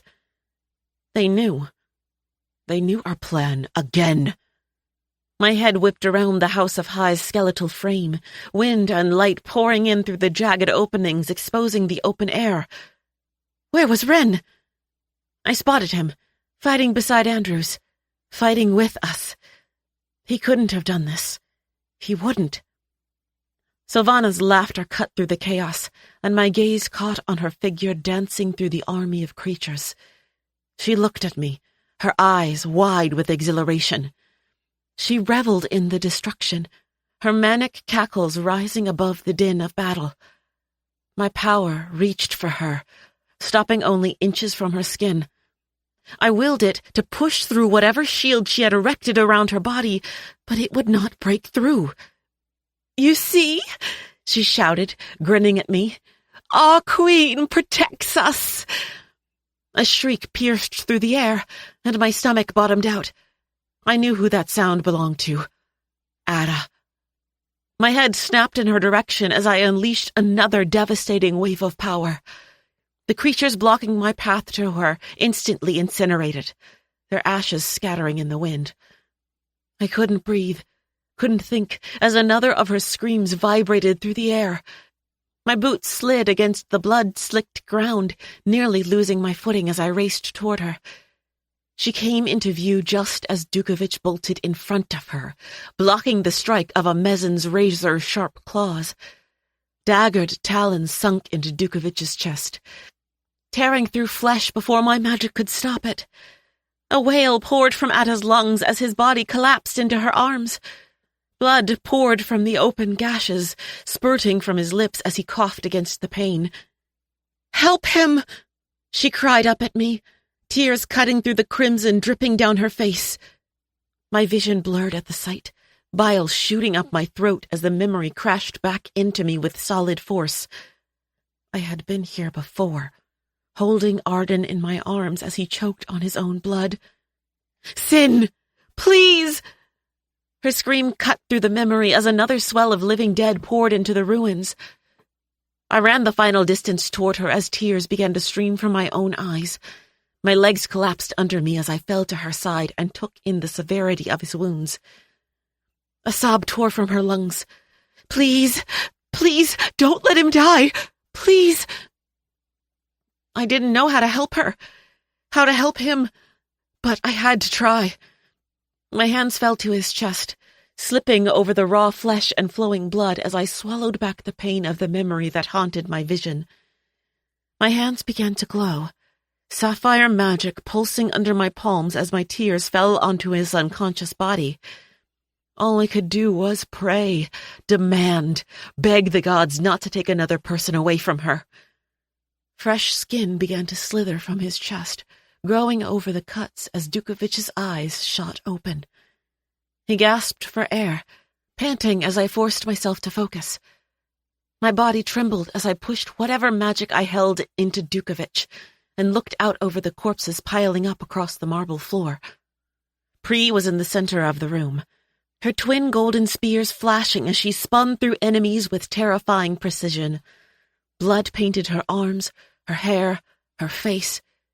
Siggy, Nantia, and Asara fought beside her, their swords gliding through the air, magic crackling along the blades. My heart slammed against my ribs as my eyes locked onto another figure in the fray. Andrews. He moved like a shadow, a deadly dance of steel and magic. Every creature that lunged for him cut down without hesitation. But there were too many. I saw him falter for half a second, talons scraping against his side, and a scream clawed up my throat before I could stop it. But it was Ada's voice that exploded from beside me. "Andrews!" His name ripped from her lungs as her eyes darted back to Dukovich, a choice colliding between the two men.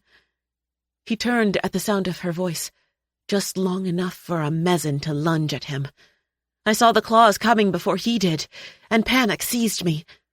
Without thinking, I flung my hands forward, magic bursting from my palms like a raging inferno. The air warped with heat, and a stream of fire shot toward the creature, engulfing it in an instant.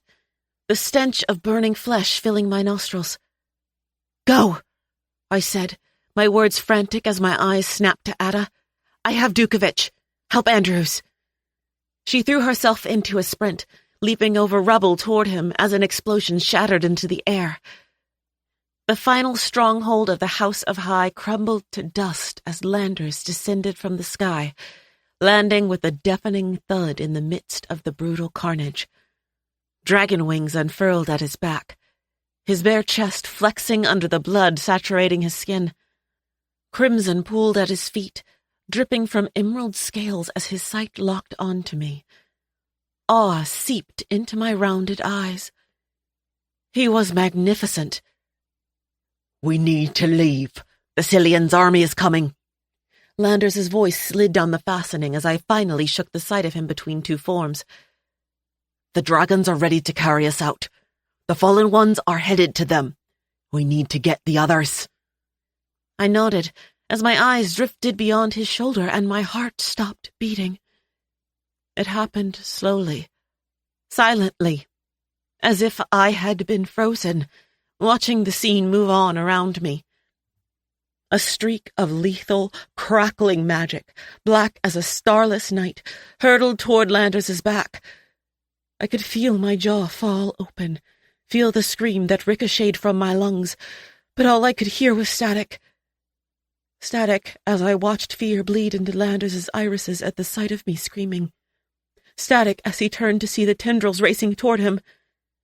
For one breath, the world stilled.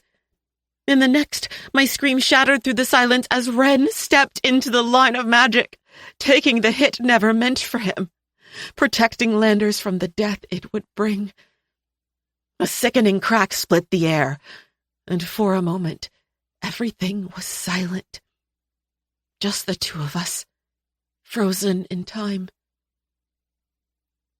His body arched violently, a glow pulsing from within as the magic burned through him, sinking into his bones. His mouth parted in a silent gasp, eyes blown wide with pain and shock as he crumbled to the ground. I tethered to his side before I could breathe, my knees slamming into the blood-stained marble as a wave of magic washed over the room, drenching it in the pain that seeped from my pores. Every creature turned to ash as my power flared uncontrollably. Unholy magic seared through his flesh, dark veins spreading like cracks in shattered glass. His mouth opened as a choking gasp wrenched free. His fingers twitched, curling as if reaching for something. Reaching for me. I scrambled the last few feet toward him, my hands shaking as I pressed them against his chest, as if I could hold him together, as if I could keep him from slipping away. But the moment my fingers touched his skin, I felt the unnatural heat beneath it. His body was burning from the inside out, his life force unraveling, dissipating in front of my eyes. My magic sparked at my fingertips, frantic and unfocused. I tried to heal him, but the wound was too deep, the magic too corrosive. It had sunk into him like poison, eating him alive. No, no, no, no, I sobbed, my vision blurring as tears poured from my eyes. Ren, stay with me. You have to stay with me. Blood seeped from his mouth, dark against his pale lips. His eyes, those beautiful midnight blue eyes that had always been so full of fire, now looked at me with something else, something far worse. Acceptance. His hand lifted, trembling, brushing against my cheek, smearing warm blood across my skin. His voice was barely a whisper, a sound so weak it felt like a knife to my gut. I had to.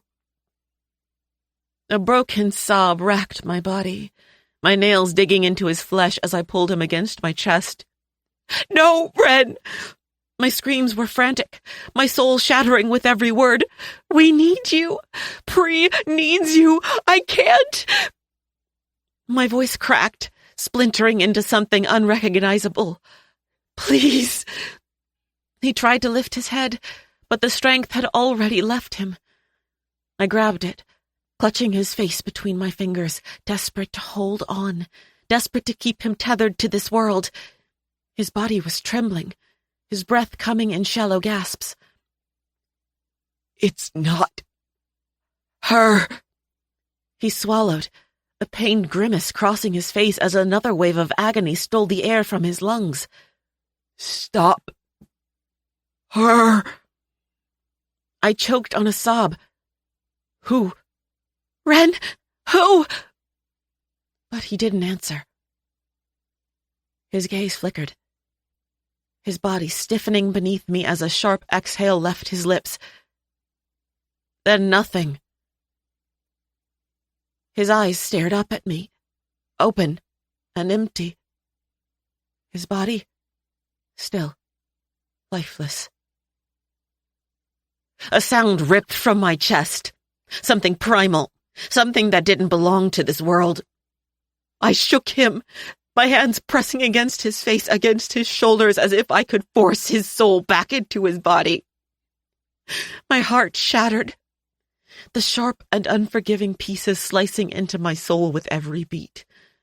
I rocked him against me, pressing my forehead to his, begging the gods, the universe, anyone who would listen to bring him back. But there was no answer, no miracle.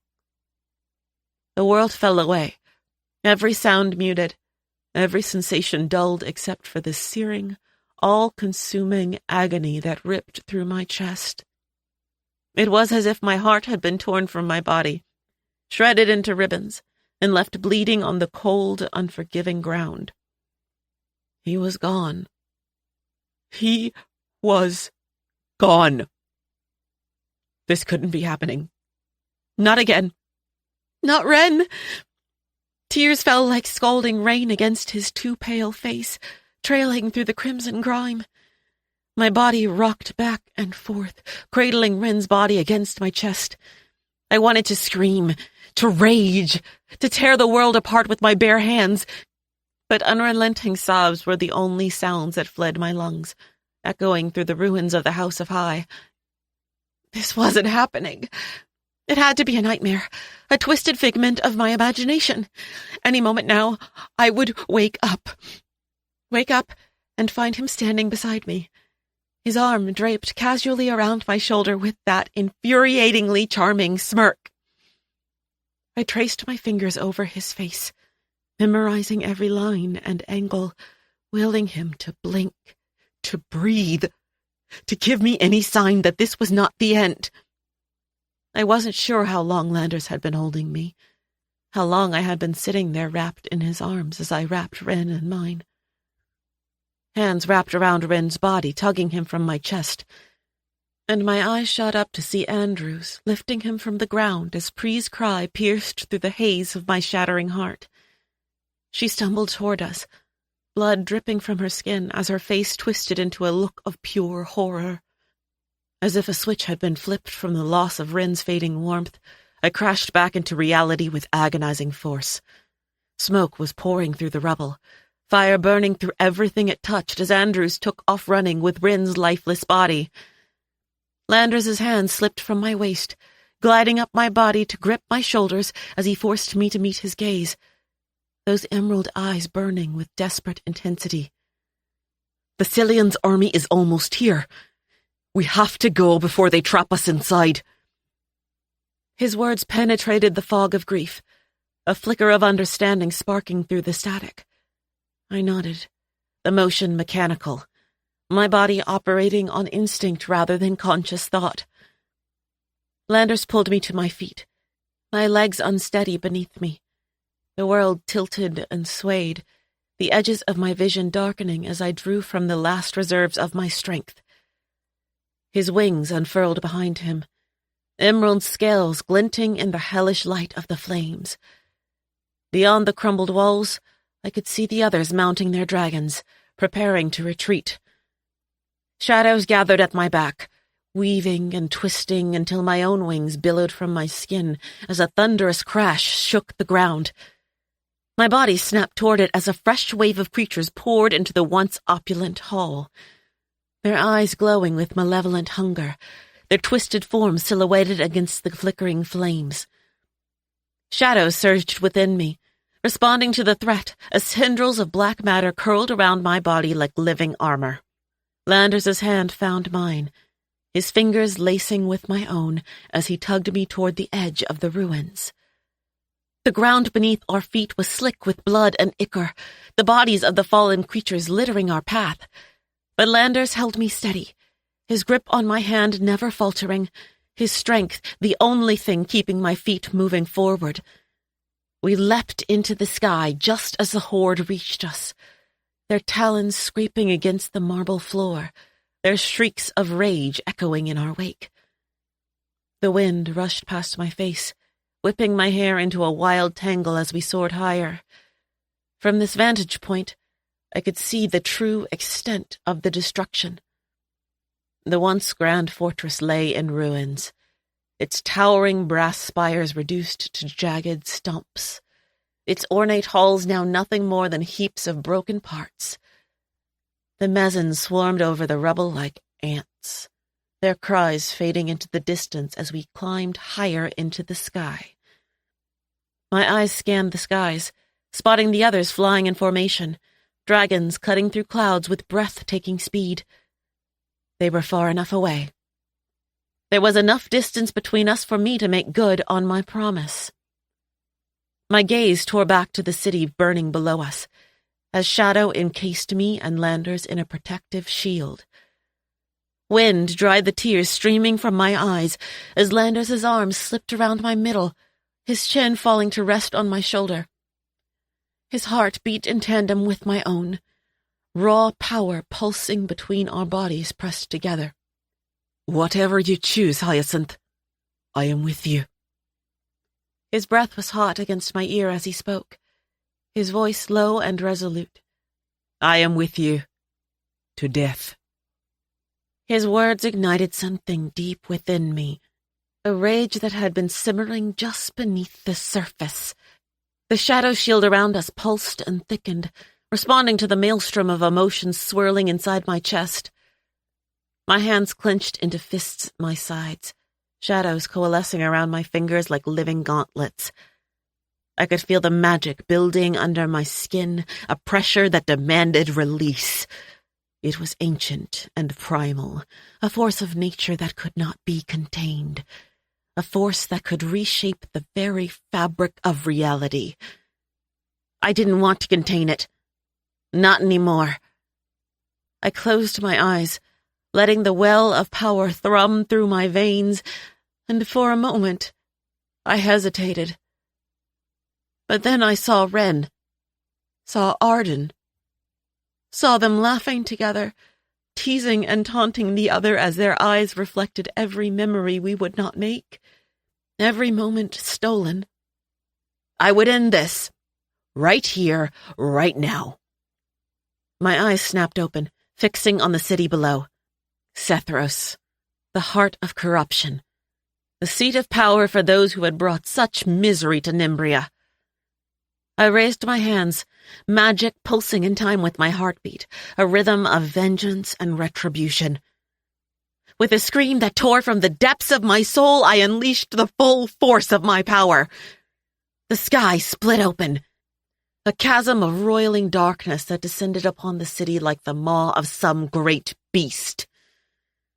Tendrils of shadow, sharp as blades and cold as the void, whipped through the streets, tearing through stone and metal like parchment.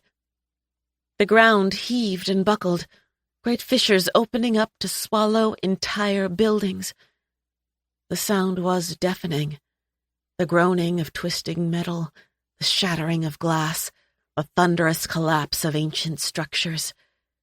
The air crackled with energy, the sky darkening as if the sun itself had been snuffed out.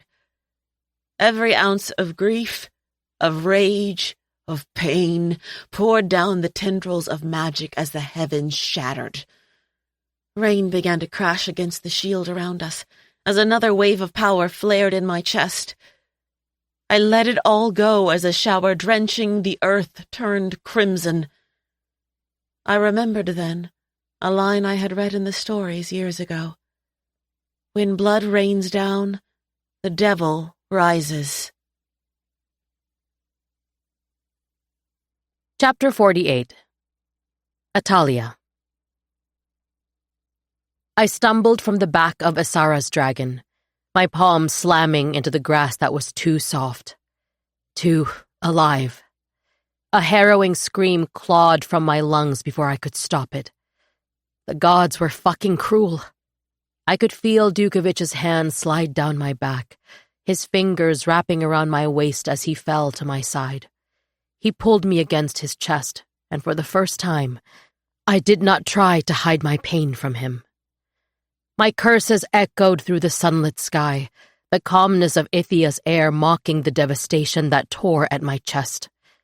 Andrew's eyes connected with mine as he slid down the side of Nanthia's dragon. Ren's lifeless body tucked against his chest. There was so much emotion burning behind his irises. So much pain. The sorrow in his gaze gutted me, compounding my own until I felt as if I would crumble beneath the weight of it. But there was something else simmering beneath the surface. Something that looked achingly like love. I stared at Andrews, my eyes desperately searching his face, needing him in a way I have never needed anyone before. He was the only one that knew me, the only person who had seen the hell that lived inside of me, the darkness that was fighting to crawl back to the surface and pull me under. I couldn't go back there. I wouldn't fucking go back there.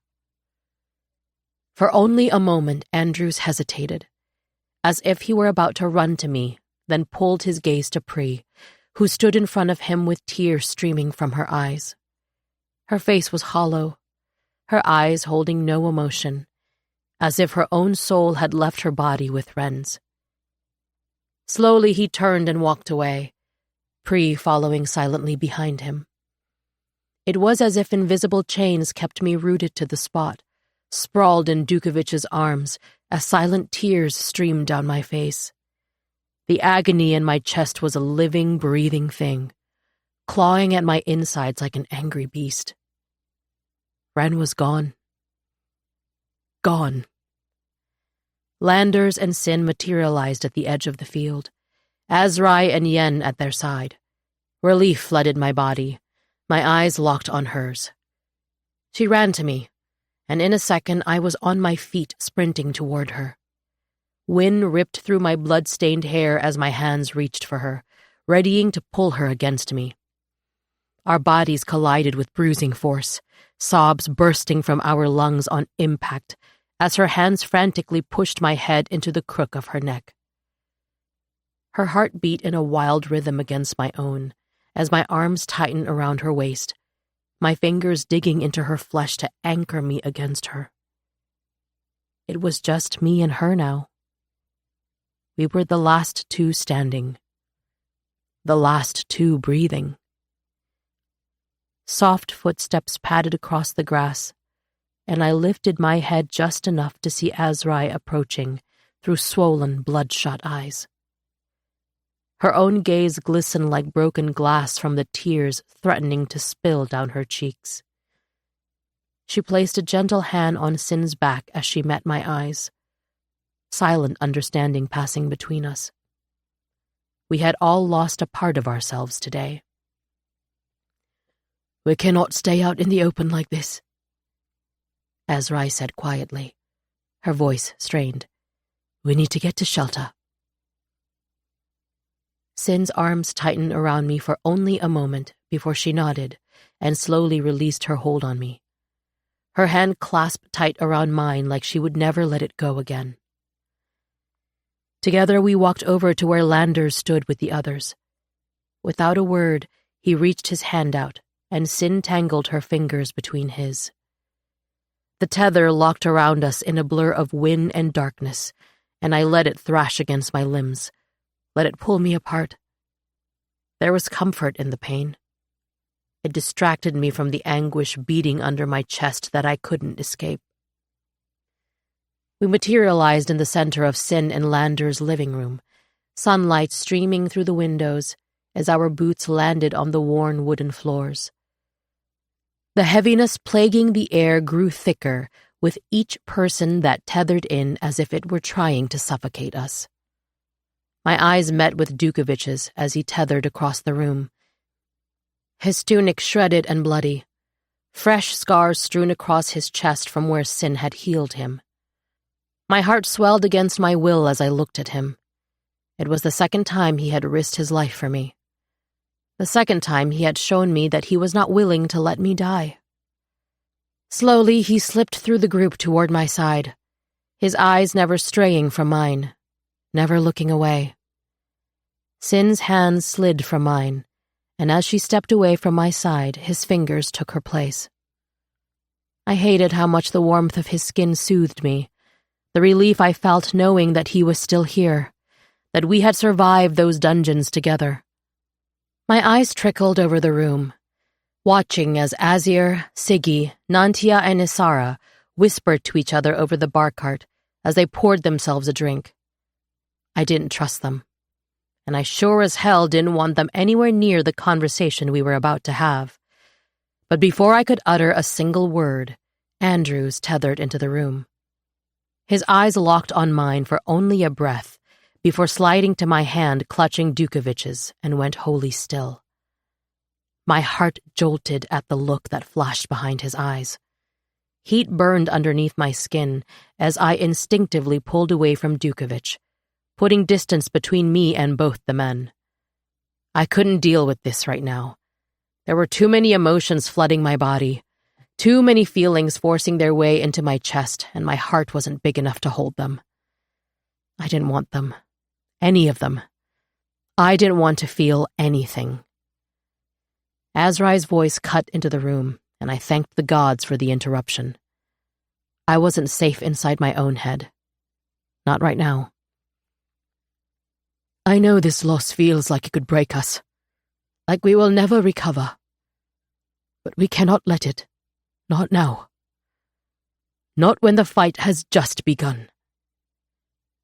Azrai looked at each of us in turn, a tear finally breaking free from the corner of her eye. She did not move to wipe it away. Ren was my child. My son. Her voice cracked on the word, and the sound could have killed me. Ren sacrificed his life for us, for a chance at a better future. We owe it to him, to Arden, to everyone we have lost to keep going. Tears flowed down both of her cheeks in tandem now, and I couldn't stop the anger the sight caused. She was our mother. She was the only mother we had ever known, and her children were being slaughtered, hunted. Ren and Auden. She started again, her voice thin. They are together now, their souls reunited. And there is hope in that thought. We cling to it like our very lives depend on it. And when this is over, when the time comes, we will mourn them properly. Tears burned my eyes like poison as Pree's face flashed into my mind. The thought sent my heart careening into the bottomless pit inside me, shattering on its way down and leaving shards lodged into my flesh. She had only loved twice, and both men were taken from her by Amord. I had many reasons to want to tear the realms apart, to burn them to the fucking ground. But something in the thought of her pain, the strength it must have taken for her to love again, only to be rewarded with more heartache, made me think that maybe Nimbria wasn't worth saving. I knew what she was doing right now. Knew that she was sitting with Ren's lifeless body, wondering what she could have done to stop this. Wondering why her, why it had to be her. I'd been there before, and no one deserved that pain. Yen stepped forward on the tail of Azrai's words, her cloudy eyes swirling like storm clouds as she clasped her hands in front of her. I'd never seen her in anything other than her velvet dresses, but standing here in front of us clad in battle leathers that were the deepest amethyst I had ever seen, she looked almost frightening. I do not have time to give you all the backstory, and frankly, it does not matter why. But I was asked to create demons to help find out who in Amort has been creating them. The demons were able to get in the House of High before the fight started. All I was able to glean from them before they were killed is that their leaders, Orin, Vara, and Savannah, are also demons. They are not the ones creating them.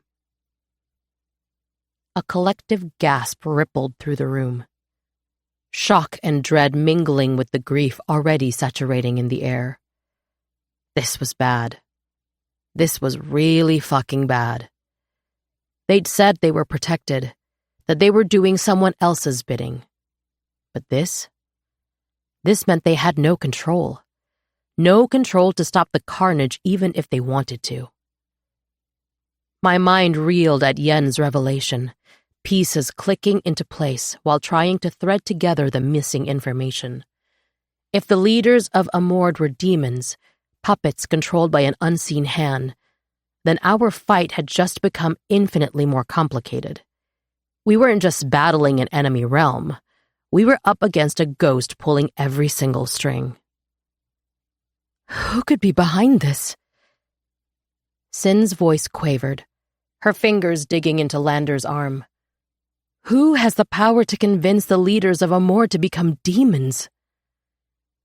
Azrai shook her head, her eyes haunted. I do not know. But whoever they are, they have been planning this for a long time, manipulating events, setting the stage for war and chaos since placing Toft with me as a child. She started pacing as she spoke. They are patient, and patience in an enemy is dangerous. A heavy silence fell over the room as I watched every one of the steps Azrai took, my guts painfully twisting as the reality set in. We couldn't possibly win against these odds. Andrews broke the silence, his voice hard as flint as his eyes avoided mine. If whomever is creating them has already taken Amord, then we have to assume they have taken the Cillians and Redelftum as well. We need to find out who that is and stop them before they can create more. Easier said than done, brother, Dukovich said, as Andrews' eyes snapped to him. Andrews' next words were a growl as they left his lips. I am not your brother. Dukovich raised a brow in his direction. a smirk forming as he parted his lips, readying to respond as Sin cut in. Thank gods for that woman. Whoever it is, we know it's a woman. We start there, Sin said, her tone commanding as her eyes scolded Andrews and Dukovich before turning toward the fallen ones. Go feed your dragons. Take them to the infirmary to heal any wounds and get them rested. We will be fighting again soon, and they need their strength. They did not hesitate to tether from the room as the words slipped from her mouth, like they had been waiting for permission to flee. Landers' arm tightened around her waist at the audible breath the room took with the loss of their presence. We could finally speak freely. Sin turned to Azrai and Yen, and I could see the exhaustion had seeped into the lines of her face. Can the two of you go to the Elders' archives and look for anything you can find on a woman spoken of throughout the stories that may give us some direction?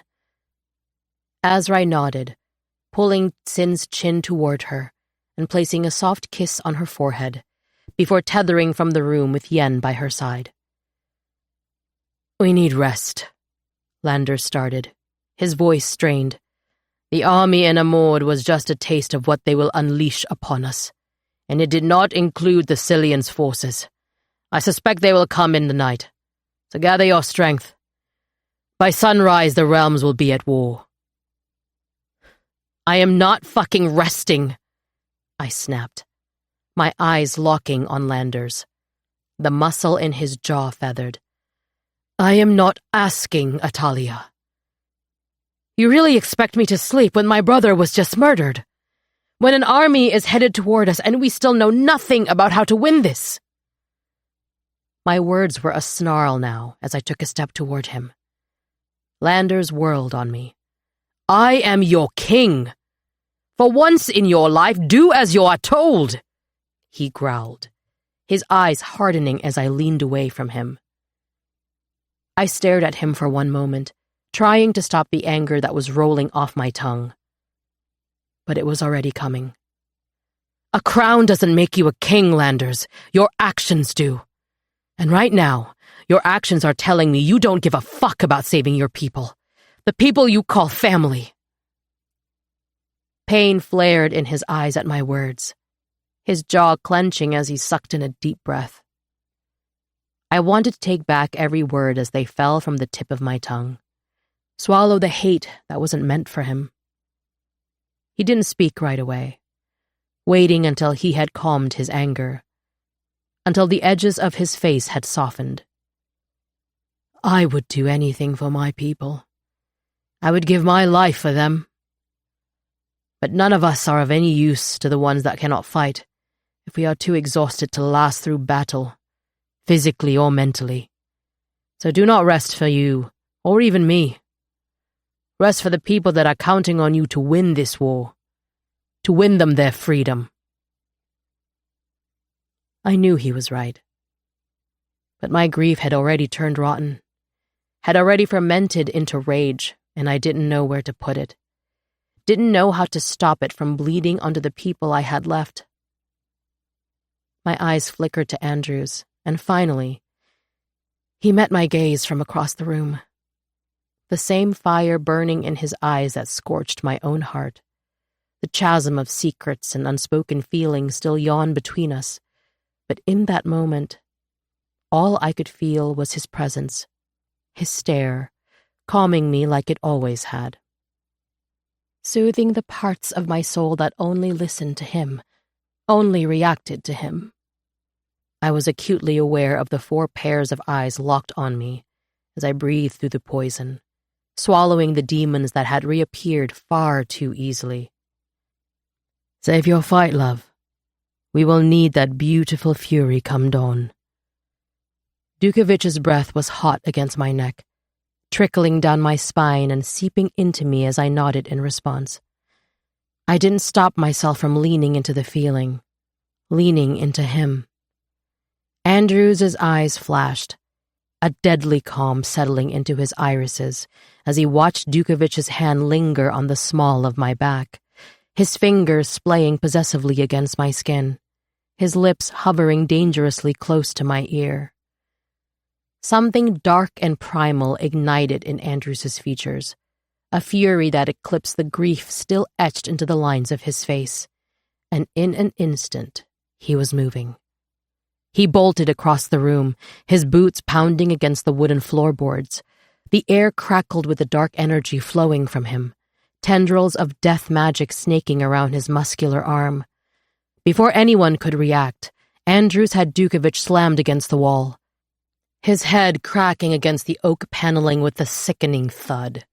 His fingers wrapped around Dukovich's throat, pinning him in place as green and black coils of power inched their way closer to Dukovich's skin.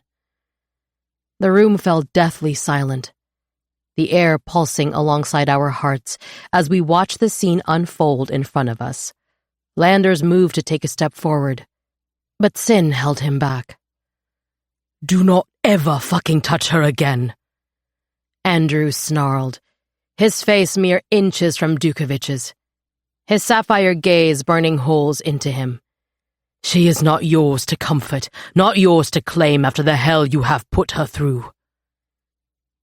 I stood rooted to the spot, my heart hammering against my ribcage as I stared at them. They would fucking kill each other if we let them.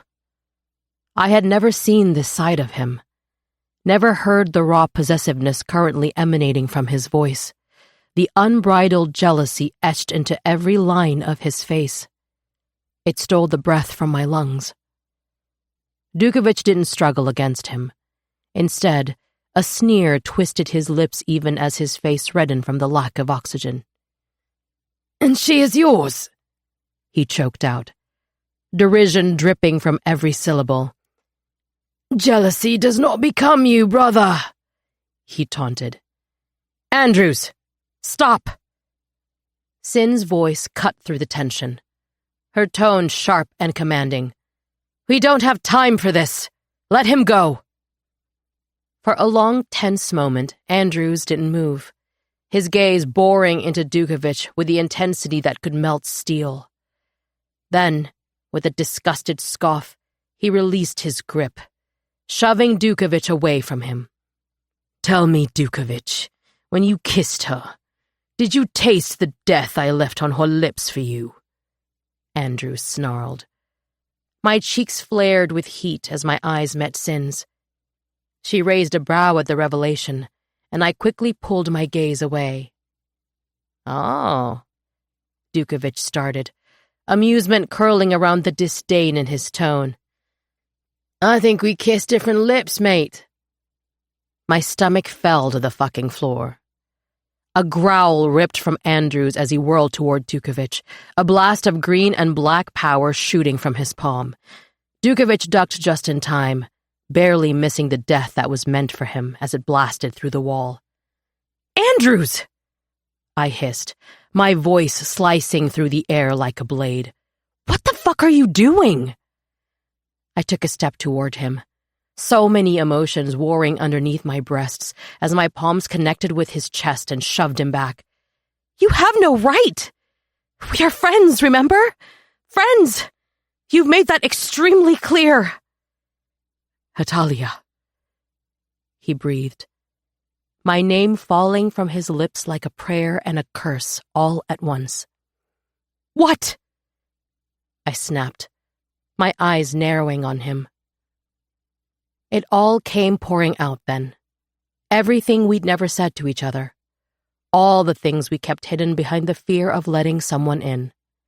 Every wall we had erected to keep me at a distance went up in flames. "I do not want to be your fucking friend, Natalia."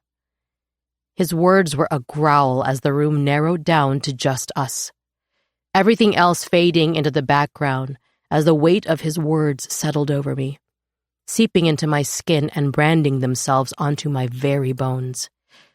All I could see was him. All I could hear was the desperation in his voice, the fear plaguing his words. The sound was fucking beautiful. His chest heaved. "You are tangled into every corner of my soul. You are weaved so deeply in my being that I would not survive being ripped from you. Not again." I stared at Andrews. his words hanging between us like a live wire, crackling with an intensity that threatened to ignite the very air we breathed.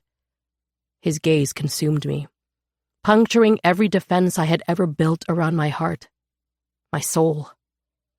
He took a step closer, his hand reaching out as if to touch me, but hesitating just a hair's breadth away from my skin.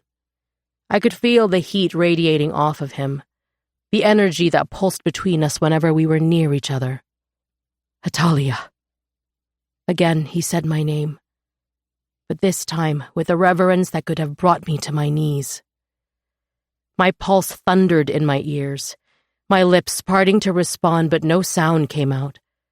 Like a bucket of ice water dumped over my head, the awareness of the others in the room came crashing back.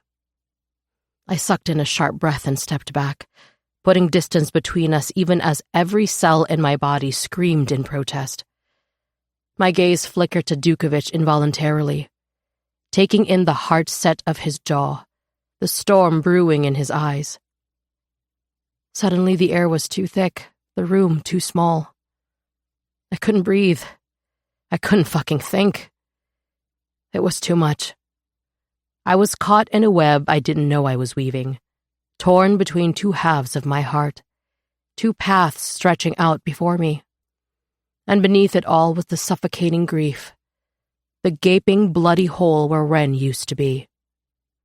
I couldn't do this. Not now, not here. I needed to get out. I needed air and space and time. Without a word, I turned on my heel and ran.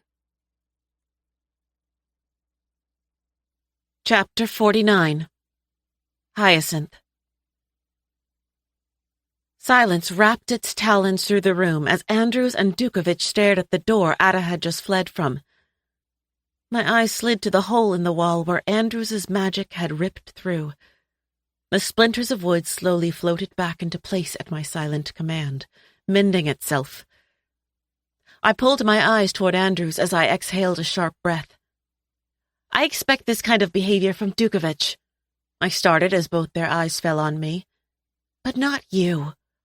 Andrews blanched at my words, my gaze dancing between them. Both of you. Fix this. I don't care how, but fix it. They nodded, neither of their eyes meeting mine as they tethered from the room.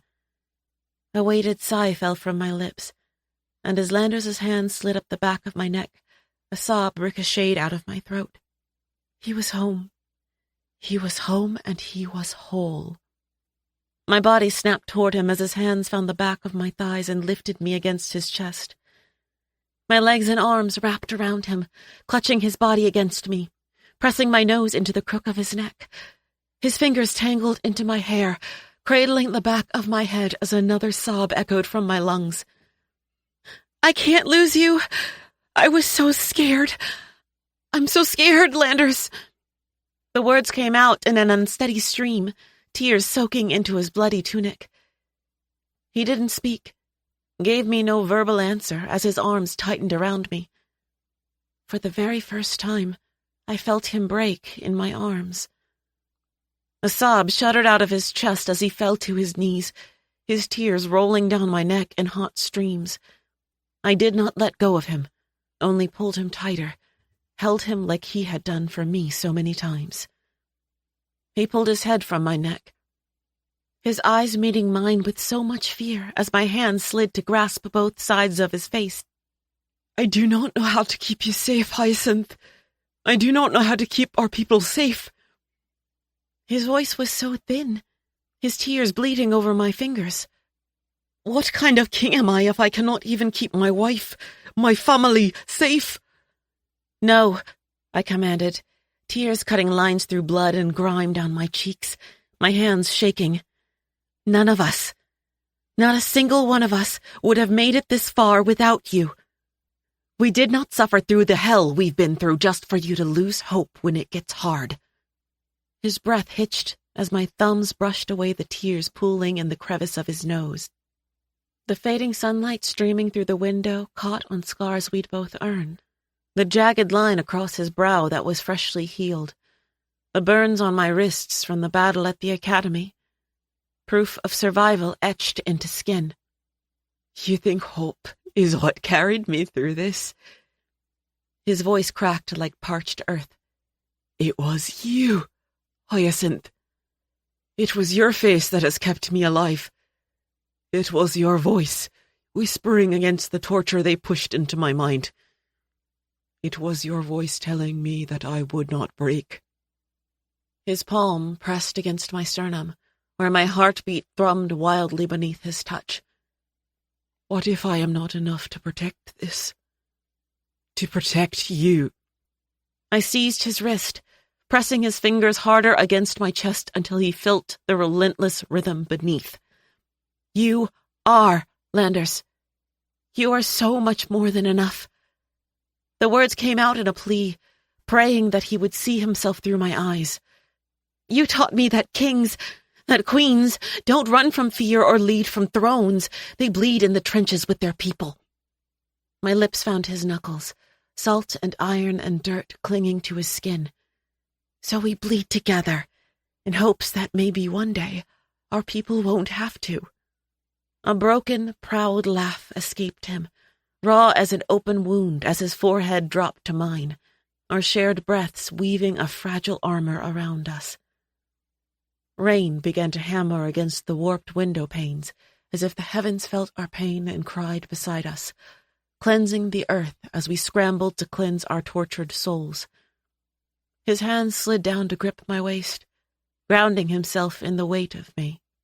The rainwater traced silver veins down the glass, distorting the world beyond into something softer, a lie we both wished were true. Landers' breathing steadied in the small space between us. When he finally lifted his face, his eyes held less storm than before. His lips found mine, and it was not gentle or careful. It was a collision of fear and unquenchable devotion. My fingers wound through the hair at the nape of his neck, pulling him closer against me as our mouths moved desperately against each other. He pulled back as lightning split the sky, a bright wound healing too fast as thunder shook the home's foundation. His eyes traced my face, as if committing every detail to memory. But something in the way he studied me, in the intensity of his gaze, scared me. Wordlessly, I stood and pulled him to his feet before turning to the bathing chamber. I guided him behind me, shouldering through the lavatory door as I flicked my fingers toward the fireplace nestled in the corner of the room. The bath filled at my silent command, healing water rising as steam poured over its surface. I needed this, needed him. I would give myself a moment to forget the destruction, a second to forget the grief rupturing my organs. I would lose myself in the arms of him, in the taste of him, the feel of him. I would let myself drink him in, memorize every inch of his scarred skin, every curve and ripple of his muscle, every glimmer in his verdant eyes. Then, once I have devoured him, once I have filled myself with every ounce of him, I would tell him about Cain. I would tell him about the last thing Wren had said to me. I turned to find his eyes were already on me, searing into my own with heartbreaking sincerity.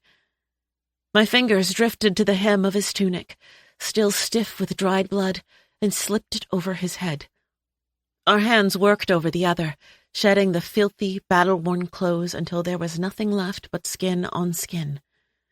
My hands slid up the grooves in his abdomen, letting them take their time as they crawled toward his shoulders. He shuddered beneath my touch, his eyes fluttering closed as my fingers traced the map of scars over his chest, the regions his tattoo created that I could recognize now. So much history, so much pain and devastation was etched into his flesh. The urge to heal every single one tugged at the veins pulsing toward my heart. I knew I could do it now, with the new magic I had. I knew I could erase that grief from his body. Instead, my mouth fell against his skin, my lips tracing over raised, rough tissue as a single tear slid down my face. These scars built him, broke him, and formed him into the man standing before me. And my gods, I loved this man. His hand slid down to my waist, lifting my body into the copper bathtub as he stepped in with me. The water embraced us as we sank into its depth, the heat, the healing swirling in its depths, leaching away the hurt that clung to our bodies.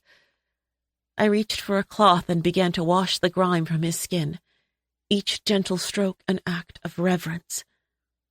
He caught my wrist, his grip gentle but insistent. "Let me," he said, his voice a whisper against the rain pouring outside these walls as he pulled the rag from my fingers. I surrendered to his ministrations, his hands gliding over my body with a tenderness that made my heart ache. He washed away the blood and sweat and tears until I felt reborn, baptized in his love. "I love you," I murmured as his fingers slid through my curls. "No matter what comes, that will never change." He stilled at the sound of the words, as if it was the first time he was hearing them. And maybe it was. Maybe it was the first time someone had told him after seeing him break. So I said it again, my voice solidifying into something more resolute. "I love you." His eyes met mine, emotion raging behind them. For a moment, he seemed at a loss for words, his lips parting slightly as if to speak, but no sound emerging. Then, with a gentleness that belied his strength, he spoke. "Say it again," he whispered, his voice raw. I cupped his face in my hands, thumbs brushing over the sharp angles of his cheekbones. "I love you, Landers. With every fiber of my being, with every beat of my heart, I love you." A shudder ran through his body, and then his lips were on mine, desperate and hungry. He kissed me like a man starved, like I was the air he needed to breathe. I clung to him, pouring every ounce of myself, of my love, into that kiss. My hand slid over his slick skin, tracing the contours of muscle and bone, committing every inch of him to memory. He lifted me effortlessly, the water cascading off our bodies as he carried me away from our little ocean. The cool air kissed my heated flesh, goosebumps rising in its wake. But his touch chased away the chill, his hands and mouth lighting trails of fire across my skin. He laid me gently on the bed, his body hovering over mine as if I were something precious, something to be cherished. The intensity in his eyes stole my breath, the unguarded love and devotion shining through, threatening to undo me completely. His lips dragged down my neck, his teeth grazing my collarbone as a gasp escaped my lips. Every touch, every kiss was an act of worship, a silent promise banishing fear with pleasure so acute it bordered on pain. I gave in to his touch, trusting him to shatter me and piece me back together. His mouth moved over my chest, his tongue swirling and nipping at my hardened nipples as he passed them, heat emanating from every place his touch melded to my skin. He trailed kisses down my stomach, his lips tracing every curve of my body as my back arched against him. "Landers," I breathed, my voice barely a whisper. He lifted his head just as he reached my center, my fingers curling into his onyx hair as his fingers curled into me. A moan rolled from my lungs, sparks flowing through my veins, readying to electrocute my heart. In that moment, everything fell away. The war, the pain, the uncertainty, none of it mattered. All that existed was us. Two shattered souls, making a home in each other's arms. "I want to taste my wife." His voice was a growl, a low rumble as he said the words, and my legs spread for him in response. I didn't have a second to breathe before his lips were on me. My hands flew to my side, fisting the sheets as my hips rocked against him, rocked against the pleasure that was coiling so fast, too fast. His tongue delved into me, drinking in every bit of the pleasure that was made for him, only ever for him. A cry broke free from my chest, rapture flooding my system like the lightning crashing outside of our sanctuary, bright and sharp and blinding. He groaned against me, the vibrations sending shockwaves rippling under my skin. His hands gripped my hips, holding me steady as he feasted, devouring me whole. Tears began to stream from my eyes as my heart swelled against my breasts. Liquid love that overflowed from my soul, pouring from the very depths of my being. "Landers, please," I begged, though for what I wasn't entirely sure. But he seemed to understand the unspoken pleas. He always understood. With one final, devastating swipe of his tongue, he crawled back up my body, settling his hips between my thighs.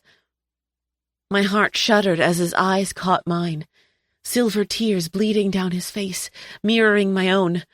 Something cracked between us then, as if the universe had split to make room for a love as great as ours. Coils of silver magic poured from my skin, wrapping around us, tying us together as wings snapped from his back. The breath caught in my throat at the sight of him kneeling before me, a silver glow lighting up his skin and face as if he were an angel sent to save me. A primal growl fled his lungs as his lips crashed onto mine with a hunger that ignited the fire in my veins. His kiss consumed me, a scorching brand that seared through flesh and bone to claim my very soul. I opened for him, surrendering to the onslaught of passion, of desperation, of fear. He tore his mouth from mine, both of us gasping for air as his forehead fell against mine, eyes blazing with every emotion we had ever felt. "I love you," he rasped, his voice ragged. "God's Hyacinth, I love you so much it terrifies me." Tears filled the corners of my eyes again, spilling down my cheeks at the vulnerability shining through the cracks in his armor. A broken sound escaped him, and then he was kissing me again, deep and thorough, like he could pour all the shattered pieces of himself into me. I accepted every single jagged shard. His wings flared out, casting shadows across the room as my magic glowed off of us. With a single thrust, he filled me completely.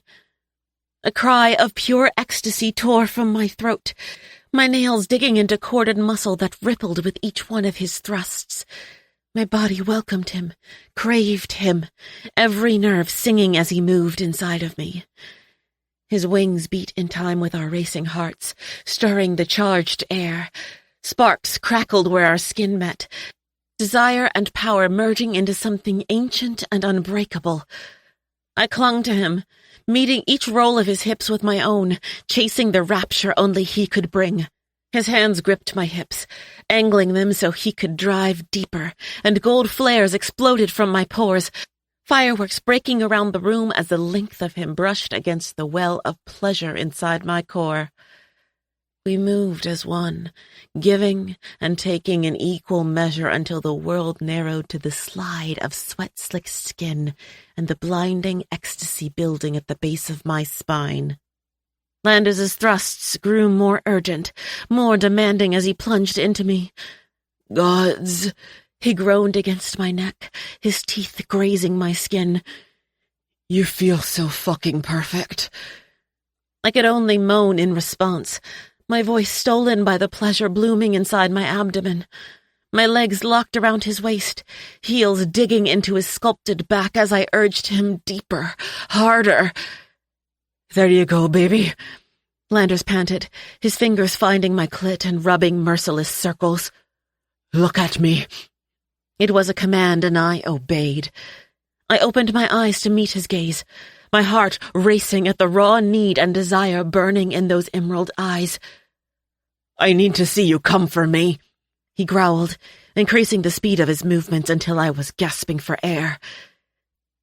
His fingers dug into the flesh on my hips, the possessive grasp bordering on painful, but I reveled in it, craved the exquisite ache that reminded me we were alive, that we had survived. Pleasure finally crested that peak, shooting through my veins like molten gold, my body lighting up from the inside out as if I was the sun itself.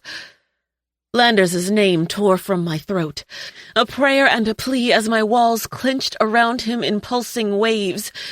He followed me over the edge, face buried in the curve of my neck, the roar of his release muffled in my skin and vibrating through my bones. For a breath, there was only one, 2 people sharing a single soul, a king and queen, a warrior and god, husband and wife. We clung to each other for a long moment, refusing to let a single wisp of air come between us as our bodies trembled. His breath came in ragged pants against my chest as I combed my fingers through his hair. Slowly, reluctantly, Landers withdrew and rolled onto his side, gathering me against his heaving chest. I curled into him, my head resting on his shoulder as we listened to the rain patter against the windows. Silence stretched between us as our breaths mingled, and I wanted to stay locked inside of it forever. Wanted to stay cocooned in the shelter of his wings and arms. But it was time. Reality would not wait for us. "There's something I need to tell you," I began, my voice shaking. "About Kane. About what Ren said to me before he died." Chapter 50. Atalia. I don't know how long I sat outside Praise and Ren's home, how long I had waited for her to let me in. But she never did. I couldn't blame her. I had done the same. But looking back now, I wish I had let people in. Let the people that loved me in to share the heartache, because it wasn't just mine. It belonged to all of us. So I sat with her anyway on the steps of their home that was too quiet, too dark, hoping that she could feel my presence through the walls. It wasn't until the rain had started that I pulled myself away from her door, letting it wash me, rinse me of the shame and rage I felt. Shame for how I had treated him all these months, for pushing him so far away instead of pulling him into me when he'd needed his family. Rage at the thought that I would never touch him again, that I would never hear his laugh. I already missed it. Already wished that I'd listened more closely to the cadence of how it flowed from his lungs. Wished I'd memorized the feeling of his arms around my shoulder. Wished that I'd never shrugged out of it. I should have loved him so much louder. The devil truly takes the best of us. If we made it through this, if we made it out of the other side, I would pen it into the stories myself.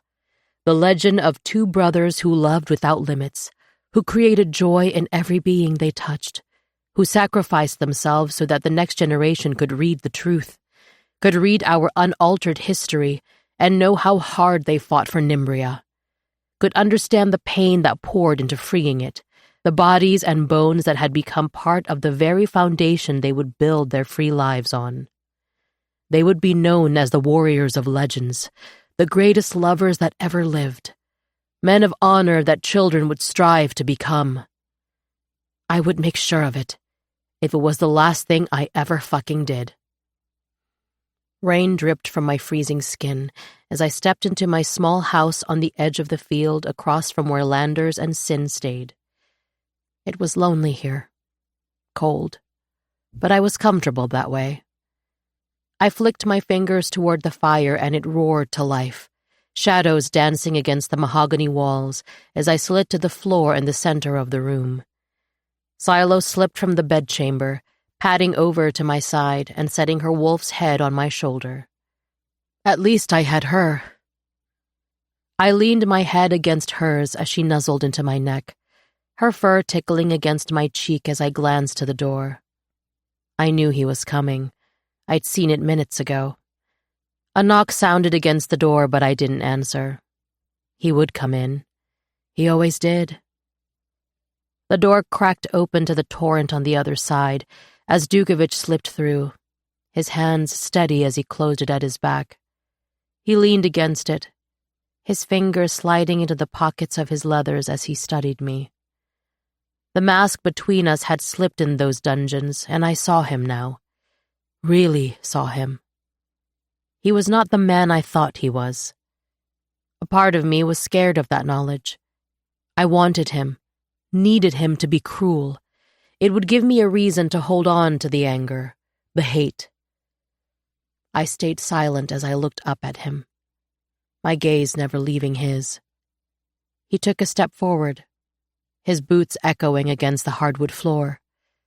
A smile tugged at the corner of his lips as he took a second step toward me. "Hi, love. Did you miss me?" "Yes." The answer was hushed, rolling from my tongue before I could stop it. But it was honest. He closed the distance between us at the sound, kneeling before me until we were at eye level. His hands slid over my arms, following the curve of my shoulders up the column of my neck as those beautiful brown eyes held mine. "I am sorry," he whispered, his words reflecting genuine sincerity. "For what I said earlier, I should not have done that." I didn't have the energy to be angry at him. I shook my head, finally pulling my eyes from his and locking them on the flames that flickered at his back as a sigh slipped from my lungs. "Listen," I started, digging my nails into Silo's fur as she coiled beside me to ground myself. "What happened in Amord, in the safe house and dungeons?" "Natalia, please," he interrupted, his fingers flexing against my skin. "Please, before you say anything, before you lock me out, give me a chance." His words were a plea, and my skin heated at the sound, at the desperate look in his eyes as he pulled my chin back to his gaze. "Give me a fair chance to show you that I can be somebody you can love, somebody you can rely on, because I swear it to you. Death is the only thing that can tear me from your side." His thumb traced over my bottom lip, his eyes falling there for only a second before tracing back up to my eyes. I realized then that we had never kissed, and maybe now we never would. "You and I are inevitable, love. There's no stopping it. But I meant it when I said I will wait for you, that I will fight for you." I knew he meant it. Knew he meant every single fucking word. My breath shuddered. "I care about you. I won't deny that. Not anymore. Not after everything. There is a part of me that wants you in a way that shakes me to my fucking core." A tear broke free from the corner of my eye as I pulled from his touch, pulled from the heat of his skin that had become a comfort. But I don't think I'll ever be able to look at you and not hear the voice in my head telling me I am seconds away from your betrayal. A part of me, no matter how much you prove yourself, will always hate you. The pain in Dukovich's eyes was palpable as my words sunk in. But he didn't flinch, didn't look away. Instead, he reached out and cupped my face, his thumb brushing away the tear that had escaped. "I understand," he murmured, his voice low. "I want to beg you. I want to grovel and plead with you to let me love you. But I know you are not the kind of woman that can be so easily convinced. So I won't. I will show you, day by day, and when you are ready, I will be here. Whether it takes a day, a year, or a lifetime, I will be here." My heart twisted in my chest as he stood, the words barely off his lips.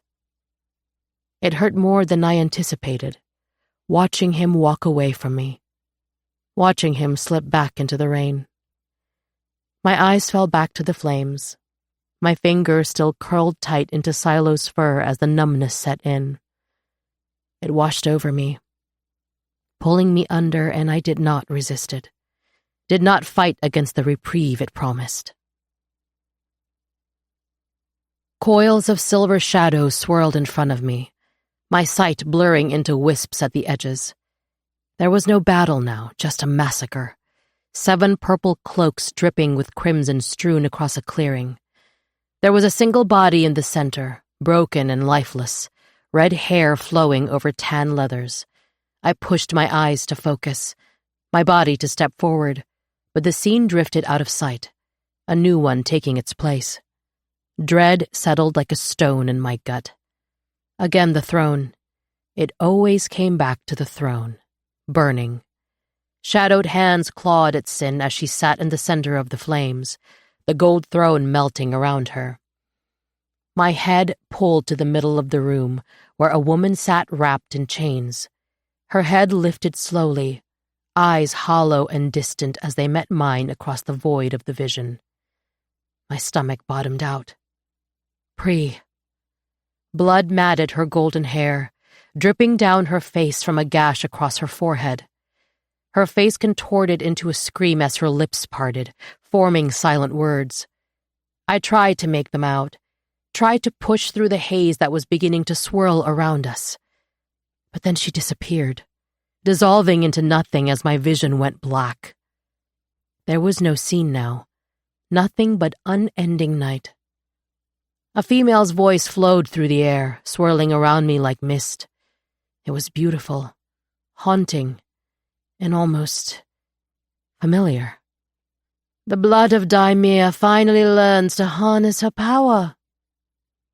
I tried to search for the source, but my body would not fucking move.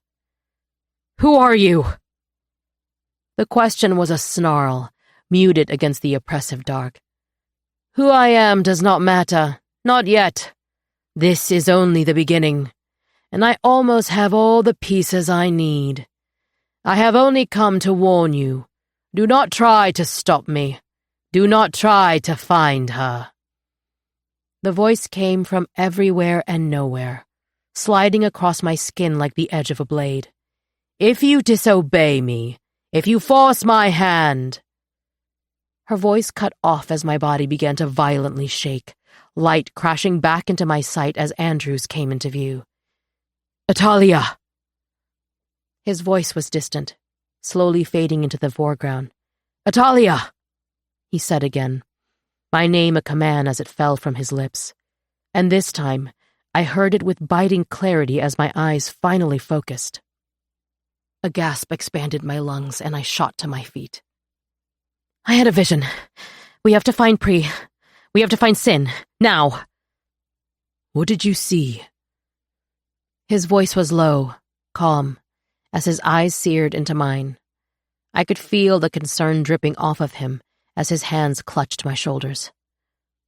I can't explain it. There's no time. She's here. Whoever is doing this, she's here. The words rapidly fired from my lips as my eyes shot to the door, then back to his. Whatever he had come here to say faded to the background as the color drained from his skin. A black veil fell over his eyes, his jaw feathering against my words. Before I could speak another word, he slid his hand into mine and pulled me into the tether. Chapter 51. Hyacinth. Landers was already dressing as the last words fell from my lips. I could see his mind racing, already formulating some kind of plan. We go see Kane first, then talk to Pri and see if she knows anything about what Ren said to you. Those two had no secrets. If there is something she hasn't told us already, it is because she was trying to protect him, he said as he strapped his sword to his side. I only nodded as I slipped into my leathers. My hands couldn't move fast enough as they strapped my daggers to my chest. I pulled my hair to the side, braiding it over my shoulder, then felt it. Felt the weight that was now missing from around my neck. My necklaces! Both of them! They're gone!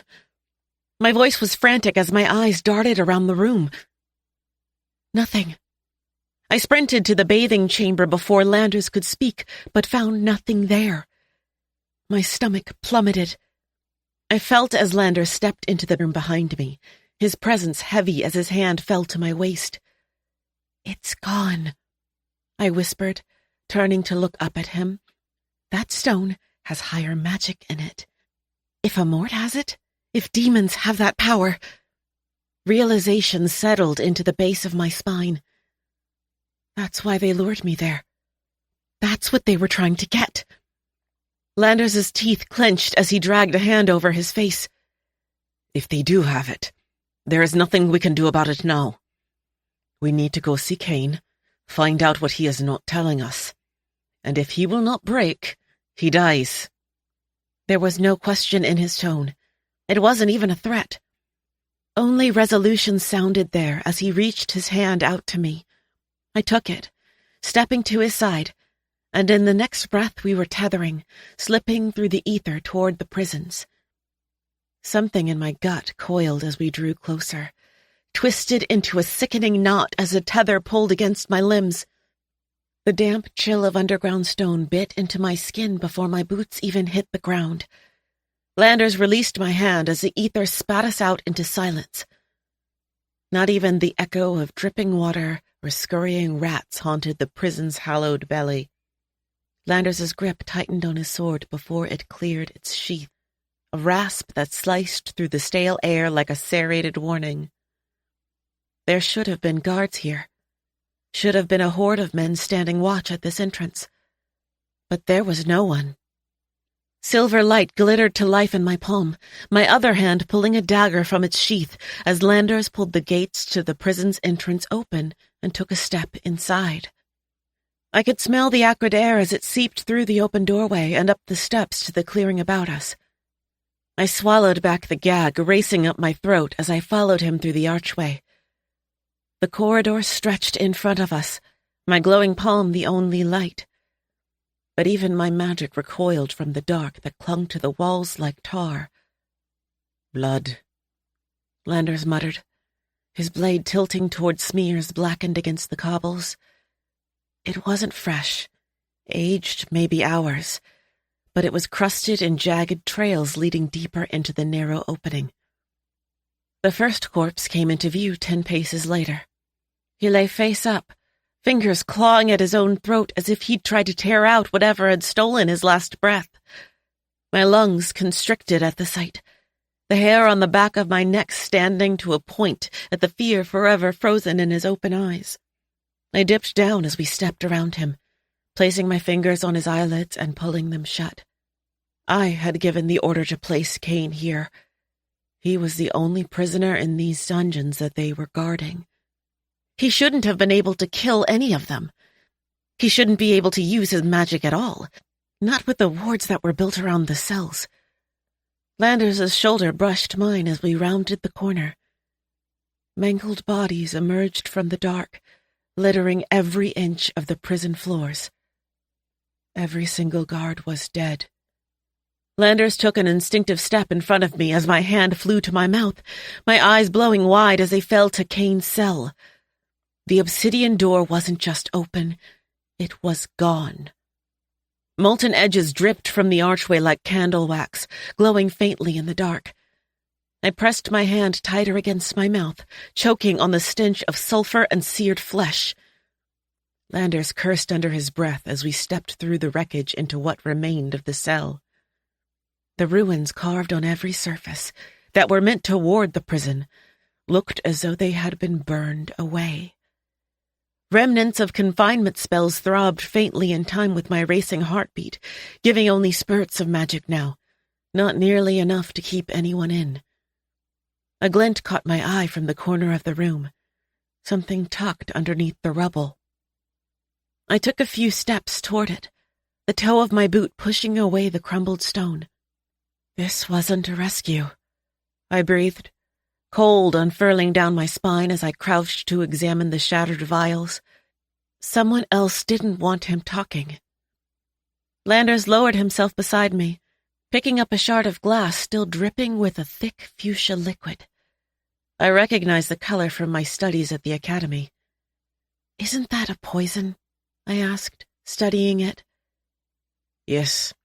It is called digitalis purpurea, and is extremely poisonous in large quantities. but in small doses it can cause temporary paralysis and hallucinations. The flower used to make it only grows in Redelftum. He dropped the broken glass, his gaze sweeping over the ruined cell as if it might spit answers from the shadows. Dread breathed down my neck as I pushed from the ground. We need to find Mara. If she knew about this, she would have come to us immediately. Landers rose beside me. His jaw clenched tight as his head dipped in agreement. I know. There was an edge to his voice that hadn't been there just moments ago. I can feel it grating against my skin. Something is coming, and it is not an army. I felt it too, and couldn't shake the feeling that whatever it was may already be here. His hand slid into mine, clasping it so tight our knuckles turned white as we made our way back through the corpse-strewn corridors. I forced myself to look at them, to look at every face I had failed. Rain crashed against us as we ascended the steps from the prison's hole, and I sucked in a sharp breath of fresh air. The House of High was just on the other side of the clearing. It was so close. Too close for them not to have seen something, heard something. I took a step toward it, but Landers pulled me back, stepping in front of me as he raised his sword toward the tree line. My body went rigid, freezing in place as two figures stumbled from its front doors. My magic flared as they sprinted toward us, readying to strike as shadows coiled around Landers and me. Static bloomed between my ears with every step they took, power pulsing brighter against my skin. I raised my palms, just as they fully came into view, and every ounce of power fizzled out at the sight of them. Blood soaked Astrai's hands, Yen's face devoid of color. What happened? Landers demanded, rushing forward to steady Yen. Azrai swallowed hard. There has been a massacre at the House of High. The elders, Mara, they are all dead. All of them. The world tilted for one jarring second as if the ground had been pulled from under me, before straightening on its axis and snapping me into motion. We had to get to the war camps. We had to get the others and get to our army. Raelias and Sashi? Landers asked, the edge in his tone giving away his own fear. Yen shook her head. Gan, we did not know if they escaped or were taken. I met Landers' gaze, the same realization reflected in his eyes as Nithra's voice boomed down the fastening. Run, child! Something is coming! Chapter 52. Atalia. There was not a single sign of Pri or Ren inside this house. It was like they had evaporated, like they had never been here. Not even the scent of them lingered in the air. I turned my gaze to Andrews, his face hardening as he gazed into the room. I was too late. I was too fucking late. A sob clawed at the back of my throat, and I swallowed it back. What exactly did you see? Andrew's question cut through the air as he turned toward me, fear flooding his eyes as they locked on mine. I'm sorry, I choked out, the words scraping my throat as I stared up at him. His hand found my face with a gentle but urgent touch, his palm cupping my cheek as my heart thundered violently against my chest. I just need to know what you saw, Atalia. Anything that can help me find her. I couldn't make out the room. It was Sin again, burning on Landers' throne, and it seemed like Pri was in the middle of the room, but I couldn't tell. It didn't look like Loch Dragoon.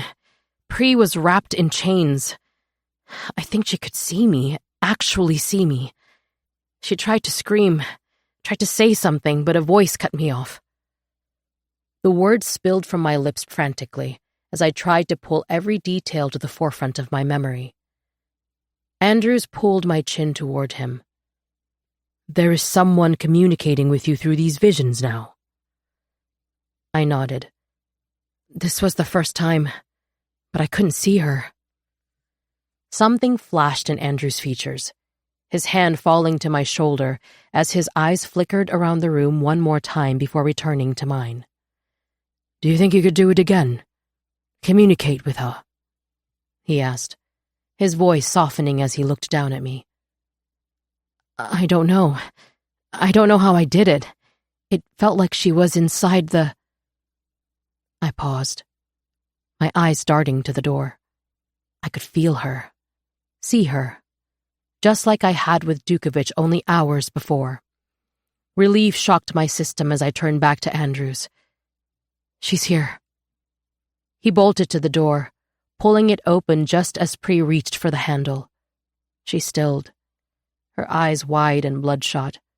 Ren's blood still stained her clothing, the rain pooling red at her feet as she stared back at us. But that did not stop Andrews. He pulled her against his body, his hands gripping the back of her head as a sob ripped from her throat. A tear finally freed itself as I watched him hold her, watched as the muscles on his back uncoiled under his tunic. I had never been so fucking happy to be wrong. He stood there with her body wrapped in his arms for a long moment before pulling her in from the rain and shutting the door at their back. Pri sniffed back the tears, wiping them from her chin as her eyes darted between us. "Why are you here?" she croaked, grief saturating her voice. "I had a vision, and I saw you." My words trailed off as I drifted back to the memory. I had seen her. I was positive it was her. "Pri," Andrew started, his voice low, soft. "Where is Ren?" "I took him to the elders," she snapped, the lines on her face deepening. "I want them to bury him in the tomb of life." My brows furrowed as I looked back at her. Why? Ren wanted to be burned on a pyre. "He changed his mind months ago. We wanted to be buried here together." She sniffed again, but no tears were flowing. Unease pricked at the back of my arms as some internal warning flared between my ears.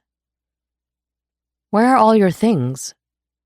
I asked, the words biting into the air as Andrews glanced at me, disapproval sliding into his eyes. Pri took a step away from us, her arms folding over her chest. "Mara just helped me move all of it out. She is letting me stay with her so I am not haunted by this house." "Why are you interrogating me?"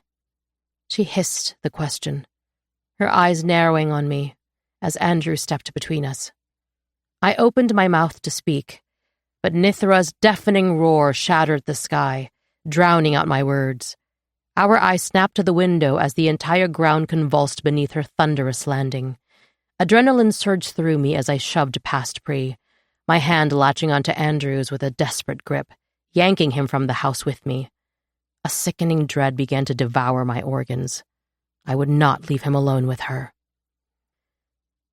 We stepped out onto the grass as Sin, Landers, Azrai, and Yen slipped out of the tether beside Nithra.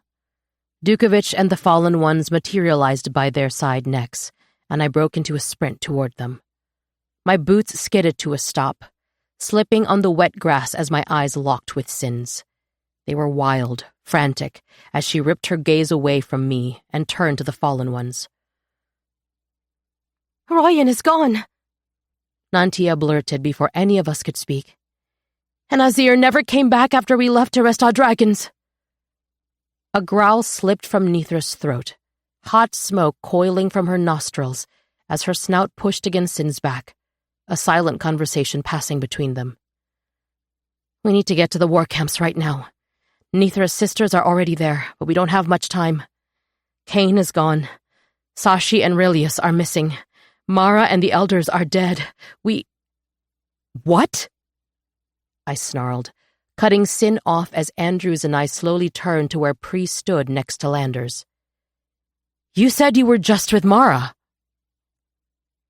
Pri feigned innocence, tucking herself behind Landers as her brows furrowed. She was fucking playing us. "What is going on?" Sin hissed, her eyes darting between the three of us. I don't know. Why don't you tell us, Pri? I spat, taking a step toward her. Pri stumbled away from me, her face paling. I was just with her. She was alive when I left her. You're lying. The accusation fell from my lips with an edge sharp enough to cut flesh. Pri? Landers started, slowly turning toward her. You need to tell us exactly what is going on. His jaw tightened as he said the words, and Andrew's eyes flashed him. You cannot possibly believe she would do this. Andrew snapped at Landers, horror seeping into his features. Landers ignored his statement, taking a predatory step toward Pri. Ren said some things before he died, told us he was compromised. My heart seized at his words, a fire bursting to light in my veins as rage coiled around my spine. Landers' voice was lethal as he spoke the next words. If you have something to tell us, you tell us now. Pri's eyes flickered to the edge of the field so fast I almost missed it. It only took a second. One single second for her facade to crumble. Pri's hand lunged forward, brandishing 2 iron blades as she slipped them into Landers' chest and side. A scream sounded from Sin's throat that could have shook the realm as she sprinted toward her, magic exploding from her skin. A realm-shattering roar bellowed from Nithra's lungs. Come any closer and I'll kill him, Pri hissed, her daggers plunging deeper into Landers' flesh. But he did not flinch at the pain. Sin stopped dead in her tracks as a snarl erupted from her throat. Blood trickled from where Pri's knife met skin. If she pushed any deeper, it would kill him. Her lips curled into a sneer as her eyes connected with mine. You were always the clever one. I figured it would be you that finally put it together. Her voice was so shrill I didn't recognize it as she pulled Landers against her chest. Pri. Andrew's voice sounded from behind me, cracking at the edges. Why are you doing this? Pri let out a cold, humorless laugh. You all preach about family, how you would die for each other, but can't even see as one of your own slips away in front of your eyes. Pri, please. Andrews' words were pleading, his voice barely above a whisper. This is not you. We can talk about this, find a way to fix whatever is wrong. My hand slipped behind my back, reaching for my blades as her focus flashed to me. Don't even think about it, she growled, her eyes boring into mine. After all these centuries, this is what it comes down to. Betrayal! Landers spat through the pain as his eyes flashed to Sin. You still can't see it, can you? Pri asked, amusement dancing in her tone as she pulled her gaze to the edge of the clearing. Ren saw it, she said with a small sigh as 2 figures walked across the clearing toward us. From the corner of my eye, I could see Dukovich move to Sin's side, readying for whatever, whomever was about to come. He was the only one that caught on. He tried to tell you, but I needed a little bit more time. So naturally, I had to kill him. It was sad, really. He was such a sweet boy. Pri crooned, her voice dripping with venom. Red flashed behind my eyes, my skin heating as her words crashed into my bones. The fire in my blood could have turned the rain to steam as it collided with my skin. Rilius and Sashi stepped into view as an animalistic growl detonated from Sin's lungs. Traitors! She snarled, lunging for them, but something held her back, froze her in place. I thought you loved traitors, seeing as you've already aligned yourself with one. Rilius retorted, as a chuckle slipped from his lips. It was you, Azrai breathed. You killed the elders. Killed Mara. Yes, Sashi answered. See, we thought it was time Ithia came into power. real power. We were promised our realm's freedom, its safety, without bowing to anyone, without the bloodshed of our people. We were willing to sacrifice the few for the masses. I could see from my peripheral as Asara and Nantia slowly began to back away, while Siggy stood firmly by us. Sashi's eyes snapped to them, and they froze, just like Sin. "And where do the two of you think you are going?" Sashi asked, as Asara shot Nantia a frantic glance. "This is not our war. We want nothing to do with this." Asara spat. "Ah, but you see you are wrong. This is not just a war for the realms. This is a war of gods and fae, of demons and witches. This war is all of ours, but she intends to win it." Sashi took a step forward, her boots pressing into the soaked ground, circling us with slow, menacing steps as landers jerked against Pree's hold. "This was planned." Sashi started again, clasping her hands at her back. "She knew Royan well enough to know that he would not miss the chance at a deal to kill the Alpha and Omega for what they did to the five of you. All she needed was a way to lure Hyacinth to your tomb to wake you. But she also knew your little king would try and stop her. So she searched for Hyacinth's mate, knowing that she could not resist the pull of the mating bond, that it would lead her directly to you." Every ounce of color drained from Sin's face as Sashi's words slipped into the frigid air around us. We had played right into her fucking hands every step of the way. It was really just a coincidence that her mate was Cain. A harsh laugh burst from Sashi's lungs. The universe truly has a sense of humor. Now, I do not know all the particulars. She had approached us with this deal on her behalf, just after Landers came to the elders asking about the soul-tying ceremony. "What deal?" Azrai growled, taking one step toward me and clutched my hands, still wrapped around my blades at the small of my back. She shoved something into my hand, pushing my fingers closed around it as the cold metal bit into my palm. "You, your half-breed, the Fallen Ones, and the Dragons as a trade for higher magic." Rillius started as Azrai slowly, carefully moved to my side. "This, what we have now, is just a taste of what we will receive once we deliver all of you to her." Ice ran through my veins as the words slipped from his mouth. "Who is she?"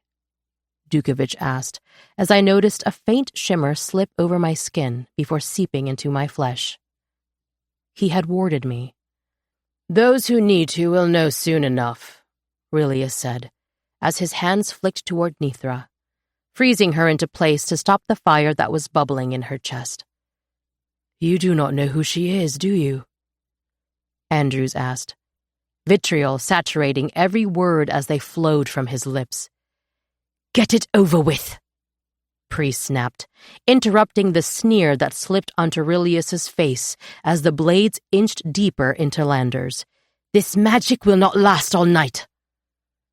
Sashi slipped a hand into the pocket of her leathers, pulling out 2 vials of pale blue liquid as she stepped towards Sin.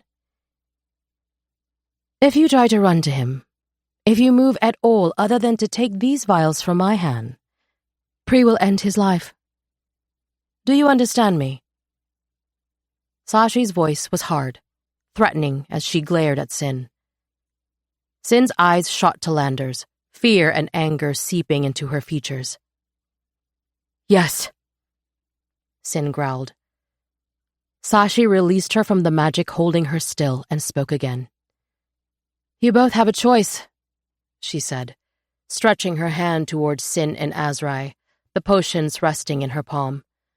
"Command the Fallen Ones to follow you, drink this tonic, and fall into a dreamless slumber while we take you to the True Queen. She has no intention of hurting any of you or your dragons. Or watch as we kill every single member left of your family, starting with your king, and ending with your sister, your child, and then come with us by force." "Hyacinth, do not do this!" Landers choked out, hissing as the blades drove deeper. "You will find a way. I know you will find a way without me." Static roared to life between my ears as I watched a broken look seep onto Sin's face, tears streaming from her eyes as she reached for the vial. "I can't let you die. Our life together just started." Her voice cracked as her body visibly shook from the force it took to keep herself from running to him. "We have been running from this for too long. Lost too many people trying to keep me safe. I won't lose you too. I have to end this." Her voice shattered into a cry as she pulled the cork from the top of the glass and turned to Sashi. "The fallen ones will come. Their dragons and Nithra will come. Why does she want Azrai?" "I do not know, and I do not care. We are only doing as she has asked," Sashi responded, anxious impatience flashing across her face as she shoved the remaining vial toward Azrai. Azrai hesitated for only a moment before stepping to Sin's side and plucking the liquid from her hand. "Promise me you will not harm him. Swear it!" Sin snarled, leaning toward her. Sashi smiled. "I promise you, no additional harm will come to him by my hand." "Hyacinth, please do not do this!" Landers was begging now, pleading as he struggled against the iron blades. Tears were sliding down his face as Sin's eyes connected with his one final time. "I love you, Landers. I have to end this. I promise you I will come back. I will come home. Keep them safe." A sob tore from her throat. "This is not the end for us. To death, remember? And every life after." Sin's eyes flashed to mine as they both raised the vials to their mouths, and my heart shattered at the pain, the love, the apology they held. A roar left Landers' lungs as he fell to his knees, thunder clapping as if the heavens heard the breaking of his heart as he watched the glass touch her lips. In the next breath they were falling, their bodies colliding with the ground as Landers' jaw ripped open in a scream. But I couldn't hear it. I couldn't hear a fucking thing over the agony that was exploding in my chest. I tried to run to her, to stop Sashi and Rilius from wrapping their fingers around their arms, but I couldn't move, and I wasn't sure if it was magic or rage that rooted me to the spot. 1 second I was looking at Sin, her beautiful face peaceful as she fell into the potion's sleep, and the next they were gone, torn away from me by the tether. It was Andrew's scream that pulled me back to the world, and I spun around to see him lunging for Landers as Pree's iron blades slid to the hilt inside his body, twisting the knives before yanking them from his flesh. I had used that move before, and I knew it was deadly. Knew that if placed perfectly, the wound would be fatal. But then I saw it. The veins that began to blacken, to spider web out from the gaping holes she had left. She had just murdered our king. Her brother. Even a breath was too long, too much time for us to stop her from tethering away as Landers fell against the grass. Rain pelted his body as the svetch rapidly spread underneath his skin. Andrews was already beside him, pulling his body against his chest as he tried to mend the wounds, tried to heal his best friend. The world went deathly silent as Dukovich fell to Landers' side, desperately trying to pull the poison from his veins. I stood there staring, screaming, but no sound left me. Yen's hands clasped around my shoulders. I had forgotten she was there. Forgotten she existed. She twisted my body toward her and began speaking. Her mouth was moving, but the only thing penetrating the silence was rage. Unadulterated rage. I had nothing. No one to live for now, and that made me fucking dangerous. I did not care if I lived. I did not care if I died in the pursuit of vengeance. But I would get it, even if it took my last breath. I was lethal. I was powerful. And my blood was ancient. I was everything that Nimbra was made of, and I was about to show her that gods were not the only beings to be feared. Chapter 53. Hyacinth. My eyes were heavy as they blinked open against a dark, dank cell. I reached for my necklaces without thinking, without remembering that they were already gone. I needed them to tell me this gaping hole in my chest, this agony that was flooding my soul wasn't true, that Landers was okay. Coldness seeped into my bones, curling around my heart as if forcing it to burst. The pain was so sharp, so unrelenting it felt as if my very soul had been cleaved in two. Nothing had ever hurt more than this. I threw my head back, a scream tearing free from my throat, so loud, so hollow, it could have cracked the sky itself. My magic surged from my veins, unchecked, wild, violent. The cell shook around me, the air charged with raw energy. But it did not seep out through the gates, did not destroy the way it should have. But then, as quickly as it had come, the pain was gone, vanishing from my body with such force that I gasped against it, coughing as my palm slammed into the stone. He had to be alive. He had to be okay, or I would still feel it. I would still feel every ounce of the pain. I clung to the thought, dragging myself to the bars of the cells, chains rattling at my ankles as I squinted into the dark. "Azrai!" I called out, waiting, praying for her response. But it was not her voice that answered. "Sin?" Pree's voice rang through the dark, and rage bloomed in my chest. "How could you do this?" I screamed the question as my fists pounded against the bars.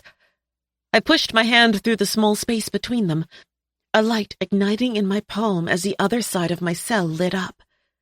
The sound of scurrying and chains clanking ringing out into the stale air. It wasn't a corridor or the entrance to the dungeons, like I expected her traitorous voice to come from, but another cell.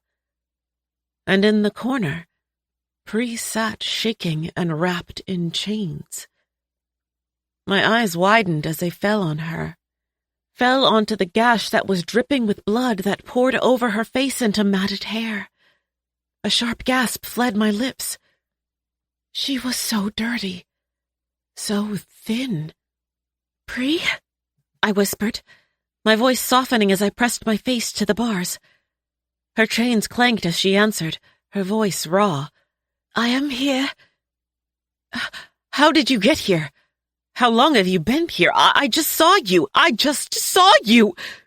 My frantic stream of questions halted as the sound of a metal door scraping against stone erupted into the corridor, and a flurry of voices flooded the prison. "That is your princess, and you will treat her as such. I told you to bring her to me, not to throw her into the dungeons like some animal." A woman's voice rang throughout the dungeon as I scrambled to the back of my cell. "I am sorry, my queen. It will not happen again." Rylius's voice rang out as the frantic apology slipped from his lips. He was scared. I could hear the fear tangled in the thread of his words. A snap echoed from the woman's fingers, and the chains around my body vanished as my cell door flew open. She raced toward me as I pressed my body against the stone, my heart thundering against my chest. Her knees collided with the ground, a teary smile seeping onto her face as she lifted her palms to cup my cheeks. I jerked away from her hands. "Who are you?" I snarled, trying to put distance between us, but there was nowhere else for me to turn. She said nothing as she lifted her hands again and cupped both sides of my face. Memories crashed into me with such force my head snapped backward, my skull crashing against the stone at my back. Every moment of time I was missing before I was left at the academy gates flooded my mind in a chaotic stream of consciousness. My grandparents, my mother, my home in Idradora. I remembered it all. I gasped as the memories latched into place, choking on the air collecting in my lungs. Slowly, I lifted my head, my eyes locking onto hers. "Mom?" A pained whimper sounded from her throat as she pushed her hand back to my cheek, her thumb brushing over my skin. "I have been waiting so many years, been working so hard to bring my daughter back to me. Welcome home, Hyacinth." This has been a Podium audio production. If you enjoyed this audiobook, we would love for you to rate and review it. Hungry for more adventures? Warp over to podiumentertainment.com for a treasure trove of sci-fi and fantasy stories, and sign up for our newsletter. Fear not, our newsletter is troll-free and spam-proof. You can also join our army of listeners, fans, and mythical beings on social media. Let's traverse realms and galaxies together, because in this universe, the more the merrier. You have been listening to Blood Rains Down, Book 2 of the Stories, produced by Hannah Grenfell, written by H.M. Wolfe, performed by Rita Amparita and Miko Gavia. Text copyright 2025 by H.M. Wolfe. Production copyright 2025 by Podium Audio. All rights reserved.